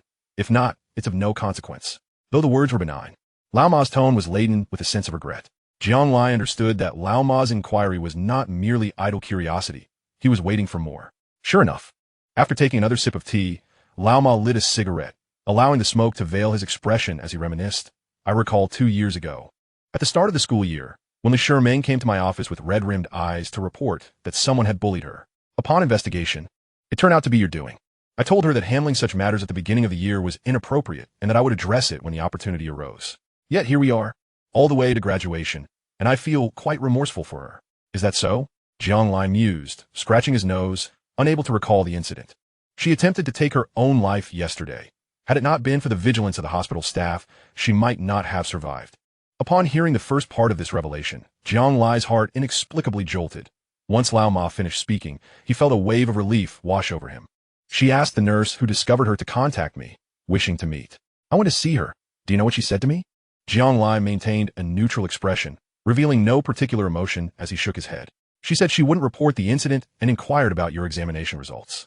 Lao Ma chuckled bitterly, shaking his head, his expression tinged with self-reproach and melancholy. Li Shiming's writing was exceptional, and even at her tender age, she possessed profound insights into human nature. I believe she had the potential to become a writer, which is why I opposed her dropping out. However, her mother insisted otherwise. Lao Ma was a teacher with an immense sense of responsibility. He had not given up on Jiang Lai, perceived by many as a troublemaker. Beyond academics, he sought to rectify some of Jiang Lai's misbehaviors in his own way. Thus, Jiang Lai felt that Lao Ma's concern for Li Shiming's plight was sincere, perhaps stemming from a sense of guilt that if he had only persevered a little longer, he might have salvaged the life of a blooming young girl. While her future was uncertain, at the very least, she need not have reached the point of contemplating suicide. Human memory is peculiar. Often, events that seem distant can resurface vividly after many years. In that moment, a surge of buried memories engulfed Jiang Lai. Hey, what is the story behind the scar on your wrist? You didn't attempt to take your own life, did you? What nonsense. This is from a fall I had as a child. It's quite unsightly, isn't it? Indeed it is. Once I enter university and earn my first paycheck, I'll buy a beautiful watch to wear, so it won't be visible anymore. Surely you're not expecting me to gift you a watch? I would never accept anything from you. I'll earn my own money and buy one myself. A vivid image of an astute girl materialized in Jiang Lai's mind. Her face perpetually adorned with a radiant smile, her eyes occasionally glinting with mischief, her pearly white teeth almost dazzling. Jiang Lai, I might not return to school. What will you do instead? I'm not sure, perhaps stay home. Oh, you won't forget me, will you? And who do you think you are? That I could forget you so easily? Right, Bai Ling is quite pretty too. If I stop attending school, you'll definitely go find her. I'm aware of that. Regardless, I'm glad to have met you. Then goodbye. Goodbye. From that day onward, the bright, cheerful girl who had once filled his life with laughter was gone. And soon after, he found himself accompanied by a submissive tail. Jiang Lai, I was lost in thought. What is it, Lao Ma? Nothing of consequence. I merely mentioned that. Should you be willing, I hope you can visit her in the hospital, even if you cannot assist her. Providing her with some comfort would be invaluable as she undergoes treatment. Chapter 64, A Visit. The county's third hospital, also known as the County Psychiatric Hospital, is situated in the northwestern corner of the county, distant from the main thoroughfares of the town. Like other hospitals, it is divided into outpatient and inpatient departments. The outpatient building is a modest 2-story structure, while the inpatient facility is a 3-story building, distinguished by its security measures, including barred windows and doors throughout the corridors. Due to a failed suicide attempt, Li Shiming was transferred to the intensive care unit on the 3rd floor, where she lay firmly secured to her bed with specialized restraints. Her eyes were devoid of spirit, her complexion pale, and her left wrist was bound in thick bandages. Unless unforeseen circumstances arose, this binding would persist for several hours. Until mealtime, during this period, even for basic bodily needs, no one would come to release her. In medical terminology, this severe depression patient exhibited pronounced suicidal tendencies, posing an imminent risk of self-harm, thus necessitating restraint. Jiang Lai gazed through the observation window of the door, silently observing the girl in the ward as the attending physician provided an overview of her condition. Ordinarily, Jiang Lai would not be permitted to enter the female patient area directly, but given his status as the young Master Jiang and the fact that this was Yuanshan County, exceptions were made. Before his arrival, old Jiang had personally contacted a deputy director at the health bureau. The patient possessed a diagnosis report of severe depression issued by the provincial neurology hospital, accompanied by symptoms of extreme emotional agitation, primarily characterized by unstable mood, frequent bouts of unprovoked weeping and screaming, as well as severe self-harm and suicidal inclinations. At present, psychological counseling had proven ineffective, necessitating medication and manual care, with psychological and physical therapy to be considered only after her symptoms had alleviated. Upon hearing the gravity of Li Shiming's condition, Jiang Lai furrowed his brow tightly, surprised by the seriousness of the situation. I need to see her, he declared, showing no inclination for discussion as he turned the doorknob and pushed the door open. The sound of the door creaking did not attract the attention of any of the 3 patients inside, including Li Shiming. They were either asleep or, like her, lay motionless on their beds, devoid of any semblance of life. Jiang Lai understood that this was a direct consequence of the sedative administered. Looking at the haggard Li Shiming, her once vibrant peach blossom eyes now dimmed, devoid of the mischievous sparkle that lingered in his memories, he heard a familiar voice whisper in his ear. What are you thinking? A flicker of awareness ignited in Li Shiming's gaze. Soon, She felt someone loosening the restraints binding her and gently adjusting her hospital gown with careful, tender movements. The figure before her seemed achingly familiar, and as her consciousness began to return, her eyes sharpened in focus. Is this a hallucination? Why do I see him? Despite her uncertainty, a smile instinctively broke across her face, the brightest she could muster, albeit not particularly beautiful. Have you truly turned into a fool? How can you still smile like that? I wonder what thoughts occupy your mind, Jiang Lai teased, gently pinching her cheek and playfully feigning a fierce expression. The dazed look in her eyes began to sparkle with life, as if, in that moment, she truly recognized him. A single tear escaped her eye, then another, cascading down her cheeks in a steady stream. Just as Jiang Lai reached out to stroke her hair, she suddenly threw herself into his embrace, clinging to him tightly while sobbing uncontrollably. Bad people, they all bully me, she cried, referring not to those who had tormented her, but to Jiang Lai, the name she had called him for 2 long years. Yet never before had she sounded so pitiful, so heartbreakingly vulnerable. The attending physician, standing nearby, opened his mouth to speak, but a single glance from Jiang Lai silenced him.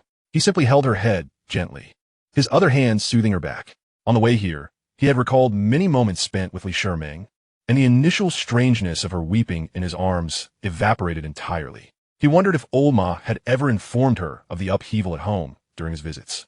Surely she had longed for him to come. Li Shiming wept for what felt like an eternity, her tears and snot soaking through Jiang Lai's t-shirt. Yet, the normally fastidious Jiang Lai seemed utterly unconcerned. He turned to the attending physician and calmly stated, "Arrange for her discharge." "What? Young Master Jiang, that's not permissible."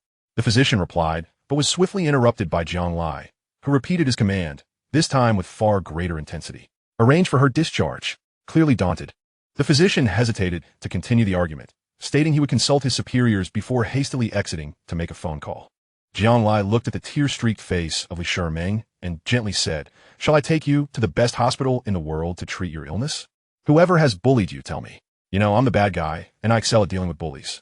Jiang Lai genuinely sought to comfort Li Shiming as if she were a patient, and yet he spoke nothing but the truth.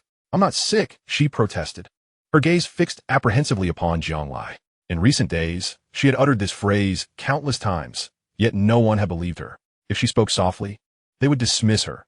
If she raised her voice, they would swiftly restrain her and force-feed her a handful of unfamiliar medication, rendering her inexplicably dull yet oddly content.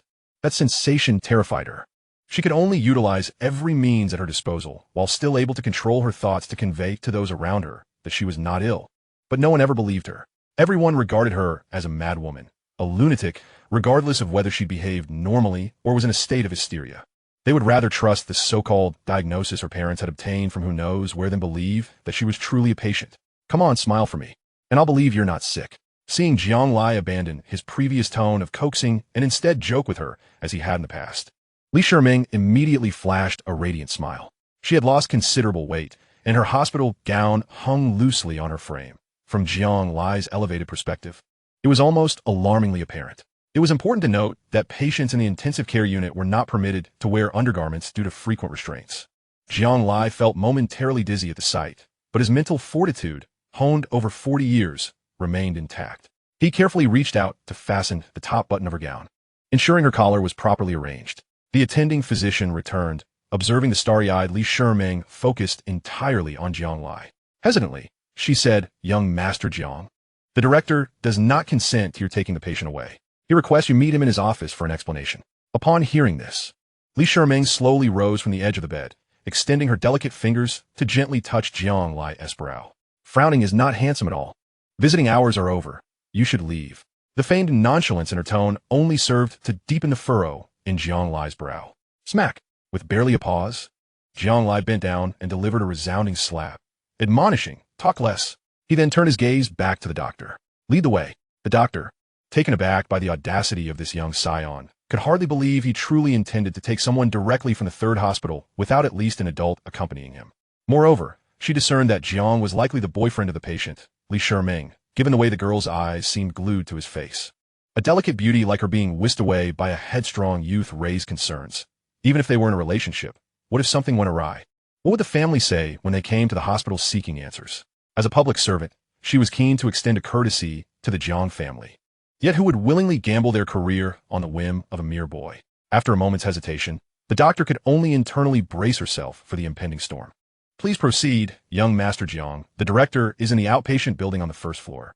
Jiang Lai took Li Shiming's hand and followed the doctor out of the intensive care unit. Logically, Li Shiming should not have been allowed to leave the ICU under such circumstances, but as the saying goes, who would dare oppose young Master Jiang? Dressed in a hospital gown and blue slippers, she followed Jiang closely, her gaze never straying from his profile, as if he were her savior at that moment. The outcome was of little consequence. His unwavering belief in her health and his resolute desire to take her away were already sufficient. Director, the individuals have arrived. The doctor escorted them to the director's office at the end of the second floor of the outpatient building. The working conditions of the era were quite limited. Even the director had only a small office of about 10 square meters, furnished with 2 simple desks, suggesting it was not even a private office. Hello, young Master Jiang. I am Pei Yongjun, the director of the 3rd hospital. I understand from Dr. Song that you wish to process the discharge paperwork for patient Li Shiming.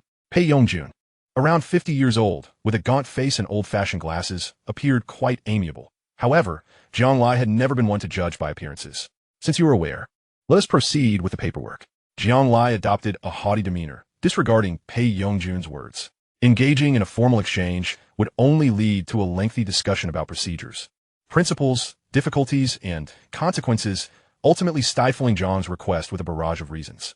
Pei Yongjun was caught off guard by Jiang's directness, his prepared remarks choking in his throat, creating an awkward atmosphere. Please, young Master Jiang, take a seat and sample my tea. In the face of unreasonable demands, Director Pei's strategy was to avoid allowing the other party to point out his faults before addressing the matter at hand. Being a public servant, he refused to allow personal grudges to cloud his judgment, especially against someone like young Master Jiang. The county's 3rd hospital, despite being a branch of the city's neurology hospital, still operated within the confines of a rural county. Should he inadvertently provoke this young master, it wouldn't surprise him if one day a malfunctioning truck from Jiangshan Group crashed into his modest 2-story building. Chapter 66, Discharge.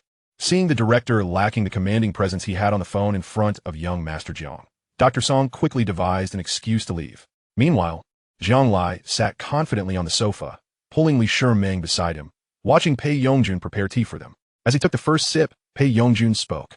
Young Master Jiang, it's not that I am unwilling to assist, but the city hospital has mandatory regulations stating that a patient can only be discharged with the signature of a family member who was present during their hospitalization. Do not invoke the city hospital's authority with me. Let that leader come to Yuanshan County to confront me. I shall see if he dares. Jiang Lai's words dripped with menace, leaving Pei Yongjun momentarily speechless. What? Must I take you to the Shishan caves to witness an explosion?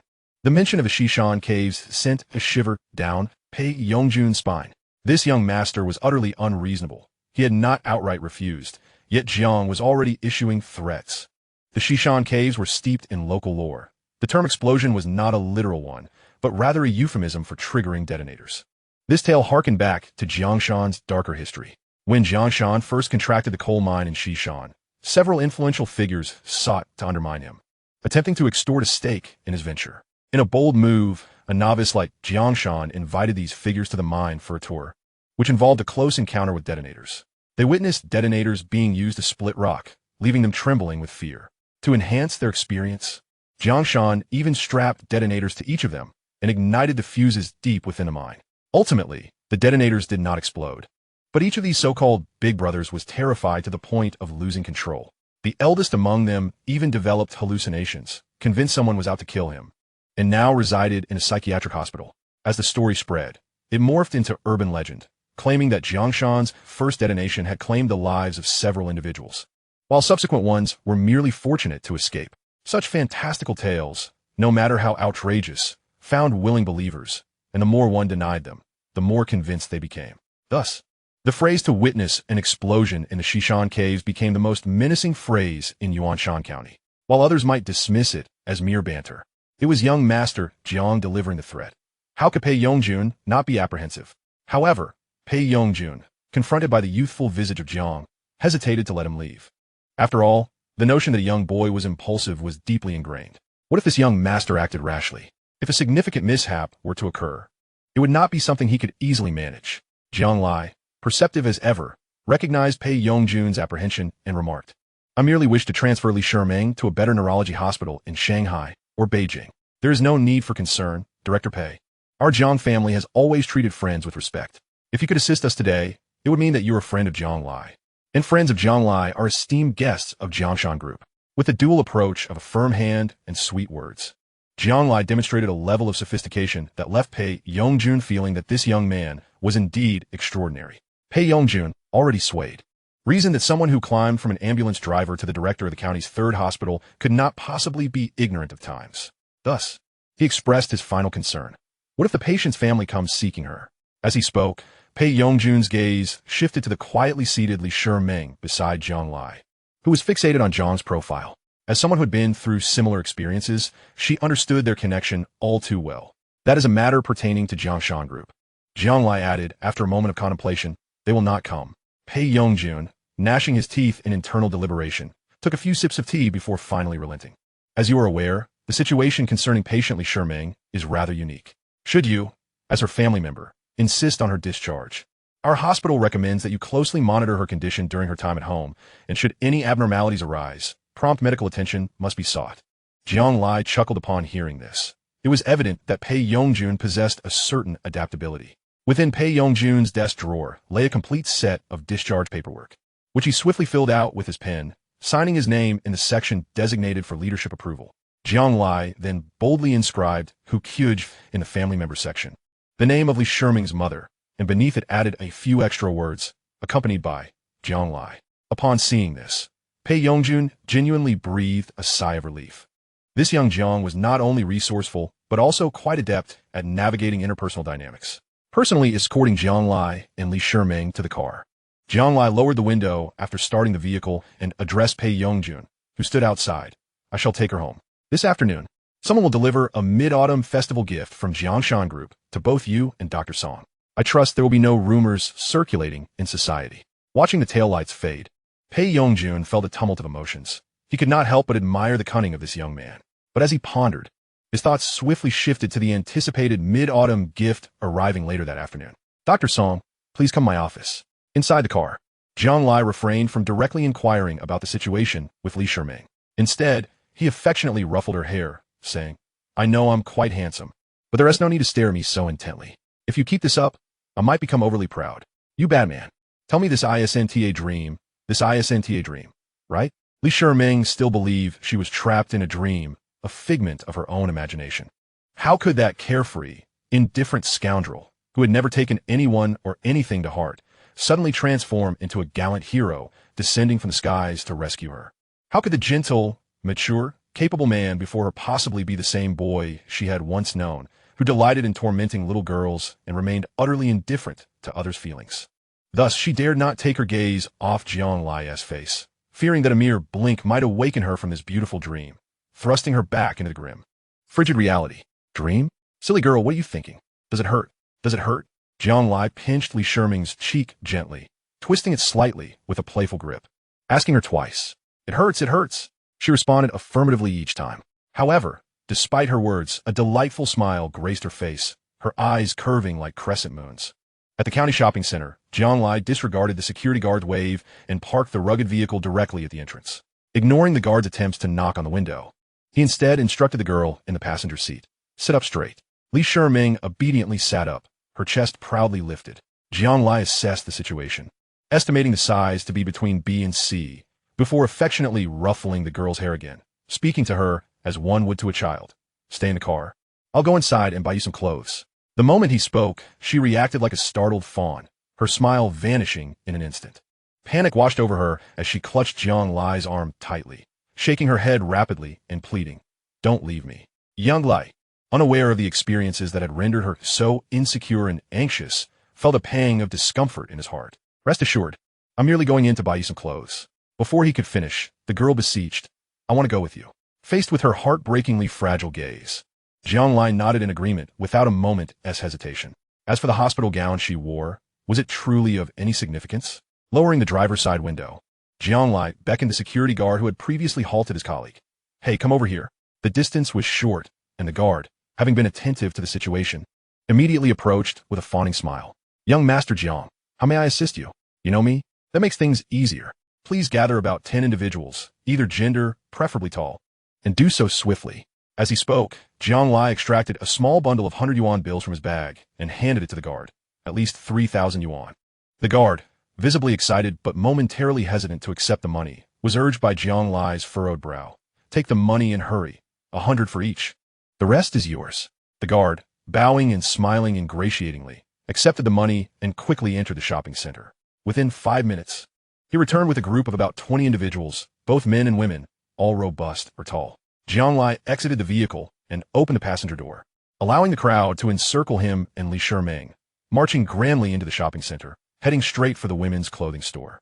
This was not merely for show. Jiang Lai wanted to shield Li Shiming from prying eyes. After all, the hospital gown emblazoned with the words Huangshe Neurology Hospital Branch was far too conspicuous. If they encountered any indiscreet individuals who uttered inappropriate remarks, it could easily provoke Li Shiming's already sensitive disposition. Though this sizable entourage might attract attention, it effectively obscured them from the gaze of others. Moreover, the security personnel who had been summoned were not only aware of Jiang Lai's identity as the young master of Jiangshan Group, but had also received 100 yuan each, ensuring they would not gaze or comment unnecessarily. The girl, though psychologically fragile, was not naive. She understood that Jiang Lai's actions were intended to preserve her dignity. Therefore, throughout their journey, aside from the hand Jiang Lai held, her other hand tightly clutched the hem of his clothing. Upon reaching the entrance of the women's clothing store, Jiang Lai sensed the little hand and is becoming somewhat tense. He retrieved 1,000 yuan from his bag and handed it to a nearby woman, instructing her to clear the store. Please ask the customers to step outside for a moment. Just leave one sales associate. Each will receive 100. No one could refuse 100 yuan, especially in the year 2000, and even more so when it came with the backing of the young master. 3 minutes later, surrounded by the crowd, Jiang Lai led Li Shiming into the women's clothing store.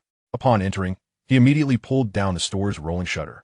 The remaining sales associate, seeing Li Shiming clad in a psychiatric hospital gown, felt a surge of anxiety.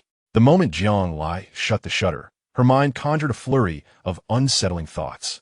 Yet, clutching the 100 yuan bill tightly, she suppressed her emotions, striving to maintain a pleasant demeanor.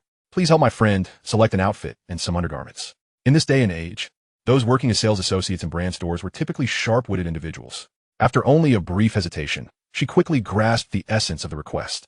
Without asking for specifics, she swiftly assessed the girl's figure and, estimating her size, retrieved the most expensive set of lingerie and a luxurious beige silk dress. Shall I take you to try on the clothes? Li Shiming, still gripping Jiang Lai's clothing, did not respond, her large eyes searching his face. However, Jiang Lai, seizing her face gently, adopted a fearsome expression and declared, Shall I change for you? Hurry up. Despite his words, he took Li Shiming's hand and led her to the fitting room's entrance, retrieving 2 outfits from the attendant and placing them in the girl's hands. Go ahead and change. I'll wait for you right here. As he watched her cast a worried glance at him before pulling the curtain, Jiang Lai let out a sigh, leaning casually against the fitting room door frame, and began to hum a tune in a relaxed manner. Hard to forget the first time I met you. With those enchanting eyes, your figure lingers in my mind, never to fade away. Ah, what a peculiar situation this is, Jiang Lai thought, as he surprisingly felt a sense of paternal affection. It was understandable, although a youthful body might accompany a youthful mindset. He had only recently returned to this life, and had yet to fully adjust. Both Xiao Bailing and Li Shiming truly felt like mere children in the presence of his psychological age of over 40. Chapter 68. I'll help you avenge. The curtain was drawn back once more. The girl, now adorned in new attire, looked stunning and beamed with joy. Her happiness stemmed not merely from the attractive clothing, but rather from a deep sense of gratitude. Jiang Lai scrutinized her from head to toe, adopting an exaggerated expression as he exclaimed, Wow, you're absolutely beautiful. The girl, far from feeling bashful, smiled even more radiantly, unable to resist twirling in place. With a face full of emotion, she clung to Jiang Lai's arm and whispered in a voice only they could hear, No one wants me anymore. You're the only one who still finds me beautiful. Thank you, Jiang Lai. What nonsense are you spouting? Don't get all sentimental on me. If you dare to cry again, I'll knock you out. He gently pushed her down onto a chair and asked the attendant to fetch a pair of white shoes for her. How much is it?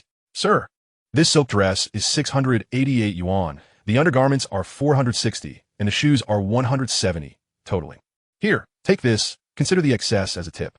Jiang Lai produced a stack of cash, estimating at least 2,000 yuan, which he handed directly to the attendant, before leading Li Shiming to the store entrance and raising the shutter. Everyone disperse. Seeing a crowd still lingering at the entrance, Jiang Lai waved them off. Everyone, with smiles on their faces, returned to their posts, having each received at least 100 yuan, equivalent to nearly a week's salary. Who wouldn't he be happy? At that moment, the majority were marveling at the generosity of the young Master Jiang. In truth, to have people do favors for you and to earn their respect, one must provide them with benefits. Even if one has a formidable reputation, it works once or twice, but over time, one risks being criticized. The Jiang family is not a band of saints. Their good reputation stems from their principle of never allowing others to toil for free, ensuring those who support them do not suffer losses. Ultimately, it all comes down to money paving the way. This is the Jiang family style of dealing with matters, and it profoundly influenced Jiang Lai. Now clad in beautiful clothing, Li Shiming exuded significantly more confidence, her smile unwavering, her steps light and buoyant. Jiang Lai, who handled everything with such ease, seemed to radiate a brilliant glow. You rascal, that song you sang earlier was delightful. Of course, who do you think I am? Could you sing it for me again, in full? Dream on. Their light-hearted banter further eased Li Shiming's mind.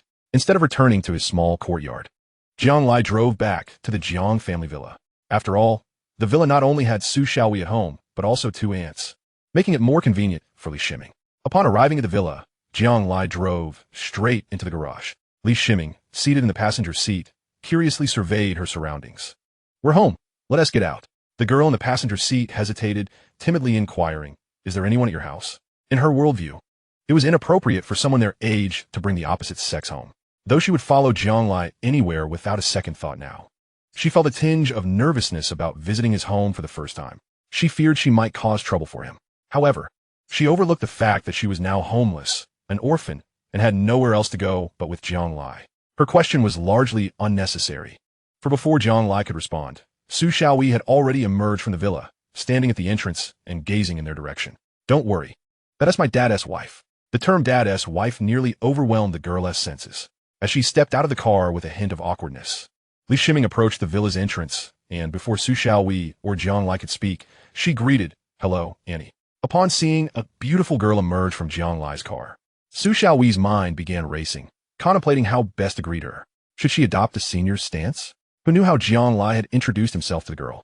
It was not her intention to overthink. After all, she was a stepmother, and who could tell if Jiang Lai minded his classmate knowing? But she couldn't present herself as merely a servant either. If old Jiang found out, he would surely think her lackluster. She hadn't anticipated how well-mannered this girl would be. So, when Li Shiming called out Annie, she immediately displayed the welcoming smile expected of a matriarch. You must be Jiabao's classmate. You're truly lovely. You're the first classmate he has brought home. Luya, please bring out the flower tea set for my studio. As soon as they entered the villa, Su Xiaowei warmly invited Li Shiming to sit on the sofa in the reception area, personally preparing tea at the tea table. Recently, Su Xiaowei had developed a fondness for ink wash painting, transforming her calligraphy room into an art studio. Due to recent morning sickness, old Jiang had forbidden her from drinking black and green tea, so she had taken to flower tea instead. She had recently concocted a delightful floral blend, fragrant and refreshing, sure to please the young girl, and she wished to personally serve it to her stepson's classmate as a gesture of importance. Jiang Lai remained silent, lazily reclining on the sofa, while quietly observing Su Xiaowei and Li Shiming engaging in conversation. At this moment, Li Shiming desperately needed the kindness of others, especially in this unfamiliar environment of his home. Coincidentally, Su Xiaowei was eager to improve their relationship, so let them chat. It would save him some trouble. Being a master of tea ceremony, Su Xiaowei was graceful in her movements, and her inherent charm and social skills quickly allowed her to bond with Li Shiming over the topic of flower tea. She was tactful, refraining from prying into the girl's family circumstances or gossiping about how she and Jiang Lai were acquainted, gradually helping Li Shiming to feel more at ease. Jiabao, I'm heading to the studio. You take good care of your classmate. After gauging the conversation had progressed sufficiently, Su Xiaowei stood up, skillfully alleviating the tension of Li Shiming's first visit while simultaneously demonstrating her hospitality, ensuring the girl felt no awkwardness. Could you ask Aunt Lu to tidy up the guest room on the second floor? Shiming has had some issues at home and will be staying with us for a while. Jiang Lai reciprocated her kindness. He could have directly instructed Aunt Lu to do so, but chose to inform Su Xiaowei, thereby acknowledging her role as the lady of the house. All right, Jiabao, I'll fetch a silk summer quilt for Aunt Lu to replace. The two tacitly accepted each other's kindness, and Su Xiaowei did not ask what had happened to Li Shiming's house. Instead, she asked Aunt Lu to tidy up the second-floor guest room and Sister Li to cut a fruit platter in the kitchen. When Su Xiaowei left, Gu Yulei on Jiang Lai and said arrogantly, Speak up, who bullied you like this? Shout, brother. Brother will avenge you. This is the most familiar atmosphere for the two of them to get along with Chapter 69 TMD. I cut him alive. Although Jiang Lai tried to create a relaxed atmosphere, the girl still felt a little sad when she heard this question. After a long time, the girl spoke up. No one wants me anymore. Stop talking nonsense. I'll ask you who bullied you. See who bullied us. Jiang Lai's eagerness to stand up for herself immediately made the girl tightly pursed her lips and quickly sniffled a few times before she could hold back her tears. I don't want to say. Jiang Lai angrily tapped her on the head with his index finger joint, feeling frustrated, and said, Do you want to say it or can't say it? The girl doesn't speak. So go upstairs. Just the two of us, whispering. The girl fell silent for a few seconds this time and softly uttered a word. It is difficult for people to tell their secrets in a wide space, and small or relatively enclosed spaces can enhance people's sense of security. Taking the girl up to the second floor, as soon as she entered Zhang's bedroom, the girl began to look around and examine the layout of the bedroom, looking somewhat nervous. Speak up. If you don't say it again, you'll be beaten up. Jiang placed her on the sofa in the bedroom, while he sat face to face with her on the bed, lit a cigarette, and put on a show of wanting to bully the little girl. The girl tried to open her mouth several times, but never made a sound. After trying for the last time and still not saying anything, she began to sob and cry. At first, she whimpered softly, but later she started crying loudly without caring about anything. Fortunately, Jiang Lai's room had excellent sound insulation, otherwise Su Xiaowei might have entered by now. However, it was different from the time she cried in the hospital ward where she held Jiang in her arms. It was more of a long-held grievance and a way to vent when she found someone to confide in. Now her crying is purely the kind of crying when a child is wronged outside and adults support her. Jiang helplessly dodged the cigarette, extinguished it in the ashtray by the bedside, and gently patted the girl's back. After crying for a long time, the girl finally said, Wu, my stepfather wanted to rape me, and Wu, my mother also helped him. I stabbed him with a dagger. Jiang Lai only heard the first sentence, and an uncontrollable anger instantly surged up his head. TMD, I cut him alive. Jiang Lai had only heard of such things in the news, and at that time he sneered, thinking that there could be such scumbags and mothers in the world. But unexpectedly, this kind of thing happened around me. And it happened to Li Shiming. Jiang Lai's subconscious overreaction made Li Shiming cry even more fiercely. She cried and said intermittently, If I want to report to the police, they will lock me up and prevent me from going to school or contacting the outside world. I can't contact you, Wu. My mother said that I am a loser, and that if we are not united, it would be better for me to die. Wow, no one wants me anymore. Compared to her experience, Li Shiming appeared even more sad and cried more when talking about her mother's attitude toward her. If it weren't for the girl still crying now, Jiang Lai would have wanted to immediately take that pair of unworthy dogmen and women to the mine and set off firecrackers. Feeling the girl's thin body constantly trembling, Jiang Lai gently caressed her back to comfort her. When I was 14 years old, I overheard my mother trying to sell me to an old man without a wife. I begged her and said I would study hard and earn money to support her in the future, but she remained indifferent. I cut my wrist in front of her and scared away the old man who wanted to buy me. Bad person, why did she do that? Since she doesn't love me, why did she give birth to me again? Jiang Lai didn't answer, but furrowed his brow. He couldn't imagine that this was something a mother could do. He has serious doubts that the woman named Hu Qiuju is not Li Shiming's biological mother. If a woman is completely brainwashed by a man and wants to help him take possession of her daughter, Jiang Lai thinks there is still a slight logic behind it. Although this logic is very twisted, it is not absolutely impossible. But for a mother who wants to sell her 14-year-old daughter to an old man, it's definitely not as simple as being bewitched. The girl didn't notice the change in Jiang Lai's expression, because it was the first time she had shared her deepest sadness with others. At this moment, she just wanted to confide in the person she trusted the most and share all her misfortunes with, no matter how much I tried to please her. She just didn't like me. Later, when she got married again, I told her that my stepfather didn't look at me right. She said we should eat him, drink him, and he wouldn't die just by looking at me twice. Once when I was taking a shower in the bathroom at home, I noticed someone peeking from the window as soon as I took off my clothes. I screamed loudly in the bathroom, but she came over and slapped me. That day when I asked you how I could protect myself, you gave me a dagger and said that if anyone bullies me, I will stab them with the dagger. When that beast tried to harm you, you stabbed him with the dagger I gave you? Perhaps recalling some terrifying memories. The girl's thin body trembled once again. Jiang gently rubbed her head and asked in a warm voice, What else? The girl sobbed and shook her head, not knowing if she didn't want to say anything or if she had finished speaking. After seeing her move, Jiang Lai, who had just had a gentle expression, changed his face. Snap. Say it. What have you been doing long ago? Snap. Don't you have a long mouth? You won't tell me. Snap. I make you pretend to be happy all day long. Snap. I'll make you laugh so brightly all day long. Snap. You're a liar. Say it. I won't lose if I hit you. Jiang Lai is like a parent who hates iron and steel, hitting and questioning at the same time. Chapter 70. The Most Comfortable Sleep. A beating forced Li Shiming out of her grief-stricken state of mind, and she kept begging for mercy. It seems that it really hurts. Jiang Lai finally stopped, but his anger seemed to linger on his face as he spoke fiercely. Just knowing you're wrong is useless. Say it. Will you be soft-hearted towards those who bully you?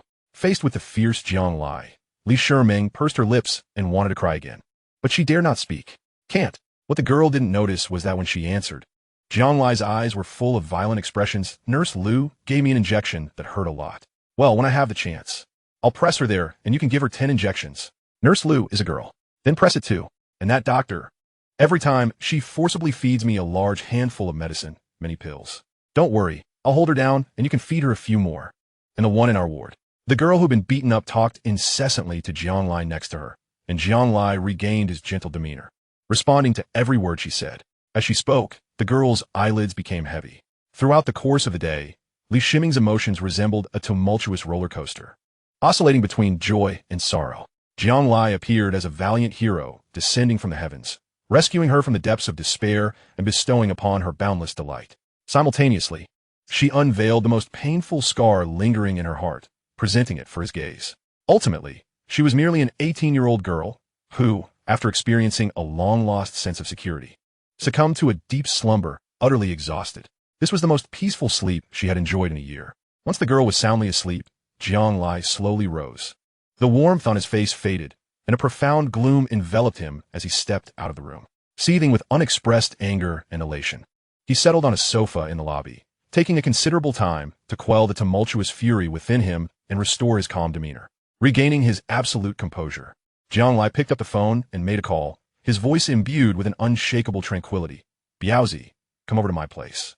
Instead of calling Lu Yuan, he contacted Lao Zhang's driver, Li Biao. The rationale behind this was twofold. Lu Yuan was dispatched to search for someone, and he lacked the requisite connections to handle the matter at hand, which necessitated leveraging Lao Zhang's network. Li Biao, who was sipping tea in the office of the head of security while awaiting President Zhang's departure, promptly reported this call to the elder Jiang, not out of disobedience, but because the elder had previously stipulated that all matters pertaining to Jiang Lai must first be communicated to him. After receiving the elder Jiang's consent, Li Biao arranged for the deputy director of the security department to drive the elder Jiang that day and drove swiftly toward Jiang's villa. At the villa, Su Xiaowei had already noticed Jiang Lai's peculiar demeanor but refrained from approaching him. It wasn't a matter of reluctance. Rather, the aura surrounding Jiang Lai was overwhelmingly potent. He casually settled into the main seat of the sofa, his hand resting on the armrest, his face devoid of any expression, yet the atmosphere around him grew stifling. Both the household staff and the lady of the house, Su Xiaowei, instinctively sought to distance themselves from the area he occupied, moving about quietly and cautiously, as if to avoid disturbing the silence that had enveloped the villa, which had become so profound that even a falling pin could be heard. The oppressive stillness was finally disrupted by the sound of Li Biao's polished shoes striking the floor as he entered the villa. Upon entering, Li Biao immediately sensed the heavy atmosphere and instinctively softened his footsteps as he approached the young master. Jiang Lai remained silent, merely gesturing toward the sofa on his right to indicate that Li Biao should sit. At that moment, Li Biao felt an awkwardness he had never experienced even in the presence of the elder Jiang. He subconsciously perched himself on the edge of the sofa, sitting straight. Young master, do you require my assistance? Jiang Lai gazed at Li Biao, his expression impassive, not uttering a word. His eyes were like an unfathomable abyss, devoid of any ripples, sending a chill down Li Biao's spine. 1 minute stretched into 2, and just as Li Biao felt overwhelmed by the oppressive silence and was on the verge of breaking down, Jiang Lai finally spoke. Go assist me with the task. The moment he spoke, Li Biao felt an immense relief. Had Jiang Lai remained silent any longer, he might have inadvertently confessed to the impropriety of having facilitated a favor for his relatives involving a substantial sum of coal. After all, he had accepted a bribe of 40,000 yuan. Although others may not have recognized the young master's formidable influence, Li Biao, the first confidant of Jiang Shan, who had been closely by Jiang Shan's side, was well aware. Recently, the young master had miraculously rescued the Jiang Shan group from the brink of collapse. Subsequently, the group's most significant asset, an aluminum mine in Ge County, had been transferred to the young master's name. Moreover, just a few days prior, The elder Jiang had drunkenly revealed that the aluminum mine shares had been purchased by the young master with a fortune he had earned himself. The young master was only 18. How astonishing! Not to mention, he had two exceptionally formidable uncles. It was said that during the recent crisis in the provincial capital, merely one uncle's appearance had swiftly resolved the predicament facing the Jiangshan group. Given these circumstances, how could Li Biao dare provoke the young master? I will attend to it immediately. At the entrance of the studio, Su Xiaowei observed this scene, her heart a tumult of emotions. Although she could not hear their conversation, the gentle manner in which Jiang Lai spoke and Li Biao's attentive posture, leaning forward to listen earnestly, struck her as absurd yet undeniably real. Several minutes later, Jiang Lai handed Li Biao a small plastic sealed bag, which Li Biao carefully placed in his pocket before rising to take his leave. As he prepared to depart, he caught sight of Su Xiaowei not far away. He paused for a brief moment, nodding to her in acknowledgement before hurriedly continuing on his way. Meanwhile, Jiang Lai remained seated, lost in thought, oblivious to the fact that he had not even turned to see Li Biao off. At that moment, Su Xiaowei suddenly realized how little she truly understood her stepson. Initially, she believed she had been accepted by him, but now it seemed otherwise. Had Jiang Lai been privy to her thoughts, he would have found the situation both amusing and exasperating. In truth, he was merely unconsciously revealing his true nature in a moment of anger. Once his fury dissipated, he would undoubtedly revert to being the arrogant, unreasonable rich heir he had always been. Chapter 71. Now acts serious. When the girl stirred from her slumber, the moon hung high in the night sky, and the clock on the bedside table indicated that it was already past midnight. She had slept for a full 10 hours, gazing at the work desk not far away, where Jiang Lai was intermittently frowning in contemplation and fervently scribbling away. She felt enveloped in an unreal sense of security. She remained transfixed, watching the boy immersed in his work, her eyes filled with gratitude, admiration, and reverence. "Are you hungry?" Jiang Lai, engrossed in his writing, did not turn around but seemed to sense her awakening, softly inquiring. Gurgle. She had intended to respond that she wasn't hungry, but her stomach betrayed her with a growl. "I am hungry." Jiang Lai finally set down his pen, stretching languidly.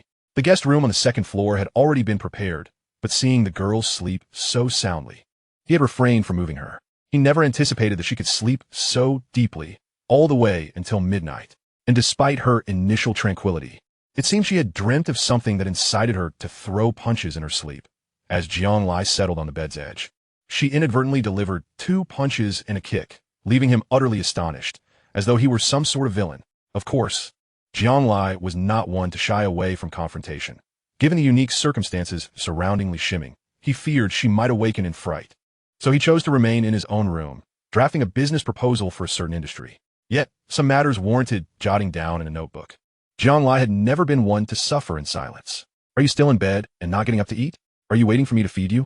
However, Li Shiming was no timid creature. She was unafraid of Jiang Lai's stern demeanor and, instead, responded with a playful whine. I'm hungry, brother." Along with that, she offered him a gaze brimming with affection. Goodness, Jiang Lai realized that this girl was likely to become a captivating enchantress, capable of charming anyone.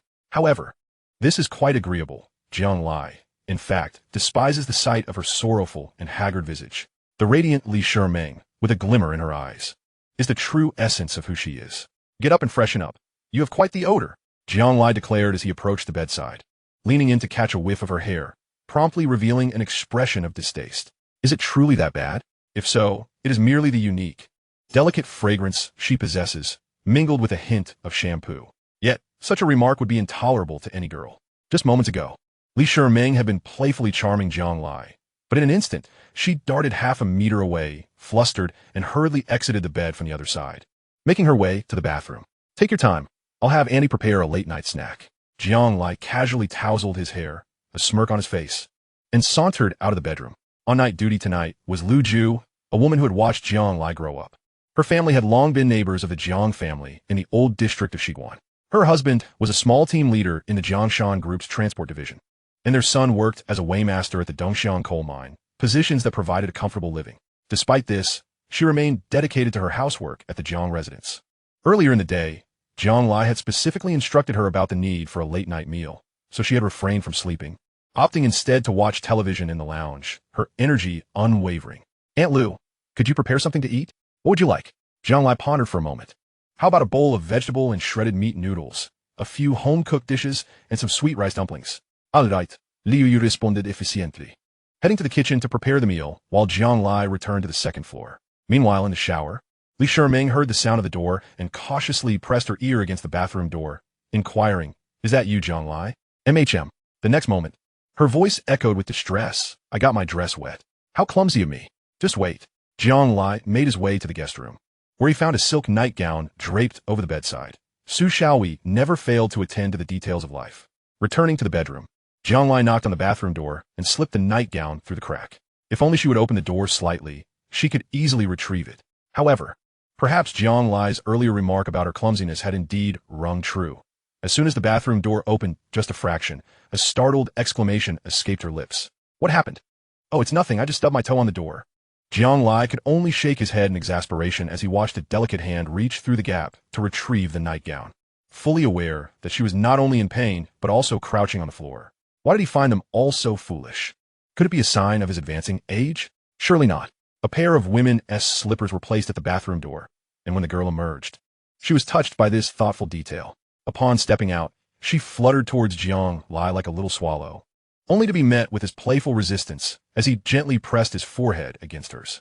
Undeterred, she extended her arms towards his face, asking, "Brother, do I still smell?" At that moment, Li Shiming's face was alight with joy, making it hard to believe she had been tearful just earlier. She was not trying to curry favor because Jiang Lai was her current pillar of support.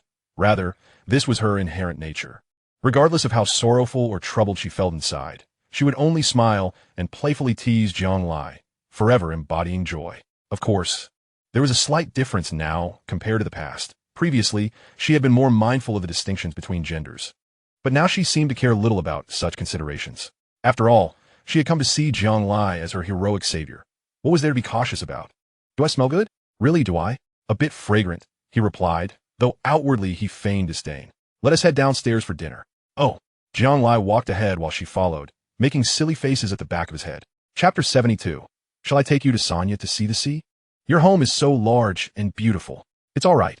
Annie's cooking is truly delicious." "Then eat more." "Brother, why have you become so remarkable?"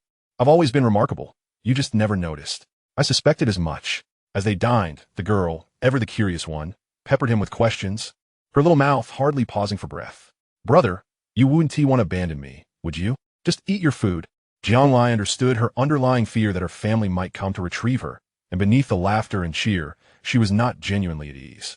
Naturally, Jiang Lai would ensure that such a scenario would never unfold. Jiang Lai faced a dilemma. Li Shiming was afraid to sleep alone. Moreover, she had just awakened, brimming with energy, and it would not be easy to lull her to sleep. With no other option, Jiang Lai decided to retreat to his own quarters, allowing her to remain in her room. Fearing she might become bored, he provided her with numerous books and even a game console. Yet she either squatted by the edge of the bed or lay atop it, motionless, fixated on him with unwavering attention, smiling foolishly, which only served to irritate Jiang Lai. Ultimately, the result was predictable. After receiving a scolding, she settled down. Quietly sitting on the sofa, she began to read Harry Potter. However, once Jiang Lai succumbed to slumber, she remained still, not turning a single page, her reading more akin to daydreaming, her expression melancholic. Fortunately, with Jiang Lai asleep beside her, whenever her sadness threatened to overwhelm her, she would curl up next to him like a little kitten, finding solace in his presence. As long as there was an outlet for her sorrow, she could endure any hardship. Undoubtedly, the girl was fortunate, or perhaps, in this moment, the girl of this timeline was exceptionally fortunate, for her great hero had appeared. As the sunlight streamed through the window, and the magpies outside chirped incessantly, Jiang Lai's trembling eyelashes signaled his impending awakening. The girl quickly shut her enchanting eyes, adopting a still, octopus-like pose, eager to observe Jiang Lai's reaction. The result was a loud smack. "If you're going to pretend to sleep, do it better. Your eyes are still moving." In response, she offered a radiant smile accompanied by a cheeky grin. Washing up together felt so natural, neither felt out of place. Jiang Shan expressed his contentment. Previously, he had only suggested that his son bring his girlfriend home for a visit, never expecting that he would actually do so. Moreover, from his wife's hints, it seemed they were preparing for an extended stay, with the room already tidied up. Indeed, the student surpasses the teacher. Each generation is stronger than the last. At this rate, he would soon be cradling a grandchild. Savoring his tea, Jiang Shan took his time, waiting for his son and daughter-in-law to make their descent. After all, everything at the company was already in order, As the CEO, if he still had to adhere to a strict schedule, what kind of CEO would he be? What was that girl's name? I believe it was Bai Ling. The last time he had seen her at the hot pot restaurant. Jiang Shan had been quite taken with the girl. Demure, well-mannered, beautiful, and possessing grace. He had heard her academic performance was commendable, undoubtedly a university student.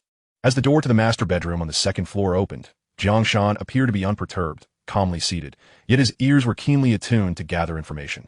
Sure enough, his son was quite sensible, and the girl was equally so. After descending the staircase, they approached him to greet him first. "Hello, uncle." Old Jiang brushed his fingers over the large red envelope resting on his lap, a benevolent smile spreading across his face as he turned slowly. Hello there, Bai. Wait a moment, this doesn't seem to be the person I met that day." Jiang Lai reacted swiftly, interrupting before Bai Zi could fully articulate his thoughts. "Old Jiang, are you not going to the office today?" And you've even prepared a red envelope for me?" Jiang Lai eagerly snatched the red envelope from beside old Jiang's leg and tore it open in front of Li Shiming. TSK, it's neither New Year's nor a festival, and yet you generously give me a big red envelope. How thoughtful, old Jiang. Come on, Shiming, let's head to the city to buy some clothes. Old Jiang is treating us. Jiang Lai flaunted the red envelope containing a whopping 5,000 yuan before the girl, then led her out of the villa. Naturally, the girl was inclined to follow Jiang Lai's lead, running to keep up with him while turning back to old Jiang with a radiant smile, sweetly saying, "Thank you, uncle." Behind them, old Jiang was left alone, bewildered in the wind. "Shall we? What was that girl's name again?" "Li Shiming. Why didn't you tell me yesterday? I mentioned that Jiabao brought back a beautiful female classmate, and you said you knew her." With that explanation, Su Shaohui understood. It turned out that the female classmate old Jiang knew was not the same as the one Xiao Jing had brought home. It was a case of miscommunication. Despite them gossiping together yesterday, with not much to do in Yuanshan County, Jiang Lai took the girl to the city, where they indulged in shopping, watching movies, and savoring delectable food, essentially engaging in activities that would delight her. As evening approached, noticing the somewhat fatigued yet extraordinarily happy Li Shiming, Jiang Lai had no intention of returning to Yuanshan County. Instead, he pressed on toward the provincial capital. However, the girl, having hardly slept the previous night, soon succumbed to slumber in the car, her murmurs fading into the quiet. At the Guiyan Hotel in the provincial capital, unable to rouse her, Jiang Lai simply carried her inside. Strangely enough, she slept soundly whenever he was nearby, unbothered by any movements, occasionally opening her eyes just a crack, only to fall back into deep slumber upon seeing him. The following day, Jiang Lai took her around the provincial capital, exploring Han City for an entire day. They visited amusement parks, rode on carousels, took a spin on the Ferris wheel, and experienced roller coasters, all while enjoying the scenic beauty of the area. By evening, they strolled through the picturesque campus of Han City University. "I never knew universities could be this beautiful," the girl, nestled against Jiang Lai's arm, said with a glimmer of hope in her eyes. "So, do you want to attend university?" Her previously bright expression dimmed considerably as she leaned her face against Jiang Lai's shoulder, falling silent. Jiang Lai sensed her disappointment, a reflection of her uncertainty about the future and a lack of self-confidence. Or perhaps it was a manifestation of her feelings of inferiority. "Don't be coy. Just say whether you want to go or not. Whether you can attend is my concern." "Really?" The girl's eyes sparkled with surprise, but then she playfully retorted, "Well, maybe I won't go to university. How about I become your maid instead? Come on. The Qing dynasty is long gone. What use do I have for a maid? Wouldn't hiring a nanny be more effective than you doing it?" Though he said this, Jiang Lai couldn't help but begin to contemplate his own considerations. Ilumoto. Jiang Lai retrieved his phone from his pocket. "Hello, speak. Mr. Jiang, the results are in, but... we're the people. We are proceeding exactly as you instructed. Thank you for your hard work. Let me know if there are any breakthroughs." After hanging up, Jiang Lai turned to the girl resting against his shoulder and asked, "Shall we go to Sanya to see the sea tomorrow?" "Sure." Chapter 73. A Desire for Exclusivity? Li Longhai was an electrician from Zhongluo Street in Yuanshan County. Do not underestimate the role of an electrician. In this era, it is a position of considerable status. Firstly, it provides a state-supported livelihood, as they are grassroots employees of the power company. Secondly, they are responsible for the operation, maintenance, and billing of electricity within their jurisdiction. Ordinary citizens would think twice before offending them. Otherwise, with a mere flick of their wrist, they could leave your home in darkness or cause your electricity meter to spin wildly. Li Longhai was particularly notorious. Once, when his cousin was arrested for gambling, he audaciously cut off power to the Zhongluo police station for an entire week, showcasing his arrogance. Moreover, The profession of an electrician is perceived as a stable career that can sustain several generations. It was rumored that Li Longhai had been cursed by his past misdeeds. His first wife succumbed to a terminal illness, his second wife ran away, and, at the age of 40, he was still childless. A few years ago, through an introduction, he married a shrewd woman who brought along a beautiful daughter. Initially, people thought Li Longhai had struck gold, but unexpectedly, the girl developed a mental illness last year and stabbed him with a knife. Her condition worsened, leading to her being sent to a psychiatric hospital. Meanwhile, his wife, Hu Qiujuan, remained remarkably carefree, continuing to laugh and joke even as their daughter was institutionalized. It is often said that one follows their partner's fate. This girl had harmed her stepfather, yet Hu Qiujuan staunchly stood by her husband, often heard cursing her daughter from within their home, leaving the door wide open. However, fortune does not always elude a person. Recently, Li Longhai's luck began to change. A man named Zhang Yadong suddenly approached him, claiming he had acquired a batch of highly sought-after goods from the south and sought his assistance in selling them in the county. This Zhang Yadong was the son of Li Longhai's cousin from the eastern township, in his 30s. Sharp-witted yet notorious for his laziness and penchant for shady dealings, known in the eastern township as a petty scoundrel. Initially, Li Longhai assumed he was up to no good. Though slightly resistant, he couldn't help but feel intrigued. After all, in these times, the mere mention of the South conjured images of wealth. Li Longhai unsuspectingly followed his relative to a small courtyard in the northwest corner of the county, only to be astonished to discover that the sought-after goods were actually over a dozen 28-inch Japanese brand color televisions. Although these were not cutting-edge technology by the year 2000, they were far from commonplace, especially the imported brand-name models, which could typically only be found in provincial capitals or larger cities. They were indeed coveted items and considered hard currency, often requiring additional payment to acquire. The key point was that in the large malls of the provincial capital, prices started at 8 or 9,000 yuan, and they were often unavailable. Zhang Yadong proposed that if Li Longhai helped sell them, he need only pay him 5,000 yuan for each unit, with all additional profits going to Li Longhai. Initially skeptical, thinking Zhang Yadong was attempting to swindle him, Li Longhai, being knowledgeable about electronics, conducted a thorough inspection and confirmed that these televisions were unequivocally brand new and completely unaltered. After bringing one home and connecting it to cable television, he was astounded by the picture quality and colors, which were evidently superior to his domestic television. After confirming with Zhang Yadong that each unit would only cost him 5,000 yuan, Li Longhai immediately activated his network, inviting those with means to come and view the merchandise, pricing them at 7,000 yuan. Li Longhai had already attempted to overestimate the appeal of the bargain televisions, yet he was still gravely underestimating their allure. Within a mere few hours, a dozen large televisions were completely snatched up by those who had received the news first. Some individuals even purchased 3 units outright, evidently preparing to resell them. Subsequently, those who sought out Li Longhai were filled with regret, lamenting their missed opportunity and blocking the entrance to his home, demanding televisions. They refused to disperse without seeing him. Reluctantly, he decided to sell the large television he had just brought home, and upon witnessing the astonishing sale of 15 units that netted him 30,000 yuan in a single afternoon, Li Longhai found it hard to believe. Was earning money truly this effortless? Furthermore, during the commotion outside his door, Zhang Yadong had mentioned that another shipment would arrive in a couple of days, ensuring that everyone would have the chance to buy one. This revelation stirred Li Longhai's ambitions. Consequently, he altered his demeanor towards Zhang Yadong, shifting from a condescending attitude to one of ingratiation, insisting on sharing drinks with him at home under the pretense of celebrating. Though his true intent was glaringly apparent, he was keenly focused on the prospect of future collaboration. Yadong, you have seen my capabilities. I know every affluent household in the county. Don't mention 15 units.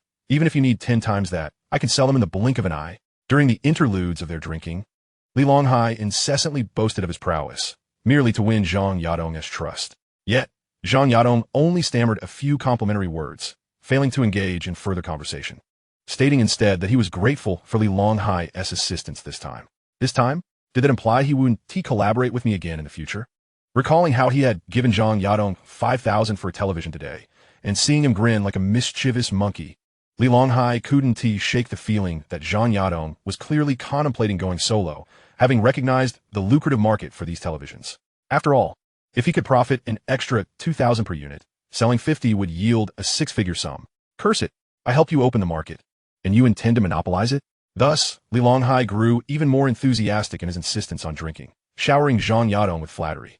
Zhang Yadong, being a decade younger than Li Longhai, gradually became inebriated and, under the influence of Li Longhai's praises, began to let slip his own secrets. Brother Hai, no exaggeration. But even the largest malls in the provincial capital cannot offer a lower price than mine. I have my connections. Seeing that he was finally divulging something substantial, Li Longhai promptly poured him another drink, encouraging him to continue. What is all this boasting? Liu Bang was once just a petty rogue, and Zhu Yuanzhang was a beggar. Circumstances create heroes. I've long recognized you, Yadong, as someone exceptional, merely a chance away from soaring to success. Tell me, where do these televisions come from? Perhaps it's your opportunity to ascend. Though Li Longhai's praise was excessive, no one would question the flattery directed at themselves. Zhang Yadong, somewhat intoxicated and emboldened, declared, You truly understand me. Haika. A while back, I met a big boss from the south who can supply as many of these large televisions as we desire. Li Longhai's heart soared upon hearing this, though he feigned skepticism. A big boss from the south? How did you come to know him? He isn't a fraud. Is he? I've heard there are many con artists from the south nowadays. Zhang Yadong bristled at the insinuation, slamming a cloth bag filled with today S75. 000 yuan on the table, defiantly retorting, a fraud? Is a large television a scam? Or is money deceptive? Half of this bag is my profit. Li Longhai gasped in astonishment. If half of the money in that bag was profit, did that mean each television only cost 500 yuan? Even the factory price for domestic 24-inch televisions couldn't possibly be that low. If he could tap into this source, selling each for 7,000 yuan would net him 500 yuan per unit, an unfathomable prospect. As he contemplated, his eyes turned red with greed, realizing why this young man might seek to cut him out and go independent. What's the matter, Haigo? Don't believe me? I'll call him right now to prove it. In a clearly intoxicated state, Zhang Yadong fumbled for a small wallet, carefully extracting a business card. Hi ye, can I borrow your phone? Li Longhai, grinning at the turn of events, immediately handed over his phone without hesitation. As Zhang Yadong dialed the number on the card, Li Longhai leaned in to catch a glimpse of it. Fang Chang, general manager of Jiang Province Fang Sheng International Trade Company. However, as soon as he glanced at the name, Zhang Yadong defensively averted his gaze, clearly wary of Li Longhai. Hello, President Fang? I sold all the goods I brought back a few days ago and wish to order another batch, this time a larger quantity. The man on the other end, speaking in a clumsy Mandarin, responded enthusiastically, Of course, Zhang Zong, you're truly impressive for your age. I can supply any quantity you need. Wishing you great wealth this year. Li Longhai's heart raced as he listened to their exchange. After a few more mutual compliments, just as Zhang Yadong was about to hang up, Li Longhai snatched the phone back, helping him end the call, then casually returned the phone to his pocket while raising his glass to toast Zhang Yadong. Come, let us drink to our partnership, brother. I too wish you abundant wealth this year. Zhang Yadong reached out to reclaim his phone, but under Li Longhai's urging, he instead lifted his glass and drank. The atmosphere soon transformed into a lively exchange of toasts, with Li Longhai refraining from bringing up the televisions again. Li Longhai's thoughts were clear. This fool doesn't realize that phones save call logs? Wishing to monopolize profits? Let him dream. Meanwhile, Zhang Yadong pondered. Brother Biao's task is finally accomplished. Does this dimwit truly think he can outsmart Brother Biao? The two relatives, each with their own ulterior motives, soon feigned drunkenness and dispersed. After bidding Zhang Yadong farewell, Li Longhai eagerly brandished the 30,000 yuan before his wife, Hu Qiuzh, reveling in his fortune. 3 stacks of 100 yuan bills were laid before her, rendering Hu Qiuzh, initially frustrated over the loss of the household television, awestruck. Where did all this money come from? As she spoke, she embraced the 3,000 yuan tightly. Where did it come from? I earned it. 30,000 in one afternoon. Did you rob a bank? That's merely the beginning. I'm telling you, we are about to strike it rich. From now on, you can expect to live in luxury. Li Longhai was thoroughly satisfied with his wife, as she was not only resourceful, but also aligned with his ambitions, ready to support him wholeheartedly.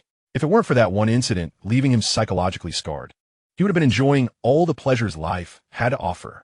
Li Longhai recounted the day's events to Hu Qiuzh in detail, explaining how he had skillfully coaxed Zhang Yadong into revealing his sources, leaving her eyes gleaming with excitement.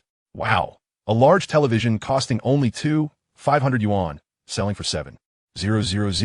If that's not a fortune, what is? It's faster than drug trafficking or child trafficking. The couple found themselves engulfed in grandiose fantasies of wealth. Prompted by Hu Qiuzh, Li Longhai took out his phone, rehearsed his thoughts, and dialed Zhang Yadong's number from earlier. The phone rang for an extended period before connecting. Without allowing Li Longhai a chance to speak, a rather impatient voice came through. Which fool is this? Li Longhai, unable to comprehend the words, remained oblivious to the reprimand and respectfully replied in somewhat unrefined Mandarin. Hello, Mr. Fong. I am Zhang Yadong's cousin. My surname is Li. Upon hearing Zhang Yadong's name, the tone on the other end softened somewhat. What is the purpose of your call? Well, Mr. Fong, the television that Yadong brought back is being sold by me. There are numerous buyers seeking televisions, and Yadong is currently short on funds and cannot transport too many goods at once. I thought it best to discuss cooperation with you personally. Nearby, Hu Kyujf, upon hearing her husband's words, beamed with delight and gave him a thumbs up. Encouraged by his wife's support, Li Longhai grew more confident and continued. Mr. Fong, partnering with me would be an excellent decision.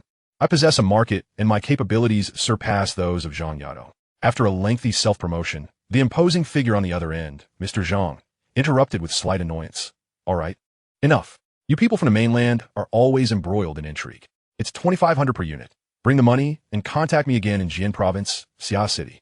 Upon hanging up, Li Longhai triumphantly raised his fist as if a new world had just opened before him.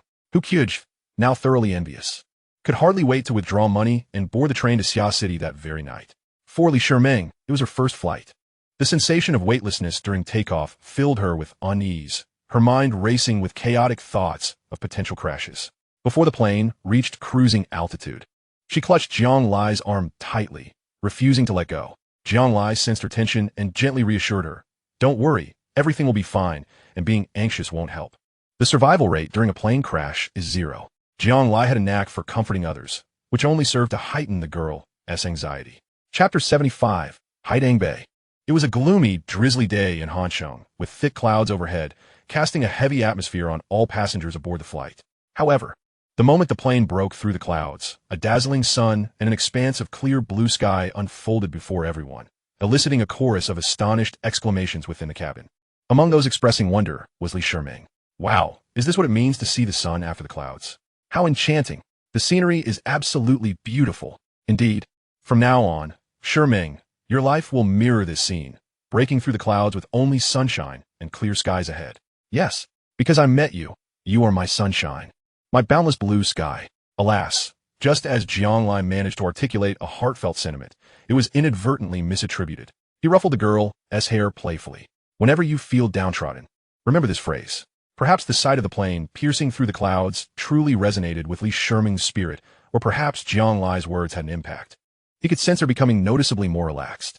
Throughout the journey, she posed numerous questions to Jiang Lai, shifting from being the sole speaker to an eager inquirer.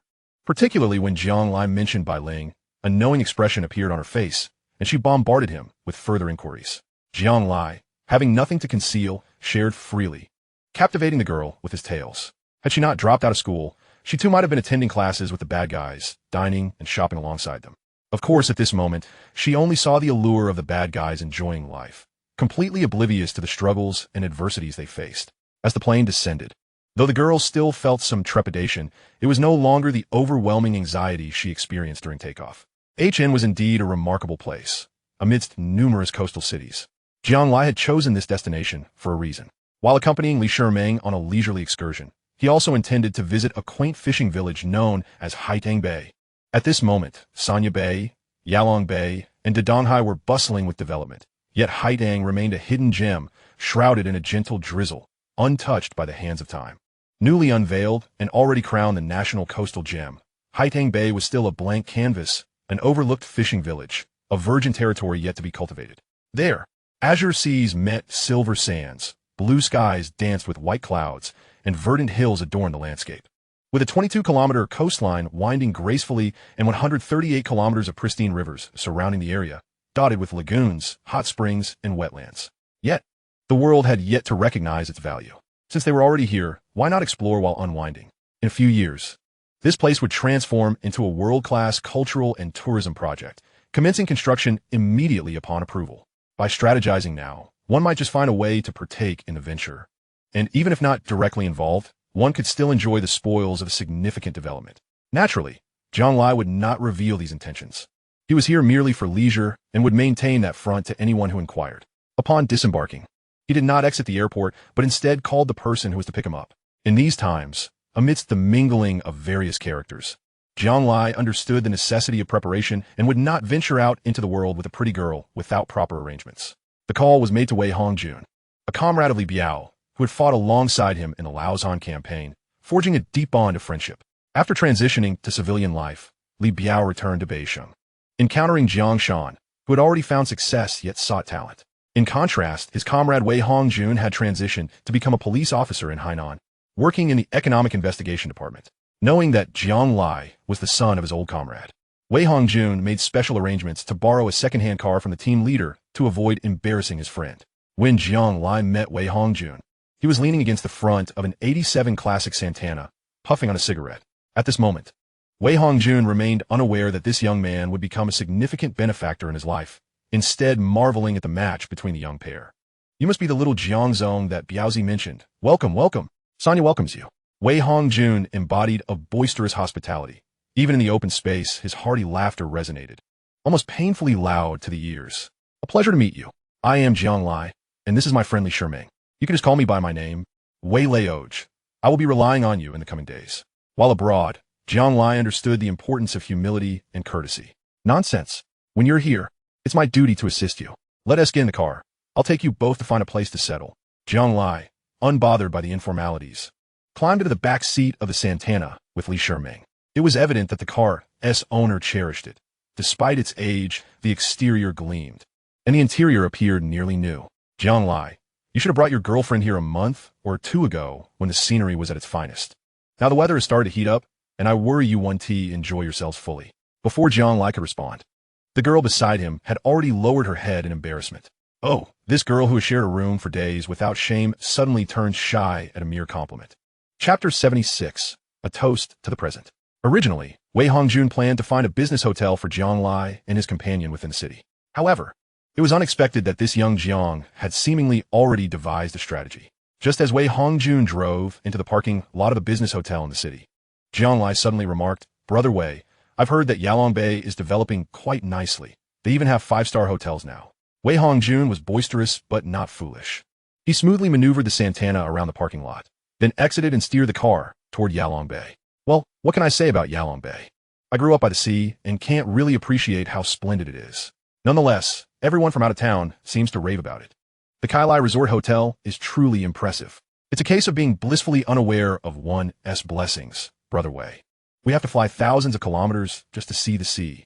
The two engaged in casual conversation, with Wei Hongjun being quite articulate.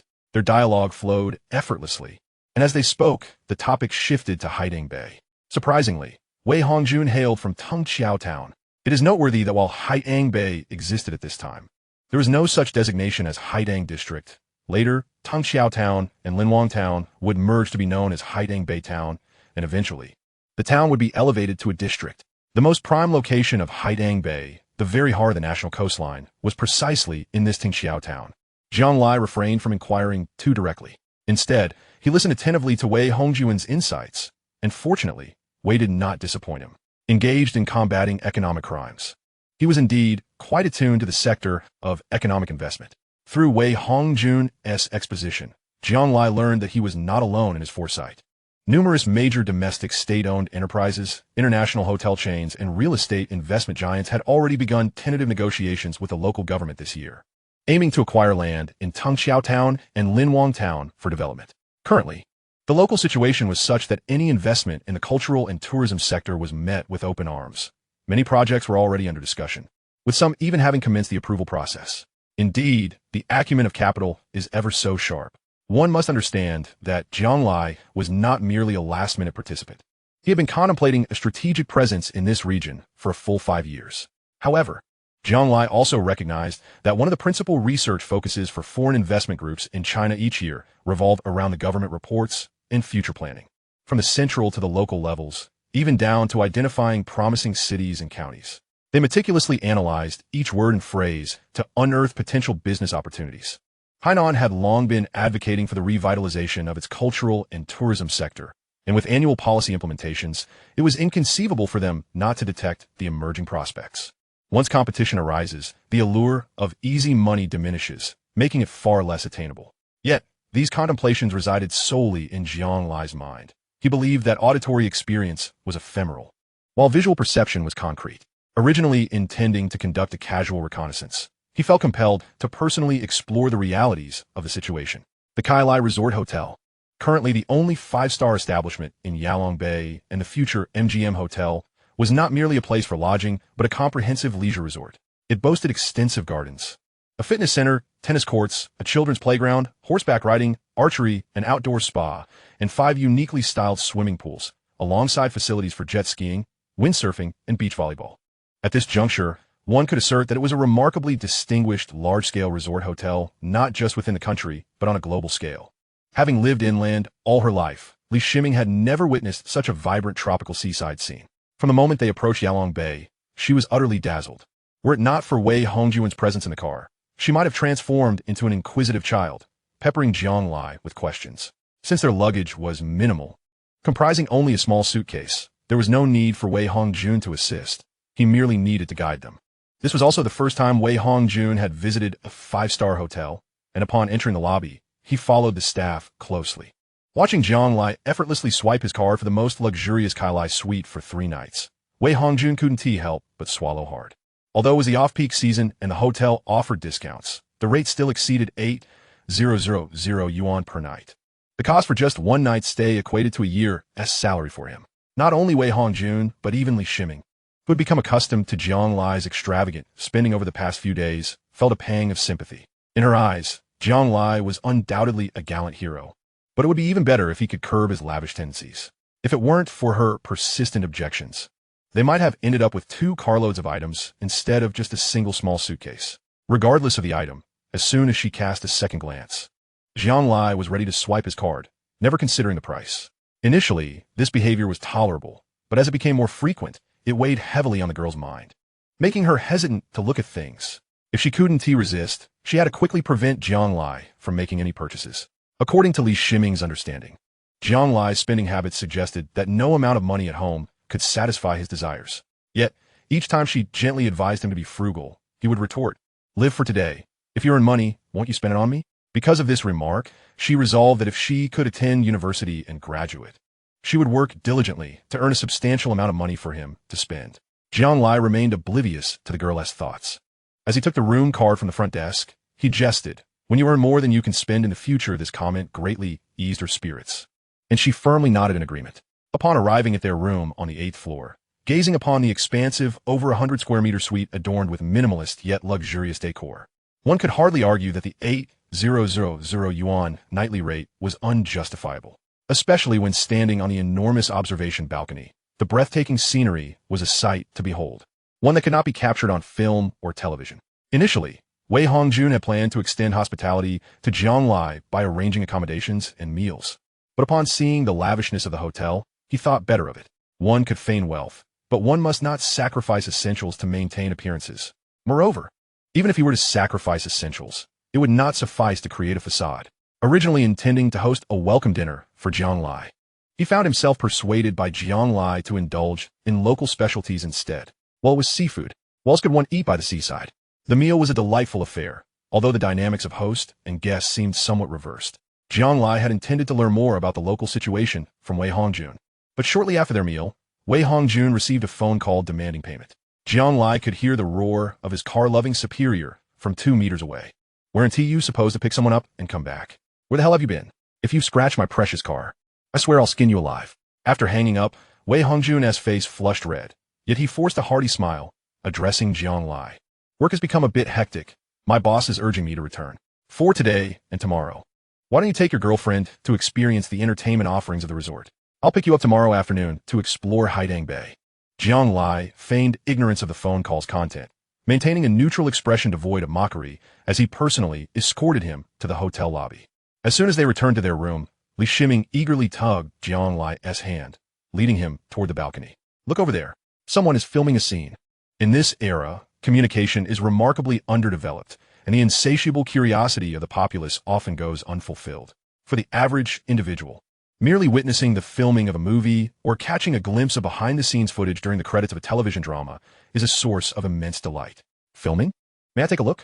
Initially, one might envision a grand spectacle, yet as Jiang Lai follows the girl's finger to the scene, he discovers a mere handful of people encircling a couple of actors on a sandy beach. Naturally, he refrains from interrupting the girl's enthusiasm, retreating to the refrigerator to fetch 2 juice boxes, and joins her in watching with rapt attention.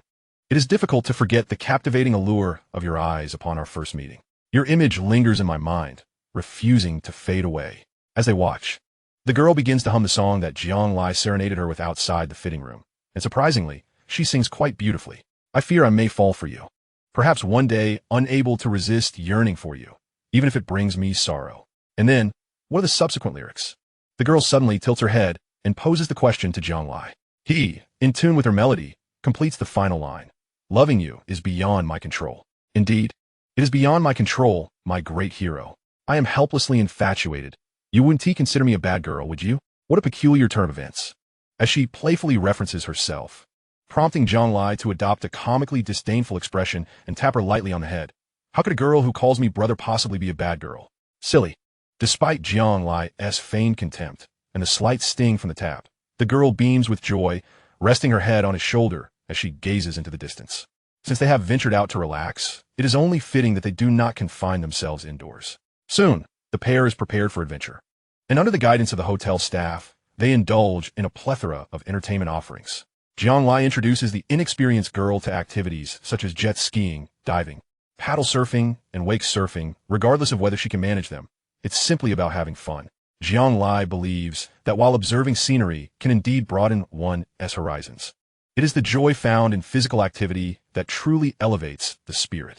The result of such exuberant play is that by evening, as they watch the sunset on the beach, the girl, exhausted, falls asleep in Jiang Lai's embrace, her face adorned with a smile. Who then has been healed? Truth be told, Jiang Lai himself has not experienced such carefree joy in quite some time. The vitality of his youthful body brings him a refreshing sense of nostalgia. Perhaps due to the day's exertions, he soon finds himself drifting into a deep slumber, enveloped in the girl's octopus-like embrace. Jiang Lai slept soundly, unaware of how long he has been asleep until he is stirred by an unusual sensation. Upon opening his eyes, he sees the girl sneaking about. What are you doing? When did you wake up?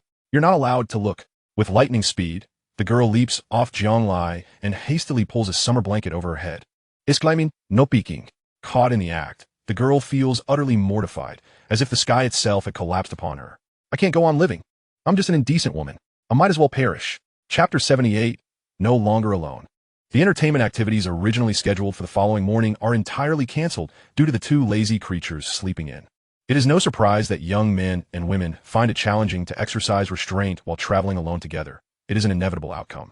Lunch is delivered to their room by the hotel's executive kitchen, during which Jiang Lai reveals his nurturing side, attending to the girl with meticulous care, a stark contrast to the devilish persona he exhibited the previous evening, seemingly in defiance of the humiliation he endured yesterday.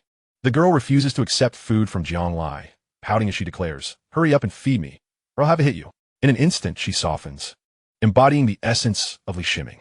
Yet, while dining, she adopts the most delicate tone to voice her resolute words, proclaiming, "Once I earn money, I'll take care of you."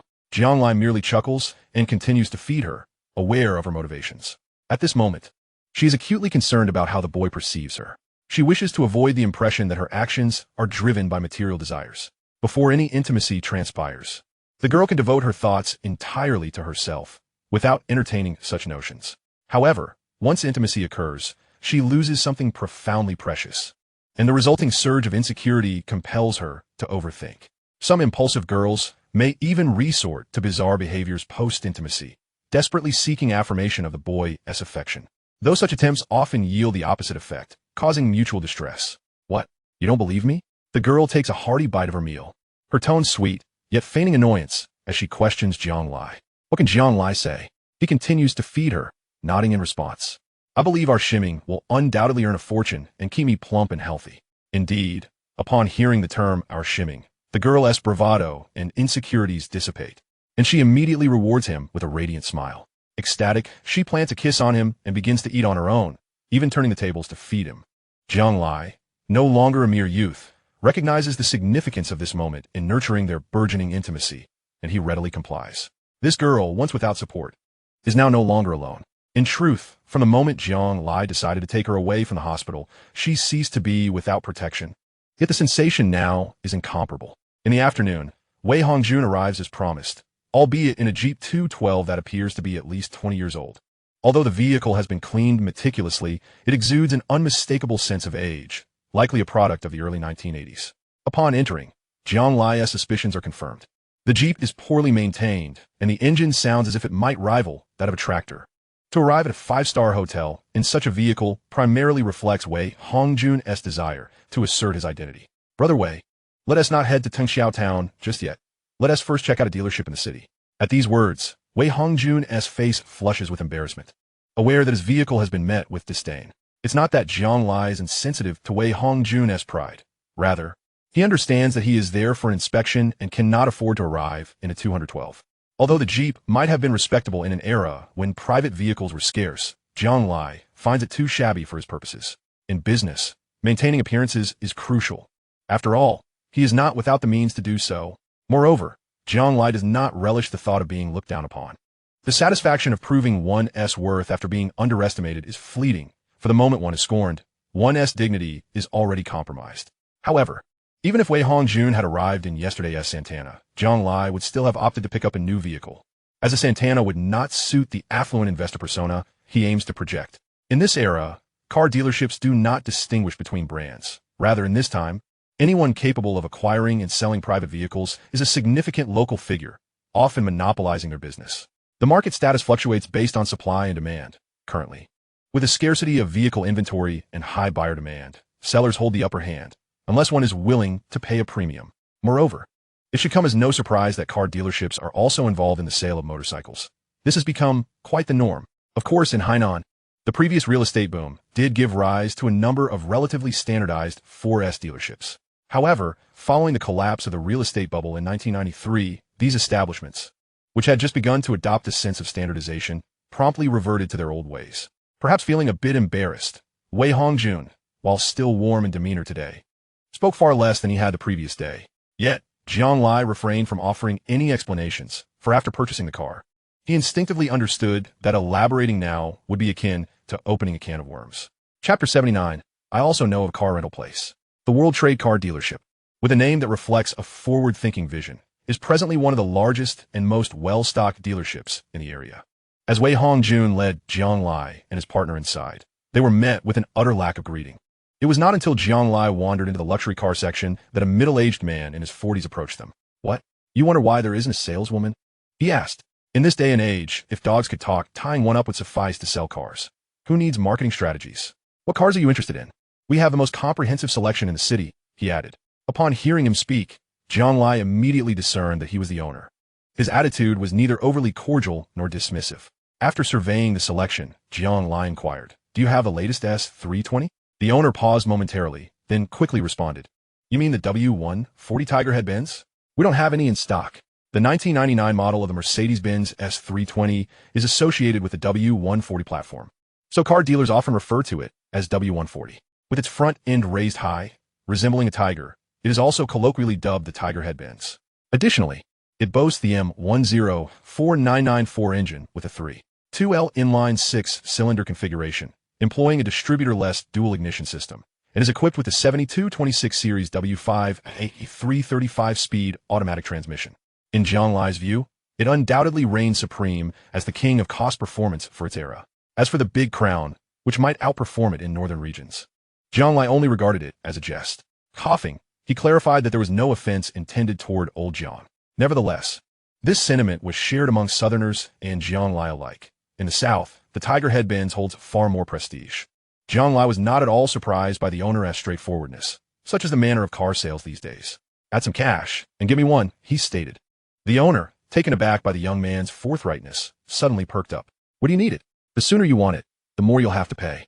Jiang Lai remained unfazed. Old Jiang had waited over 2 months for that Tiger-Head-Benz, which had to be specially transported from the South. Yet now, Jiang Lai was indeed in the South. I want it now. 1 million provincial license plate, a plate number with 4 8s and 9, a newly registered car with less than 100 kilometers on it. The owner wasted no time, first quoting a price, then briefly outlining the car's condition, but afterward, he fixed his gaze intently on Jiang Lai's eyes. As seasoned businessmen, they could usually gauge a buyer's intent and purchasing power at a glance. The young man, clad in top-tier international brands and sporting a $1 million Vacheron Constantin watch, certainly possessed the means. It seemed highly likely he was a genuine buyer. The only question remained whether the owner's price would align with Jiang Lai's expectations. Although manufacturers set so-called suggested retail prices, almost no dealership or car vendor adhered to them nationwide. Each shouted their own price, with only a rough range established. However, Jiang Lai's response left the owner somewhat disheartened, as he displayed no valuable emotion, simply asking, "Where's the car?" Despite not obtaining any useful information for negotiation, the owner had already formed a strong impression. This young man was indeed serious about buying. Thus, he became noticeably more enthusiastic. "I'll make a call. It will be here in no more than 10 minutes. Jiang Lai gestured for him to proceed with the call. Meanwhile, Wei Hongjun was left dumbfounded. What on earth? 110 million? In this era, the figure of a million carries immense weight, as becoming a millionaire was the ultimate aspiration for the vast majority of ordinary people. A millionaire in 2000 was roughly on par with a billionaire in later years in the public's perception, though the actual value of each status is open to interpretation. Regardless, whether someone is willing to spend $1 million on a car now, or someone later on $1 billion, is genuinely astonishing, especially when the buyer is someone close, and they are accompanied in the process. Young Jiang, I also know of a car rental place. Chapter 80, New Love, Old Flame. Wei Hongjun was genuinely concerned for Jiang Lai. You traveled all the way to Hainan for a holiday. Why not buy something worthwhile, like a luxury car? Can this thing be eaten or drunk? It's merely a hunk of iron for transportation. A Mercedes bought for one. 1 million can go wherever a 212 Jeep can go. And in places where it can't, the 212 can still manage. Isn't this just a waste of money? No matter how wealthy one is, one shouldn't squander like this. It's simply the mark of a spendthrift. Moreover, the distance to the northern province is over 1,000 kilometers. Are you planning to drive it back? What if something happens on the road? Wouldn't Biaozi blame me to death? If you need to ship it, a car worth over $1 million is bound to get scratched or dented. How distressing that would be. In Wei Hongjun's eyes, Jiang Lai had already acquired the label of a spendthrift. He believed Jiang Lai was making such extravagant purchases merely to impress his girlfriend, as he could think of no other rationale. Jiang Lai, of course, was oblivious to Wei Hongjun's thoughts. Under the guidance of the dealership owner, the group made their way to the parking lot behind the dealership. Within a few minutes, a striking S320 gracefully approached, coming to a halt before them. A young man exited the vehicle, handing the keys to the dealership owner. "Bro, I've adjusted the headlights for you, ensuring that you'll be able to see well at night while driving alongside those big trucks." While originally intended as a complimentary remark, it received no approval from his brother, who instead reprimanded him. "You stand out everywhere. Go to the front and manage the store."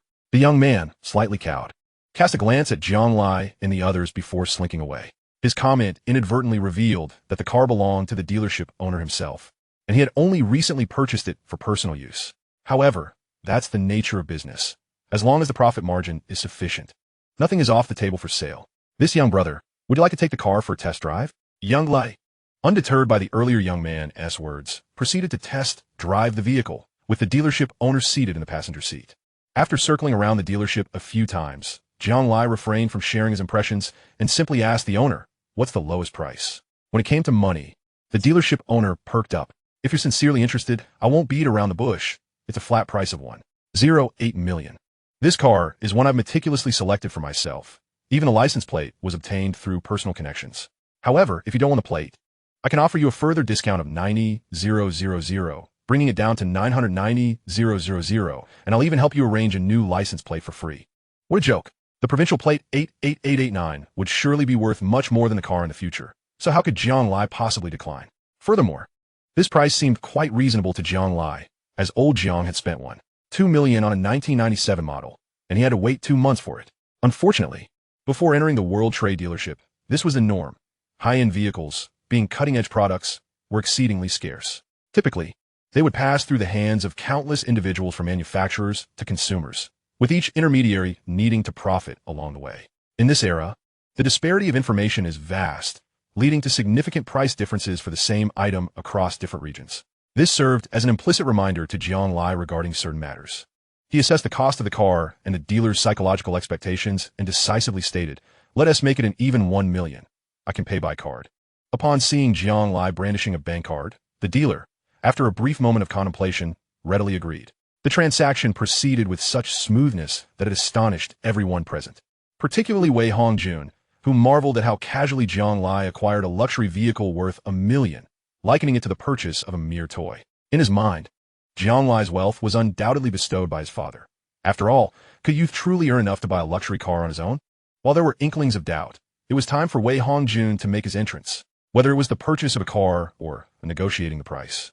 The sheer magnitude of the transaction left him hesitant to interject. However, with the need to sign a contract looming, he felt compelled to assert his presence. Given his experience in economic crime investigations, where large contracts were often the subject of fraud, he cleared his throat and remarked, "Ensure the contract is meticulously drafted. Do not attempt any tricks simply because my friend is from out of town." With that, he produced his police badge for the dealer to view, leaving no room for misunderstanding.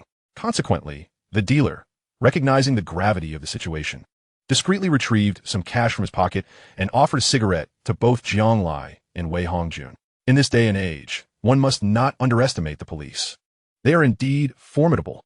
Moreover, not all cars in the dealership have a legitimate provenance, and some may harbor dubious origins. Wei Hongjun could hardly believe that he would one day drive a luxury vehicle. As a car enthusiast, he eagerly volunteered to navigate the roads, assuming the roles of both tour guide and driver. The old Jeep 212 that had been temporarily stored at the dealership quickly faded from his mind. When one finds a new love, the old affection is inevitably forgotten, even if the new love is but a fleeting dalliance. Chapter 81. Young Master Jiang, are you polite? Throughout the journey, Wei Hongjun, engrossed in the serene sound system of the Mercedes, refrained from opening the windows. However, upon entering Tangxiao town, he seized the opportunity to lower the window under the pretext of smoking. Coincidentally, Tangxiao town was Wei Hongjun's hometown, filled with familiar faces. The town boasts only two main thoroughfares, and Wei Hongjun, citing a desire to showcase Tangxiao, traversed both roads from end to end, leaving no side street unexplored. Naturally, he encountered countless acquaintances along the way, greeting each one with a reserved enthusiasm. A straightforward individual. He had initially thought Jiang Lai extravagant for spending $1 million on a luxury car, yet now, as he drove, he found himself grinning from ear to ear. One cannot deny that money, when spent wisely, brings great joy. Amidst the envious glances and tones of his acquaintances, Wei Hongjun began to comprehend why some individuals prefer to adorn themselves with wealth. Yet, he had yet to grasp the deeper essence of this realization.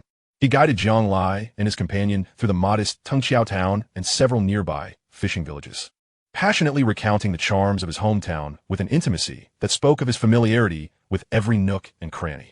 Jiang Lai appeared genuinely intrigued, often posing detailed questions during Wei Hongjun's narratives. A curious contradiction emerged as Jiang Lai seemed to possess an intimate yet unfamiliar knowledge of Haiding Bay. This was particularly evident when he stood by the sea, gazing longingly at Wuzizu Island while lamenting, "I arrived too late." However, upon witnessing a pristine hot spring in Lantian that had been preserved in its natural state, he was filled with delight. As a law enforcement officer, Wei Hongjun quickly discerned Jiang Lai's unusual behavior, piecing together the clues from their journey. A thought began to form. Could it be that Jiang Lai's father intended to transition from coal mining to tourism? Was Jiang Lai's visit not merely for leisure, but rather an exploratory venture on behalf of his father? Once this notion took root, he instinctively adopted this perspective in observing Jiang Lai. Indeed, Jiang Lai's inquiries were pointed and seemed genuinely aimed at assessment. In that moment, Wei Hongjun began to understand why Jiang Lai had chosen to invest $1 million in a luxury vehicle. If he was indeed there for exploration, then from village leaders to town officials, respect must precede familiarity. Arriving in a Jeep 212 with Jiang Lai might lead to being underestimated before any discussions could commence. Therefore, when Jiang Lai posed questions that Wei Hongjun found perplexing, he would leverage his connections to bring local officials to provide detailed introductions to Jiang Lai. His role shifted from that of a guide to that of an investment facilitator. This shift was not born from a desire for personal gain, but stemmed from a profound sense of duty. As a veteran who took pride in his service to the nation, should Jiang Lai truly consider investing in his hometown, he would wholeheartedly support it. After all, the people of Hainan have endured considerable hardship in recent years. Who wouldn't he wish for their homeland to flourish? In the evening, a meal at Wei Hongjun's home served as a belated welcoming feast. Despite their youth, Jiang Lai and Li Sherdong received a warm reception from the entire Wei family. At 35, Wei Hongjun had met his wife, Li Mena, through an introduction after his discharge. She was 5 years his junior and served as a head nurse at the city hospital. They had an 8-year-old son who was thrilled at the prospect of guests and the sumptuous meal that awaited. Dining at home rendered distinctions of class irrelevant. As long as the dishes were plentiful and the hosts were hospitable, it constituted the finest banquet. During the meal, Wei Hongjun and Jiang Lai shared a couple of drinks, naturally leading their conversation to Li Biao, the pivotal connection between them. "I remember when a stray bullet struck my thigh. and Biao carried me 5 kilometers back to the medical tent. It's hard to believe it has been 5 years since we last met. Young Master Jiang, how is Biao faring these days? As nostalgia washed over him, Wei Hongjun grew concerned about the well-being of his old comrade. Jiang Lai, secretly delighted that the opportunity to broach the subject had presented itself, maintained a facade of decorum, first expressing admiration for their friendship before addressing Li Biao. As for Brother Biao, well, he has 2 sons and earns an 8,000 yuan monthly salary, which is quite a burden. However, my father has granted him some leeway to facilitate connections at several mines and factories, which allows him to make an extra 10 to 20,000 a month. So, he is managing, I suppose. It might improve once our group expands beyond the remote county. Managing, you say? Wei Hongjuan's mind momentarily short-circuited. Not only him, but even his wife, Li Mena, gaped in astonishment. An 8,000 yuan salary, plus an additional 10 to 20,000? So, he was essentially earning in a month what the 2 of them made in a year, and Jiang Lai casually referred to it as managing? What kind of life were they living? The atmosphere at the table fell into a brief silence. Meanwhile, Li Biao, far away in the provincial capital, inexplicably sneezed. One must wonder, is it truly polite to disclose someone else's income so casually? Chapter 82. The result is in. While envy lingered, Wei Hongjun felt no jealousy. After all, everyone has their own path. He could only feel happiness for his comrade's prosperous life. Jiang Lai remained uncertain whether it was intentional or coincidental. But at the moment when Wei Hongjun and his wife were most astonished, he chose to confide in Wei Hongjun. Brother Wei, you might have discerned that my visit here serves a dual purpose. While I am indeed seeking leisure and recreation, I'm also entrusted by my family to investigate the local tourism market. Upon hearing this, Wei Hongjuan's eyes immediately sparkled with enthusiasm as he swallowed hard and inquired. In our Tingxiao town? Indeed, Jiang Lai continued. The current market share has been thoroughly divided, and we must begin planning for the future. Given the natural conditions of Haitang Bay, it may well attract attention one day. I hold great optimism for that location. At this, Wei Hongjun promptly cast aside his earlier astonishment and began to focus on the development of his hometown. I too believe that Haitang Bay holds significant promise. Its landscape and geographical position are certainly on par with Yalong Bay. Among all the places you've surveyed today, which did you find most appealing? I could arrange a meeting with the village and township leaders for you to discuss matters further. Recently, many foreigners have been exploring our hometown. Rather than allowing them to reap the benefits, it would be better for us, the Chinese, to take charge ourselves. Wei Hongjun spoke with great finesse, offering his assistance while subtly provoking Jiang Lai with the notion of foreign competition, fearing that the latter might not invest in his hometown. Yet, Jiang Lai responded with a knowing smile. The only thing lacking is a person who is both familiar with the local situation and trustworthy. Could you introduce someone, Brother Wei? Wei Hongjun instinctively began to contemplate potential candidates, but quickly realized from Jiang Lai's cunning gaze that the person he sought, one who was both knowledgeable and reliable, likely referred to himself. Noticing Wei Hongjuan's realization, Jiang Lai further elaborated, the compensation will certainly not be inferior to what Biaoge receives. And since this is a coastal city, the cost of living is undoubtedly higher than in the interior with better benefits. For instance, the car I purchased today was actually a preparation for our family's business here. Initially, Jiang Lai had not intended to poach Wei Hongjun, as he required a dependable local individual to assist him, but he recognized that Wei Hongjun held a secure position that he might not be inclined to abandon. However, Wei Hongjuan's demeanor upon returning to Tingxiao town shifted Jiang Lai's perspective. He discerned a certain trait within Wei Hongjun, his desire for face or vanity. This vanity was not a pejorative term. On the contrary, in Jiang Lai's view, it served as a commendable quality, a necessary condition for success.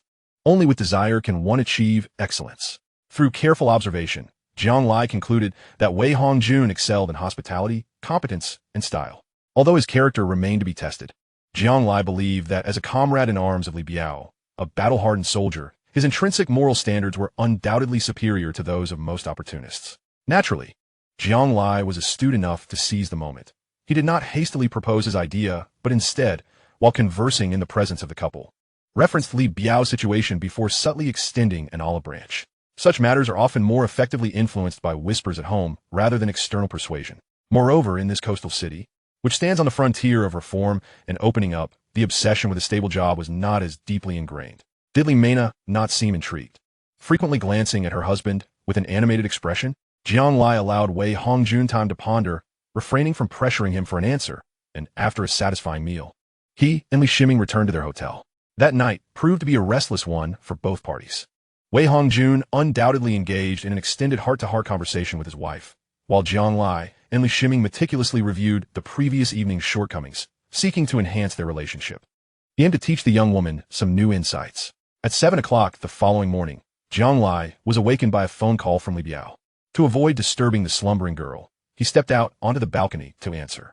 "Young Master Jiang, we have results from last night." Jiang Lai felt a sense of satisfaction with Li Biao's efficiency. He had expected to wait several days. "Please, go ahead." Lighting a cigarette, Jiang Lai reclined in the sun lounger on the viewing balcony, exuding a languid aura as he awaited Li Biao's report. Chapter 83. The origins of Li Shiming. On the other end of the line, Li Biao provided a detailed account. Over the past few days, he had thoroughly investigated every aspect of Hu Qiujuan's life, no matter how minute. Naturally, when reporting to young Master Jiang, he focused solely on the key points and the details Jiang Lai was most interested in. It turns out that some years ago, during a trip to the provincial capital, Hu Qiujuan met a small businessman from Zhujiang on the train. They hit it off immediately. One was captivated by the other's beauty, while the other sought to escape a life of poverty. Within a month, disregarding parental objections, she married him and moved to Zhujiang. Little did she know that this so-called businessman was actually a pimp who organized 7 or 8 girls to engage in the flesh trade. As unfortunate as that was, becoming a madam was not entirely unremarkable. However, during a particular incident, a customer rejected one of his girls and insisted that Hu Qiujuan accompany him. When she refused, a conflict ensued. She had expected her husband to support her, but instead received a brutal beating. From that moment, she began a dual life as both a madam and a sex worker. Nevertheless, she managed to save some money during her years in the trade. Until the early 1980s, when a crackdown occurred, her pimp husband was arrested and executed in dramatic fashion. By chance, she evaded capture, and her husband, displaying a shred of loyalty, did not betray her. With the money she had saved, she fled back to her hometown. As for Li Shiming, she was a child she found on the train during her return. Ashamed to go home, when she disembarked at the provincial train station, she spotted a charming little girl peering out of the window of another train, about 1 or 2 years old. Without a moment's hesitation, as that train slowly passed by her, she reached out and took Li Shiming into her arms. With this child to use as a shield, she could fabricate a tragic backstory. Her husband had succumbed to a sudden illness, and she had returned home with his inheritance and the child. In the context of the nation's circumstances, this narrative seemed entirely plausible, providing her with a reason to return and a vulnerable image of a mother and orphan child relying on one another. As for Li Shiming's biological parents, she had not seen them at all. The train window was quite high, and she had to stand on her toes to lift Li Shiming down, so she had not caught a glimpse of her parents. All she remembered was that it was a train traveling from Hunan province to the capital, and Li Shiming was in a sleeper compartment. Jiang Lai fell silent for a long moment, contemplating whether this truth would be too cruel for the girl, Shiming. "Young Master Jiang?" Li Biao's voice pulled him back to reality, prompting him to regain his composure and ask, "What is the current status of those 2 scoundrels?" "Just returned from the high seas, young Master Jiang. Rest assured, it was all handled by friends of the great Jiang who assisted us. Aside from catching a chill while bathing in the ocean, they sustained no serious harm." The high seas, referring to the waters extending 12 nautical miles off the coast, are an area where fishing is particularly prosperous, making a trip to the high seas as commonplace as dining or sleeping for many. As for why those 2 scoundrels ventured out to the high seas, naturally, they were there to receive goods. However, what began as a simple transaction turned into a harrowing experience for those 2, and only they understood the psychological turmoil they faced. In essence, it is a simple statement. When one arrives at another's territory, having paid the requisite fees, whatever they say shall be deemed authoritative. Arrange for Hu Qiujuan to surrender herself at the police station of the provincial capital's train station. And Li Longhai, that scoundrel? One might wonder if he has suffered some mental affliction, given that all 3 of his wives have met with unfortunate incidents. I understand now, General Xiao Jiang. Matters between couples should remain unentangled. Understood. Understood what? Hu Qiujuan intends to turn herself in. Li Longhai has gone mad. And Hu Qiujuan has committed him to a mental institution, only proceeding to surrender after settling all fees. Chapter 84. The Persuasive Li Biao. A certain octopus awoke to discover it was clutching a pillow instead of a person. Glancing around the room, she found no trace of the villain, leaving her feeling quite desolate. She descended from the bed barefoot and peered over the balcony's edge, where she spotted Jiang Lai, reclining on a sun lounger with his eyes closed in contemplation. "Hey villain, what are you up to?" Jiang Lai, who had been feigning slumber, was startled awake by her call. Upon opening his eyes and seeing her, a spark of anger ignited within him. He rose, pressed her little head back down, then stepped through the balcony door, seized Li Shiming, and tossed her onto the bed with a few sharp slaps, running around without clothes. I told you to stop. The girl felt quite innocent, as she had merely been moving about the room. How could that be construed as running amok? Moreover, he was hardly dressed himself. Of course, she would never voice such thoughts, knowing that to argue would only provoke his ire, a foolish endeavor indeed. The correct approach was to adopt the guise of a remorseful, pitiful kitten. Jiang Lai, known for his harsh words, was actually rather tender-hearted. Whether Jiang Lai was truly soft-hearted remains uncertain. But one thing is clear, being soft-hearted does not imply weakness in other areas, such as resolve. Yes, Jiang Lai was undoubtedly strong-willed. Upon arriving at the office today, Wei Hongjun appeared distracted, seemingly ensnared in some inner turmoil. Nonetheless, as a deputy chief with 2 subordinate teams in his own office, no one noticed his unusual demeanor. Reflecting on the first wave of officials venturing into private enterprise during the early reform era of the 1980s, they were heralded as the vanguard of reform. However, the true pinnacle was reached after the Southern Tour of 1992, when many restrictive policies were abolished, and the nation encouraged capable individuals to enter the private market, thereby invigorating the social economy. A significant number of officials and intellectuals immersed themselves in the private sector. This policy proved to be remarkably prescient, as the market swiftly entered an unprecedented phase of prosperity under the guidance of these pioneers. Although many perished in the torrent, countless others achieved fame and fortune, carving out their own successful ventures. The impact was profound. Wei Hongjun had envied the accomplished predecessors countless times. However, he was a conservative man, or perhaps more accurately, he was not one to act blindly without assurance. He would never gamble his future on uncertain prospects. This consideration also involved sunk costs. Everything he possessed today was earned through his sacrifices on the battlefield and in his career. On the battlefield, he had shed blood for his country without fear of death. And in his profession, he diligently fulfilled his responsibilities, always at the forefront of the fight against crime, equally unfazed by danger. Though merely a mid-level cadre, if anyone believed that attaining the position of deputy chief in a secondary bureau at the age of 35 was an easy feat, they were gravely mistaken. In fact, this role represented the ceiling for many throughout their lives, and without a few significant accomplishments, Wei Hongjun could never have reached this juncture. He was, after all, an ordinary individual with a clear understanding of his limitations. Perhaps he could advance 1 or 2 steps further, but certainly no more. And such progress would require many years of diligent service to build his credentials. The aspiration for a better life is an inherent right of every individual. In times of chaos, he would naturally sacrifice himself for his country, striving for a brighter future. Yet, as a prosperous era approached, and nearly everyone around him fervently pursued a better life, he too desired to provide an improved existence for his family. The answer was evident. He merely needed to convince himself in the end. As the workday neared its conclusion, he dialed his old comrade Li Biao. Upon hearing that General Xiao Zhang sought to recruit Wei Hongjun for his own purposes, Li Biao resolved to exhaust all efforts to assist him. Consequently, Wei Hongjun received a rather alarming revelation. This young General Xiao had, at the tender age of 18, amassed a fortune in the billions with a modest starting capital from his father. The most substantial asset of the Jiangshan Group, an aluminum mine, was registered under this young general's name. Moreover, at the behest of General Xiao, Li Biao's role as the chairman's right-hand man was temporarily reassigned to provincial duties. Furthermore, the chairman had explicitly instructed that his orders be followed without the need for reporting back. Even more astonishing, this young general not only had his father's unwavering support, but also 2 influential uncles. As Li Biao extolled these revelations, Wei Hongjun's thoughts shifted from whether to resign and join General Xiao to how he could effectively execute the endeavors General Xiao envisioned. After all, he intended to invest in Haitang Bay, his hometown, where he was well acquainted. From village leaders to township officials, he knew them all. He could easily manage any unruly elements within 10 miles. The locations favored by General Xiao were undoubtedly his territory. Anyone who dared to encroach would soon learn the tenacity of the local populace. Chapter 85. Better a short pain than a long one. There exists a rather practical truth. Whenever a family from a village or a neighboring one produces a minor leader employed at the city bureau, any significant event, be it trivial or momentous, would immediately draw their attention. Especially in this region where familial bonds are strong, Wei Hongjun held a notably high standing. Yet, this city bureau's minor leader composed his resignation letter in the span of a single afternoon. This was a resignation, not a request for a leave of absence.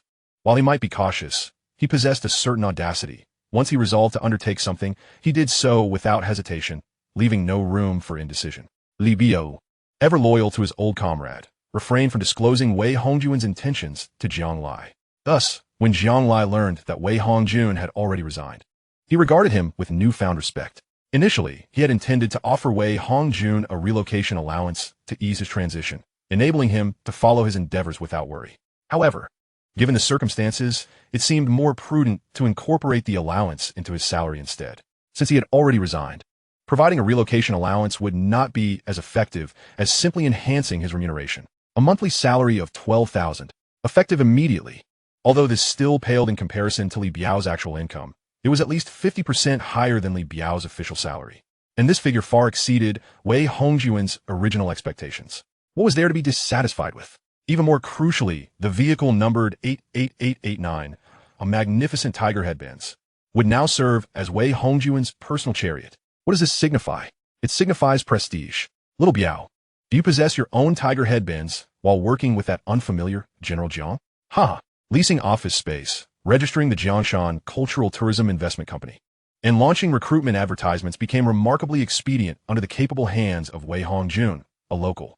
During the process of capital contribution, Jiang Lai firmly rejected Wei Hongjuan's suggestion to enlist the help of locals, instead personally injecting a substantial 30 million into the company. Wei Hongjun, who prided himself on not being a country bumpkin, was nonetheless taken aback by Jiang Lai's audacity. The earlier shock of Jiang Lai spending $1 million on luxury cars had already left a significant impression on him, but now, the sheer magnitude of 30 million swiftly entering the company's account was enough to leave him breathless. Of course, he had no authority to utilize that sum. Jiang Lai also allocated an additional 1 million for the initial expenses of establishing the company and designated several key areas for Wei Hongjun to conduct preliminary research. Indeed, it was just research. As Jiang Lai put it, before long, his sister and brother-in-law would be investing in this tourism company, at which point they would collectively strategize on acquiring those locations. Approximately a month later, Jiang Lai planned to bring his sister, with her husband following, to reap a windfall, and he had even considered how they might spend that fortune, showcasing the cunning of a certain little fox. As for the company's name, it had to honor his father's legacy. Just listen, Jiangshan Cultural Tourism sounds far more impressive than Jiang Lai Cultural Tourism, doesn't it? Jiang Lai was delighted to use his father's name for the enterprise. It was a far superior choice compared to the convoluted and often meaningless foreign names that lacked depth. The richness of a Chinese name is unparalleled and cannot be compared to those cumbersome foreign phrases. With the company officially established, Jiang Lai's trip to Sanya came to an end, and he prepared to return home. The primary objective had been fully achieved. Ximming had completely recovered from her previous pain and was now filled with a fervent yearning for a brighter future. As long as one possesses hope, past suffering becomes inconsequential. She only awaited her return to Beisheng to resolve her final and most painful knot: why her mother had never loved her. The process may be somewhat painful, but Jiang Lai believed it was necessary. Otherwise, in the quiet of midnight, her kind heart would inevitably endure torment. It is better to experience a brief pain than to suffer a prolonged one, and it could also foster a renewed fantasy about her biological parents. Jiang Lai deemed it worthwhile to replace that tormenting knot with beautiful imaginings. When he arrived, Wei Hongjun greeted him in a Santana, and when he left, he was sent off in a Hummer, completing the journey beautifully. Once aboard the plane again, the girl was no longer fearful. She gently rested her head on Jiang Lai's shoulder like a delicate kitten. Bad person, what do you think about me recognizing Uncle Jiang as my godfather? Chapter 86, The Path to Redemption. A resounding thud echoed in response. Stop filling your head with such nonsense. I see you haven't been beaten enough. Just be yourself. Jiang Lai, almost instantaneously grasping Ximming's thoughts, understood that she intended to withdraw from certain competitions, seeking a different form of long-term companionship by Jiang Lai's side. But did Jiang Lai require such understanding? Not in the slightest. He had no need for a woman to bind herself to him in any form or manner. Living her best life was all he wished for her. While in a practical sense, Jiang Lai could be considered Ximming's benefactor, he also derived his own rewards from this experience. For instance, the spiritual satisfaction of being her savior and the genuine affection she offered. Jiang Lai felt that his gains far surpassed his investments. He did not believe the girl owed him anything. However, there was no buts. She just needed to remember to spend generously once she earned money. Okay, the girl felt like the happiest person in the world. Yet her joy abruptly ceased upon landing at the provincial capital's airport. As they exited the airport and retrieved the car, Jiang Lai disclosed a piece of information she had never anticipated. Hu Qiujuan had turned herself in, and she was the child that Hu Qiujuan had stolen at the train station over a decade ago. The local railway police had already initiated a case regarding this matter and were actively searching for her, the involved party. On the way to the railway police station, Jiang Lai refrained from comforting the girl, allowing her to digest this sudden revelation in solitude. She did not weep this time. Instead, silent tears cascaded down her face as she gazed out at the passing scenery. All Jiang Lai could do was occasionally hand her tissues. As the car entered the courtyard of the railway police station, the girl ceased her weeping and looked helplessly at Jiang Lai, as if seeking her hero for another path to redemption. However, this time, Jiang Lai could do nothing. The current situation was the path to redemption he had arranged for her, one she had to traverse alone. Jiang Lai gently patted her head, offering a soft yet resolute promise. "Don't worry, I've got everything covered." He stepped out of the car, personally opening the door for her and taking her hand to lead her to the office of the main investigating officer. He quietly sat beside her, providing silent support as she listened to the officer recount the entire case. She did not cry this time. Her expression was somewhat vacant as she mechanically responded to the officer's inquiries. Eventually, their exchange culminated in a written questioning report, which she signed without even glancing at it. The officer then instructed that a blood sample be taken from her, a crucial step for a DNA comparison within the evidence chain. As the female officer pricked her finger and applied the droplet of blood to the testing paper, the girl suddenly lifted her gaze and asked, "Will the results be out?" The officer, displaying professionalism, replied, "It will be sent for testing today. The results will be available within 3 days at the latest. We will notify you in writing, and you will need to return to sign for the results." Given that Hu Qiujuan was in a state of voluntary surrender and the case was straightforward, the maximum duration of detention could only be extended to 7 days.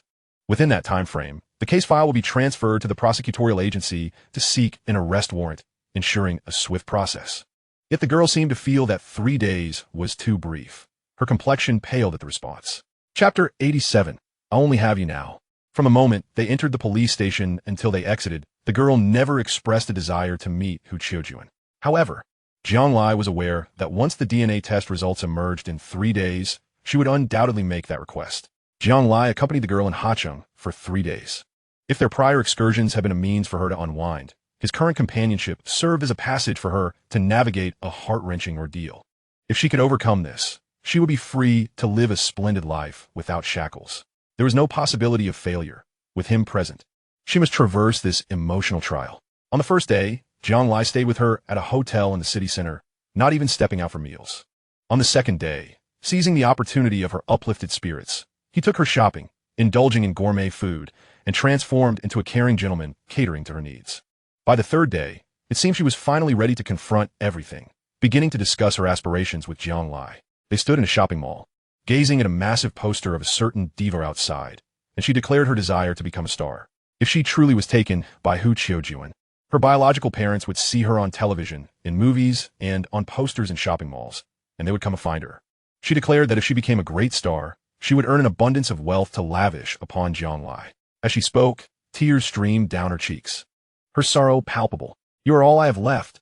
Only you," she lamented. Jiang Lai could only offer silent comfort, inwardly relieved that she was finally allowing her emotions to surface. The DNA test results, commissioned by the police station, had arrived the previous day, and Jiang Lai had been notified, yet he refrained from disclosing this information to her, knowing she was not prepared to confront the truth. In reality, the outcome was of little significance, for they both harbored an understanding. That day in the police officer's office, upon hearing the entire account, she had already discerned the answer. Her inquiry about the duration for the results to be revealed was merely a way for her to gauge how much time she had to brace herself for the impending grim tidings. Fortunately, within the 3-day deadline, she ultimately reconciled with the harsh reality. The following day, Jiang Lai accompanied Li Shimeng to the police station once more. With a serene demeanor, she affixed her signature to the notification of the identification results presented by the officer, inscribing her name and the date. "I have no objections to the identification results." Li Shimeng. July 28, 2000. The investigating officer expressed deep sympathy for Li Shimeng's plight and promised to endeavor to retrieve old case files to assist her in locating her biological parents. In response, Li Shimeng repeated her gratitude. However, given the era's lack of internet connectivity and the rampant human trafficking, particularly at the high-risk train stations. The prospects of finding her biological parents appeared exceedingly bleak. Yet, even in the face of such despair, hope lingered. Contrary to Jiang Lai's expectations, Li Shiming requested to meet Hu Quzhi, a proposition that posed a challenge. Nevertheless, considering the unique circumstances of the case, the officer sought approval from their superiors. And after negotiations, Li Shiming was granted an audience with Hu Quzhi at the 5th Detention Center. Hu Quzhi, once a woman of striking beauty and an adept self-stylist, had aged considerably since Li Shiming last saw her. She appeared at least a decade older. In Chapter 88, Crocodile Tears, Hu Quzhi exuded not just the signs of physical decline, but also an aura of despair and decay. Her hair, once glossy and black, was now streaked with gray, presenting the image of a woman in her 50s whose life had taken a disheartening turn. Li Shiming, despite having rehearsed the word mother on countless occasions, found herself unable to utter it in Hu Quzhi's presence. The resentment she felt towards Hu Quzhi's current state did not bring her satisfaction. Even though Hu Quzhi had confined her in a small dark room, providing only meager sustenance alongside daily verbal abuse, she had also prevented the volatile Jiang Lai from inflicting further harm upon her. Yet Li Shiming could not muster any pity for Hu Quzhi. Some transgressions are simply unforgivable. A complex turmoil brewed within Li Shiming as she observed the disheveled Hu Quzhi through the iron bars of the interrogation room. They sat silently across from one another, their gazes locked, neither knowing what words to exchange. After nearly 10 minutes of this impasse, Li Shiming rose to bid farewell. In that moment, Hu Quzhi shed tears, wiping them away as she hoarsely uttered her first and only words to Li Shiming. Ming, you must take good care of yourself. As Hu Quzhi was escorted away by the guards, it became evident that even those who are not made of wood or grass can harbor emotions. Just as one can grow attached to a pet, so too can a mother develop feelings for her daughter. There were times when Hu Quzhi genuinely wished to treat Li Shiming with care. Otherwise, the bond between them would not have been so profound. However, when the foundation of a relationship is flawed, every subsequent action is tainted. As Hu Quzhi watched Li Shiming blossom into a young woman, the fear of her daughter discovering the truth about her origins loomed large, haunting her with nightmares. She had contemplated selling the girl to an older man as a wife. But upon witnessing Li Shiming's desperate act of self-harm, she realized she could not bear to lose the daughter she had raised. The dichotomy of virtue and vice waged war in Hu Quzhi's mind, ultimately culminating in the present circumstances. Yet in Jiang Lai's eyes, Hu Quzhi's expressions of remorse were akin to crocodile tears, devoid of genuine empathy. Regardless of any fleeting moments of compassion she may have experienced, Hu Quzhi remained the antagonist in this narrative, while the true victim was Li Shiming. My dear girl, do not be moved by a few crocodile tears. If you must feel something, I suggest you consider the plight of this young crocodile hero instead. Thank you, my valiant crocodile. Upon hearing Jiang Lai's assessment of Hu Quzhi, a serene smile blossomed on Li Shiming's face. Let us be honest, a crocodile is a crocodile, and a hero is a hero. Where does this crocodile hero come from? In Chapter 89, Li Shiming's transformation. Having liberated herself from her deepest anguish, Li Shiming resembled a bird set free from its shackles, exuding a newfound lightness. Jiang Lai witnessed her metamorphosis from a state of despair to one of rejuvenation, her sweet laughter acting as a balm for the soul. It seemed as though her mind was in a state of joyful rebellion, continuously releasing dopamine and enveloping her in a state of bliss. Jiang Lai found himself enchanted by the melody of her laughter, punctuated by her cheerful chatter. She would often tiptoe towards him, twirling gracefully as she sought his praise. However, Jiang Lai was bemused by the fact that she now showed no fear of him. In the past, a mere show of authority could silence her. But now she would sweetly inquire, "Brother, what did I do wrong? Please don't be angry. What do you want me to do?" Thankfully, this demeanor was reserved only for him. In the presence of others, she would revert to her more composed self. This brought Jiang Lai some solace. Had she displayed such frivolity before everyone, he would not have dared leave her alone in the bustling city. Indeed, Li Shiming was reluctant to return to Yuanshan County, the site of her past sorrows. "Aside from my heroic home, I have no ties to Yuanshan County anymore," she proclaimed. Jiang Lai wholeheartedly agreed. A bird that has shed its shackles deserves to soar in broader skies. Thus, he inquired about her future plans, only to find that she had no desire to think. Mimicking Jiang Lai's languid demeanor, she responded, "I'll just listen to my heroic home. If I can't become a star, I'll be your maid." Observing her demeanor, one could surmise that even if Jiang Lai were to point towards a fiery abyss, she would leap into it without hesitation, embracing the act with a sense of delight. Although he had chastised her with a couple of slaps, Jiang Lai nevertheless proffered a relatively sensible suggestion, or rather, arrived at a judicious decision on her behalf, to pursue higher education at a distinguished art academy. Since she had expressed a desire to become a prominent star, it was only fitting for her to embark on that journey. However, the pursuit of stardom necessitated a meticulous plan to be undertaken gradually, at least until Jiang Lai could find a moment to spare. Attending university would grant her ample time to contemplate her aspirations, for she was merely an 18-year-old girl. And who could say if her youthful whims might lead her to reconsider? Moreover, becoming a celebrity is no trifling matter. Although Jiang Lai's presence might shield her from most of the industry's darker aspects, the profession itself is far from effortless. Alas, Jiang Lai often fell prey to a paternalistic mindset, viewing Li Shiming as a mere child.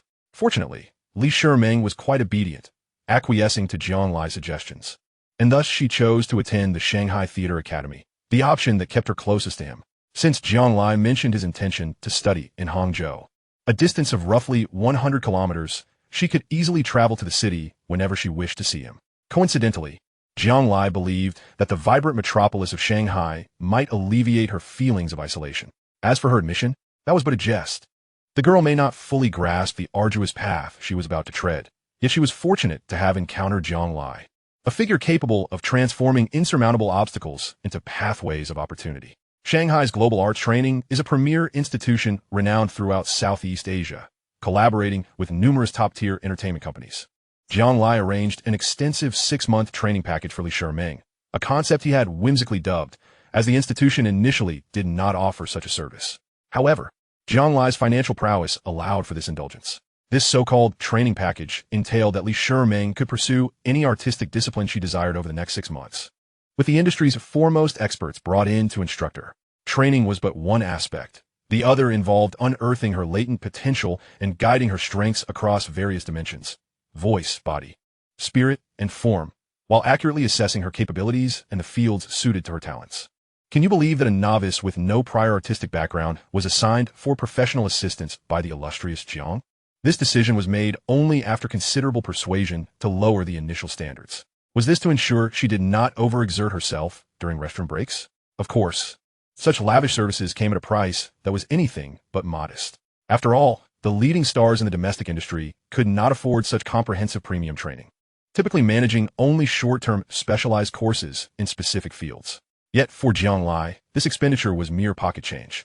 He opted for a 6-month commitment, anticipating that Li Shiming would, at most, require 2 or 3 months before she transitioned to the academy, at which point they could reassess the necessity for continued training. If she deemed it unnecessary, they could seek out a more fitting alternative.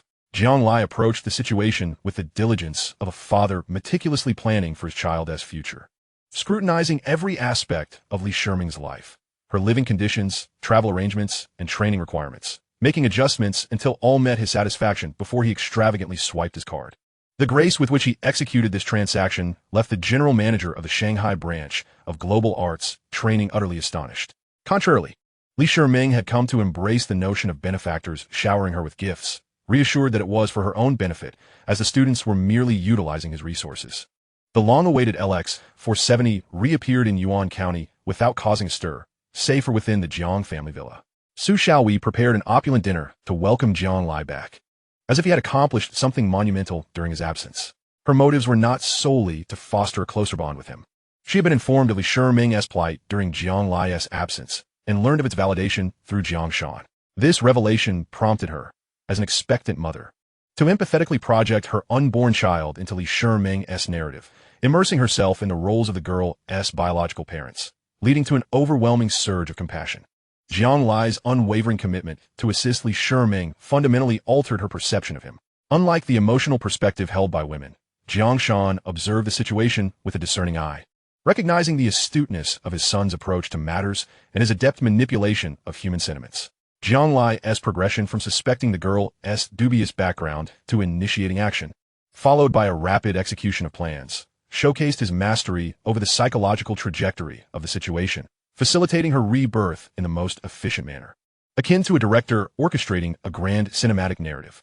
In stark contrast, Jiang Lai devised a meticulous and pragmatic strategy to deal with the unworthy parents, leveraging their avarice and employing intermediaries to effortlessly attain his desired outcome. all while exhibiting remarkable foresight regarding potential developments.